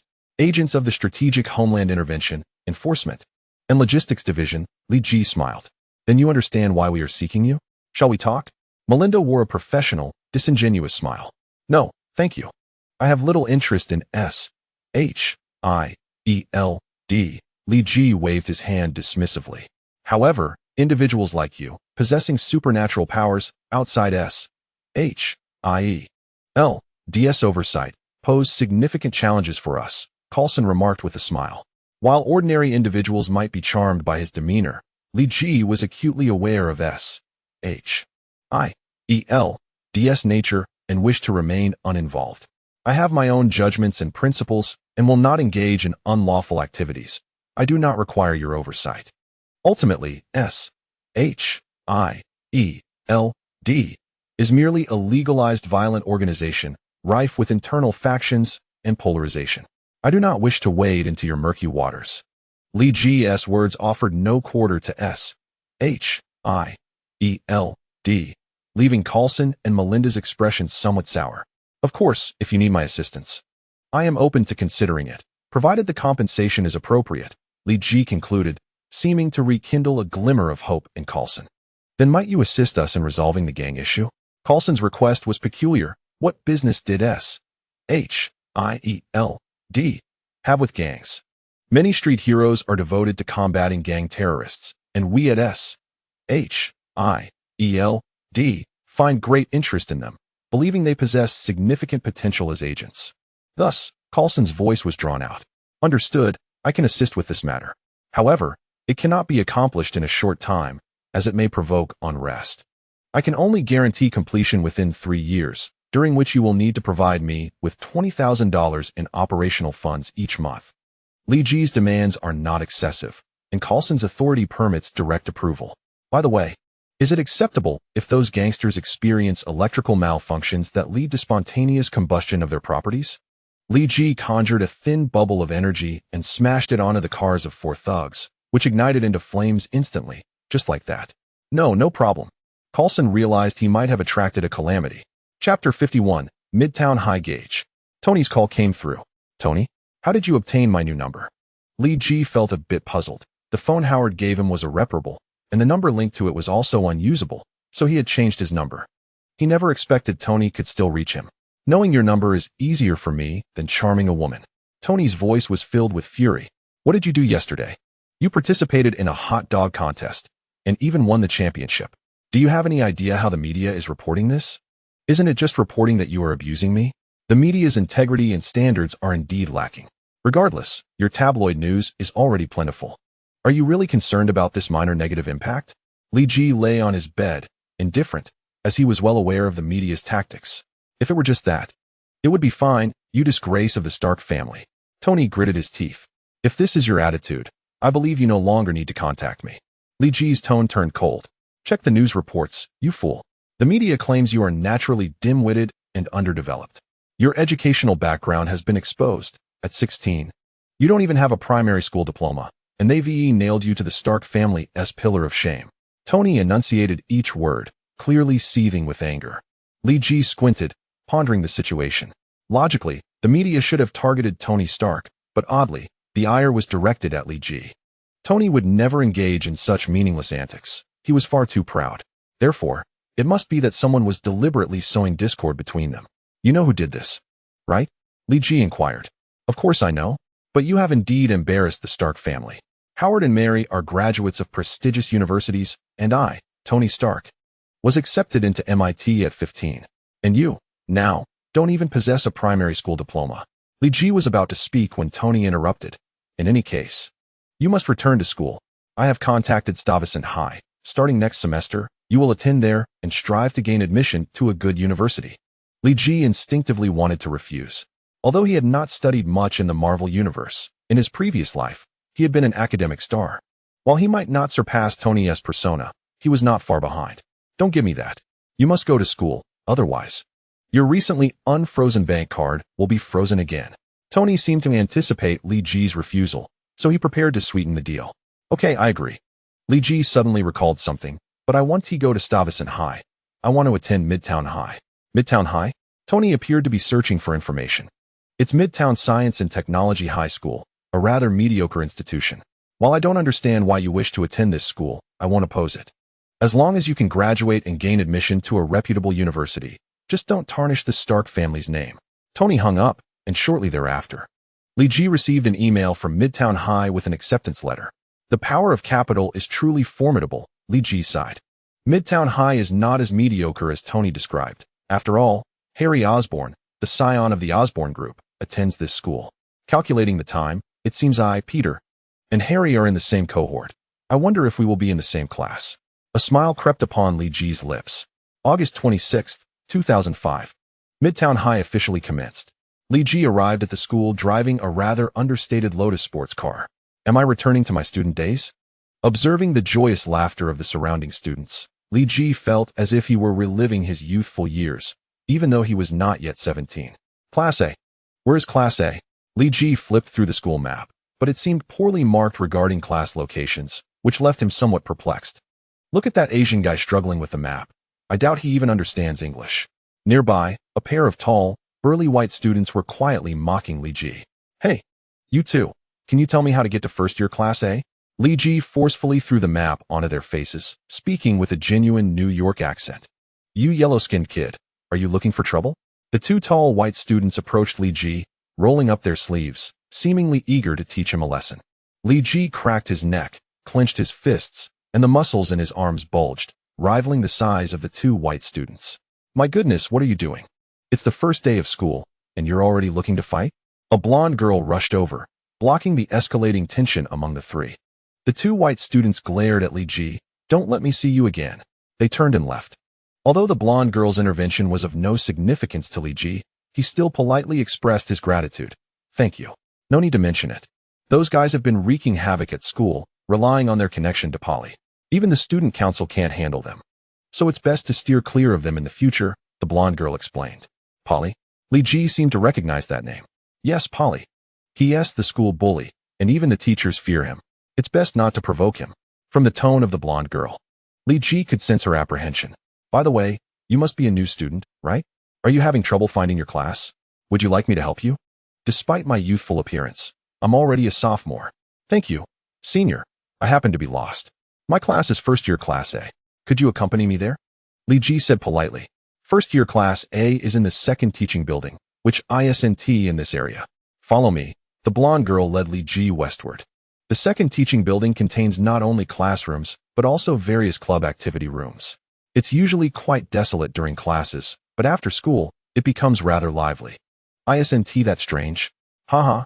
The blonde girl was quite talkative, and Li Ji engaged in conversation, mainly because she kept glancing at his Patek Philippe watch, which made Li Ji feel somewhat awkward. Suddenly, the blonde girl halted, her previously incessant chatter coming to a stop. "What's wrong?" Li Ji looked in the direction she was staring. The two tall white students had reappeared, grinning maliciously at Li Ji, and beside them stood a towering figure, easily over 2 meters tall and weighing perhaps over 300 pounds. Li Ji smiled faintly, confirming his suspicions. "Polly, hurry up and come over. Hand over your allowance to Grandpa." Chapter 52. Spider-Man is my classmate. Familiar words sent a shiver down Polly's ample frame. He could never forget being bullied by that line for a decade. He struggled to widen his eyes, which were nearly obscured by his chubby face, managing a smile that resembled a grimace. "Gage, is that you?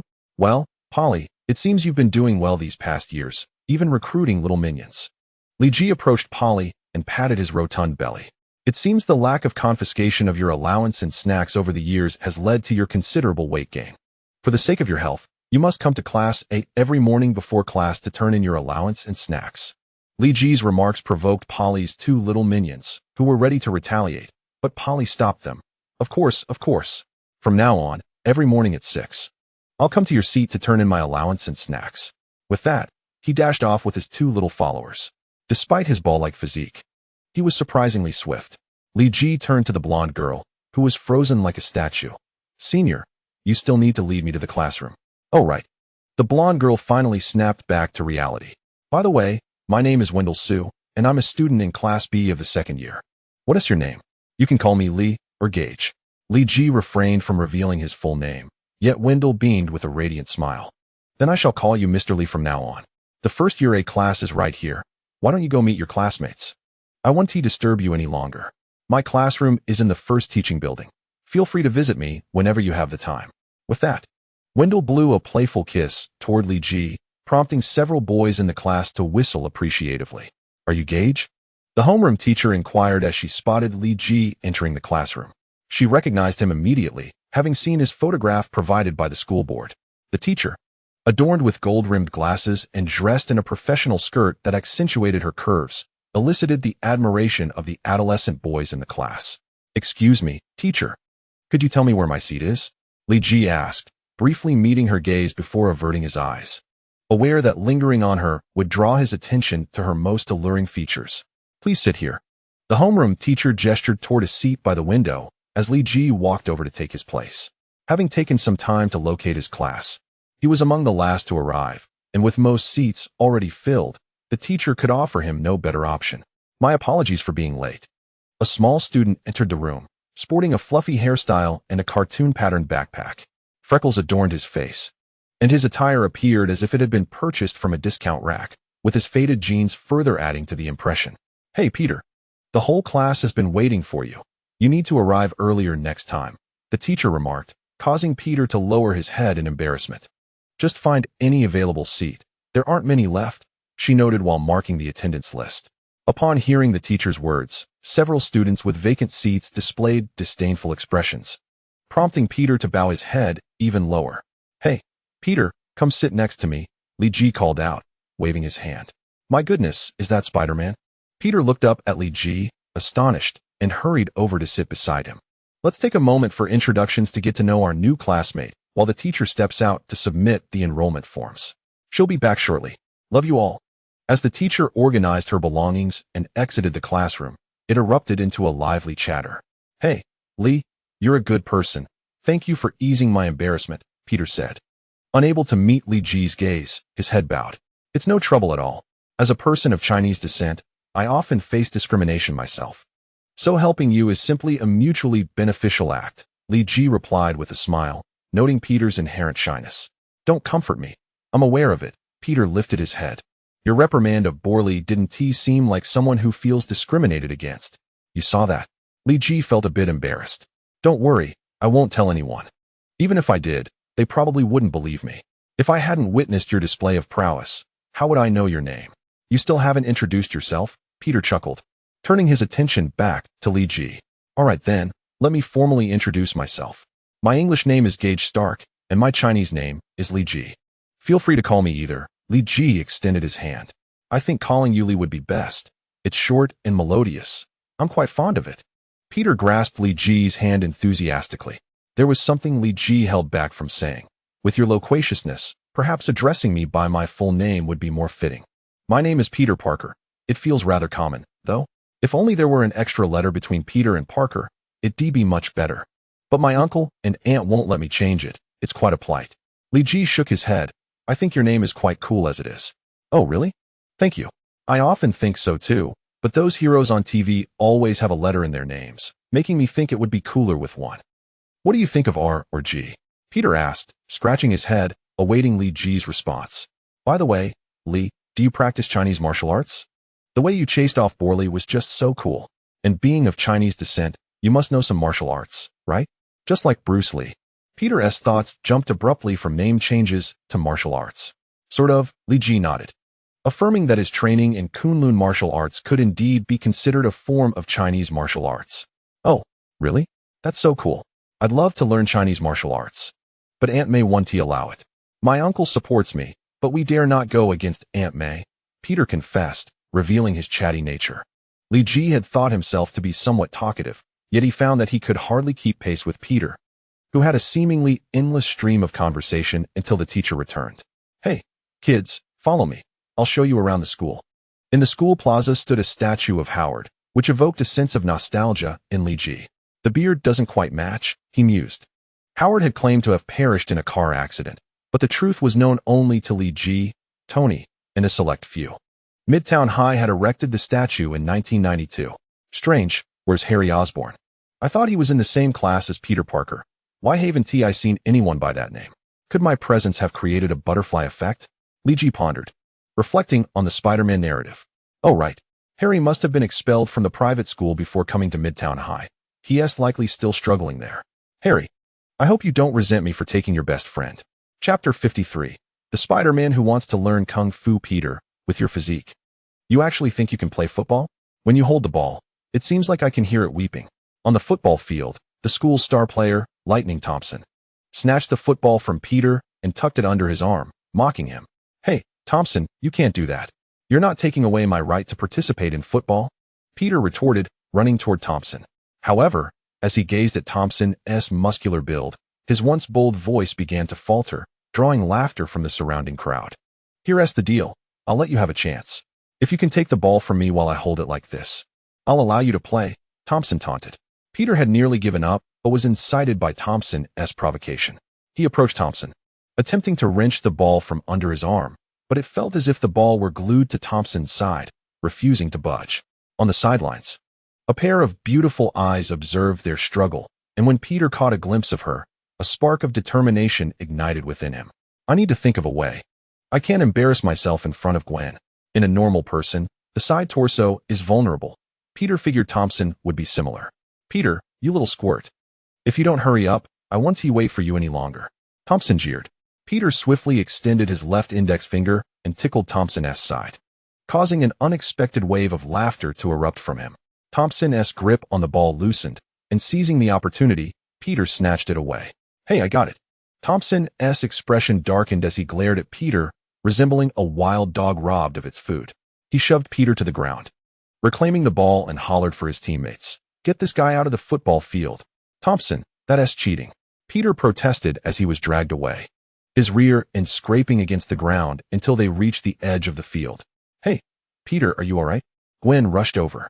Oh, I'm fine, Gwen. Just a bit sore. Peter stood up, rubbing his backside. Are you also attending Midtown High? I haven't seen you since we graduated middle school. Yes. My parents took me to Hawaii for vacation right after graduation. I just got back before school started. I'm in first year C class. How about you? Gwen smiled sweetly. I'm in first year A class, not too far from yours. Peter gazed at Gwen's smile, slightly mesmerized. Haha, although we're not in the same class as before, we're still quite close. Peter, would you like to grab lunch together in the cafeteria? Gwen invited. Peter glanced at his soiled clothes, yearning to join her, but ultimately declined. Maybe not this time. I'll treat you to steak tomorrow instead. That 1T do. It has to be split evenly. Or I 1T go, Gwen said, understanding Peter's financial situation and wanting to avoid putting him in a difficult position. All right then. Peter felt Gwen's kindness as she waved goodbye, saying she would find him in Class C tomorrow. Upon entering the classroom, Li Ji exclaimed, Hey Peter, you're finally back. Why are you so dirty? Did you get into a fight? Li Ji's gaze lit up at the sight of Peter, as if he had seen a savior. Meanwhile, Wendell sat in Peter's seat, inching closer to Li Ji, which made him feel uncomfortable. Wendell glanced at Peter with mild displeasure and then turned to Li Ji, asking, Are you really not willing to join me for lunch? I've already made reservations for 2 with Peter. If I had known, I would have included you. Li Ji quickly used Peter as a shield. All right then, I'm heading to the cafeteria. Don't think you can pull such a feeble excuse on me next time. Wendell reluctantly rose from Peter's seat and left the classroom. Thank goodness you didn't go to the cafeteria, Peter, Li Ji sighed in relief as Wendell departed. Although he had no aversion to student romances, Wendell's intentions were too obvious, leaving Li Ji uninterested. What happened to the dirt on you? Li Ji asked again as Peter sat down. It's nothing, Peter replied nonchalantly, but Li Ji sensed something was off. Usually, Peter would at least respond with 20 words. Peter took a sandwich from his drawer, ready to bite into it, but Li Ji snatched it away. Hey, do you think I'm joking? I've already booked a restaurant. If you eat that sandwich now, what will you have for lunch? Li, even the usually talkative Peter seemed to stutter, he thought. Come with me, Li Ji stood up. Oh my God, is this your car? Peter exclaimed, nearly drooling over the latest Lotus sports car. Li Ji felt a bit embarrassed, thinking to himself that he wasn't hiding anything. It was just that few recognized the brand he wore. They drove to a Michelin-starred restaurant, and as they parked, a waiter approached. You must be Li. Your reservation is on the 2nd floor. Please follow me. As Li Ji leisurely sliced his steak, he noticed Peter, who was staring down, and couldn't help but say, Peter, if you have something to say, just say it. You don't look like Peter Parker right now. Li, can you teach me Chinese martial arts? I want to learn and become stronger. Peter's voice was barely above a whisper, tinged with shyness. Is that all? Li Ji thought Peter might ask to borrow money, which he might consider. Although not lacking in funds, lending money to friends often jeopardized their friendship. Is that not acceptable? Then forget it, Peter replied mechanically, lost in thought. If you want to learn, come to school at 9 on Saturday morning. I'll teach you, Li Ji smiled. While some of Kun-Lun's secret martial arts cannot be disclosed, many simpler forms are accessible to ordinary people, so sharing this part is not a concern. Really? I'm not hearing things, am I? Peter's head shot up, his face alight with joy. It's true, you're not mistaken. But if you want to learn martial arts, regular meals are essential, so finish this meal well. Li Ji pointed to the dishes on the table, and Peter immediately began to devour his food, appearing somewhat out of place in the Michelin restaurant. Chapter 54. The Martial Arts Spider-Man on Saturday at Midtown High. On the playground, Li Ji advised, Peter, next time, don't wear jeans. They're not suitable for martial arts practice. A little force and they become split pants. Although dissatisfied with Peter's attire, he relaxed on the first day of training, knowing the foundations were crucial. Don't think that by learning martial arts, you can effortlessly leap across rooftops like in movies. It's not that simple. Consider martial arts as a discipline, akin to mathematics, where learning is progressive. You must first grasp the basics before advancing to higher levels. The fundamental aspect of martial arts is stance training. Stance, as the name implies, refers to a wooden post. Why are there so many stumps left when trees are felled? It's because their roots are deeply embedded. Loggers find it challenging to clear stumps quickly. Stance training emphasizes depth and stability. Your attire today is inadequate. Next time, or looser workout clothes. For now, practice the basic stance, known as the horse stance. You're not ready for advanced stances yet. Li Ji, as an experienced instructor, adhered to traditional teachings, having tutored before. However, Peter struggled, despite being an academic achiever. He lacked athletic prowess, and his endurance was poor due to his physique. After a few minutes in the horse stance, he began to tremble, prompting Li Ji to intervene. "Peter, do you want to progress faster?" Li Ji whispered. Peter's face flushed, his body quivering, unable to articulate a response, but nodding. "Okay. Then you'll need to endure some hardship," Li Ji said, pressing 2 acupressure points on Peter's back. Instantly, Peter ceased to tremble, appearing dazed, like a statue, staring blankly ahead. Indeed, Li Ji had directly applied acupressure. Though Peter found it hard to move, he still felt the weight of his body, his legs feeling leaden, as if carrying a mountain, an overwhelming pressure that left him feeling worse than death. Meanwhile, Li Ji sat on a nearby bench, engrossed in his laptop. "Damn, this 40-person dungeon is tough. I'm lucky I managed to get a critical hit, or I wouldn't have made it." After a while, he finally cleared the challenging dungeon and recalled Peter was still standing in the scorching sun. Upon releasing Peter from the acupressure, he fell straight down, but Li Ji, quick to react, caught him before his face hit the ground. He placed Peter on the bench, and after several minutes, Peter began to recover. "Li, is learning martial arts this exhausting?" he asked, sipping the water Li Ji offered, feeling utterly drained. "Oh, it can get much tougher, so be mentally prepared." "Oh my goodness." Peter's resilience was commendable. Li Ji noted that over the past 2 months, Peter had contemplated quitting numerous times, but had persisted. Although he hadn't grown much taller, his once frail body was beginning to develop some muscle. "Peter, I think you're nearly ready to graduate," Li Ji remarked as he watched Peter complete a set of long punches. "Really? Am I ready to graduate? Does that mean I can defeat Bully now?" Peter asked excitedly. "Not a chance." Li Ji shook his head, chuckling. "Bully has lightning powers." Peter felt a pang of disappointment, but Li Ji quickly added, "However, taking down Thompson should be manageable." "Really? I'm going to land a straight punch on Thompson first, dazing him, then follow up with 2 hooks to leave him disoriented. While he is trying to regain his bearings, I'll kick him in the rear with a whip kick, throwing him off balance, and finally finish him off with a stylish shoulder throw." Li Ji watched Peter's enthusiasm with a mix of amusement and resignation. Despite the theatrics, Peter indeed possessed the potential, especially with his sharp mind, which allowed him to strategize combat scenarios, tipping the scales of victory in his favor. "Li, let us head to the football field. I know the school team is practicing today, and Thompson will definitely be there." Peter was eager to confront Thompson. Li Ji, uninterested in such childish brawls, waved him off. "I think I'll head back to the classroom. The sun is making me drowsy." Peter reluctantly made his way to the football field alone. "Hey, Thompson," Peter shouted as he approached the field where Thompson was training. Thompson glanced at Peter and quipped, "Oh, it's the Little Mop again. Are you here to clean the field today?" The nickname Little Mop had been given to Peter by the football team after he was dragged off the field last time, and it had since become infamous throughout the school. Hearing Thompson's taunt, the surrounding players burst into laughter. "Thompson, are you willing to accept my challenge?" Peter paid no heed to the taunts, shedding his shirt to reveal his abdominal muscles. Though somewhat underdeveloped, they were undeniably present. "Oh, after merely a few days of training with Li, you dare to challenge me? Do you truly believe that Li is Bruce Lee?" Thompson also removed his jersey, his physique considerably more robust than Peter's. "Although Li was not Bruce Lee, you are certainly not one of those filmic thugs." Peter let out a strange cry and charged at Thompson, launching a straight punch aimed at his face, only to be deflected by Thompson, who retaliated with an elbow strike. Peter crouched down, narrowly evading Thompson's furious elbow. He swept his right leg across the ground, executing a low kick that caused Thompson to lose his balance and tumble to the ground. Like a famished tiger, Peter pounced on Thompson, locking his joint and delivering 2 rapid punches to Thompson's face, instantly creating a pair of panda eyes, skills he had learned from Li's tiger fist technique. "Damn it, everyone.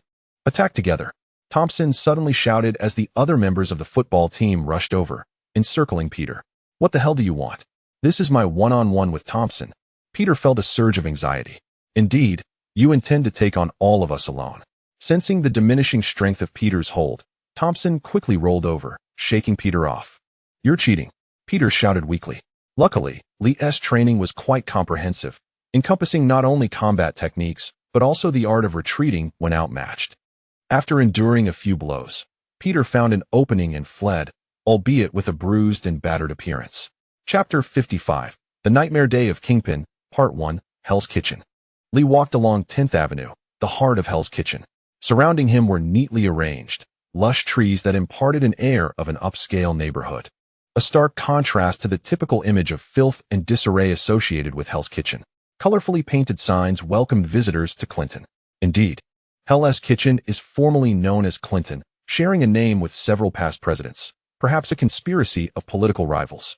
The patrons of nearby restaurants and shops were diligently at work, yet unbeknownst to them, some would transform into terrifying gangsters at certain moments. After traversing several blocks, Lee spotted the street sign for 42nd Street, confirming he had arrived at his destination. Lee's venture into Hell's Kitchen was primarily prompted by Coulson's insistence. The S.H.I.E.L.D. agency had allocated several months' worth of operational funds to Lee, yet he had achieved little to show for it. Under mounting pressure from superiors, Coulson had called Lee multiple times, compelling him to reluctantly acquiesce to the request. Tomorrow evening at 6, at the intersection of 10th Avenue and 42nd Street, a gang would conduct a significant drug and arms deal under the guise of delivering takeout. Your task is to thwart this transaction and apprehend the mastermind behind it. Be advised, the enemy may possess heavy firepower, so remain vigilant regarding your safety. This directive had been relayed to Lee by Agent Melinda the previous night, and its commanding tone irked him, prompting a decision to disregard her instructions. Lee entered a nearby restaurant, ordered a hamburger and fries. While keeping a watchful eye on the intersection, the intelligence from S.H.I.E.L.D. proved accurate. Around 5:50, a delivery truck indeed appeared at the intersection, soon followed by several official vehicles. The exchange was swift, and by 6 o'clock, several vehicles had departed. The gang exhibited a high level of caution, utilizing multiple official vehicles for the transaction, yet only one vehicle contained the actual contraband, while the others were loaded with genuine takeout orders. Their escape routes were also notably scattered. Ordinary police might easily be misled, but such trivial maneuvers did not escape Lee's keen observation. While the paths of the 5 vehicles varied, they ultimately converged near Matthew Playground, confirming the gang's base of operations lay in that vicinity. Lee positioned himself atop a building, observing the movements of the 5 vehicles. The delivery truck raised suspicions as it had emerged from a Walmart warehouse. The gang's influence was substantial. Yet, it seemed their cleverness had backfired, as they utilized Walmart's warehouse to conceal their goods, while S.H.I.E.L.D. capitalized on this, acquiring first-hand information about the impending transaction. It was uncertain if this was Kingpin's gang, but he was likely the only one in Hell's Kitchen with such power. Lee stealthily approached Matthew Playground, seeking traces of the gang, as the transaction had involved hundreds of kilograms of drugs. No ordinary gang could handle such a load. Lee's movements drew attention. Few ventured to Matthew Playground at night, as urban legends of Matthew's spirit circulated widely. It was said that beneath the playground lay the spirit of a malevolent entity named Matthew, who would emerge at night to devour the lives of passers-by. Having been discovered, Lee ceased his stealthy maneuvers, snapping his fingers, summoning a finely crafted handgun, and aimed it at a passerby, concealing a weapon beneath a newspaper. With the dim streetlight. You still read the newspaper? Such acting could earn you a Golden Raspberry Award. You fool. Lee's voice rang out, quickly capturing the attention of those nearby, who discarded their disguises, aiming their weapons at him. Clearly, he had not erred in his pursuit. A smirk formed on Lee's lips as he pulled a long object wrapped in black electrical tape from within his clothing, which emitted a beeping sound. The surrounding crowd scattered in a panic, distancing themselves from Lee. Observing their frantic reactions, Lee could not help but chuckle. In the gang's perception, the combination of black tape and beeping was synonymous with explosives. They were unaware that the object he had tossed merely contained a book and a timer that activated upon impact. This combination had terrified the gang members. Lee's intent was not to eradicate the gang. Had that been his sole purpose, he could have disposed of them when they initially approached. Lee had his own objectives, which, while not directly targeting the gang, ultimately aligned with his goals. The gang members quickly realized they had been deceived, yet when they turned to confront Lee, they found he had vanished. From their escape routes, Lee had deduced the entrance to the gang's hideout. Presently, he stood before a steel gate. To his astonishment, the infamous Kingpin's gang was concealed in such an unremarkable location. He had expected them to reside in a grand building or a fortress reminiscent of those in cinemas. Li struck the iron gate with a powerful punch, producing a tremendous rumble as it caved in. Enemies. The gang members within the hideout sprang into action upon hearing the resounding noise. They took cover behind makeshift barricades, weapons trained on the entrance, while outside. Their comrades surged forward. Li strolled confidently into the hideout, undeterred by the hostility surrounding him. With his current physical prowess, he regarded the gang's armed forces with disdain. He walked directly to the center of the hideout, shouting, "May I inquire if this is the domain of Kingpin?" At that moment, Kingpin was in the innermost chamber of the hideout, tallying the quantities of drugs from the transaction. However, Li's booming voice penetrated even the depths of the room. "Clear as day. Damn it, who is it?" Sheriff Brian assured me everything was arranged perfectly, that no one would discover us. Kingpin retrieved an automatic rifle from the wall, flanked by two towering henchmen armed with rocket launchers, as he exited the chamber. "McAdam, inform me of the current situation. How many enemies are there? What is their firepower, and do they possess heavy armor?" Kingpin held a walkie-talkie, addressing one of his subordinates. "Boss, the situation is peculiar. There is only one enemy, armed solely with a modified handgun. We are currently unaware of their identity or whether reinforcements are present." McAdam was at a loss regarding Li's audacious, single-handed intrusion into the gang's stronghold. Chapter 56, The Nightmare Day of Kingpin, Part 2. Upon seeing the hulking figure of a muscle-bound man approaching, Li recognized it must be Kingpin. His real name was Wilson Grant Fisk. His father had been a minor mob boss who perished in a gang conflict. This instilled in Kingpin a profound understanding of the brutal nature of society, leading him to vow to establish his own criminal empire, ultimately adopting the moniker Kingpin. "Wilson, you have finally decided to show yourself." Li addressed Kingpin by his birth name, a point of great disdain for him. "Do you wish to die?" Jean Bing's voice was deep, with a slight rasp, reminiscent of the whispers of a demonic entity. Li Ji chose not to engage with him, instead watching as he approached McAdam. "McAdam, you mentioned the enemy only possessed a reinforced handgun. How then was the large hole in the iron gate created?" "Boss Jean, I truly have no idea," McAdam replied, equally perplexed by the sudden breach in the iron gate. He had only heard a tremendous sound before witnessing Li Ji swaggering in. "Are you discussing the iron gate? That was me who smashed it open with a single punch. This stronghold has a certain charm.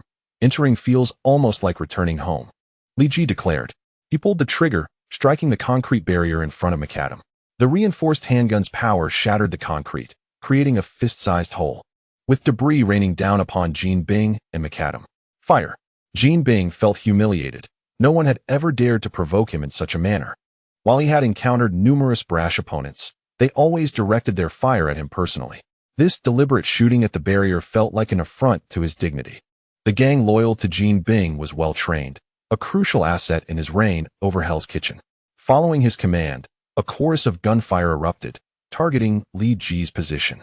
Li Ji's lips curved into an enticing smile as he remained stationary, his hands dancing gracefully around him like butterflies. Within a second, his hands were filled with spent casings, and he cast a mocking glance at Jean Bing. "Wilson, bullets aren't cheap. Allow me to return some." With a swift flick, the bullets grazed Jean Bing's cheek, leaving a trail of blood as they struck the gas tank of a jeep deep within the warehouse, igniting an explosion. Jean Bing turned, momentarily dazed, blood mixed with sweat trickling down to the ground. "Did you think you had a rocket launcher and a chance to turn the tide?" Li Ji leaped onto a beam, producing two playing cards seemingly from nowhere, and with a swift motion, sent them flying.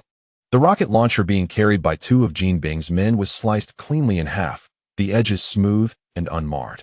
Jean Bing realized that Li Ji was undoubtedly a formidable opponent, unlike those he could evade. Facing Li Ji meant one encounter could be fatal. "You esteemed guest, may I inquire about your purpose in our gang?" Jean Bing's voice, already unsettling, became even more grating to Li Ji's ears. Li Ji descended from the beam and approached Jean Bing. As he passed a square pillar, he executed a swift kick, snapping it in two, adding to the panic in Jean Bing's eyes. "Fear not, I am a good person," Li Ji assured, pressing his hand against the concrete barrier in front of McAdam, his fingers sinking into the wall. McAdam's eyes widened in terror. "I work for the government. You should be aware of the mistake you've made today." The casual tone in which Li Ji spoke only deepened Jean Bing's turmoil. To him, Li Ji's sunny disposition was far more terrifying than the most fearsome of demons. His heart raced, sweat pouring down his forehead, mingling with the blood seeping from his wounds. Emperor Engine? Li Ji uttered a term Jin Bing did not comprehend, prompting a trembling inquiry from him. What is the Emperor Engine? Oh, nothing, Li Ji waved dismissively. Considering your apparent lack of intelligence, I shall be direct. How much narcotics did you procure today? Just as Jin Bing opened his mouth to respond, Li Ji abruptly seized him and dragged him several meters away. Be honest. Shortly, I will question your underlings. Whoever provides a lesser figure will meet their end. Initially, Jin Bing had hoped to withhold some information, but the sudden confrontation left him no choice but to confess the full amount, 620 kilograms. Impressive, indeed, 620 kilograms. With a swift kick, Li Ji sent Jin Bing sprawling to the ground, fully aware of the devastation such drugs could cause. This quantity was sufficient to ruin countless middle-class families, and it was merely a single transaction. Find a scapegoat to take the fall, let them confess. And this batch of drugs can give the police a headache, Li Ji added, delivering another kick to Jin Bing. Now agree quickly, or you might find no one left to take the fall, and I will send you directly to prison. Do not think I am unaware. Your bulk purchases of narcotics come at a significantly lower price. In truth, Jin Bing was reluctant to comply with Li Ji's demands.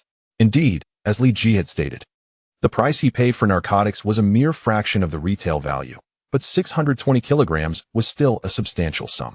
However, the sheer force that Li Ji exhibited instilled a deep sense of trepidation in Jin Bing, leaving him no option but to acquiesce. I will comply immediately. Beside them was a car, and Li Ji tore off the door before sitting inside. Actually, the government has tasked me with completely dismantling your gang. However, I am a benevolent individual, averse to bloodshed. Do you understand? Jin Bing nodded eagerly, like a compliant pup. Thus, I intend to allow you to remain, for now. However, should you persist in this manner, the next visitor may not be as benevolent as I am. Frankly speaking, you are merely part of our performance metrics. Li Ji's words struck deep.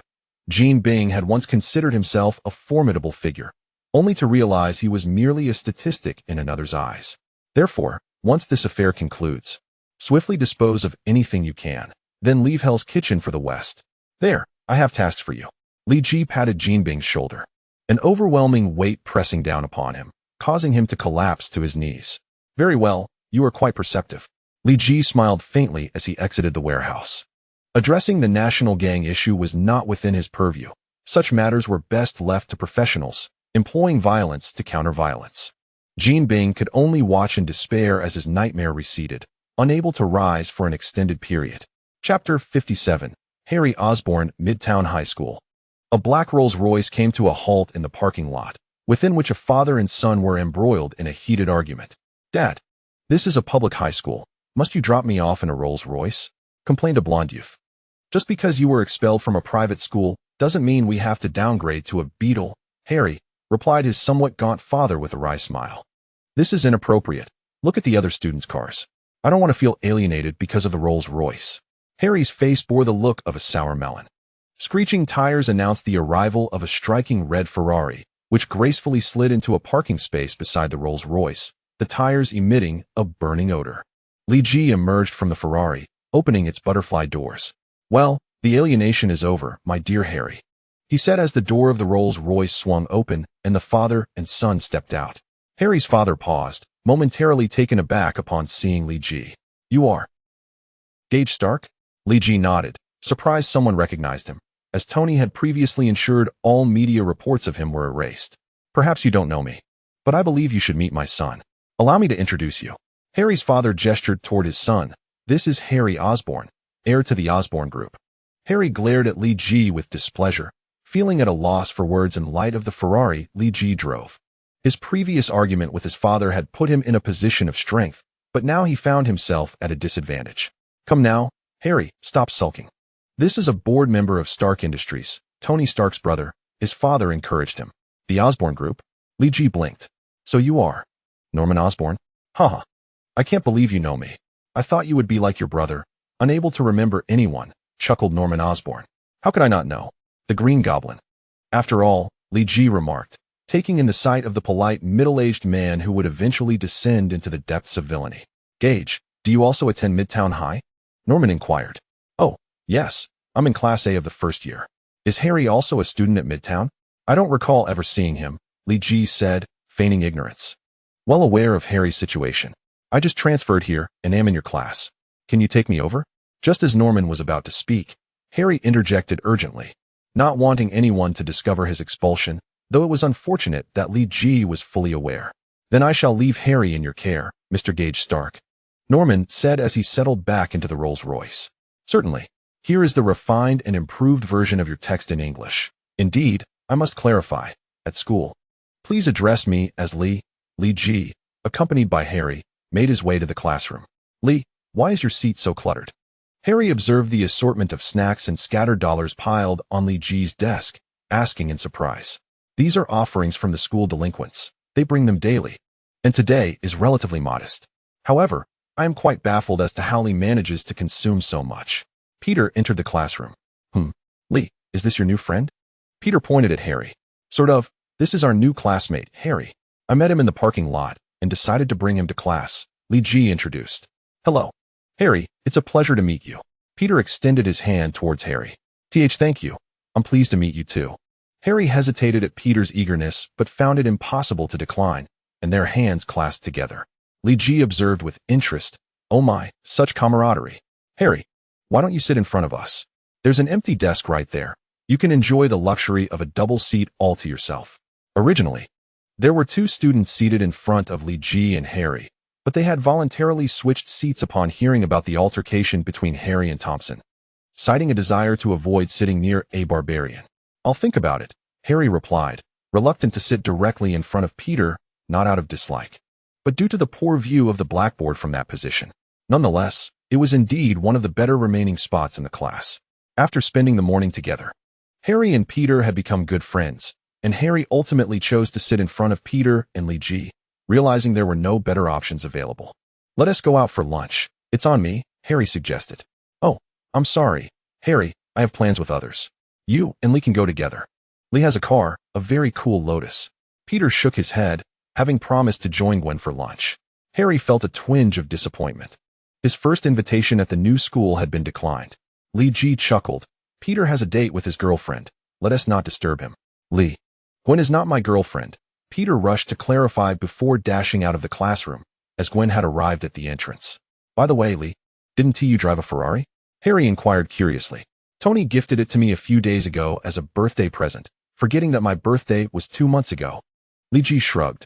Come on, I'll take you to the most expensive restaurant nearby since you're treating. The fare won't be cheap, Harry laughed. Harry assimilated quickly, soon becoming inseparable friends with Peter, discussing football, television shows, games, and girls. Li Ji rarely participated in their conversations, as his spirit bore the wisdom of nearly 40 years, making it challenging to find common ground with the exuberance of adolescent boys. Peter, so you've truly fallen for that girl named Gwen? Harry leaned against the railing beside him. I suppose so. However, Gwen is quite popular with many suitors, and I have no advantage, Peter replied, his tone somewhat disheartened as he glanced at Gwen, who was surrounded by classmates, several boys making her laugh. Brother, you certainly have stiff competition, Harry patted Peter's shoulder. Speaking of which, Harry, after knowing Li for this long, what do you think of him? Harry suddenly brought up Li Ji. To be honest, after sitting next to Li for so long, I still find him quite inscrutable. He appears casual, but maintains a certain distance from others. You might not know this, but Li possesses extraordinary skills in Chinese martial arts. He is a mysterious figure, Peter thoughtfully responded. Am I truly mysterious? Li Ji unexpectedly interjected from behind Peter. Chapter 58, The Invitation from Alvis. Alvis, you mentioned that a person named Li Ji saved you when you returned to your country last year? Deep within the confines of the ARDYH group, Alvis was confined to a room. The room was equipped with basic living facilities, and meals were provided at scheduled intervals. However, he was prohibited from contacting the outside world and had not spoken to anyone for an extended period. Yes, his name is Li Ji. He thwarted the hijackers and successfully landed the plane. Alvis's spoken language had significantly deteriorated due to his prolonged isolation. That must indeed be him, Gage Stark. A voice from outside the room opened the locked door, looking at Alvis. Practice your speaking skills over the next few days. We'll invite Li Ji to the company for a visit soon. W.Y.? Alvis stuttered, still struggling with his speech. The Li Ji you mentioned is the brother of Tony Stark, Gage Stark. Not just anyone possesses the ability to fly a plane. The invitation to the company primarily stems from your blunder that cost the company over $200 million, leading to our current financial difficulties. The voice outside the door slapped Alvis angrily. Remember to practice your speaking skills and tidy up your appearance. Even if you have to deceive, ensure you secure an investment. Hello, Miss Pepper, why are you calling me? Li Ji wondered why Pepper Potts would be reaching out to him. A gentleman named Alvis called the company, claiming to be your friend and requesting your contact information. He accurately provided a number you once used, so I believe he might genuinely know you and called to confirm. Pepper spoke in a calm and pleasant manner. Alvis. After a moment of reflection, Li Ji recalled the man as the vice president of the ARDYH group he had met on the flight back from China. Li Ji had initially attempted to contact him several times, but Alvis's phone had been unreachable, leading Li Ji to assume he had provided a false number and subsequently forgotten about him. Oh, I remember him. He is indeed a friend from China. It's been a long time since we last met. Please share my new number with him. Li Ji was uncertain of Alvis's intentions, but was aware that it had taken nearly a year for Alvis to call, suggesting he might have ulterior motives. Nevertheless, Li Ji was indifferent, merely seeking to extract something beneficial from the ARDYH group. All right, I will inform him right away, but I sense he may not have good intentions. You should be cautious. Pepper, perhaps accustomed to being Tony's assistant, still remembered to offer a warning. Li Ji, already aware of the obvious, casually responded with an before hanging up. Alvis's call soon came through, indicating he indeed had something urgent to discuss. And Li Ji felt the opportunity for careful planning had arisen. Li, my brother, I finally found you. I tried calling you hundreds of times, and almost thought you had abandoned me. Alvis's voice was exceedingly sincere, though the thick Western accent struck Li Ji as somewhat odd. Alvis had not spoken with such an accent before. This was primarily due to Alvis's recent speech recovery training being supervised by several individuals from New Mexico, which inadvertently influenced his accent. Alvis, brother, I couldn't reach you either. Li Ji feigned exaggeration. Don't even mention it. My business in China failed, resulting in my long confinement by my family. I was just released recently. By the way, why don't you use your previous phone number anymore? Alvis's words were a mix of truth and fabrication, making Li Ji nearly laugh aloud. A business failure? Did you lose the Hulk? The demon Kronos you wanted to summon was used as bait. Now that is indeed a failure. Oh brother, I lament your unfortunate circumstances and hope you do not wallow in self-pity, but rather find a new direction soon. Li Ji found his tone rather nauseating, mainly to play along with Alvis's performance. By the way, brother, are you free this week? I would like to gather with you. As their conversation progressed, Alvis finally got to the point, and Li Ji was nearly dozing off. I'm free over the weekend. However, where are you located? I'm in New York. I won't travel too far, as I have classes on Monday. Li Ji yawned. Acting with Alvis was becoming a bit tedious. What a coincidence. I'm in New York too. Why don't you suggest a place, and I'll drive over to pick you up? Alvis exclaimed excitedly. Let us meet at the entrance of Zhongqing High School. I shall wait for you there at 10 o'clock on Saturday morning. If I do not see you within 10 minutes, I shall take my leave, for it is rather chilly to be outside in the winter winds. Li Ji was reluctant to reveal his residence, hence he provided the school's location. All right, I will certainly arrive on time, Alvis responded, his voice imbued with delight. After a brief conversation, they concluded the call. Li Ji yawned repeatedly, never having realized how profoundly chat could induce a state of hypnosis. After washing his face, he promptly fell into slumber. Zhongqing High School. It is not far, no need for a helicopter. Just drive that modified, elongated Lincoln and remember, under no circumstances should you be late. This endeavor holds great significance for our group. Should you botch this affair, I trust you understand the consequences. Alvis shivered. Despite being in a climate-controlled room at a balmy 26 degrees, his extremities felt icy. On Saturday, snow fell. The weather suddenly worsened in the early hours, with a fierce wind carrying a blizzard that besieged New York. By the time Li Ji prepared to leave around 9, a thick blanket of snow had accumulated on the ground. He stepped into it, finding it over 30 centimeters deep, which led him to question the viability of their meeting. In such dreadful weather, would the fish still bite? With the snow so deep, his sports cars were certainly rendered unusable. Navigating the desolate streets, he soon found himself just a block away from Zhongqing High School. The remainder of the journey would have to be undertaken on foot, as this block was bustling with pedestrians. Li Ji trudged through the snow, alternating between deep and shallow steps, until he finally spotted the elongated Lincoln, which was now ensnared in the snow. Alvis, determined not to let the situation unravel, had arrived at the high school entrance by 6 in the morning. At that time, the storm was not as severe, but now the Lincoln was trapped in the snow. "Hey Lee, you made it," Alvis greeted with an expression of considerable embarrassment. Chapter 59, Yardy-YH Group. Eventually, Alvis contacted the group, which dispatched a helicopter to transport Lee G and Alvis to the ARDYH headquarters. "I apologize, Lee. I did not anticipate such a heavy snowfall." Throughout the journey, Alvis repeatedly expressed his regrets. "It's all right. After all, this is due to the weather, an uncontrollable factor." Lee G waved dismissively. How could he possibly blame Alvis? That would jeopardize his objective of extracting information about Hydra from ARDYH. The helicopter landed atop the ARDYH building, and as Alvis jumped out, the biting wind nearly knocked him off his feet. Fortunately, Lee G caught him, preventing a humiliating fall. "Lee, thank you. You are truly a good person." Alvis's words sent a shiver down Lee G's spine, prompting him to hasten into the ARDYH building. The top floor of ARDYH housed a cafe enveloped entirely in glass, a favored retreat for employees seeking respite from their work. Today, however, the cafe was closed to the public, exclusively catering to Lee G and Alvis. "How does this coffee taste?" Alvis inquired, gently stirring his cup of black coffee with a small spoon. Lee G sampled a spoonful, savoring the aroma that danced upon his palate. He felt as though he were enveloped in the rich essence of Colombian beans. Alvis observed him with mild embarrassment before finally confessing, "Actually, these coffee beans are from Panama." Lee G, a touch exasperated, rubbed his forehead. "Well, truth be told, I know little about coffee. I can only discern its bitterness." No, that's fine. There are other things," Alvis replied, a hint of anxiety creeping into his voice, his previously resolved stutter re-emerging. The cafe may have been small, but the variety was remarkable. Over the course of 2 hours, they sampled over 60 different items, each displaying a melange of flavors, sweet, salty, sour, and bitter, allowing Lee G to indulge in a veritable feast. Alvis watched in astonishment. Typically, patrons sampled only a fraction of such an array, leaving most untouched, unlike Lee G, who polished off every dish. "Lee, given the inclement weather and the lack of entertainment outdoors, would you be interested in a tour of the company?"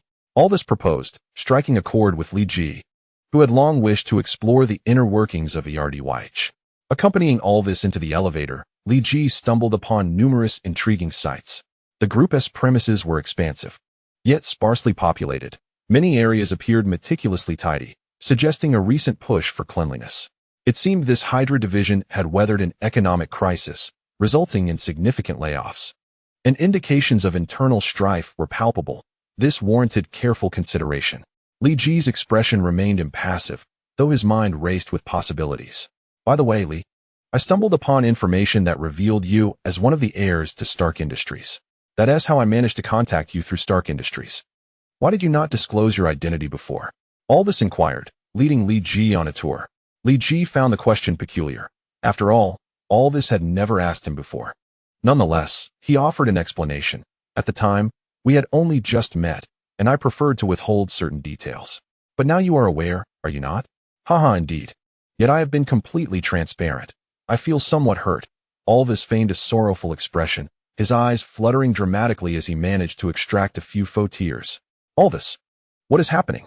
Have we not yet finalized the matter?" A voice suddenly crackled through Alvis's earpiece. "Lee, I apologize, but I must attend to a sudden bout of stomach discomfort," Alvis exclaimed, clutching his abdomen. Lee G nodded, pondering whether fresh directives had been issued. "Commander, Lee G.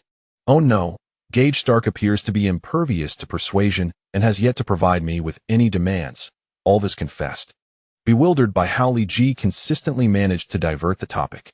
"We shall proceed with Plan B. Escort him to the experiment zone." The voice conveyed palpable frustration, causing Alvis to wince at the intensity. "Yes, Commander. Lee, I sincerely apologize. My stomach trouble was quite severe, leaving you alone for so long." A few minutes later, Alvis re-emerged from the restroom, offering his apologies once more. "No worries. It was but a brief interlude," Lee G replied with a gentle wave of his hand. "You have seen most of the standard areas of the group.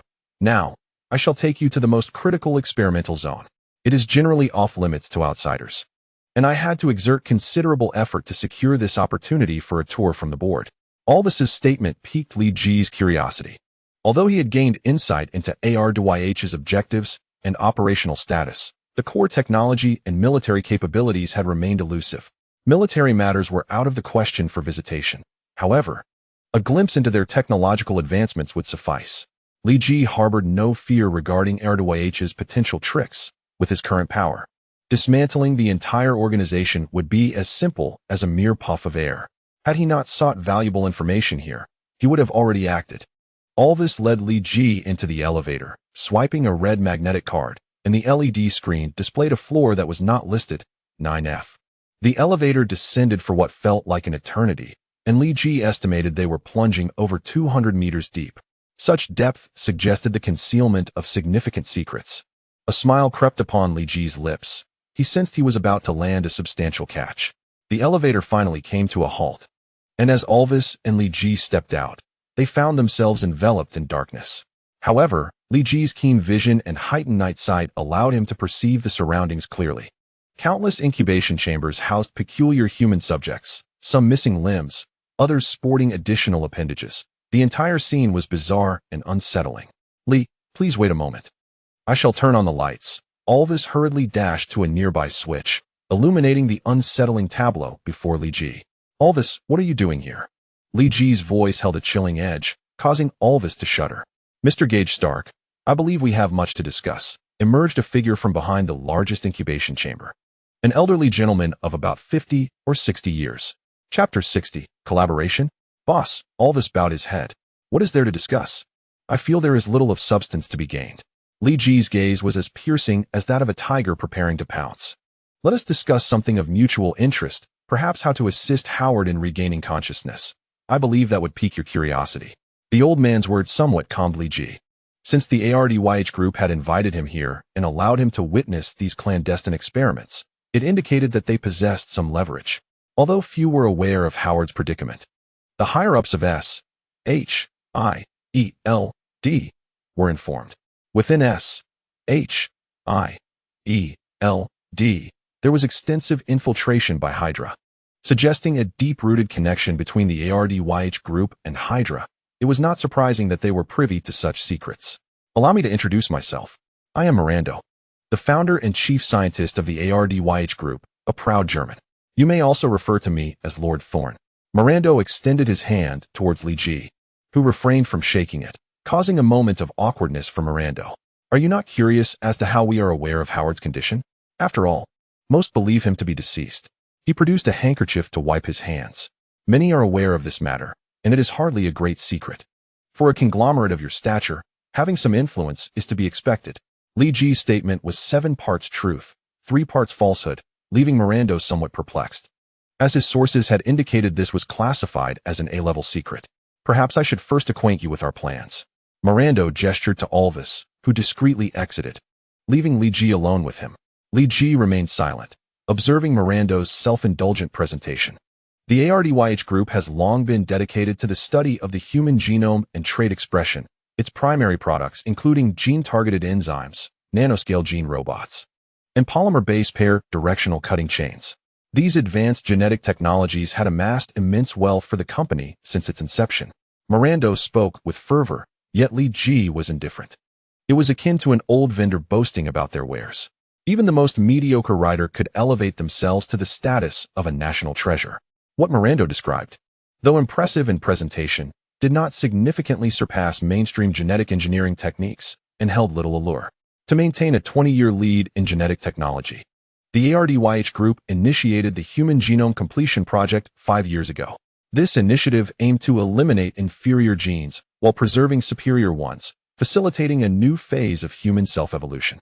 Presently, these subjects are all experimental specimens of the project. Mirando spread his arms as if to boast, prompting a sense of revulsion in Li Ji. You sacrifice so many innocents for your so-called plan, and you take pride in it? Sacrifice? Perhaps you overestimate their significance. They are merely individuals afflicted with severe illnesses, unable to afford exorbitant medical expenses. After we provided a sum of money to their families, they were entrusted to the ARDYH group. Strictly speaking, we are their benefactors. Although their trait expressions may appear peculiar, They are, at least, alive. Mirando approached a cultivation chamber and pressed a red button, causing the bizarre four-legged human within to thrash about, seemingly in distress. See, normally quiet as the dead. Yet once oxygen supply is interrupted, they become quite agitated. Mirando pressed the button again, and the peculiar human fell silent once more. Li Ji's mind raced. The Human Genome Completion Project was precisely what Hydra had long been pursuing. However, these strange individuals bore little resemblance to the intended products of such a project. He was certain Mirando was concealing something, and he had revealed nothing about the demon Kunos. The ARDYH group likely served as a thorn in Hydra's side. So how does all this relate to awakening Howard? Li Ji inquired coldly. Mr. Howard's condition is primarily due to severe trauma resulting in damage to his central nervous system, with widespread harm to the brain and brainstem. His advanced age further complicates matters, as his stem cells lack the capacity for division, preventing the brain and brainstem from repairing themselves. Mirando's assertions were indeed accurate, but they were merely platitudes. If our Human Genome Completion Project succeeds, we could actively guide Mr. Howard's stem cells to differentiate, thereby repairing the damaged areas of his brain and brainstem. Even if Mr.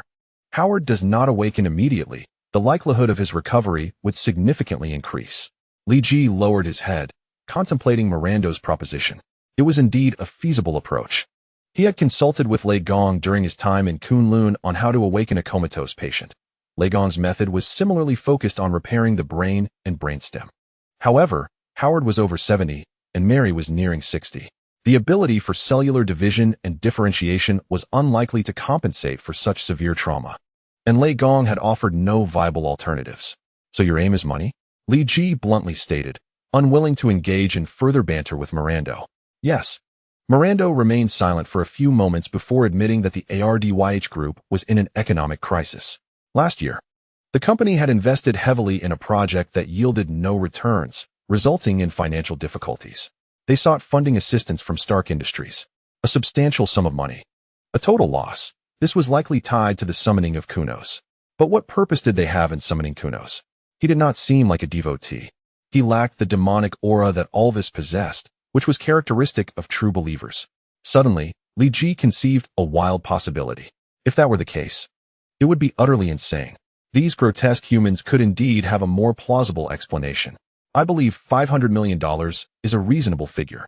It would enable us to further our research without imposing excessive financial strain on Stark Industries.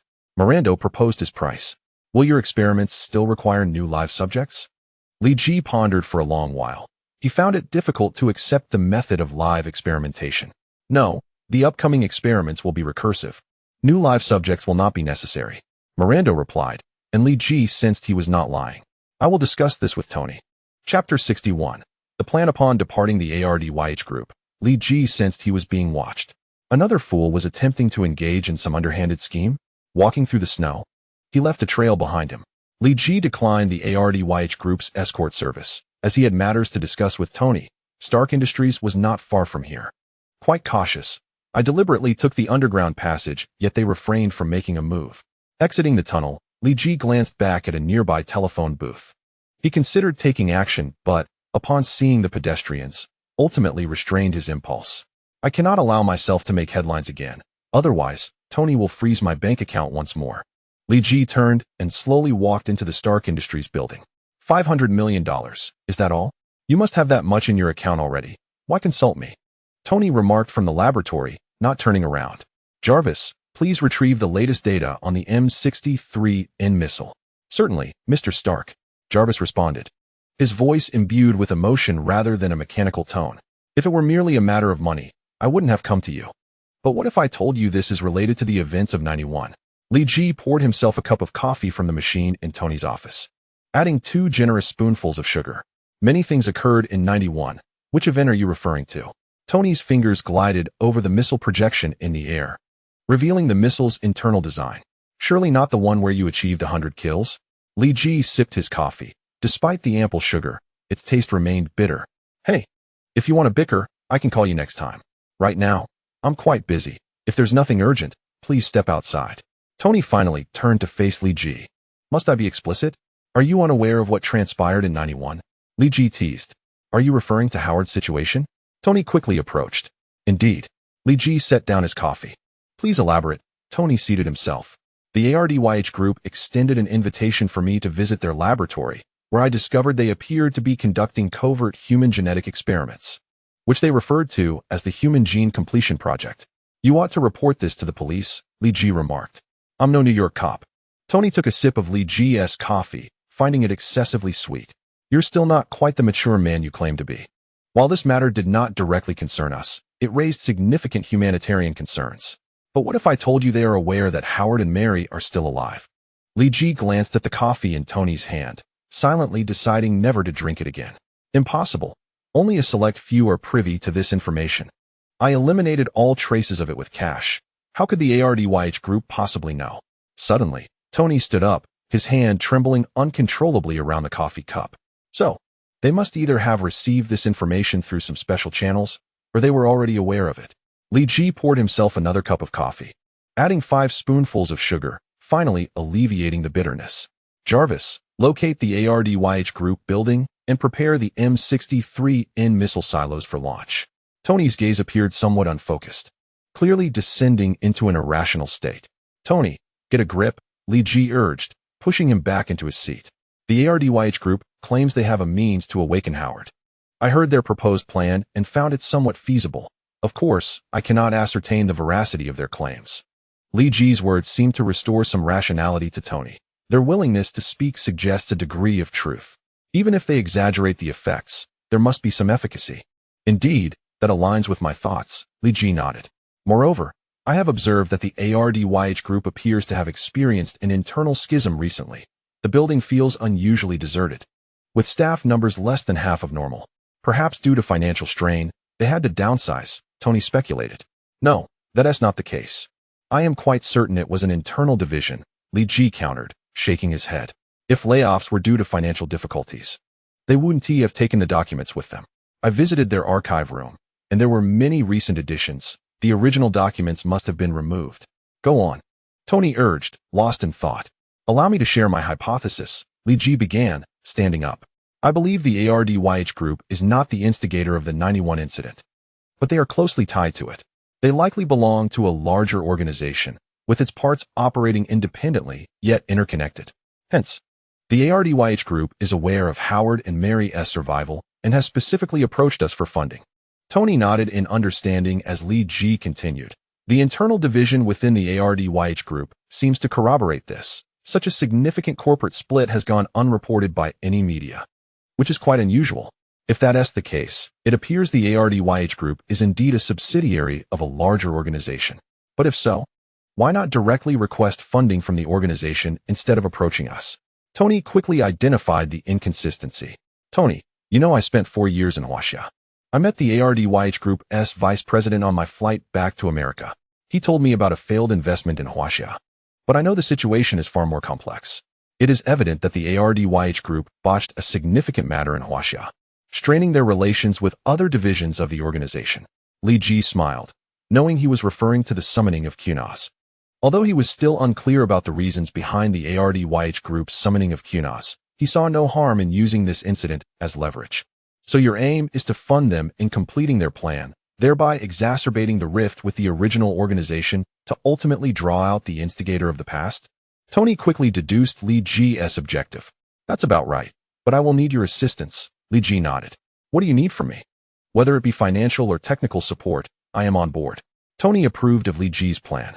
First, I require you to dispatch a negotiator to engage with the ARDYH group, to temper their arrogance and prevent them from underestimating us. I think Jeff Bridges would be a suitable candidate for this role. Li Ji smiled lightly. Uncle Jeff? Why him? Jeff possesses capability, but he also has flaws. He is easily swayed by sweet talk, making him susceptible to manipulation. However, this is precisely something we can exploit, Li Ji replied, taking a sip of coffee, only to find it bitter once again. You've taken the wrong cup. Your freshly brewed coffee is over there. Tony pointed to another cup beside Li Ji.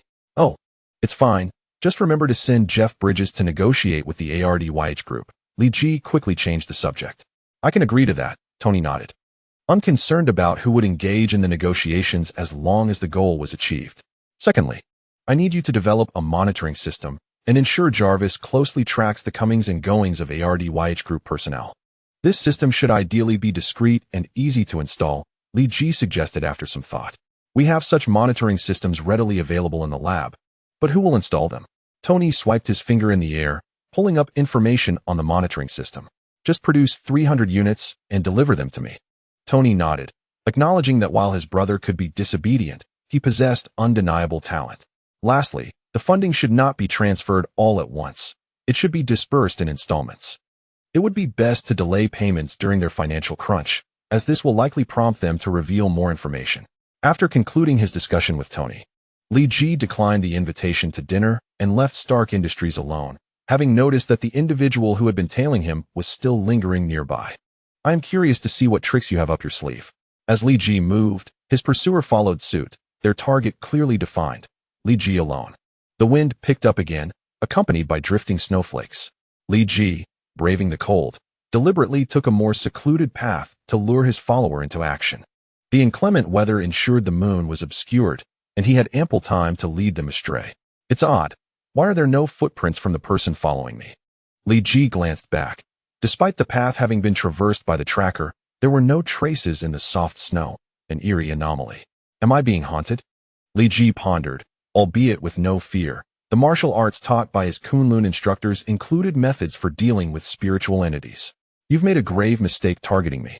Li Ji swiftly entered an unoccupied street. The evergreens lining the road were laden with snow, giving the tree crowns an exaggerated appearance, reducing visibility along the entire street. A sudden flash of cold light grazed Li Ji's cheek. He felt a slight sting, but no break in the skin. He rubbed his thumb across the area that had been struck. There's definitely something there. I didn't even notice when you attacked. Come out. I know you're hiding behind the building to the north. A silver-haired girl, seemingly around 14 or 15, emerged from behind a structure. Her eyes obscured by a black blindfold. With each step she took, the ground glimmered, erasing the traces of her movements. After following me for so long, you finally decided to show yourself. Li Ji stretched his limbs, a faint glow emanating from his hands as he launched a sudden punch towards the silver-haired girl. A white shield of light flickered around her, and the punch's force rebounded back towards him. Standing firm, Li Ji allowed the reflected force to strike him. Such an attack was inconsequential. The crowded buildings of New York constrained his ability to unleash his full power. Otherwise, a mere wave of energy could obliterate several blocks. Who are you? I don't believe I've crossed paths with you. Li Ji felt confident he had not provoked this individual. Even among the students of Xavier's Academy, none matched this silver-haired girl's capabilities. Those who collaborate with the ARDYH group are not to be trusted. The girl's voice was melodious, ethereal, and Li Ji realized he had become entangled in the ARDYH group's affairs, suffering this unwarranted misfortune. Could she be a product of the Human Gene Completion Project? Or perhaps a specimen for research? Li Ji speculated as several more icy projectiles shot toward him. With a swift motion, he deflected the incoming shards, causing some to shatter a nearby streetlight. The young girl may have mistaken something. I am not the person you imagine. Li Ji's figure appeared beside the silver-haired maiden, stirring a mesmerizing wind that caused her silvery locks to float, glimmering like jewels in the air. It was indeed natural silver hair, not artificially dyed. Li Ji narrowed his eyes, pondering if she was a mutant, an extraordinary being, or something else entirely. Despite wearing an eye mask, the silver-haired girl possessed keen perception. The warmth radiating from Li Ji made her feel uneasy. With a slight gesture, she unleashed a flurry of icy beams that enveloped him. Li Ji finally discerned the nature of these icy projectiles. They were crescent-shaped hooks. Did you truly believe these attacks would be effective?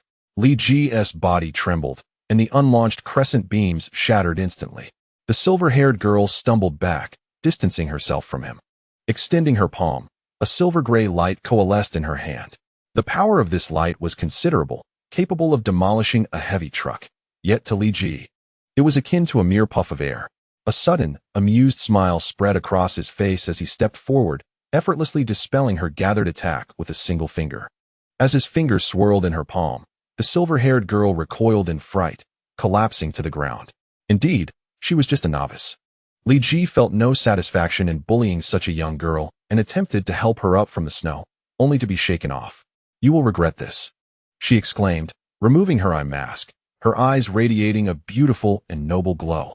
Suddenly, Li Ji felt as though his body had betrayed him, his muscles swelled, and he felt an overwhelming urge to move. This was a premonition of transformation into a giant ape. There was no moon. So was it because she had removed her mask? Li Ji quickly grasped the crux of the situation, forcing himself to stabilize.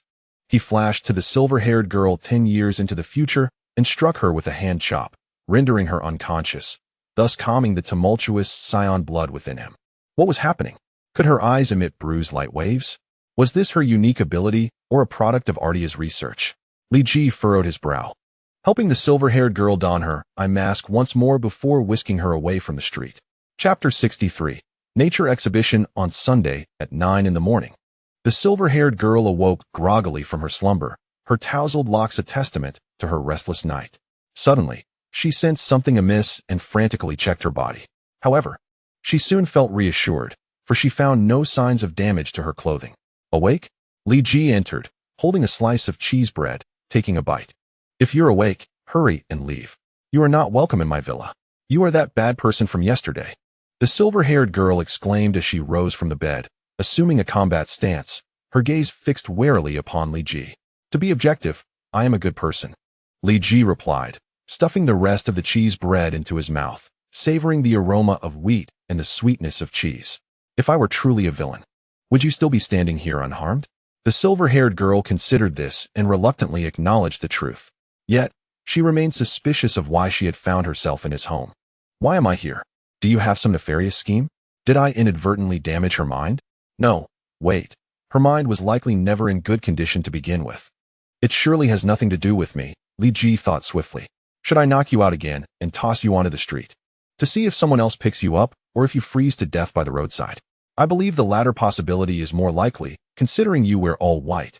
Merging perfectly with the environment, Li Ji teased, recognizing that with such an immature girl, a blunt approach was necessary to avoid her seeing herself as a victim, which could easily lead to misunderstandings. The silver-haired girl appeared lost in thought, grappling with the complexity of his words. It seems you may be right. So, you are truly not a bad person?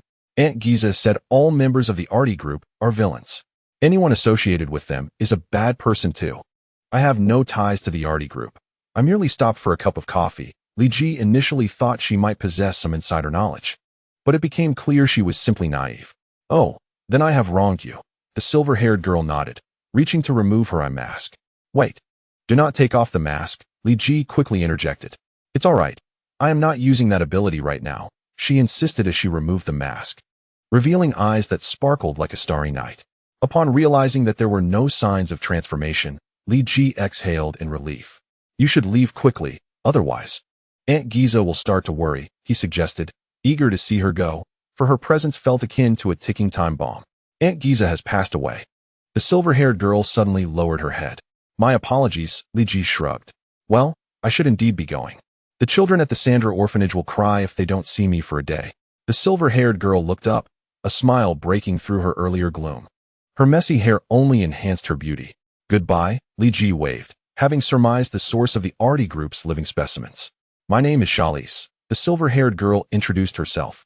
You may call me Li, he replied, wishing to avoid further entanglements, as her ability to emit bruised light waves posed a significant restraint for him.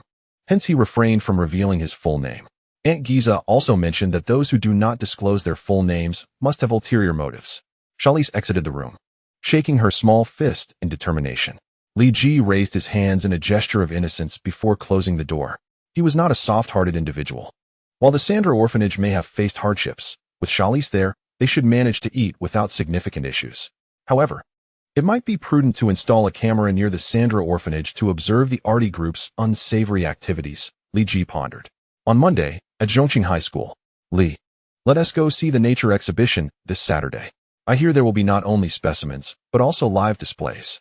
Peter exclaimed excitedly as soon as he entered the classroom. Winter animals don't hibernate. Li Ji recalled that spiders were seldom seen during winter. The nature exhibition has temperature-controlled enclosures. Even hibernating animals will remain awake in them, Peter insisted. Li, will you join me? I think it's going to be incredibly cool. All right, I'll go with you, Li Ji acquiesced, nodding. You're the best friend ever, Peter exclaimed, throwing his arms around Li Ji. And what about me? Harry entered just then. Harry, you should leave, I no longer love you. Peter waved dismissively at him. Oh, the heartache. I must go to France for a grand meal to mend my wounded soul, Harry feigned dramatically. Enough of the Romeo and Juliet act, Harry. Would you like to join us for the nature exhibition on Saturday? Li Ji invited. I'm available, Harry replied as he settled into his seat. Hey Li, there's a very important masquerade ball this Saturday. Will you accompany me? Wendell approached Li Ji's table during lunch. Wendell, I'm sorry, but I promised Peter to attend the nature exhibition, Li Ji stated flatly, scooping a spoonful of corn. The masquerade starts at 10. So it doesn't conflict with the exhibition, Wendell noted, fully aware that Li Ji's response was a subtle rejection, yet unwilling to give up. Truly sorry, but I must be in bed by 9. If I dance with you, I'll surely fall asleep, and that would be quite embarrassing, Li Ji lied effortlessly. His expression unwavering. Peter shot him a disdainful glance, thinking, who was it that played video games with me until one last night? Wendell walked away, visibly disheartened. Once she left, Peter couldn't help but ask, Li, why do you always keep people at arm's length? I think Senior Wendell is quite nice, generous, attractive, and it seems she is genuinely infatuated with you. Because I have options, unlike you in your singular pursuit of Gwen, Li Ji replied, taking a bite of bacon. What nonsense are you spouting? Peter's face flushed, his words stumbling. What's this, Peter? Don't you fancy Gwen? If that's the case, I might just pursue her. Harry chimed in, stirring the pot further. If you like it, then pursue it yourself. Peter spoke with increasing stammering. Chapter 64, The Missing Spider Saturday, Natural History Museum. Oh my goodness, look over there. Peter exclaimed excitedly, pointing to a massive dinosaur skeleton in front of him, resembling a child in his delight. That is a model of a dinosaur fossil made by a modeling company. I've seen real fossils in my father's collection, and they don't look like this. Harry doused Peter's enthusiasm with cold water. Can't you treat it as a genuine fossil? Damn capitalists. Peter, with his hands on his hips, looked rather adorable in his indignation. All right. Wow. Who would have thought such gigantic creatures once roamed the earth? The creator truly is magnificent. Harry's exaggerated performance elicited hearty laughter from both Peter and Li Ji. Let us not speak of that.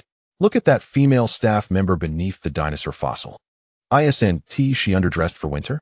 Peter pointed toward a young woman in a museum uniform, appearing to be around 25, curvaceous like a ripe peach. Peter, since you know that the live exhibits in the natural exhibition have temperature-controlled boxes, you should understand that the Natural History Museum is air-conditioned, right? Feel your back. Don't you sense a bit of perspiration? Li Ji chuckled, and the three exchanged glances, bursting into laughter again. Hey Li, what a coincidence. Are you here for today's natural exhibition too? A familiar voice called from behind, but Li Ji was not too keen on hearing it. If he were to rank the people he least wanted to see in this world, this individual would undoubtedly be in the top 3, Wendell. The other two were Professor Charles and Sally. What a coincidence, Wendell. Aren't you supposed to be preparing for the masquerade? Li Ji managed to turn around, forcing a not-so-pleasant smile. Since I couldn't find a partner, I decided not to attend and instead came to the Natural Museum to check out the latest exhibition and relax. I didn't expect to run into you all. What were you just discussing that had you laughing so heartily? Wendell's reasoning was impeccable, and he conveniently found an excuse to join Li Ji and the others.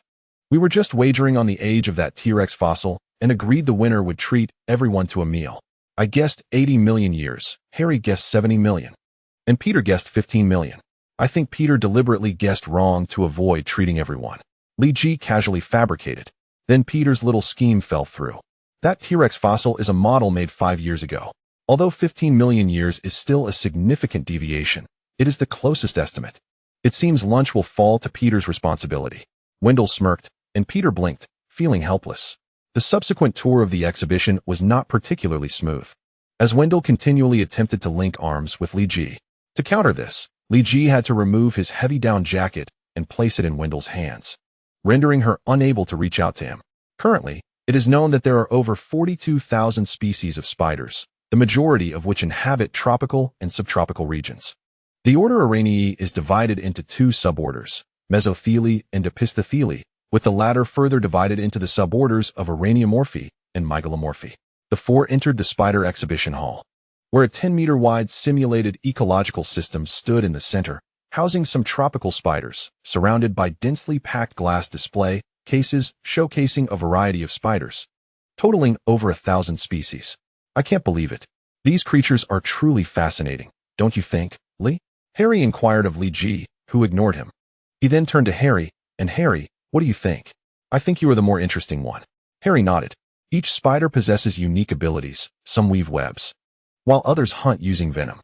For example, this spider from Australia can capture prey by leaping. In the exhibition hall, an Asian woman was explaining the various spiders' habits and hunting methods. Wow, I must say, I find knowledgeable women to be the most beautiful. Peter whispered softly into Li Ji's ear, provoking a cold glare from Wendell. The next spider belonged to the suborder Araneomorphae, a special web-weaving spider capable of spinning funnel-shaped webs as strong as steel cables used in construction. Peter pressed his face against the spider's display case, only to be pulled back by a security guard. If I catch you doing anything dangerous again, I will have to escort you out of the museum. This spider hunts using reflex actions, with an incredibly quick reflex arc. Most researchers believe it possesses a premonitory ability, enabling it to sense danger ahead of time. Although they cannot explain why spiders have this ability, they refer to it as spider sense or the sixth sense of spiders. Just as Peter was debating with the security guard, Li Ji's pupils suddenly constricted. Spider sense? Isn't that one of Spider-Man's powers? In recent years, the International Spider Research Association has mapped the genetic blueprint of spiders. With this DNA information, many previously impossible feats have become attainable. The association can synthesize deoxyribonucleic acid to create entirely new genomes, endowing spiders with unique abilities. The presentation continued, and Li Ji found himself growing drowsy. He held little interest in these arachnids. Li, do you like these spiders? Wendell suddenly asked when she noticed Li Ji yawning. Oh, well, they're all right, not unpleasant. It's just a matter of stepping on them. Li Ji moved to the side, and Harry followed. They say there were exceptionally large spiders in prehistoric times, several meters long. Li, could you step on such a spider? As long as it's not taller than me, I can handle it with one step. If it is taller, I would need two. I would have to jump first. Li Ji sat down on a bench, his eyes focused on Peter's actions. You are utterly unreasonable. Peter finally concluded his argument with the security guard and sulkily moved aside to continue observing the spiders. Using the aforementioned types of spiders and gene synthesis technology, the International Spider Research Association has created this super spider, a total of 15 of them, which combine the characteristics of the three types mentioned. Isn't at 14? Peter counted twice and could not find the 15th one. What did you say? Is one spider missing? A staff member approached, looked at the display case, and confirmed that indeed only 14 spiders were present. I suspect it might be that the researchers are using it for experiments. They're the darlings of the researchers. The staff spoke somewhat nervously, as the consequences of losing a super spider were beyond their capacity to bear. Has the plot entered its main phase? Li Ji pondered, stroking his chin. Chapter 65. The bite. Li Ji scanned the exhibition hall for traces of the escaped spider. However, the crowd was too dense, and his view was significantly obstructed. Spiders, lacking any gaseous presence, evaded his detection despite his prolonged search. Peter remained engrossed in observing various spider behaviors, seemingly enjoying himself, while Li Ji sat on a nearby bench, yawning incessantly. Are you tired?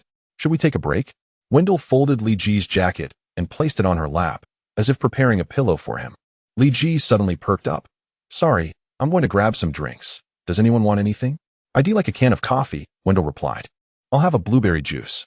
Harry thought for a moment before speaking, admitting he wasn't particularly fond of the beverages sold outside. Peter wanted to help him with the purchase. Look at his excitement. I suspect he did drink the beverage through his nose. Li Ji glanced at Peter and shrugged, seemingly catering to popular tastes. Even in the depths of winter, the vending machines still offered chilled drinks. Li Ji returned with a large assortment of beverages. Shouldn't it be 3 cans? Harry exclaimed in shock. The topmost can of blueberry juice is yours. Take it. Harry retrieved his blueberry juice from the pile.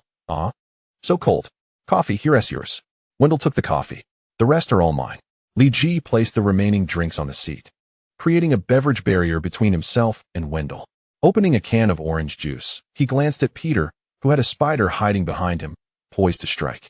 Suddenly, the spider launched an attack, but Peter seemed to sense its movement, flipping sideways just as the spider was about to bite him, narrowly avoiding the attack. Oh my goodness! What was that?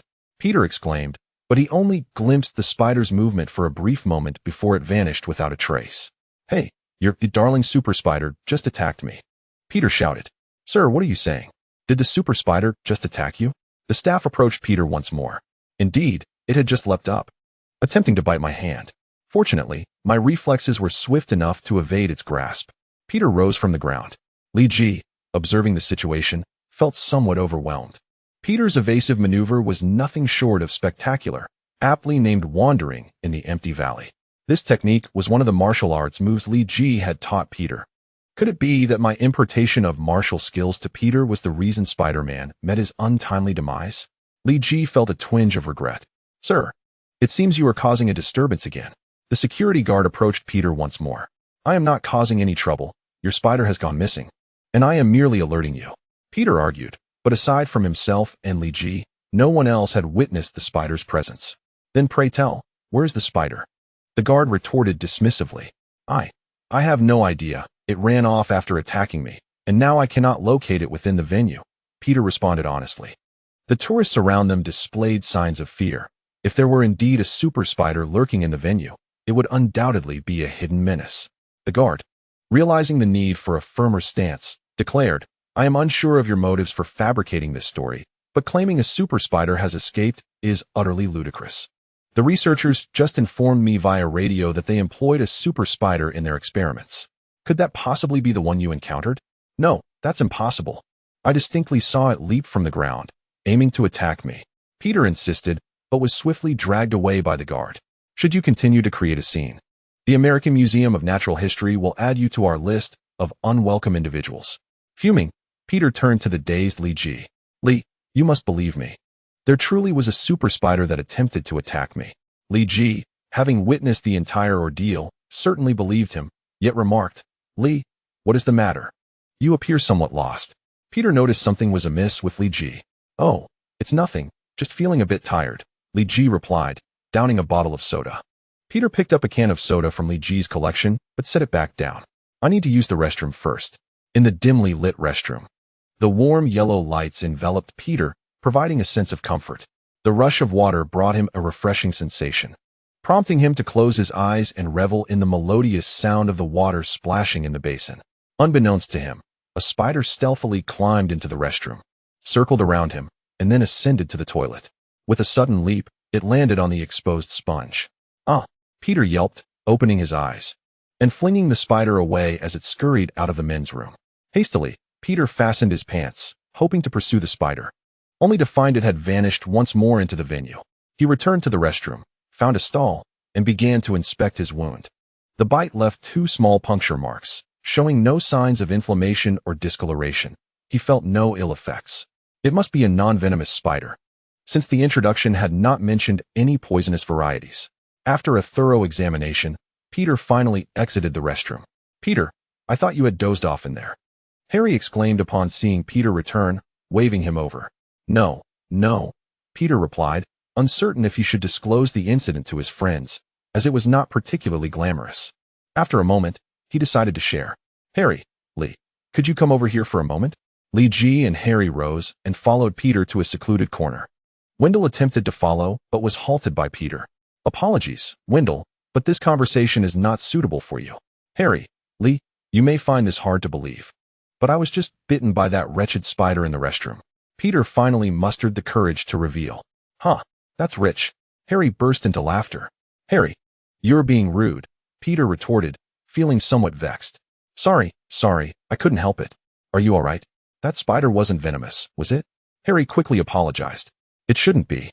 I originally had 1 puncture, but now there are 3, and it stings a bit, Peter admitted, his cheeks flushing. Is this true? Did that spider really bite you?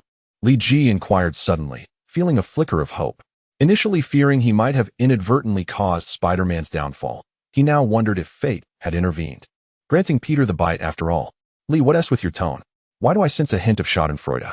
Chapter 66. Spider. Since the first semester at Midtown High was drawing to a close, and the students were busily preparing for their final examinations. At the entrance of Class C, Peter encountered Gwen as she exited the classroom. Peter, what do you need? There's an exciting baseball game on the field shortly. I wanted to invite you to join me, Peter proposed. I'm afraid I can't. I haven't finished my review, Gwen replied, her voice tinged with fatigue. Gwen, let us go together. A balance of work and leisure is essential. Don't wear yourself out, Peter insisted once more. All right, let us go watch then. When? Now. Gwen considered Peter's reasoning. Right now? But you need to put on a jacket. There's no air conditioning at the field. The competing teams were local amateur squads. One named Susan's Fried Chicken is delicious, and the other, the humble team, without sponsorship. The latter had formerly been known as Tom S. Bar, is the best. But after the bar's closure last month, they had lost their sponsorship and rebranded. Standing by the field, Peter shared some little-known jokes with Gwen, evoking peals of laughter from her. As the game commenced, the humble team without sponsorship took an early lead, catching Susan's Fried Chicken off guard. Though they rallied for a comeback, the score continued to widen in favor of the humble team. It seems the humble team is slightly stronger. Why doesn't anyone want to sponsor them? Gwen pondered, sensing something odd. Logically, the stronger team should have a higher chance of gaining sponsorship. Previously, both teams were evenly matched. Perhaps Susan's Fried Chicken is just having an off day, Peter replied awkwardly. Matches where one team overwhelmingly dominates the other can be less enjoyable, particularly when there is no home team to cheer for. Only the victorious fans revel in such a one-sided affair. As it was once again the turn for Susan's Fried Chicken to bat, the batter's gaze flickered nervously. He had been rattled, and his technique faltered. With a crack, the bat struck the ball. Look out! Peter suddenly pressed Gwen down. Peter, what are you doing? Gwen exclaimed, confused by Peter's abrupt action. Peter shook his head, unsure why he had felt an instinctual warning of danger, leading him to push Gwen down, but nothing seemed to have happened. A second later, a baseball whizzed past their heads. Had they remained standing, it would have certainly struck them. Peter, I'm sorry. I thought you were. Gwen stood up, pulling Peter along with her. It's all right, Gwen. I just felt an urge of danger and didn't have time to warn you. I should be the one apologizing. Peter explained, captivated by the softness of her hand in his. Peter, you're amazing. I didn't even see where the ball went. Gwen admired, while Peter bashfully scratched his head. Uncle Ben, Aunt May, I'm home, Peter called as he returned home that evening. Something felt peculiar. The hallway lights, usually dim, had been replaced with bright new fixtures, illuminating the corridor as if it were daylight. The previously unoccupied room next door was also aglow. Entering the living room, Peter found Uncle Ben and Aunt May engaged in cheerful conversation with a well-dressed Chinese man. Hey, Peter, come here. I want to introduce you, Aunt May beckoned. Peter approached, eyeing the man. This is Martin Lee, a well-known philanthropist who often sponsors and shelters the homeless. I frequently volunteer at his place. You can call him Uncle Martin or Uncle Lee, Aunt May introduced. Martin Lee rose from the sofa. Hello, Peter Parker. Your aunt often speaks of you, saying you are a remarkable young man. It's a pleasure to meet you at last. Martin Lee extended his hand for a handshake, and Peter, feeling somewhat apprehensive, reached out as well. Peter Parker, he introduced himself. However, when Peter's hand made contact with Martin's, it felt as though he had been jolted by electricity. He instinctively withdrew his hand, his heart racing and fear evident in his eyes. Peter, how rude. Mr. Martin is a good man. He has rented the vacant house next door specifically to shelter the homeless, Aunt May remarked with some displeasure. It's all right, May. I believe it was just static electricity. It is winter, after all, and static can be quite strong, Martin Lee explained, attempting to excuse Peter's reaction. Feeling embarrassed, Peter hurriedly retreated. The sensation he experienced was eerily reminiscent of the warning he felt earlier that afternoon while watching the game with Gwen, a premonition of danger. Though he could not yet be certain, he resolved to conduct an experiment the following day. As Peter lay in bed, he kicked his blanket, creating a large hole in it. Oh, for heaven's sake, is the quality of this blanket so poor? He exclaimed, unaware that it was not the blanket's fault, but rather his newfound strength. Lee, toss a baseball at me, he suggested the next day at noon, when they met on the playground. Are you sure? Lee asked, holding a baseball and weighing it in his hands. This is a hardball, made of tough leather and filled with rubber. It's quite solid. Don't worry. I'm standing 20 meters away. Just throw it with all your might, Peter instructed, moving 30 steps back to maintain a safe distance. Then I want to hold back, Lee said as he released the ball. Just as Peter anticipated, an odd sensation flickered in his mind, an instinct to dodge to the left. Yet, before he could move, the ball struck him with a resounding thud. Ouch! He cried out, collapsing to the ground. While I don't understand your desire for self-inflicted pain, I suppose I will reluctantly comply, Lee remarked, bemused by Peter's behavior. Despite sensing the impending danger, Peter found himself unable to evade it. Ultimately, it was Lee's immense strength that posed the threat. If he had truly thrown with all his might, Peter would have been left in a state akin to mush. Do you want another ball? Lee asked. No, that's enough. Peter hurriedly replied. Chapter 67. Enhanced strength. Peter found these past few days to be quite peculiar. He seemed to damage objects with alarming ease. He broke his toothbrush while brushing, tore a towel while bathing, and nearly snapped the doorknob off when exiting. Writing often resulted in broken pen tips, and pages turned into tatters. Oh my gosh, not again. This is the 35th pen tip I've broken this week. Peter yelled in frustration. I swear I'm being gentle. Lee cast a sidelong glance at him. Already accustomed to this scenario. If it weren't for my part-time job, I would have to ask Aunt May and Uncle Ben for money to replace all these pen tips. Peter lamented. Do you think the merchants selling these tips are deliberately peddling inferior products? He remained oblivious to the fact that his strength had indeed increased. Lee shook his head, fully aware of the situation. Peter was gradually transforming into Spider-Man. The increase in strength was merely one aspect of this metamorphosis. If Lee's guess was correct, Peter had likely awakened his spider sense some time ago. Lee, can I borrow a pen? Peter rummaged through his desk, only to find that he had no spare pen tips left. The 3 or 4 broken tips on his desk seemed to mock him, prompting him to angrily toss one out the window. The glass shattered with a loud crash.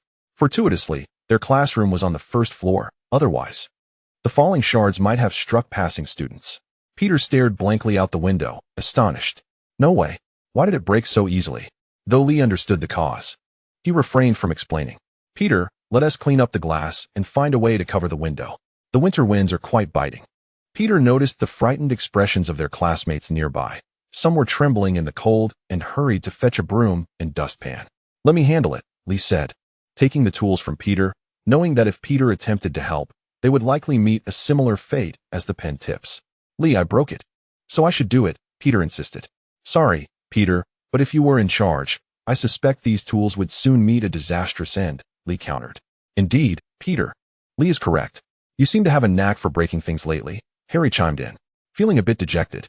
Peter returned to his seat as Lee finished cleaning up and used 2 books to block the window. For now, this will have to suffice. I'll leave the rest to the janitor, Mars. Peter, I suspect you'll owe him a $10 tip. Lee, what is happening to me? Peter asked, his tone tinged with distress. Lee knew the truth. After being bitten by the radioactive spider, Peter's strength was rapidly increasing, but his body had yet to adjust, resulting in his clumsiness. Though Lee was significantly stronger, he had mastered his abilities, whereas Peter needed time to adapt. I suspect you are afflicted by the god of destruction. Everything you touch seems to break, Harry joked. Yes, Harry, I've had that thought as well. I just wonder when this god will depart, Peter replied, a smile breaking through his earlier frustration. Peter, I want to lend you my pen. I suggest you use this instead, Lee said, pulling out a box of pencils. Peter paused for a moment before nodding vigorously. Yes, this way I won't have to worry about breaking the tips. Lee was not being stingy. His pens were simply too expensive, and he knew Peter's personality well enough to anticipate that if he broke something, he would feel compelled to replace it. He doubted Peter's meager savings from his part-time job would suffice to buy even a single pen tip. Speaking of which, the exam is tomorrow. Are you all prepared? Harry suddenly inquired. Pretty much, Lee nodded. For him, the first-year material posed no challenge, especially in an American high school, which felt akin to middle school. While Midtown High offered a slightly deeper education than average, it was still not particularly rigorous. Thanks for the reminder, Harry. I need to ask the homeroom teacher if I can use a pencil for the exam, Peter exclaimed before dashing out of the classroom with his pencil in hand. Lee, do you think the teacher will allow it? Harry asked, watching Peter rush out. Who knows? Lee replied with a smile, fully aware that if the teacher denied Peter's request, he might need to prepare dozens of pen tips for the exam day. The following morning, Peter arrived at school early with his backpack. After a debate with the homeroom teacher, he had finally received permission to answer with a pencil, which left him feeling quite pleased. He walked along, eyes closed, humming a popular rap tune. Hey, mophead! Someone shouted, yanking Peter's backpack and pulling him from his musical reverie. Opening his eyes, he saw it was Flash Thompson and a few of his teammates. What do you want, Thompson? Peter asked. If it were just Flash, Peter would have felt unthreatened.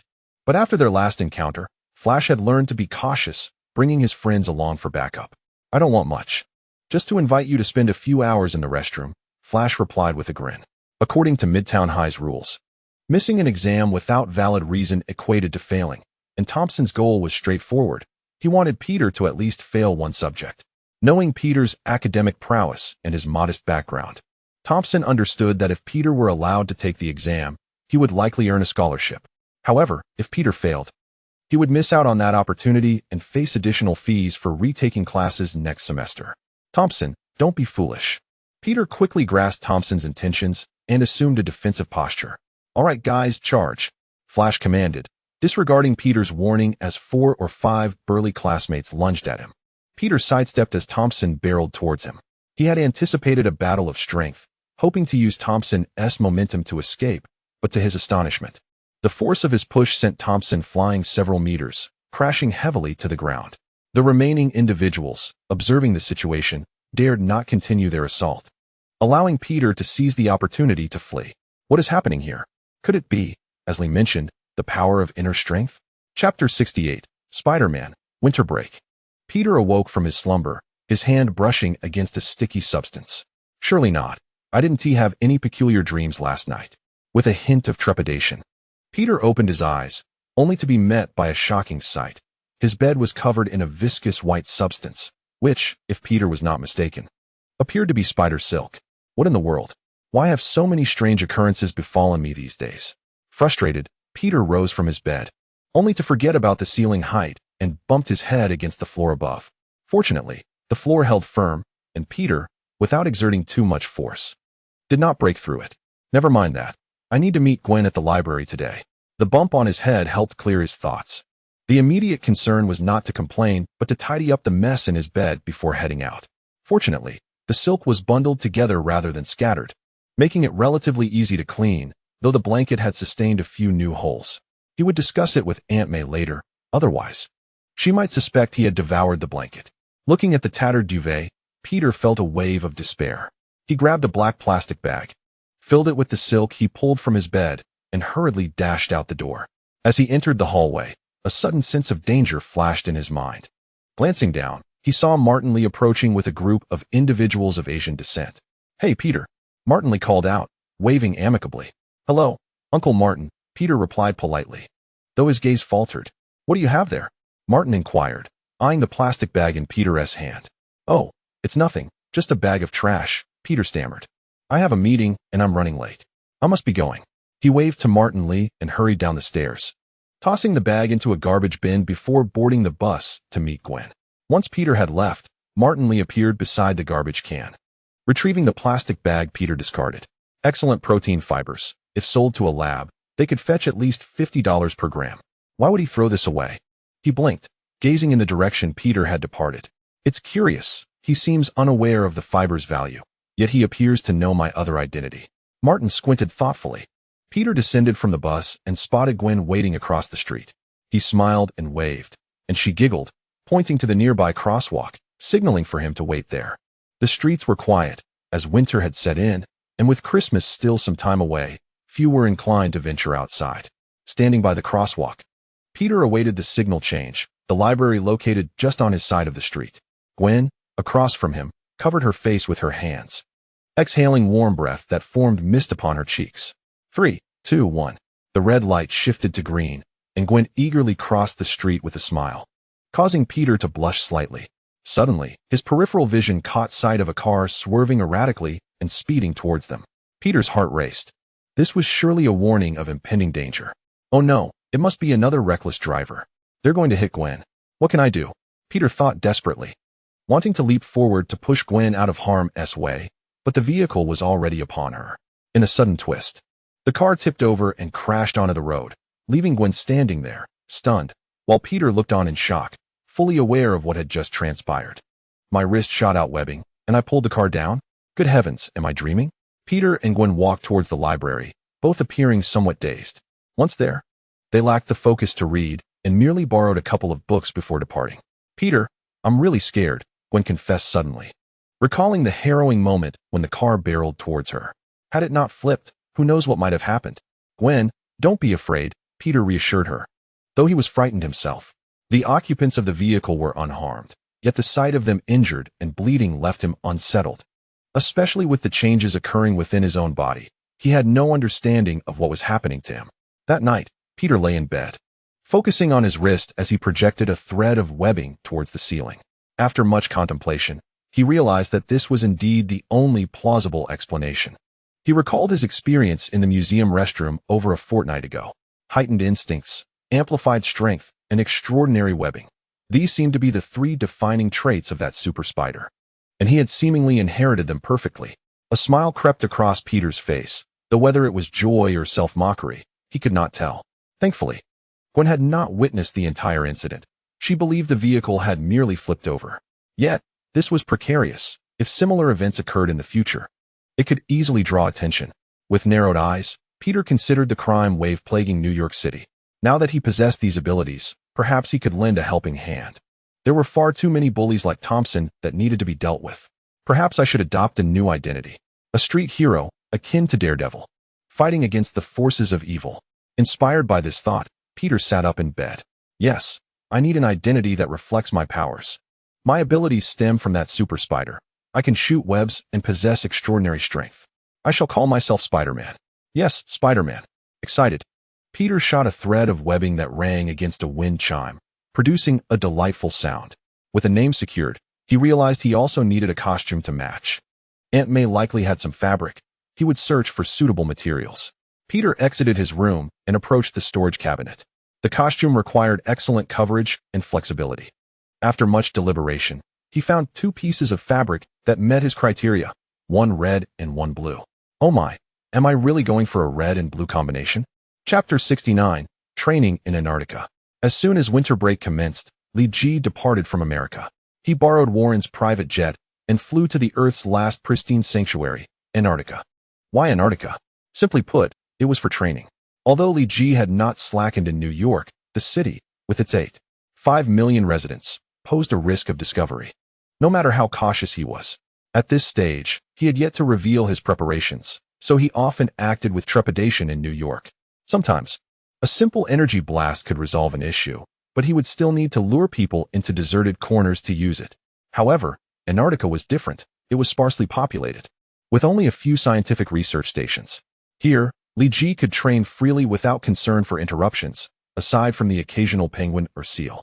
In truth, the ideal training location for Li Ji would be returning to Kun-Lun, which exists in another dimension, allowing him the freedom to train as he wished. However, he felt somewhat reluctant to visit Kun-Lun solely for training, as he was unsure how to approach Lei Gong about it. Moreover, Qin and the others had been anxiously worrying about Li Ji, fearing he might join the Brotherhood of Mutants. Li Ji decided it was best not to provoke their emotions too much, lest they become overly tense and come to blows again. The ice layer in Antarctica was thick. Li Ji stepped onto it with assurance, far sturdier than the ice Robert had created. The chilly wind swept past him, and frost began to form upon his eyebrows.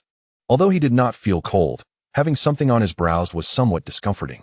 With a flicker of energy, Li Ji evaporated the frost clinging to his eyebrows. Time to warm up. Back in New York, even warming up had been a hassle. Li Ji floated into the air, surrounding himself with dozens of luminous orbs. With a powerful shout, the orbs erupted outward, leaving long trails that vanished into the sky. It seemed my strength has increased significantly. Given the intensity of my training this past year, such a surge is unexpected. Li Ji possesses a clear self-awareness. He has diligently pursued his training this year. Yet one could argue he has neglected his studies. The densely populated New York City offers little opportunity for solitude to practice his skills. At most, he manages to escape to the desolate suburbs when time permits. Were he to unleash his recent technique in the heart of New York, it is likely that he would devastate a significant portion of the city. Could this be attributed to the innate growth of his Saiyan power? Li Ji mused. Considering he is merely 17 years old, still 4 years shy of adulthood according to American law, it seems plausible that his combat abilities could still be on the rise before reaching maturity, although, in the realm of Dragon Ball, Gohan's years of idleness led him to become a mere shadow of his former self. Now it is the year 1217. I plan to train in Antarctica for 8 days. Returning to New York on the 24th, establishing my training regimen, I reflect that yesterday was the 16th, a day spent visiting Howard and Maria, and conversing with Tony before my arrival in Antarctica. Currently, the region is experiencing continuous daylight, and I wish to challenge myself with 8 consecutive days of intense training. After such a prolonged period of idleness, it is imperative that I push myself, lest I fall into a state of disuse. Much like a student who neglects their studies until the eve of examinations, risking failure. By the way, I scored A's in all subjects on my city finals. Alas, it has been far too long since I practiced Qigong, and I faltered in my execution. I had intended to project my energy blast towards the eastern sky, but instead, it skimmed along the ground, startling a colony of penguins. Their cacophonous chatter was not unpleasant. Yet it became somewhat bothersome, prompting me to discreetly take flight. As the sun completed its circuit in the sky, I, too, circumnavigated the Antarctic ice shelf, leaving traces of my presence across the vast expanse. After a full day of training, which consisted of flight, combat drills, and honing my energy blast abilities, I realized I had indeed grown stronger, substantially so. My power has at least doubled since my departure from Kun-Lun, which perplexed me. It seemed that mere inactivity over the past year had somehow enhanced my combat prowess. Aside from a slight hunger pang, all was well. I took a deep breath. The sensation of fasting for an entire day was rather unpleasant, yet I believed I could endure. A sudden gust of wind swept through, signaling an impending snowstorm.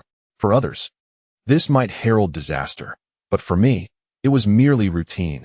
I could disperse such a storm with a single energy blast. Naturally, I had no intention of doing so.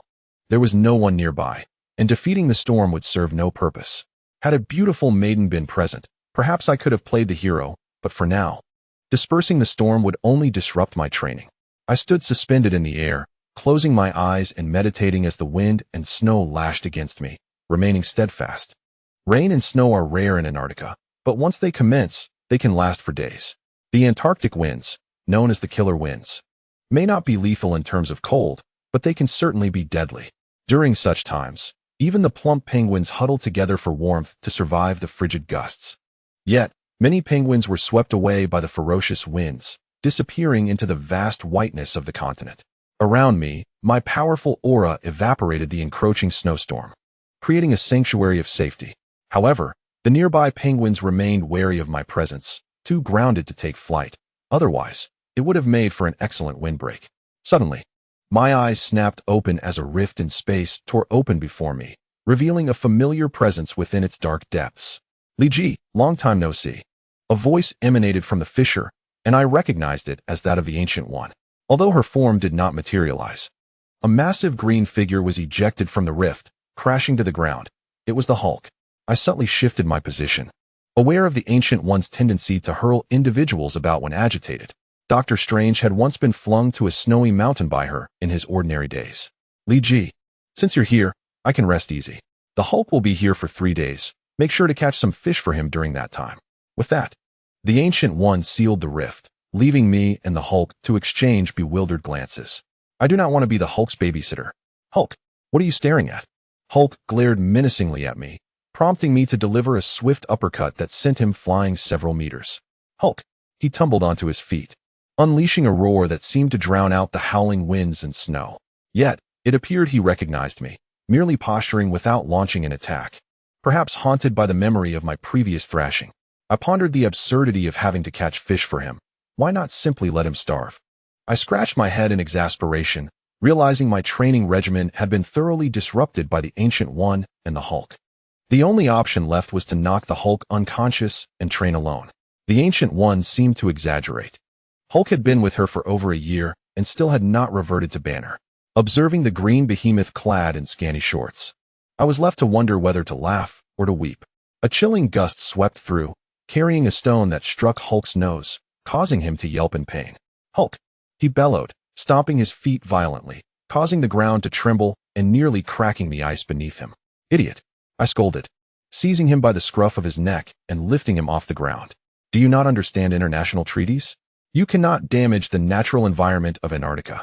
I was well aware that Hulk lacked understanding, yet his antics were infuriating. His stomping was reminiscent of a sumo wrestler. I questioned how the Ancient One had trained him over the past year. After a few more reprimands, I released Hulk, who sulked on a glacier, seemingly brooding.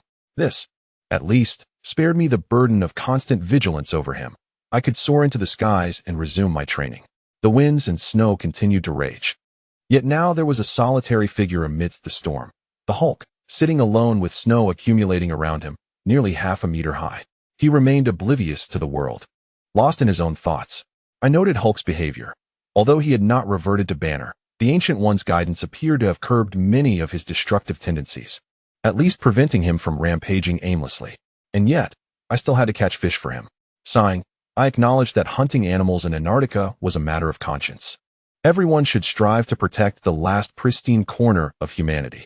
However, the creatures of the Antarctic Ocean were fair game, and I found myself curious if one could hunt after penguins and seals took to the sea. Despite these thoughts, I refrained from such actions, instead capturing 2 Antarctic toothfish for Hulk.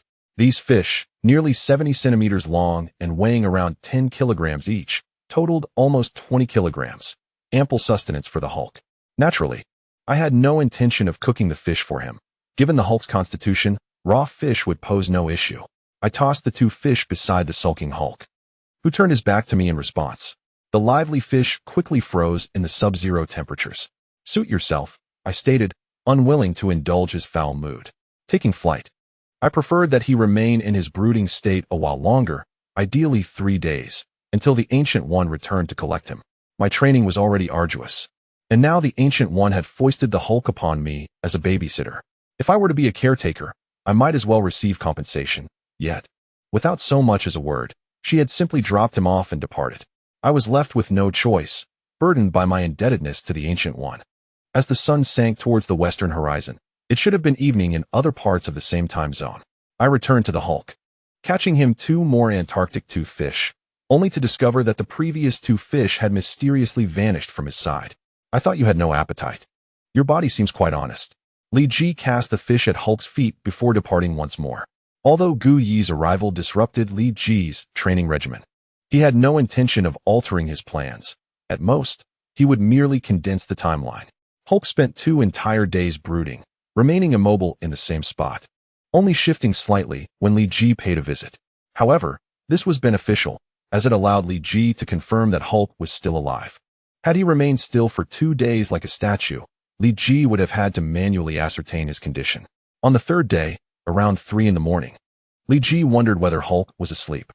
He glanced towards the direction of the sun, realizing he had been training for quite some time. Upon returning to the place where Hulk had been sulking, he discovered that Hulk was nowhere to be found. What was going on? Where had Hulk gone? Li Ji felt a surge of panic. Gu Yi had entrusted him with watching over Hulk, yet he had somehow misplaced him. Suddenly, he recalled a certain individual, Alvis.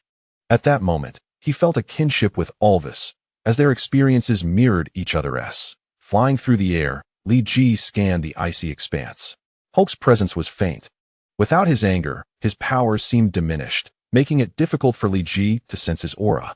Nevertheless, such a large green figure should not be too hard to find on the ice. What was that? Li Ji's gaze shifted towards a nearby group of penguins, some of which were huddled together, seemingly engaged in some activity. He landed and discovered that Hulk was beneath the pile of penguins, soundly asleep, while the oblivious creatures appeared to be keeping him warm. Looking around, Li Ji noticed several fish bones scattered in the snow, remnants of Antarctic fish already consumed.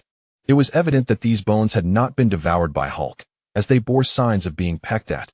Had Hulk gone without food these past few days, giving all the fish to the penguins? A hint of confusion crossed Li Ji's face. If this truly was Hulk, such a scenario was impossible. Hulk embodied rage and strength. Destruction and chaos were his instincts. Even after Gu Yi's guidance, one cannot easily alter one's inherent nature. Such traits, deeply rooted in one's genes, are not so easily corrected. Yet, Li Ji pondered another possibility. What if it wasn't Hulk, but Bruce Banner? Chapter 71, Christmas Eve, Part 1, on December 24th. Warren's private jet arrived punctually at the Antarctic ice fields, carrying Li Ji back to America. How was your training, Gage?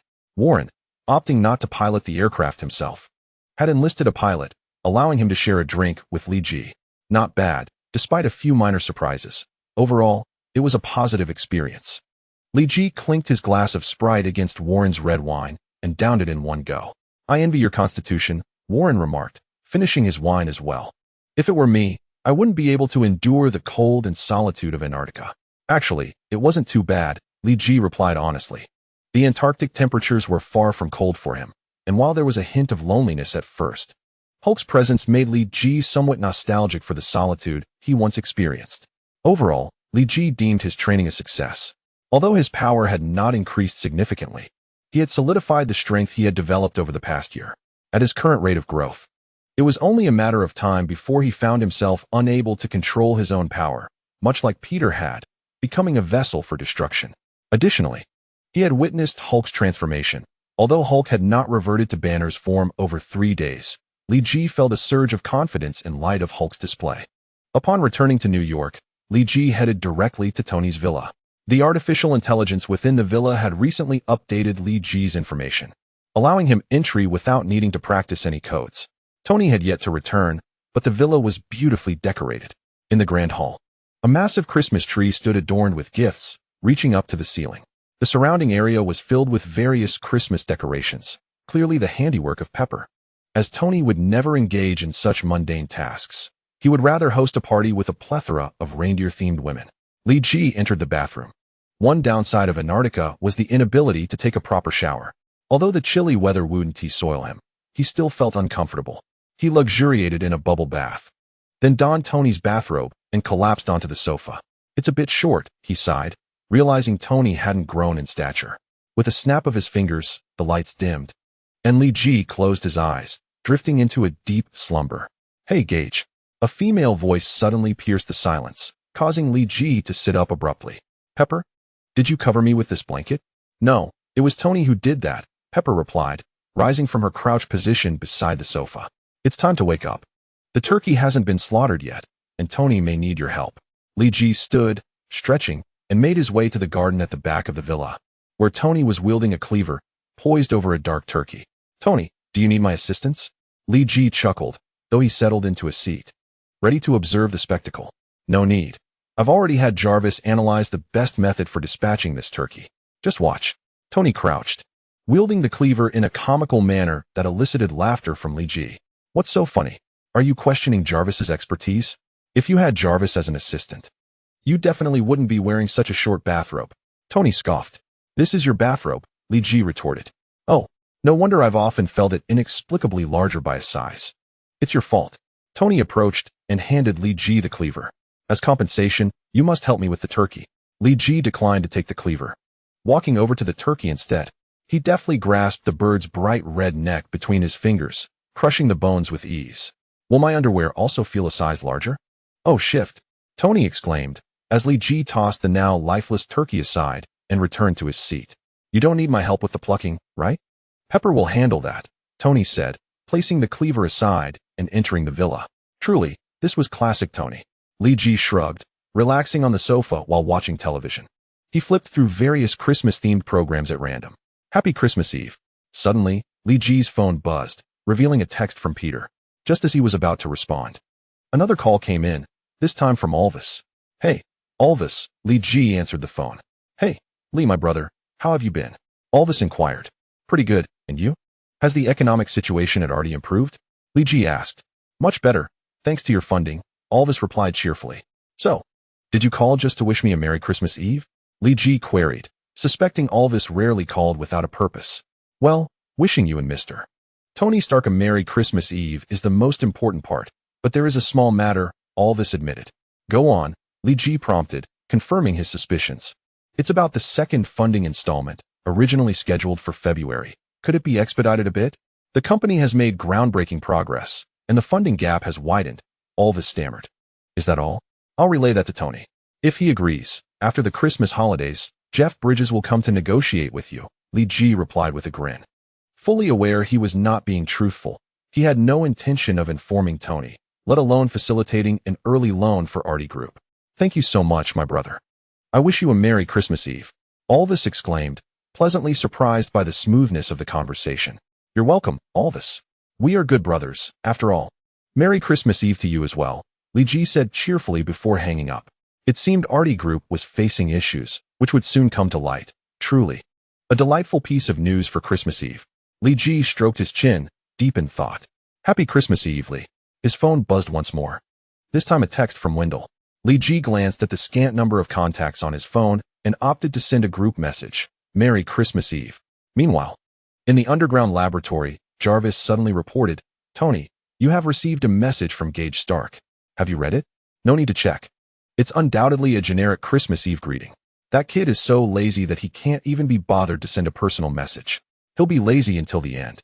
Li Ji replied. Chapter 72. Christmas Eve. Part 2. Merry Christmas Eve. Merry Christmas Eve. Merry Christmas Eve.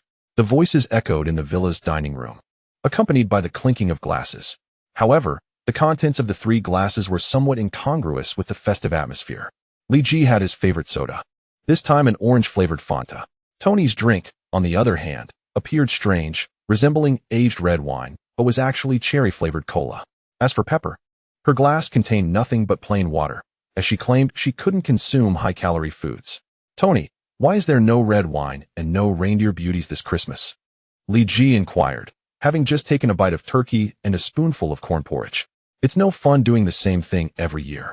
This time, let's opt for a cozier vibe, Tony replied. Though he wasn't particularly fond of cola, he forced himself to drink it. The abundant carbonation made him burp, causing him to lean forward abruptly. This stuff is truly awful. You are more suited to red wine, Li Ji remarked, downing his Fanta in one go before pouring himself a glass of Sprite. Indeed, that is the beverage befitting a mature man. In red wine, I can taste the essence of sunlight, Tony mused, yet he poured himself another glass of cola. But look at you, unable to drink coffee or red wine at 17. You still behave like a child, consuming soda all day. According to the law, I am still underage at 21 and not permitted to consume alcohol, Li Ji replied, spearing some salad with his fork and bringing it to his mouth. The law also stipulates that you should respect your elder brother. Have you done so? Tony remarked as he cut a piece of turkey wing, dipped it in mayonnaise, and stuffed it into his mouth. The law does not include that clause, Tony, Pepper corrected. Oh, is that so? Tomorrow, I'll find a senator to propose a bill. No matter the cost, I will ensure that gets written into law, Tony stubbornly insisted, refusing to admit fault. Congress is on holiday. They won't be back until the Monday after New Year's, Li Ji pointed out, tapping his fingers on the glass, causing the Sprite to ripple attractively. Then I'll find someone then. You know, a lot of senators' campaign funds come from Stark Industries, Tony chuckled. Whatever, Li Ji replied, lifting his glass once more and downing its contents. The Christmas Eve dinner in the villa was rather modest, considering Tony's complete lack of culinary skills and Li Ji's reluctance to intervene. Although Pepper could cook a bit, she was not a professional chef, so the meal paled in comparison to what Li Ji typically enjoyed at a restaurant.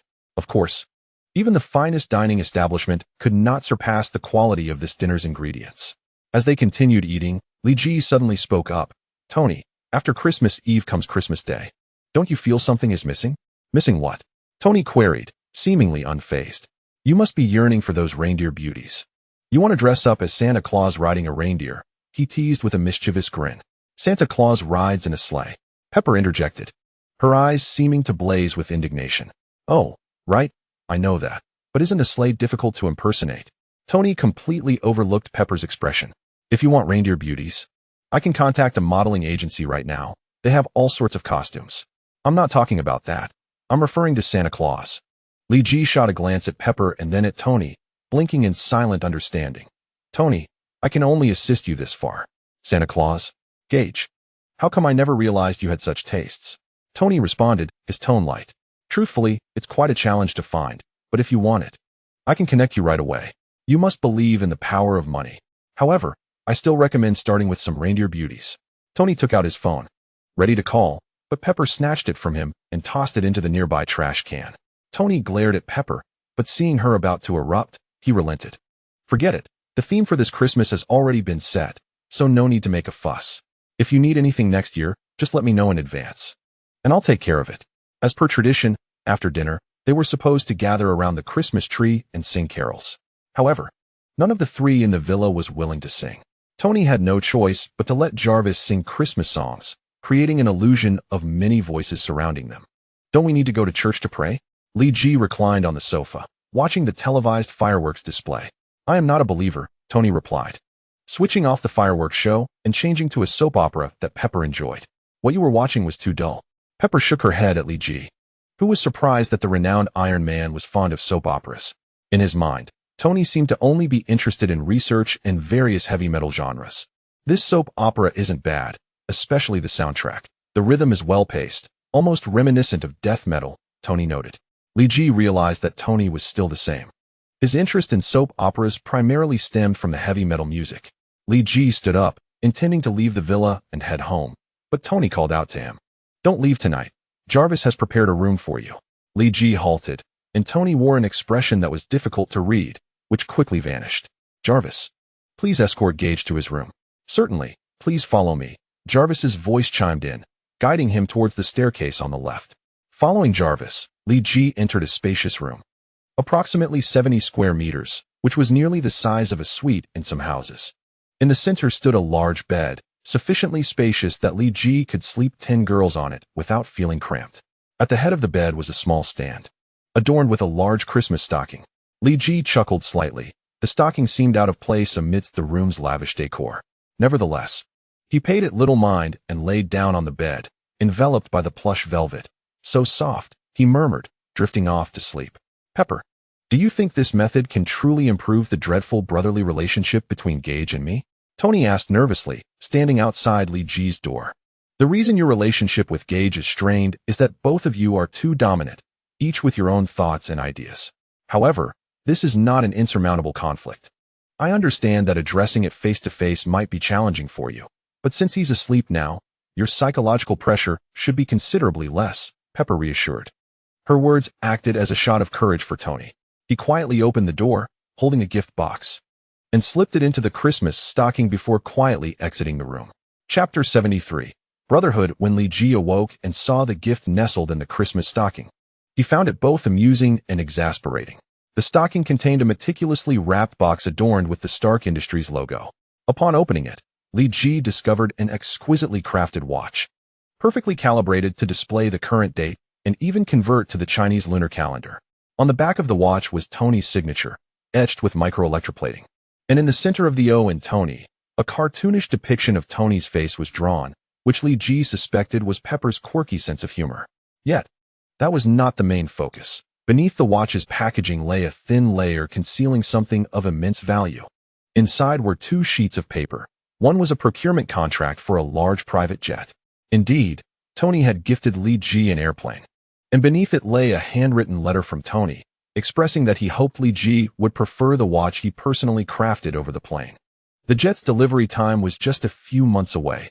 Once delivered, Li Ji could have it retrofitted by Stark Industries, ensuring it would be even more powerful than Warren's aircraft. Li Ji rubbed his forehead in exasperation, realizing that Tony had likely heard from Warren about Li Ji borrowing his private jet twice, thus leading him to place an order for a plane for Li Ji. The short delivery time indicated that this was an order Tony had expedited. Typically, aircraft delivery occurs in 2 ways. One can place an order, and the manufacturer begins production, delivering within 3 to 6 years. This method is generally more economical, usually costing around 34% of the manufacturer's listed price. There exists another method known as order snatching. By paying the full amount, or even more, one can acquire the fastest available aircraft directly from the manufacturer. This aircraft is often one that has been ordered by other clients, yet you manage to seize it from their grasp, causing the manufacturer to delay deliveries to other customers in order to prioritize your needs. Li Ji was unaware of the exact sum Tony had spent. However, the aircraft in question is currently the largest passenger model, with a manufacturer's listed price of $28.5 billion. Tony's actual expenditure would undoubtedly exceed this amount, not fall short. Is this an indication of his desire to reconcile with me? Frankly, Li Ji felt that his current relationship with Tony was just right, not overly intimate, yet not too distant. Although Li Ji had integrated into the Marvel universe, he remained an outsider, perpetually experiencing a sense of emotional detachment.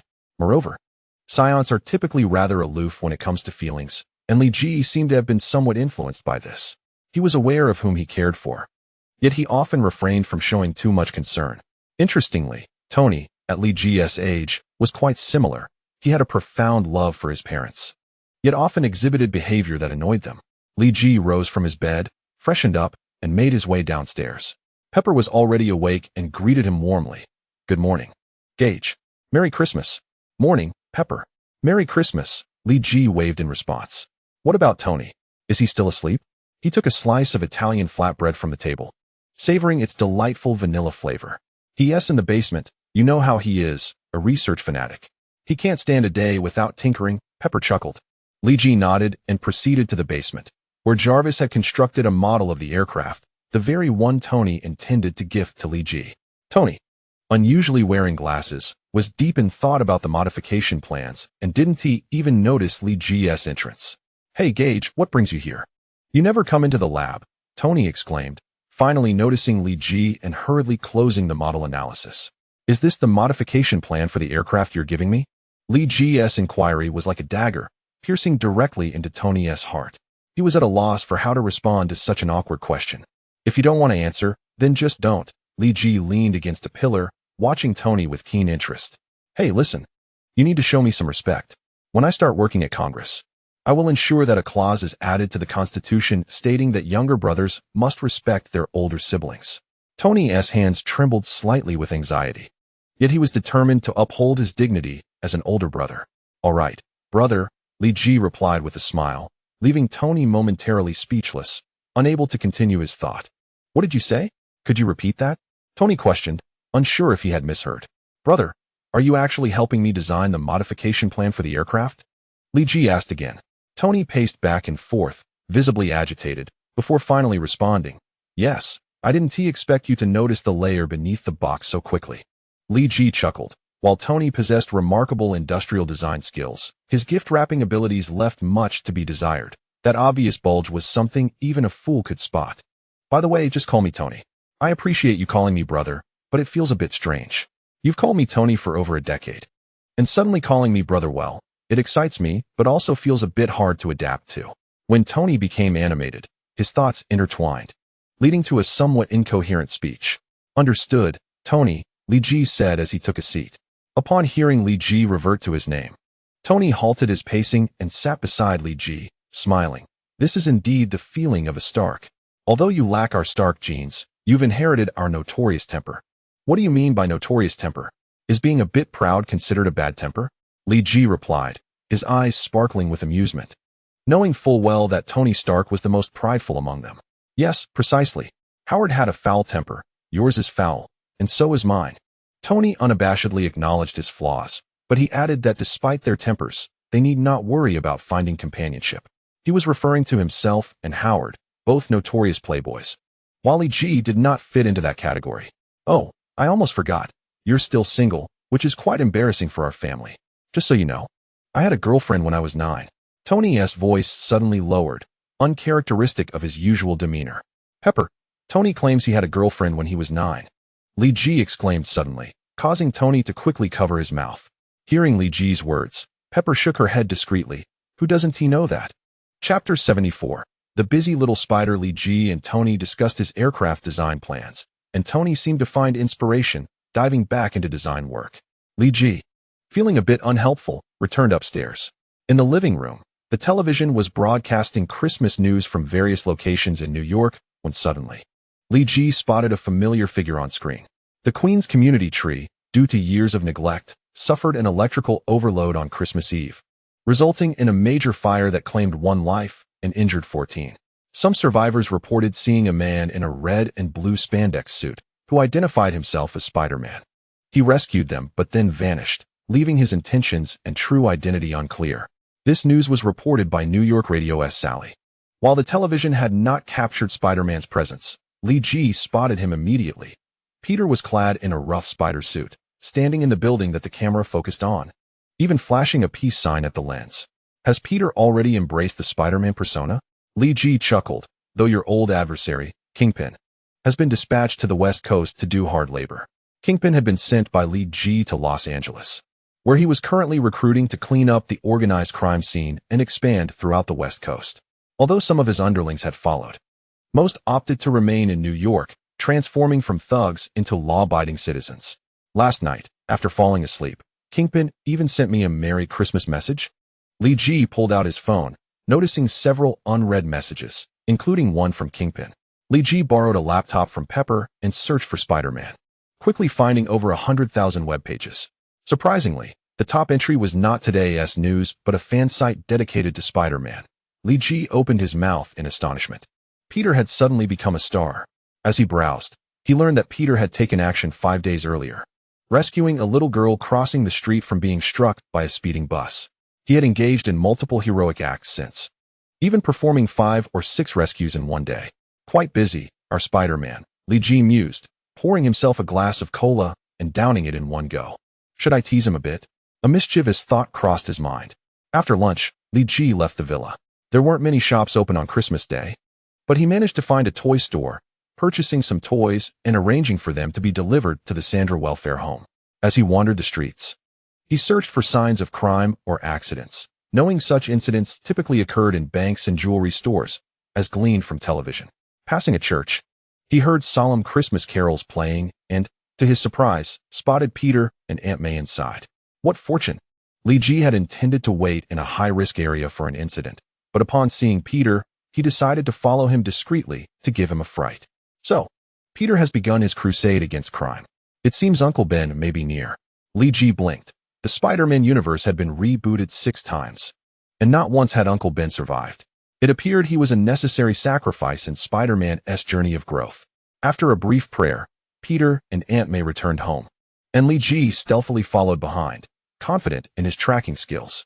A severe rear-end collision occurred on the Williamsburg Bridge, causing a massive traffic jam and road closures. Li Ji sat in a cafe, watching live news coverage on the television, knowing that Peter would soon spring into action. Exiting the cafe, he turned the corner, his figure swiftly appearing near Peter's home. As expected, a red and blue figure emerged through a window, darting between the skyscrapers of New York, his target clearly set for the Williamsburg Bridge. It was time for the show to begin. Li Ji's figure vanished once more, but Peter's outfit was undeniably hideous, lacking the charm that I associated with Spider-Man. If Peter were to hear Li Ji's assessment, he would likely be infuriated, as this attire was his absolute favorite. Aunt May's red and blue fabric originally measured 10 meters in length and 2 meters in width, and Peter had utilized every inch of it to craft this costume. At the Williamsburg Bridge, an ambulance was ensnared at the entrance, and the bridge was already congested. A multi-car pileup occurred right at the center of the Williamsburg Bridge.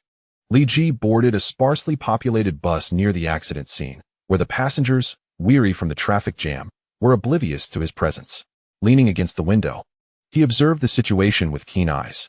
At Peter's speed, he should arrive in approximately 2 minutes. Li Ji had no intention of intervening. As Peter would undoubtedly save the day, he would not overstep his boundaries. Spider-Man relished meddling in affairs, while a Scion preferred to remain uninvolved. Moreover, Spider-Man's suit concealed his true identity effectively, whereas Li Ji's appearance would surely attract attention and lead to photographs splashed across front pages. Speculating about him being Tony Stark's brother undergoing some transformation, a tiresome notion indeed. Spider-Man is here. I knew he would come to save us. A girl exclaimed in astonishment at the scene. Li Ji narrowed his eyes as he saw Peter descend from above, suspended by his webbing. How many injured? The voice emanating from beneath the crooked mask was somewhat peculiar, but Li Ji recognized it as Peter's. Though he was unsure whether Peter had altered his voice with some device or was intentionally speaking in a higher pitch. There are 5 critically injured and 11 with minor injuries. Most others have perished, the young girl explained rapidly, revealing her medical knowledge. All right, I'll take the critically injured to the ambulance first, Peter nodded, lifting a girl with a significant chest. She had a bruise on her temple, multiple fractures, and varying degrees of internal damage. Peter was adamant that his choice to save her first was not influenced by her appearance. Despite his strength, Peter could only carry one person at a time, necessitating 14 trips for the injured. Quite busy, Li Ji mused, relieved he had not chosen the path of a self-sacrificing superhero. Peter's efficiency was commendable. Each trip took around 2 to 3 minutes. After half an hour, he cradled the last lightly injured individual and prepared to depart the scene. Li Ji waved at Peter, who nearly collided with a bridge pillar in his sudden panic. How could Li Ji be here? Chapter 75. The Sanctum of New York. Li Ji teased Peter a few times before deciding to cease his antics, as Peter appeared somewhat dazed, and the amusement seemed to dwindle. Nevertheless, Li Ji managed to keep Peter on edge for quite some time. His movements were exceedingly deceptive. In a cafe, Li Ji gave Peter a thumbs up, rapping on the glass wall as Peter passed. At a fire scene, Li Ji even donned firefighter gear and climbed into a fire truck, leaving Peter questioning his own vision. Yet whenever Peter called, Li Ji acted as if nothing unusual had transpired, which vexed Peter. Li Ji was unaware of Peter's frustrations. He too was troubled by the Sanctum of New York, which had undergone a shift in personnel. The original custodian, Zickley Luther, was a rather indifferent sorcerer who seldom ventured outside the sanctum. Unless the sky fell over New York, he would remain within. His laissez-faire attitude had allowed the dark forces of New York to swell uncontrollably. Upon discovering that the Hulk's dark power originated from New York, Ancient One dismissed Zikli Luthor. The replacement was not the familiar Doctor Strange, as he had not yet studied under Ancient One, nor Wong, but rather Baron Mordo, who was meant to oversee the London sanctum. How could it be him? Li Ji's expression soured. He was uncertain of Mordo's alignment. But one thing was clear, Baron Mordo harbored a strong dislike for him. Li Ji could not fathom where he had offended him. But Mordo had never shown him any kindness. It was hard to believe Ancient One was unaware of Li Ji's presence in New York. Now, with Mordo dispatched, Li Ji truly could not comprehend Ancient One's intentions. Is Ancient One deliberately causing me trouble? Li Ji's expression darkened, especially since Ancient One had somehow acquired his number to notify him of this change, leaving him even more perplexed. Did she want him to tone down his actions? Yet he considered himself a law-abiding citizen in New York. He believed the city government ought to award him a certificate of merit. Li Ji was convinced he had not done anything out of line, knowing full well the magnitude of the population in this metropolis. Any incident could result in countless casualties. Baron Mordo assumed his position on New Year's Day, and to make matters worse, Ancient One had arranged for Li Ji to pick him up. Li Ji almost exploded in frustration, wanting to berate Ancient One, but weighed his options and refrained. Understanding the formidable nature of her power, who knew what repercussions might follow such a confrontation? The plane carrying Baron Mordo gently descended at Kennedy International Airport. Li Ji, standing in the arrivals hall, anxiously checked his watch. Each passing second felt like an eternity. He simply wished to collect Baron Mordo and transport him to the sanctum swiftly. Passengers began to emerge from the terminal, and Li Ji immediately spotted Baron Mordo, who unexpectedly donned full sorcerer's attire and clutched a staff. The staff, however, was adorned with copious amounts of tape and bore a luggage tag, indicating it had been checked in for transport. Despite his reluctance, Li Ji had to fulfill Ancient One's directive. At this stage, Ancient One represented an insurmountable boss, and he had no choice but to suppress his discomfort and escort Baron Mordo to the parking lot. In the parking area, Li Ji approached a Rolls-Royce. Given the need to collect Mordo, his usual sports cars were unsuitable, so he borrowed a Rolls-Royce from Tony, one that Tony said he could keep indefinitely.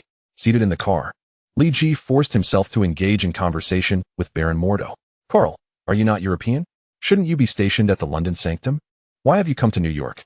Li Ji inquired directly. The darkness in New York is spreading. Apart from Master Ancient One, I am the only one capable of halting its growth. Thus, I requested to oversee New York. Baron Mordo spoke in a manner reminiscent of poetry. His words measured and slow, which irked Li Ji. So you requested a transfer. Indeed, while there are many sorcerers in Kamar-Taj, few possess significant power. Mordo is certainly among the more capable, Li Ji thought, albeit still displeased with his predicament. Here we are, 177A, Bleecker Street in Greenwich Village, Li Ji announced, parking the Rolls-Royce in front of an aged building with a wooden door. You should exit the vehicle, Li Ji urged, eager to maintain his distance from Baron Mordo. Li Ji, are you eager to leave? Mordo queried. Li Ji nodded, candidly admitting his feelings. Apologies, but you cannot leave tonight. After tonight, it will be New Year's Day. And the sanctum is a focal point of magical energy. Each new year, it radiates magical tides, requiring someone to stabilize it. Master Ancient One has indicated that this year's magical tide is exceptionally potent, and I require your assistance to contain it. Baron Mordo produced a note, inscribed in Chinese by Ancient One herself. Li Ji, assist Carl. His power is insufficient to quell such a terrifying magical tide. Li Ji grimaced. Why did Ancient One persistently assign him tasks? Knowing full well that Mordo was incapable of managing the situation, she could have sent someone else, or even come herself. Li Ji vowed this would be his final compliance with Ancient One's requests. What happens if we fail to suppress the magical tide? The magic will overflow across North America, and the dormant darkness will burgeon rapidly under its influence. Mordo's words were indeed ominous, yet utterly incomprehensible. Li Ji found himself lost in his cryptic riddles. Take me inside, Li Ji stated, aware that his entry into the sanctum would be vastly different from following Mordo inside. Baron Mordo opened the door, revealing what appeared to be an antiquated antique shop. As Li Ji stepped inside, The space transformed into a grand three-story building. The first floor comprised a living room, dining area, and a public library, while the second floor served as the living quarters. Could this sanctum be deemed a dimensional space? Li Ji followed Baron Modu up to the third floor, the most significant area of the sanctum, where sorcerers engaged in meditation and training. Here lay a secret library, concealing potent magical artifacts. However, judging by Baron Modu's demeanor, he seemed reluctant to allow Li Ji a glimpse within. "Shall we simply sit here?" Li Ji inquired, boredom creeping into his voice as he lounged on the floor of the sanctum's meditation room. Despite its air of mystery, there was little to entertain. Several magical constructs remained dormant. Otherwise, Li Ji might have amused himself with the clay golems. The sanctums in Hong Kong, New York, and London are recognized as the three primary sources of magical energy, bridging the magical realm and the corporeal world. Each year, on New Year's Day, a certain intersection occurs between these two realms. Under the influence of Merlin's intervention, magical energy from the magical realm floods into the physical world through these sources, giving rise to the phenomenon known as the magical tide. Baron Modu's gaze drifted, as if lost in thought, yet his explanation was coherent. Isn't the influx of magical energy into the real world beneficial? Wouldn't that mean an increase in the number of sorcerers? Li Ji found this puzzling.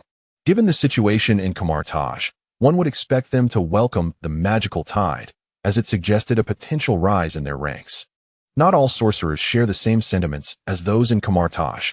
This world harbors a greater number of dark sorcerers and warlocks who recklessly wield their magical powers, disrupting the balance and stability of reality. Once the magical tide surges, the benefits for the sorcerers of Kamar-Taj are limited. Rather, it would bolster the dark sorcerer's strength. It is better to suppress it when it erupts, Baron Modu proclaimed with a veneer of authority.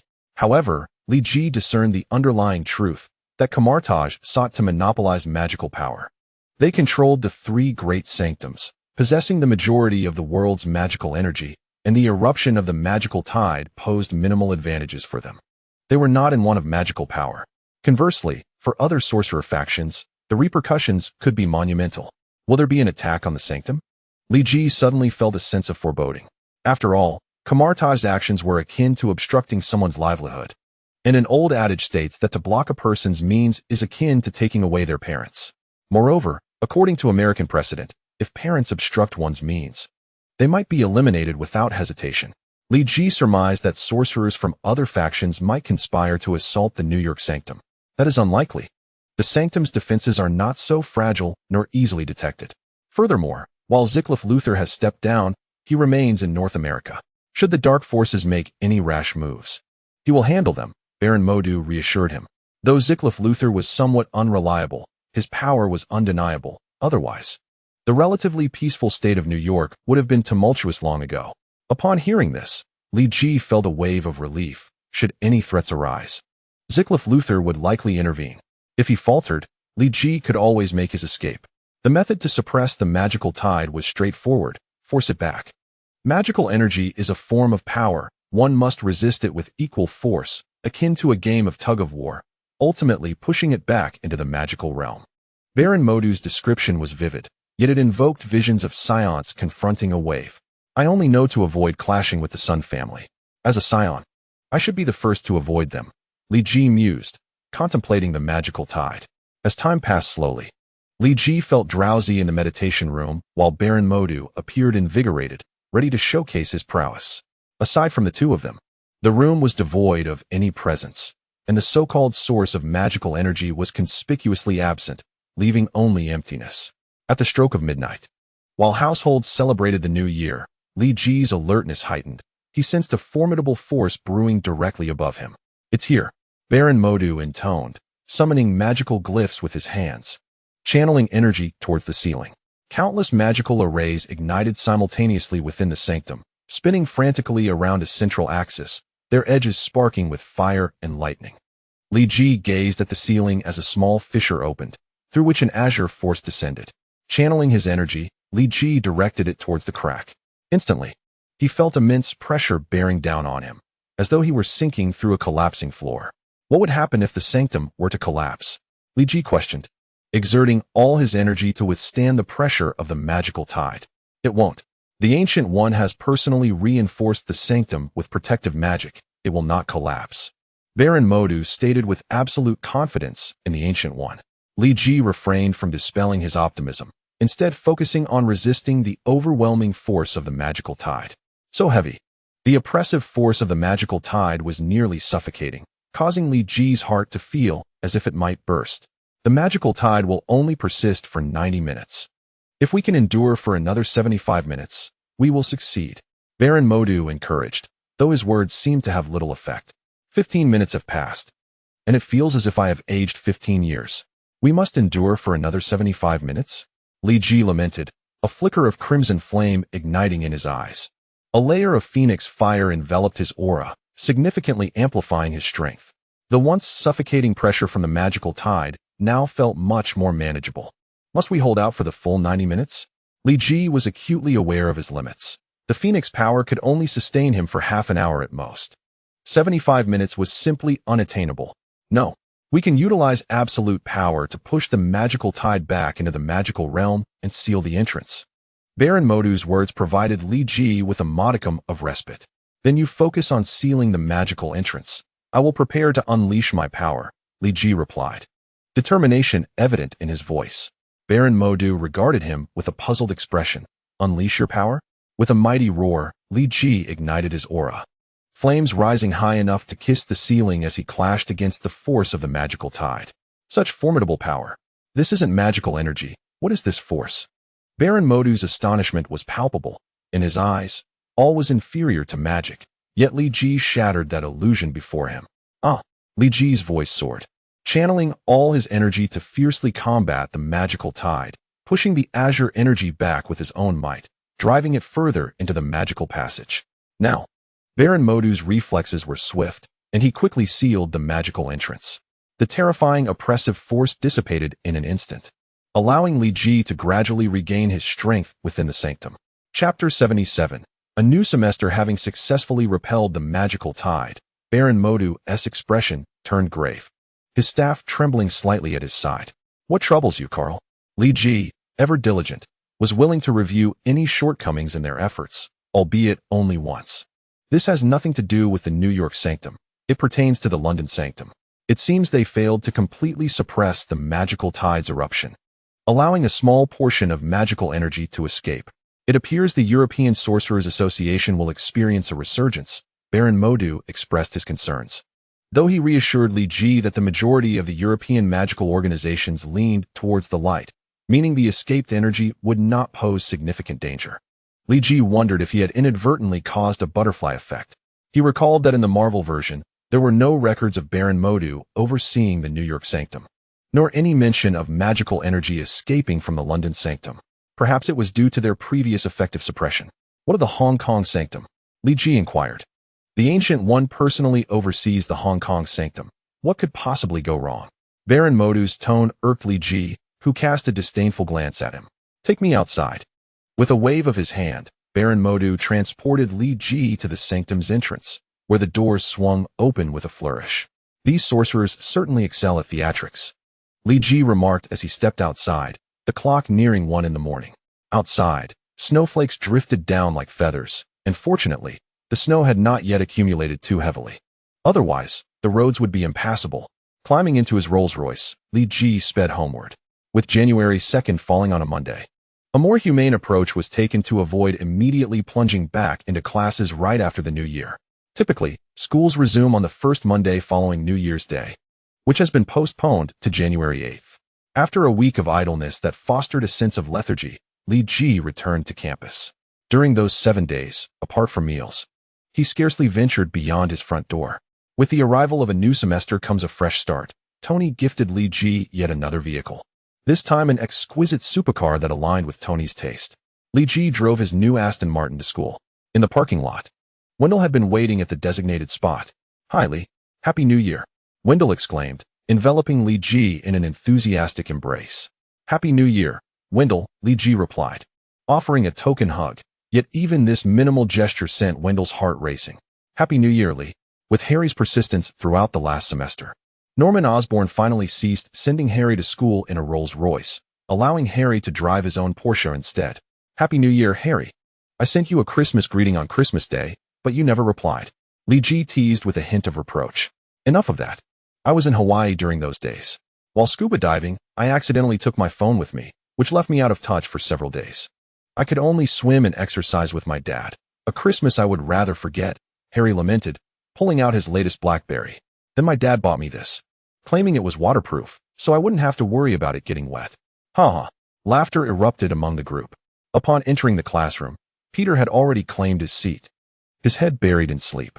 Peter, are you still hibernating? Harry roused him, causing Peter to jolt upright, his hair tousled and dark circles under his eyes, appearing quite disheveled. Peter, what happened to you? Did you go to Huaxia over the winter break? You look like a panda. Harry exaggerated. Stop mocking me. Not everyone can travel abroad like you guys. Peter waved dismissively, collapsing back onto his desk, utterly fatigued. Li Ji knew the reason. Last night, there had been an explosion in Brooklyn, which triggered a fire, and Peter had spent the entire night rescuing people. He likely still had his spider suit in his backpack. Peter, be honest with me. Were you busy with something important last night? Harry asked as he settled into Li Ji's seat, gently nudging Peter's shoulder. Yes, Peter admitted earnestly. Saving lives is indeed a matter of utmost urgency. Impressive, Peter. In just one winter break, you and Gwen have already hit it off. Harry's tone was both congratulatory and tinged with envy. As the son of a wealthy family and heir to the Osborne group, he had yet to experience romance, while Harry, a regular citizen, had already won over the goddess. Hey, don't misinterpret what I said. The important matters I refer to are not what you think. Peter quickly countered. Not. Then what is it? Did you suddenly lose interest in Gwen over the summer? Harry's thought process seemed rather peculiar, leading to a lively debate between them. As the class commenced, Peter was unable to correct Harry's misconceptions, yet the argument did serve a purpose. It kept him awake and alert, preventing his head from drooping toward his desk. Let's go out for lunch together, Harry proposed during lunchtime.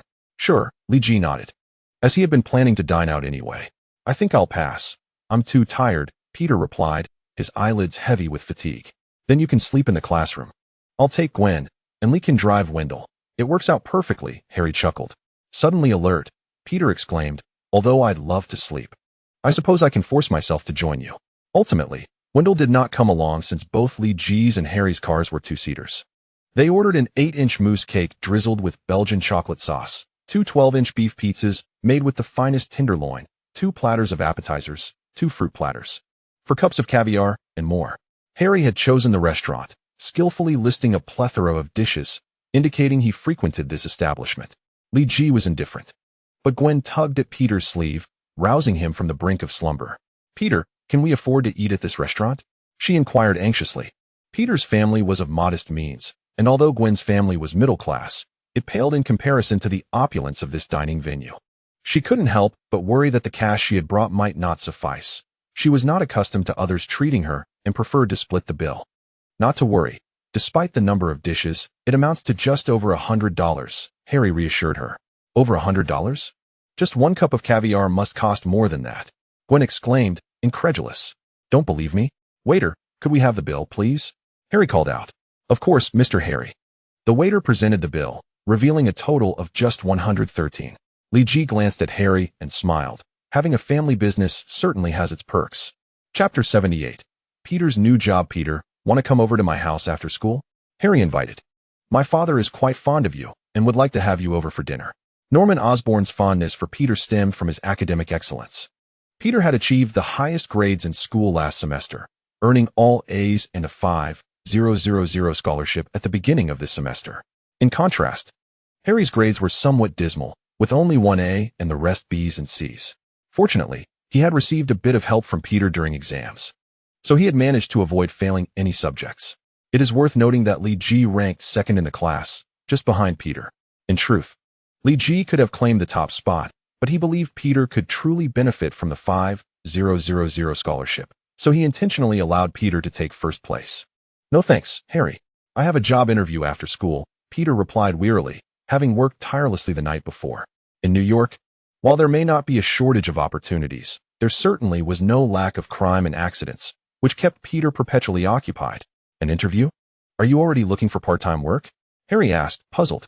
Peter felt a surge of frustration, although he was diligently working to adapt to his newfound powers. The speed of their growth exceeded his ability to adjust, often leading to accidental damage. By now, his small savings could no longer cover the cost of the items he inadvertently broke, so he needed to find employment to support himself. Why not work part-time at my house? There are plenty of student positions in my family's lab, assisting scientists. It pays well and offers valuable experience, Harry suggested. Thanks, Harry. But I just started high school, and I don't think I'm qualified for the lab yet. I'm looking for a reporter job at a newspaper. It's simpler. Just covering breaking news and writing articles from home, which suits me better, Peter explained. He was tempted by Harry's offer, but due to certain considerations, he chose to proceed with his upcoming interview. How dull, Harry muttered. When you have time, let me know. Otherwise, I could ask my father to give you an interview. After all, he's the president of the Osborn Group, and an interview would surely benefit your career. We'll see how the interview goes first. Peter slumped back onto the desk. He hadn't even confirmed whether the newspaper wanted him yet, and Harry was already suggesting an interview. Okay, if you need it. I'm sure my father would be more than willing. Harry nodded, but Peter remained silent, succumbing to slumber, his gentle snores filling the air. He's asleep, Li Ji shrugged. He understood Peter's reluctance to work in the lab. First, lab time was not as flexible, and Peter would need excuses to leave for his heroic endeavors. Moreover, the lab was filled with intricate equipment, and Peter worried about accidentally damaging something or being detected for his unusual abilities. Perhaps the Daily Bugle would be a good fit. Li Ji pondered. The Daily Bugle had long been a significant newspaper in the Marvel Universe, forming an essential element of the Spider-Man series. In his previous life, Li Ji had noticed its absence in the Marvel Cinematic Universe until it reappeared in a post-credit scene in Spider-Man: Far From Home. This absence had left him feeling something was missing, and now, having crossed into the Marvel Universe, he was once again reminded of this familiar name. As the afternoon school bell rang, Peter departed from the classroom and boarded a bus bound for the headquarters of the Daily Bugle. Excuse me, is Peter here? Gwen inquired at the classroom door, yet she could not find Peter anywhere. He has gone for an interview, Harry muttered, disapproving of Peter's sudden departure. He had initially hoped to accompany Peter to the newspaper office. All right then, Gwen sighed, clutching a book. She felt a twinge of disappointment as Peter had promised to visit the library with her a few days prior, but he was likely overwhelmed with commitments. Forgetting their arrangement amidst the chaos, Lee's eyes narrowed. Is our poor little Spider-Man already facing an emotional crisis before even finding his footing? The individual conducting Peter's interview was none other than J. Jonah Jameson, the editor-in-chief of the Daily Bugle, notorious for his long-standing campaign to tarnish Spider-Man's reputation. Peter, what do you consider to be the current social hot topic? Jameson inquired, perusing Peter's resume. This was a standard question for journalists. If one could not identify societal issues, their career would be in jeopardy. The recent social hot topic? Perhaps Spider-Man. Peter scratched his head, the acknowledgement of his alternate identity feeling oddly surreal as it escaped his lips. A commendable response. And what is your initial impression of Spider-Man? Jameson noted something on Peter's resume, the contents of which remained a mystery. I have a fairly positive impression of him. After all, he has saved countless lives and combats crime with remarkable agility and strength. He truly embodies the essence of a hero. Peter slightly restrained himself, refraining from using the term super. Yet even so, he felt a flush creeping up his neck. Your insight into social issues is commendable, but your perspective appears somewhat superficial. You must look beyond the surface to grasp the essence of matters. Jameson critiqued. Although Spider-Man seems to perform numerous good deeds, he is, in fact, an unstable element in society. His powers are formidable, yet no one knows his true identity. He is a bomb hidden within our social fabric. It is difficult to fathom what might transpire if he were to suddenly change his mind and engage in criminal activities himself. Mr. Jameson, I believe Spider-Man would not act in such a manner, Peter defended. Many believe that during World War II, Japan would not attack America, only for the Pearl Harbor incident to occur. Jameson's tone was unwavering. You are not Spider-Man. How can you be certain he would not commit crimes? Peter yearned to reveal. I am Spider-Man, yet reason compelled him to keep his lips sealed. Spider-Man has numerous admirers of your age. If he were to suddenly turn to crime, their entire worldview might shatter. To protect them, I have decided to expose Spider-Man's true identity, to help them understand that he is human, not the deity they perceive him to be. Peter, would you be willing to assist me? Jameson extended his hand. I would be more than happy to, Mr. Jameson.